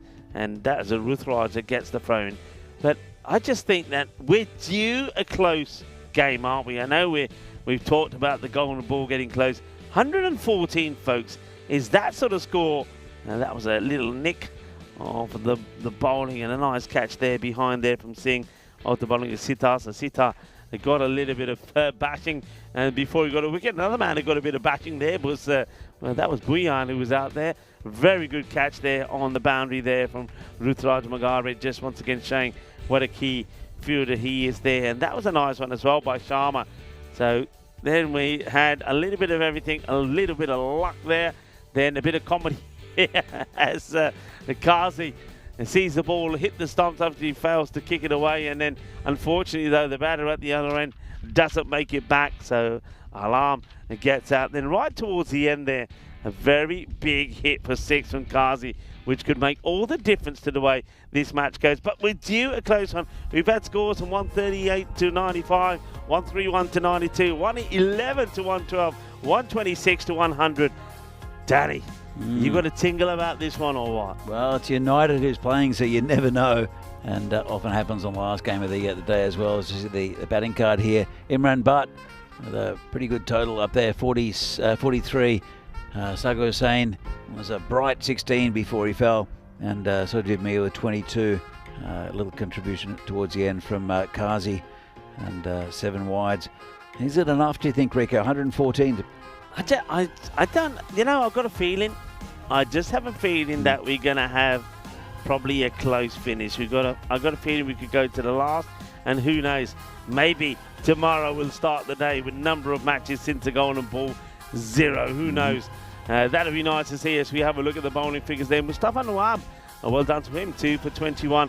But also liking the bowling figures there once again from Ghanshyam Kumar, beg your pardon, very good. 1 for 17 there. And there are no wickets there from Amardeep Singh. Didn't he recover well in this match, considering that the bowlers took him apart in the last one? He bowls very well, keeps it nice and tidy. And of course, Ali Hassan Sitar, the player that you were saying you're quite surprised you didn't see him have a bowl. He takes 1 for 13. But of course, Shoaib Mir, again, I'm really surprised that for the second match here today, we haven't seen him with the ball. Maybe they've just got too many options.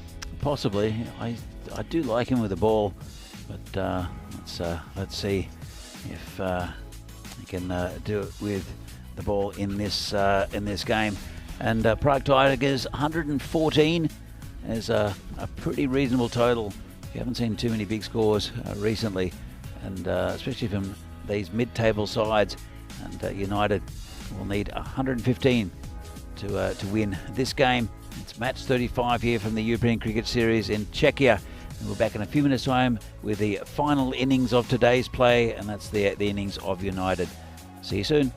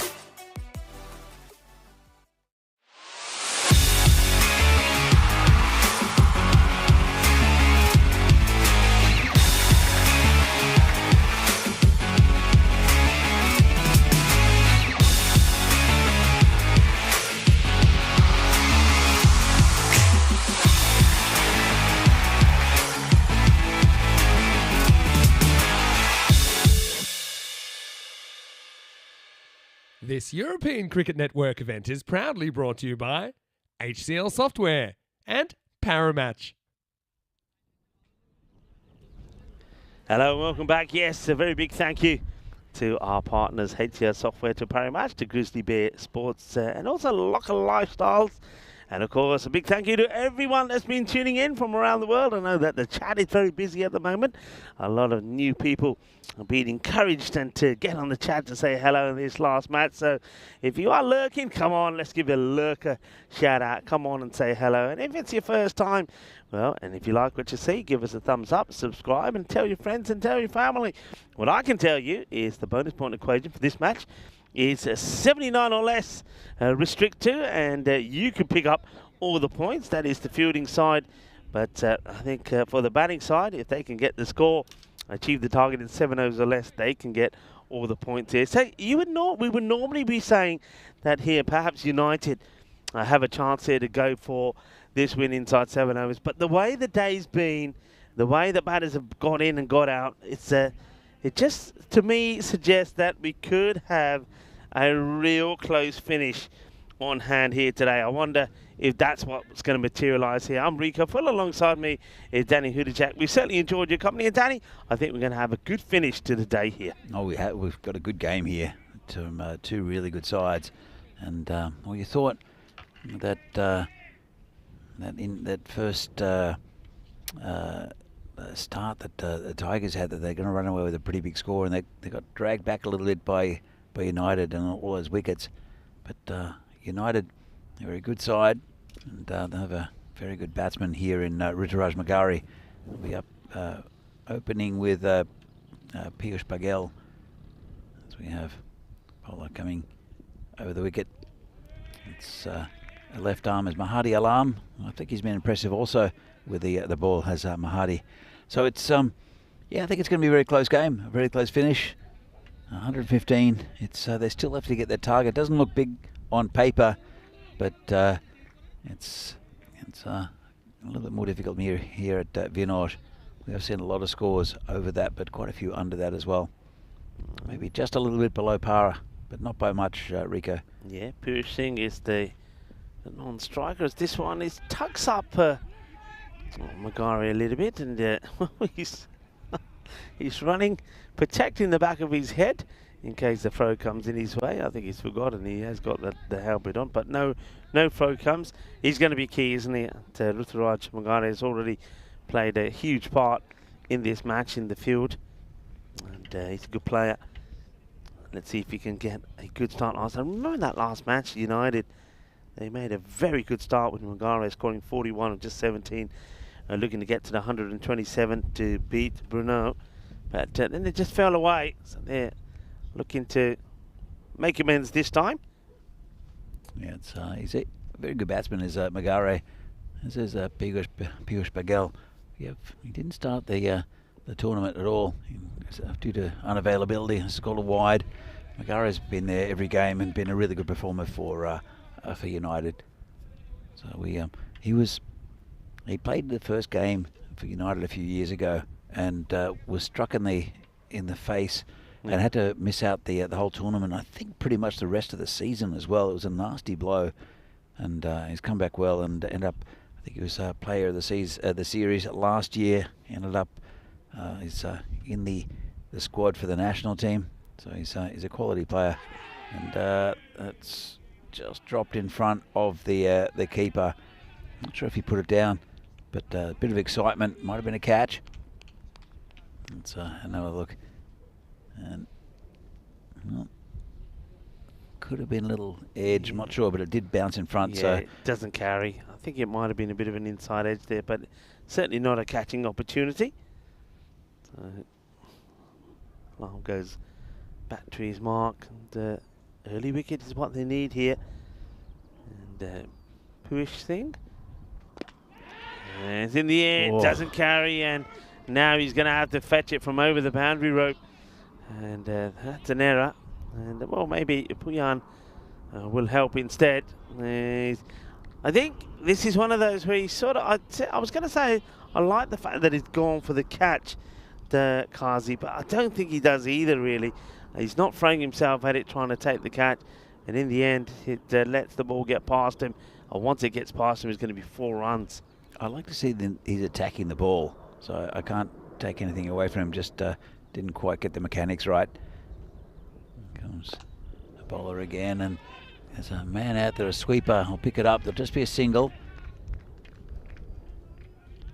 Got the Dogs Insider. Well, that's an interesting name. When will we see Day-Night Cricket ECN? Well, if you're talking about night series, we have and do night series. Of course, we just completed one in Portugal, and there'll be more that will be coming up. And if you're talking about day and night, right, sort of around the clock, well, let's just say that it may not be too far away. I know there's always been a little, oh, he's running nowhere here. That would be out. And that is just poor cricket. There's no way to describe this. For a player of the ability of Ruturaj Magari, Danny, what is he thinking here? What is he thinking? This is just crazy. No. I mean, where's he going here? Where is he going? I don't really think he knew where the ball was, and I'll tell you what, it was really good work from both the keeper and the bowler, because the bowler picked it up and just flicked it to the keeper, who did very, very well. And that's the end of a good batsman in Ruturaj, in a way that probably is a bit of a let off for the Tigers, because he did just run himself out. But good work from the Tigers, who are right in this game. Yeah, he's going to get quacked off, isn't he? It's going to be a crazy duck, a 3-ball duck for Ruturaj Magari. And if he's not scoring runs for you, then United certainly look like they will struggle. And he's just given his wicket away there, so he'll get a duck. He's going to have to make his way back. And now the new batter will have to come on. I'm not sure what they're waiting for. I mean, I'm not sure what are they looking at here. I mean, it's straightforward. He's got the ball in his gloves. The stumps are knocked over. I've no idea what they're looking at. It's nowhere near in. Here we go here. Nowhere near. Did he step on the stump? Thing is, there's a couple of things to say. Have a look. Did he step on the stump? Have a look. Have a look. He may have done. He might have stepped on the base. Were the bails knocked off? So he may have done, but the thing is, it was dislodged. But the bails are dislodged before the ball. It's not out. No, it's out. Shall I tell you why it's out? Because he then knocks the stumps over. Because the stumps are being knocked over. Okay. Because we're using these stumps. So all right. So now the bail's off. He has to knock the stumps over. So he knocks them over. So I think the ruling on that is though the bails have come off, the wicketkeeper has still knocked the whole stumps over. So that will be given out. Yeah, well spotted, and that's the decision. But it was well spotted there by the third umpire, and he did knock the bails over, but because the stumps went over, as you said, Rico, that's out. Good decision. Yeah. But really well spotted that he actually stepped on those stumps. If the stumps had not been knocked over, then that would have been not out. So really well spotted there, Rico. And so now the new batter will be Pramod. That comes out after that crazy dismissal, really worse. So it's also the end of the first over. It is 7 for 1. So yeah, a few other people just letting a few people know that we have had some night events. Of course, Phil G, who's here at the ground, did a marvellous job there in Portugal at that Miranda de Corbo cricket ground. And of course, we will have some more night series as well. But going back to what I was talking about, there's you never know, there may be an opportunity where we'll have day and a night cricket going alongside each other, because I think that day will come pretty soon. So this one is partially stopped. They're throwing themselves around here. The Prague Tigers. So Chris Smith and John Gray, we went through this with Rico before. So yes, I agree with you. The bails were dislodged. He stepped on the stumps, but because he knocked the stumps over, it's in effect picking up the ball with the stump. Yes. Because these are rubber bases. It performs the same action in essence. So that's been absolutely smashed by Pramod Baguli. It's not a great ball there from the bowler, and go and fetch that one, because that's gone a long way. Yeah, nice shot. I'm loving the swivel on this. Well, this is a little bit of the MJ. Oh, Ooh, as he gets that going. Lovely shot, lovely pickup, good shot. And it just needs to go a little bit fuller. And does the captain, Jar Alam. John, I don't know if you've seen the same game. There's no fielder standing in front of the square leg umpire. The square leg umpire's on the other side. That we have a camera that's out towards in the covers, but it's not exactly level with the crease. So that's and you occasionally will get players in the way of that, but it's not in front of the square leg umpire, which would be, well, I think the square leg umpire would let him know to move, but square leg umpire is on the other side. It's on the right hand side of the screen as you see it. So comes a bowler again. It's Ajay Alam, the skipper for the Tigers. It's a nice shot through the field. In the gap, nicely played. And not trying to hit this too hard either, is he? Just backs himself to find the gap. Watch this. Gets the gap. That's what he's looking to do. And once that gets past you on this outfield, it's going to be run. It's going to be 4. Yeah, it's a difficult. Well, it's good to field on, but you got to get your angles right as a skipper, because as soon as it's not quite right, then you punch through the outfield and it's 4 runs. Yeah, and also remind the viewers that when we are certainly the last couple of years when we've been at the Khartoum Oval for the ECL and the ECC, we've got matches, day-night matches there as well.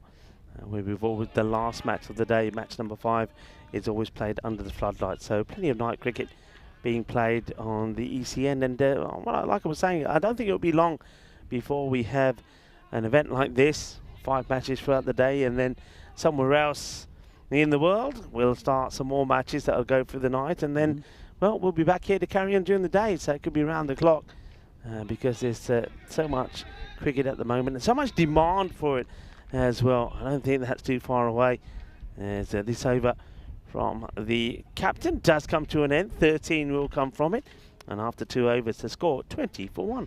Well, I know there's a lot of excitement when the European Cricket Network comes to Prague, and I'm sure it's the same thing with other countries around Europe. It's a good thing for us to have in the leagues here to display Czech cricket, and also to chat about Czech culture and just the local leagues, and to see, we had the women's tournament earlier. We're going to see some ECIs a bit later against Greece next weekend, so it is very important to see the table here. United, they're in 6 at the moment. They play the same number of games as the Tigers. I think maybe the Tigers are about the harder of the draw. They had a good win. That was against Vinohrady, and they'll want a win here against United, because I don't think it's very much between about 6 teams who are trying to get into that spot at the 2 spots at 4th and 5th. The 3 top teams in Brno, Bohemians and PCC have pretty much booked their way into the finals next Friday. Comes the left armour again. It's Mahadi. That's not good fielding, is it? You know, if you don't stop this, it's going to get sucked in by the vortex, and he's not trying to hit it hard at all. The fielder's just got to get down, and that's a little bit lazy. And that's going to get past Numan Tariq, who's not had the best of days here today. Hasn't been able to click with the bat, so he's been a bit unreliable in that department, and now lets them down in the field there. That's going to go for 4. Yeah, well, Tigers still, I mean, it's a very tight game. This still have to go at 11 and over, which is about the start of the run rate. It's tucked around the corner. There's a man there. Just be a single. Very excitable, the Tigers, though. Yeah, that's one thing I noticed about them. They are excitable, make a lot of noise. They're very passionate, of course, about being out there and playing hard. And that's a good grab. That's a good bit of fielding. Doesn't let that one get past him. So just a single. I would like to have seen the Tigers actually in tiger stripe. I think that would be fantastic. we don't see that much very often in their in this sort of cricket. Like you match the name. You know, I know there's Fresh Tropical up in northern Italy. We didn't know much about Fresh Tropical when they first came on. They ended up winning the first 2 tournaments, I think, that they played. Very good side, but the opportunity was there for Hawaiian shirts, and it just doesn't happen. Like, Well, you expected to see watermelons and pineapples on the shirt. that would have been great. Fresh tropical. Absolutely fantastic. They're an import-export company, and displaying fruit would have been awesome. Yeah, I know that recently we had the Sri Lanka Lions of Limassol, and they actually had a nice lion on the sort of front of the shirt. We've had tigers out there as well, Nicosia tigers that have got the tiger on the shirt. So yeah, I see what you mean. It'd be nice to have a little bit of that on there. Yeah, look, nothing against the shirts from these two sides. I think they look fantastic, and but yeah, we need one of these teams to come up with a comedy option. Played down, taking it on. In comes the throw. They will get there. That's very good running, actually. Good backing up from Bagali, who gets there. And Pramod, seeing if he can really get stuck in here in this partnership. They have lost that key wicket of Magari early, and you can see how that affects them when it comes to the run rate. We're coming to the end of the over here, so they're already many runs behind where the Prague Tigers were at this point, even though the Tigers had lost 2 wickets.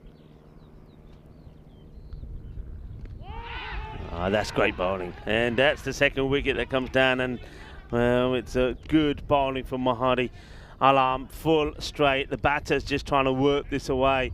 It's Piyush, and that's going to be gone. That's I beg your pardon, that's Pramod, not Piyush. Piyush is the non-striker.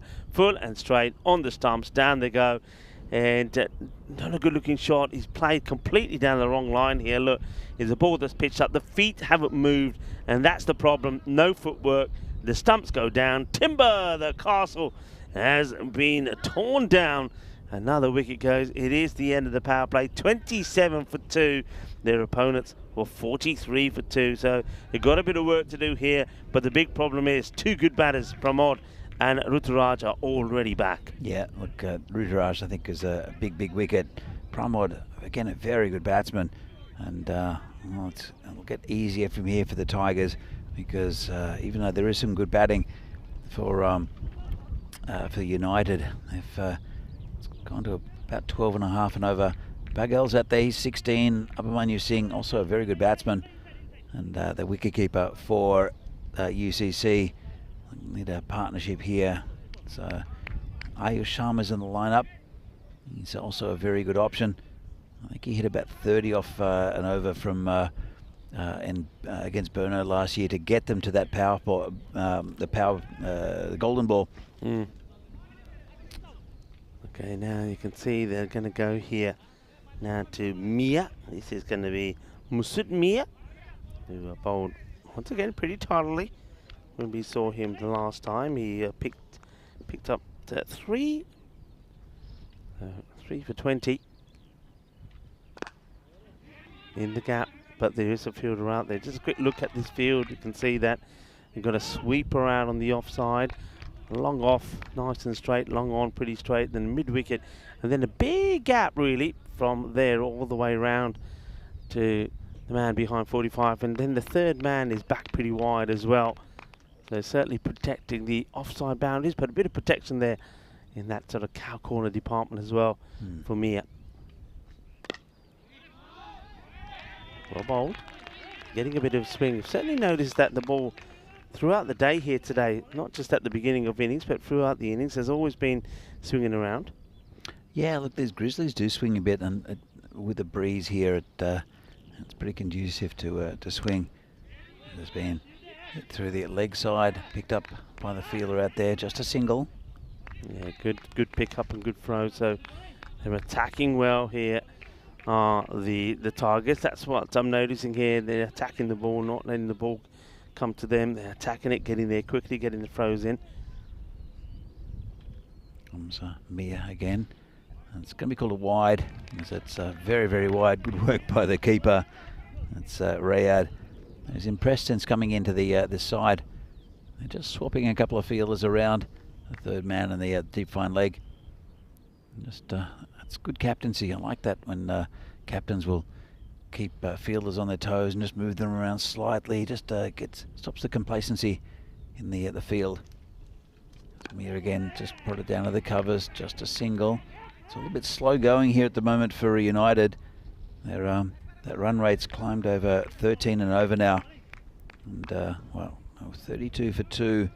Still got plenty of batting to go, but probably need to take a couple of risks. They have a very good chance in this game. Still, and Tigers, well, this one's hit pretty firmly, but picked out the fielder. That's Kazi out there. Bowling to the field, so a little bit short that time. The batter plays it nicely, makes good contact, but Singh finds the fielder. So we haven't seen a boundary now since the start of that last over from Mahadi Alam. And this one to the fielder. They're taking on the arm, and it's going to be quick pick up and throw, but good backing up. I suppose you go quickly, you'll get there. It's a good bit of cricket all around, but at the moment here, the Tigers are on top with that rate climbing up as well, 13.45. So getting close to that 14 mark, and you see they're sort of above when they need to be. The blue line representing they can get a point, but they're not after a point. They've still got a lot of time here to accelerate and try and get the win, but they've got to start moving here now. Once it starts getting past the 15 mark and close to the 16, that's when it starts to become difficult. You're right there, exactly. They need a big over or two here to UCC. Kazi is the bowler. He took a bit of a beating. It was a bit wide, actually, and that's a legal one. The Tigers love that. He took a bit of a beating in the previous game, but I thought was okay. Just couldn't quite get his line right, Kazi. But it's a good start first up. That's another good one. Oh, he's called it wide. It's a close one. I thought it got right over that line. Let's have a look at this. It is swinging away, and just over that line. I think it's a close one. Yeah, I think it's over the line. I think a few times the umpires have been calling those. Now that one probably is. Now that one doesn't catch any of the line for me. I think it misses the line, so the wide is called. So that's a correct call. I think that one. It's a good example of the definition of what is a wide these days. What we saw from Kazi last time, he was bowling to a left-hander, and he just couldn't get his line right. And when he came around the wicket, he still couldn't. Well, he got his line better, but he was still hit pretty hard. This was down the ground. Just a single there for Piyush, bring Abhimanyu back on strike. Tigers working hard, battling hard. I mean, the tables, the way they're looking, so United, they are ahead of the Tigers. They're in 6th spot at the moment. They win this match and they'll jump into that 4th spot, which would be fantastic for them. Remember, they still do have a number of games to go. Tigers, having played the same number of matches, are in 10th spot, but a win from them would take them joint with United on 6th. But United, if they can get a point out of this, would then once again just go joint with the Spartans in 5th. So much to play for in this game. The Tigers, you would feel it's probably a must-win one for them. They don't want to be finishing on 8 points and probably level pegging with Ostava in 8th or 9th. But United, big opportunity for them to get themselves into, well, they could move into 4th spot above the Prague Barbarians. So plenty to play for in this match. Yeah, there is plenty to play for. They both want to get there and down the and finals Friday. And Wakazi, it's been a lot of wides in this over. You can see what he's trying to do. That's a better delivery. He's got work to do and makes a very good stop. We've seen a number of these get past fielders today, but Ujal Hussain, well done, good stop. Yeah, very good stop there. Just got it, leant on a little bit. Had to do a lot of work there coming around the boundary. And, whoa, that ankle doesn't look good. That shouldn't bend in that way, Rico. We saw someone with the knee yesterday. Who, yeah, just here to the right of us. That was a bit. He was okay. There was no problem. Just the human body shouldn't move, shouldn't bend in that way. And lucky he didn't do his ankle there. So it was a top ball to finish up. In fact, no, I'm wrong. He's still going. It's been a long over this, Rico. It's been a long one. Mind you, it's been long. There's been wides, but at the same time, they haven't been able to get him away either. So he's still winning the battle with Kazi. And that's going to be another wide. So we're going to keep going. I'll tell you what, look, I'm looking at this clock.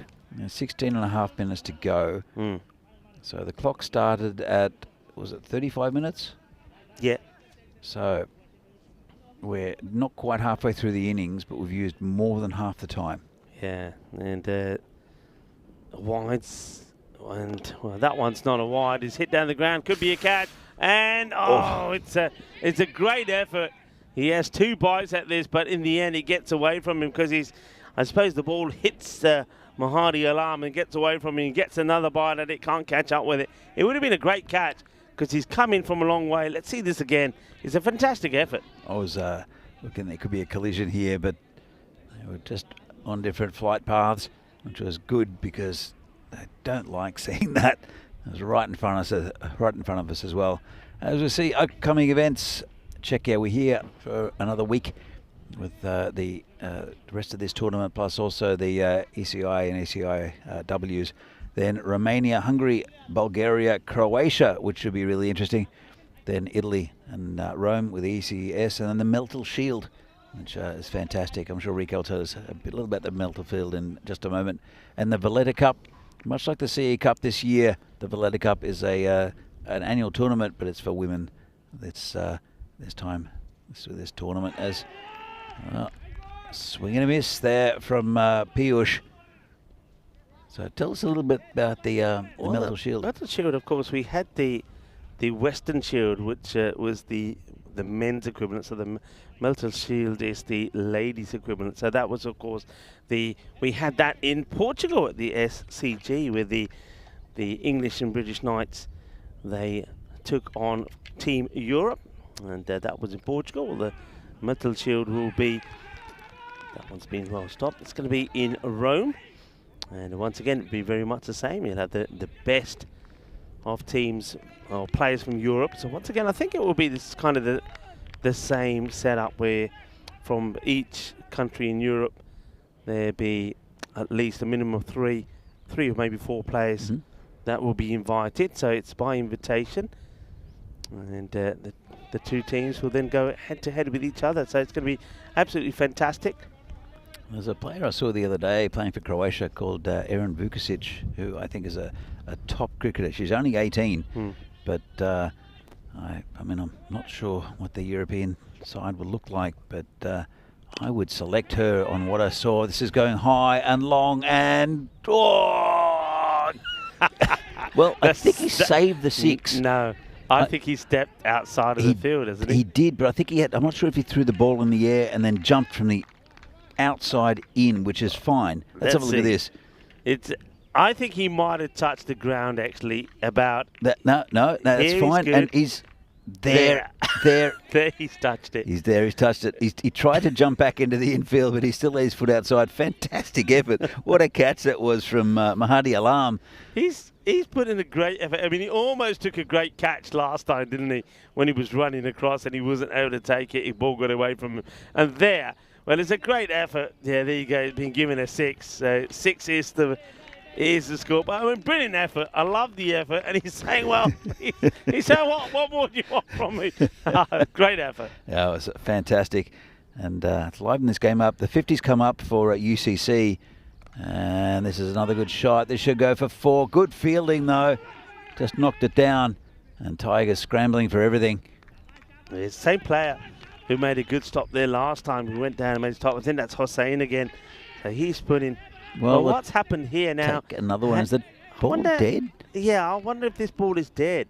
Because it's come through, they've stopped it. The game seems to have stopped. And then, let's see, the umpire's in talk. So let's have a look here. Here comes the throw. So the wicketkeeper takes it here. And they've stopped. And then now he's giving it back. And he hits it. I'm sure that's dead. That ball's dead. That ball is dead, yeah. That's cheeky from UCC. As soon as the wicketkeeper takes it and the batter stops, and he's passing it back. So that ball's got to be a dead ball. I'd be very surprised if this isn't given a dead ball. Now what the scorers have to make sure they do is got to get the right batters where they are, so the batters have to go back. So we'll see it get one more time. It's a great bit of fielding once again out there in the field by Hossain. Brilliantly done. That's Ujal Hossain. Gets the throw in. The wicket keep here. So at this point, that's it. That's the ball dead. They're just passing it back, hits the stumps, and then they say, come on, let's go again. So just remember, 31 for me has to be the non-striker here. So Singh has to go to the non-strikers then. That's, of course, if they do call it a dead ball. It's got to be a dead ball. Oh, I think so, and I think they're going to... Well, we're still waiting on the officials, and he was not going for a run out. He had the ball in his hand. He was passing it back to the bowler. He hit the stumps, and Abhimanyu's having a bit of a chat, and to the umpires. He's going back to the striker's end, but I think he'll have to change. Anyway, I'm sure the chat will have something to say about that. The cheeky one, I mean, it's fair play for trying, but yeah, by that time, that ball is, for me, dead. He wasn't affecting a run out, and that's it. They're changing now. And I think the fact that it was Piyush Paghel who wasn't watching, he was just watching he saw that the keeper had the ball, and he's walking back, and they hit the stumps, and I understand why he ran, but well, it was just passing the ball back to the keeper. So let's keep it going. 52 for 2. And still 4 overs and 2 balls left. He's played out to the off. It's well, I say it should just be a single, but now they're taking it on. In comes the throw. Oh, it's a good throw too. I'm going to go upstairs and have a look. So once again, it's a misfield from the infield. Now they're all giving high five. I don't know why Numan Tariq is smiling, because the ball's gone through him. It's his error, but has his error led to a wicket? Here's the throw.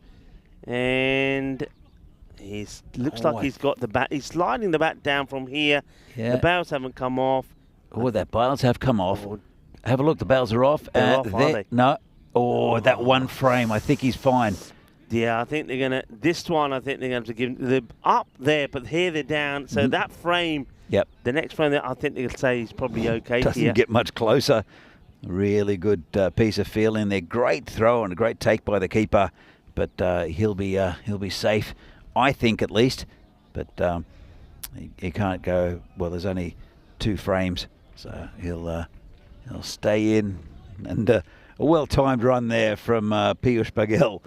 Yeah, well, they're running hard, aren't they? But the fielders are getting close to getting that wicket. But yeah, well done again.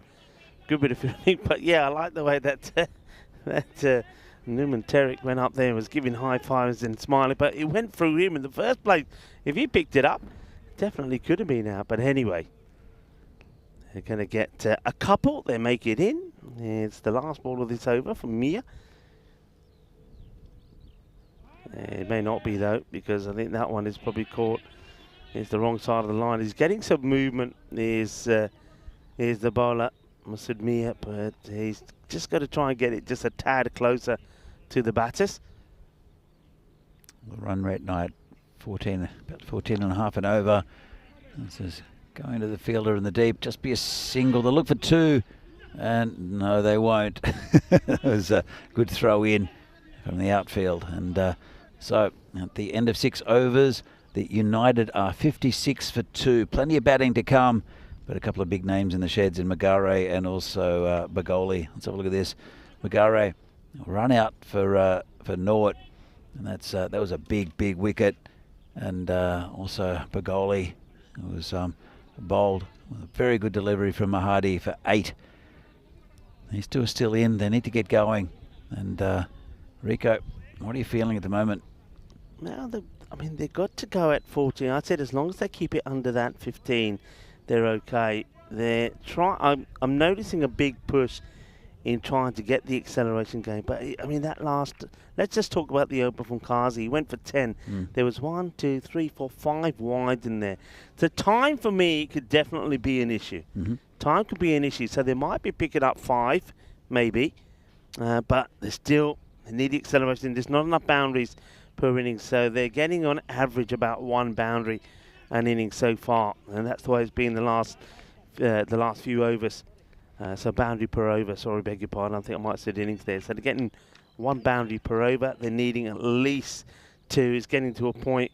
So if they keep running the way they are, but they need 2 boundaries and they're falling behind that. So the acceleration needs to come. Now this, again, good fielding. So the ground fielding's been good. So they're running the singles hard because they're not getting the boundaries. It means they're really having to hustle to turn those 1s into 2. They're doing that well, but yeah, if those boundaries don't start to flow, they're going to keep falling further behind. Yeah, exactly right, Rico. And it's still a pretty even game for me, but they need a couple of big overs, I think, here, United. That's a nice shot. Again, he's found a fielder and only get the single. Single again, so back to the bowler, who this time they do go with Shoaib Mia. So I'm pleased about that. And let's see if Shoaib can be productive with the ball. Yeah, look, comes in. He's a really good cricketer, is Shoaib Mia. And so this one finds a fielder again with some fancy foot fielding. And it happens sometimes when you're batting, where it doesn't matter what you do, you can be hitting the ball pretty cleanly, but you just find fielders, and that's what's happening at the moment with United. They just can't get anything away from the field. But you're right, it just takes a boundary or 2 and over, and that'll pump that score up to what they need. But at this stage, it's difficult to find. There's found a fielder again, as Piyush bring Banyu back on strike. Yeah, it's a difficult one really for United, because you could sort of start talking about and thinking about, well, okay, look, Piyush Singh, 28 of 23, Singh has gone 14 of 10. I don't even think about it, Rico. Yeah, but who is there that can come in? Well, Ayush Sharma can come in and hit the ball around, but he's not been in great form, Ayush.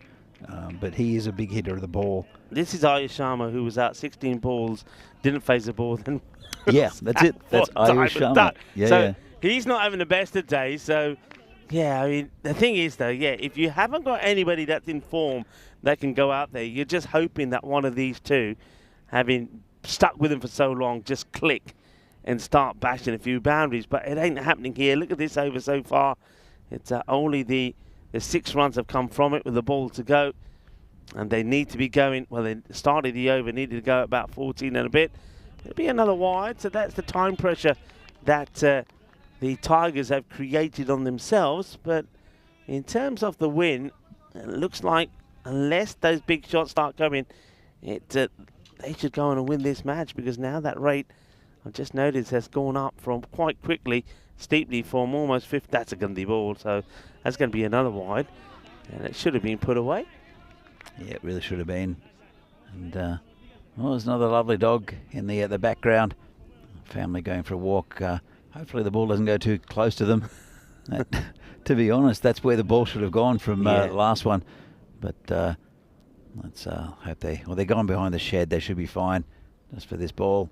And again, hit firmly. This should reach the boundary. It does. Well, good effort there from the skipper to try to get round there, but couldn't catch up to it. Ajah Alam. And that's a bit of a relieving boundary there. They needed those 4 runs. Let's see what's happening tomorrow. It'll be Spartans up against Vinarati. That should be a good game first up. And then the Dominators against Vinarati. Bohemians, Spartans should be a cracker as well. 2 good sides. And then Tigers and Dominators. That is going to be interesting. The Dominators are split from the Tigers. And there's a bit of bad blood between those 2 sides. And look at the final game of the day, PCC Bohemians. What a day's cricket tomorrow, Rico. Yeah, fantastic day. So we're going to get a bit of spice, are we, with the Tigers and the Dominators? Could be. I mean, talk about spice, Shoaib Mia. I don't think the coach and the captain are going to be too happy with him with that over. So it was going so well. I remember I said he's only gone for 7 of those coming to the end of his over, and then he bowled 2 wides. And then the last ball went for 4. So that's when you talk about unavoidables, that's 6 runs there. That should never have come off that over. So that's a big bonus. But it still means that the rate has gone above the 15. This one gets played away. So once again, though, only the 1 boundary. And look at the time. Keep an eye on that now. So we're under the 8 minutes to get this and the next over are in. So Kazi, yeah, they should, but Kazi wants to make sure he doesn't get too many wides in. Well, that's a feature of his bowling at the moment, is the wides. So this one's good bowling there from Kazi, getting the ball to go away from the batsman. And it's a bit frustrating here for UCC. 69 for 2. We're into the 8th, and they need a big over. But whether it's going to happen or not, they need a few big overs, actually. The 17s at the moment. It's just not happening for these two. And again, really good bowling from Kazi. And just wide of the batsman, who leaves that one alone. Glorious late afternoon sunshine. The sun certainly shining at the moment on Prague CC. And Prague Tigers, I should say, not Prague CC. This one gets played down the ground, and it's going to be only a single. Yeah, not enough here for United.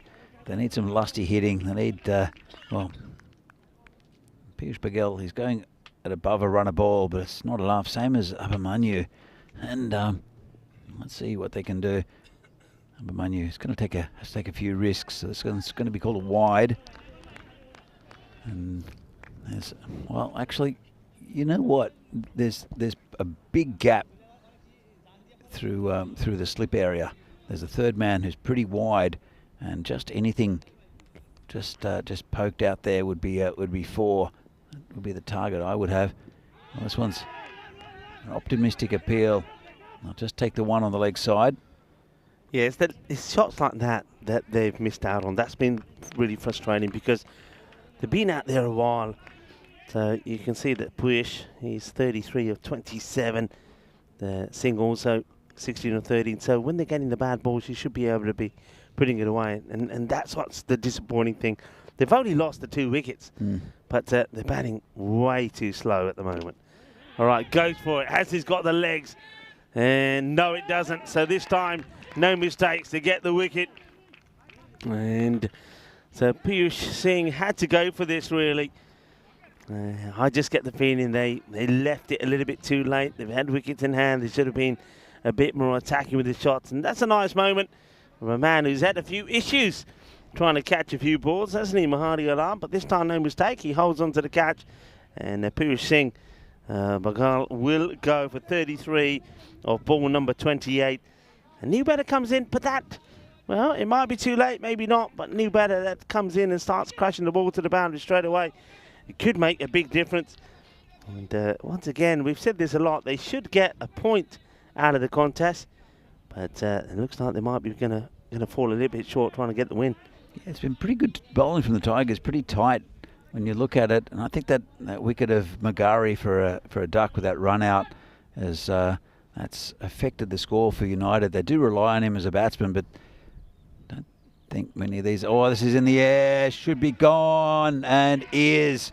Well, Ayush Sharma gets a first ball. It's a golden duck this time. Well, he's made a pair. Now, I don't know what you call it when you make a diamond and a golden, but it's a pair high up in the air. At least he gets bat onto ball this time, but he's going to go. And adios. It's not been a good day for Sharma. Actually, sorry, well, it's not. It's not actually Ayush Sharma. It's Singh that's gone. It's Abhimanyu, because it was the end of the over. So it's not a diamond ring for Ayush. It's our mistake. It's Abhimanyu who'll have to go. So the 2 set batsmen who were not really scoring at any great pace anyway are both out. And as we can see there, it's getting late in the afternoon, and both Rico and I think, need a nice nap. So this is hit towards the boundary, just be a single. 2 new batters are in and running out of time pretty quickly. 42 and 10 for a win. That seems very unlikely. You're going to have to go at a strike rate of over 400. But point, you've got to bag the point here. But United, it'll be disappointment for them because this was well within their grasp. But the Tigers, I thought they would come back strong. Now he's thrown the bat at this. It's sailing away. There is a chance for a catch. Doesn't hold on to it. And this might have gone all the way. You know, the umpires will need to check this. They're asking the fielder. but he's lashed out at the wide ball through the hands, and yeah, that's 6 runs. Oh. So you know, this is why I was saying at the time. Do you sometimes be brave and say, look, the batters have got out there, are just not doing it. They've taken the rate higher, higher, and higher. Maybe we should have retired him, because the 2 batters coming here could make all the difference. And Sharma, well, we were giving him a pair, but he hasn't. He's hit the ball for 6 just to shut us up. He's a big hitter of the ball, is Ayush Sharma. He'll be facing a jump. Hits it in the air. It's high in the air. This will be a good catch. Takes it. Well, fantastic catch there from Asif Kazi. That's the end of Ayush Sharma, but never looked like taking it. Just made good ground to his left. Let's have a look at this. It's high in the air, and Kazi comes around and he's not really set. Puts his hands out, takes a simple catch in the end, in a way. But that's another wicket down for United, and it looks like it's going to be a Tigers win after that big 6 and out from Ayush Sharma. Still got 5 wickets to go, but let's see how much batting United have. And it's Ghanshyam Kumar. He'll come out and be facing his first delivery. Nabil's on 1, and 78 for 5 at the moment. United. It's just gone down the leg side. Should be a leg by. It's not going to help the total much, apart from the fact that they have got to the 80, so they've got a point at least out of this game. Have United Get a point, but they know they would have gone into this match looking for the 3 points after doing a pretty handy job to keep the Tigers to 114. This is a nice shot. It's in the air. It's going back and dropped it, but saved the runs. They'll, I think, get the 2. I'll have to check on that one. This is this is our friend. He's had a real mixed day as Mahadi alarmed down the ground. He's made some great attempts. He's dropped some. He's dropped 2 like that. He's thought he saved a 6, but he hadn't. He has taken a catch.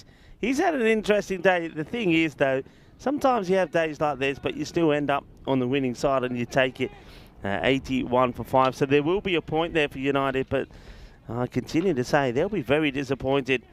And it is the Prague Tigers who were earlier disappointed with their loss to Brno after only scoring 111 and Brno getting them with 3 balls to go. They're going to get 3 points here, as it will be Shoaib Mia to bowl with 34 required of the last 6 deliveries. That's hit well, and well, hello. Where's that one come from? Well, it's got past everyone, including Fuji. And it's a bowler who comes across to save the day. All right, it's not over yet then. We just have to wait. They can afford 1 4, but the rest have to be 6s. So there's a 6 to start with. It's Mustafa Nawab. Oh, good Anything hit. else is going to be finished. Well, that's it, a dot ball.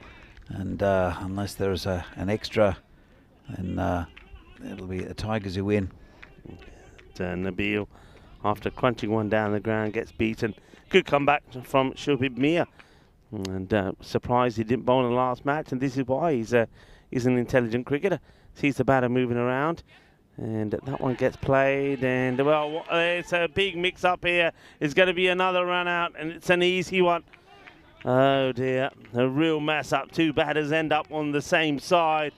One barbecues the other. One goes, one doesn't. I think you have a look at the striker here. So places away. He's not even watching his partner. He's making sure he gets in. And then the non-striker runs all the way to the other end, Kuma. And it's now Kuma's turn to be quacked off. So Kuma is going to go back with a... It's like he'll get a golden duck. Because he only faced no, he did face one. I know, but when you look in the book, it says 1 ball face. But he's going to get a duck. He'll go back. Nabil stayed on strike. 3 balls to come. Not possible now. 28 required. It's been a good performance here from the Tigers. They're a good side, United, and It's another one outside off stump. 2 balls left, and so the Tigers, they'll, as you saw, they were right down the bottom of the table. This will pop them up to the middle, and around the same total as the as United.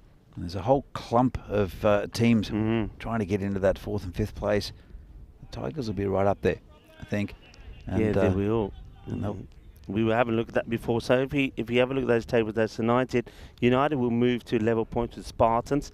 Spartans, though, will have the better net run rate. So United will stay technically in 6th spot. But if you have a look at the Tigers will pick up 3 points, and they'll go in sort of just behind, above Vinarati. Rico, we have a minimo. We have a minimo now as well. Doesn't really matter too much. It's 22 needed off 2, but it was not a great delivery there.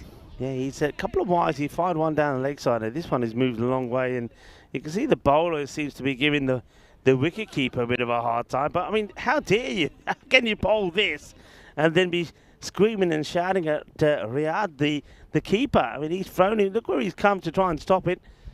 So, all right, 22 and 2. The 5 certainly helps. Yeah, so I was just saying there that Prague Tigers will move to 10 points. Whipped away, and it will go for 4. But again, it's not going to help you. So once again, did they leave? That's the question, really. Did they leave those batters just out there too long that weren't scoring runs, but were chewing up a lot of deliveries? Piyush Singh, he was out there a long time, wasn't he, for the runs that he made?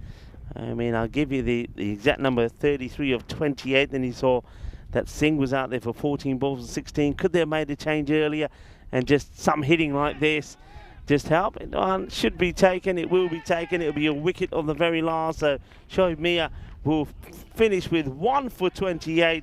It'll be 97 for 7. The end of the innings here for United. So disappointing day for United, really. Came in to have a battle with Brno. They got beaten when they were trying to chase down 127, got to 100. Then in this one, chasing 115, they fall flat and fall on 97. So well done to the Prague Tigers. They would have been disappointed. I said at the time that I think the Tigers against Brno probably didn't have the rub off the green. A couple of things didn't go their way. I like the way they came back with that positive attitude, and they get the win. And we don't get the close game that I thought we might get here. Yeah, it was... they did get bogged down with some pretty good bowling. Lots of wides, though, from the Tigers, but pretty good bowling. Really restricted the batsmen for United, and it was a good victory. Here's what's happening tomorrow. It's Prague Spartans against Vinarati. That should be a really good game first up, and then Dominators against Vinarati. And see if Dominators can get a win.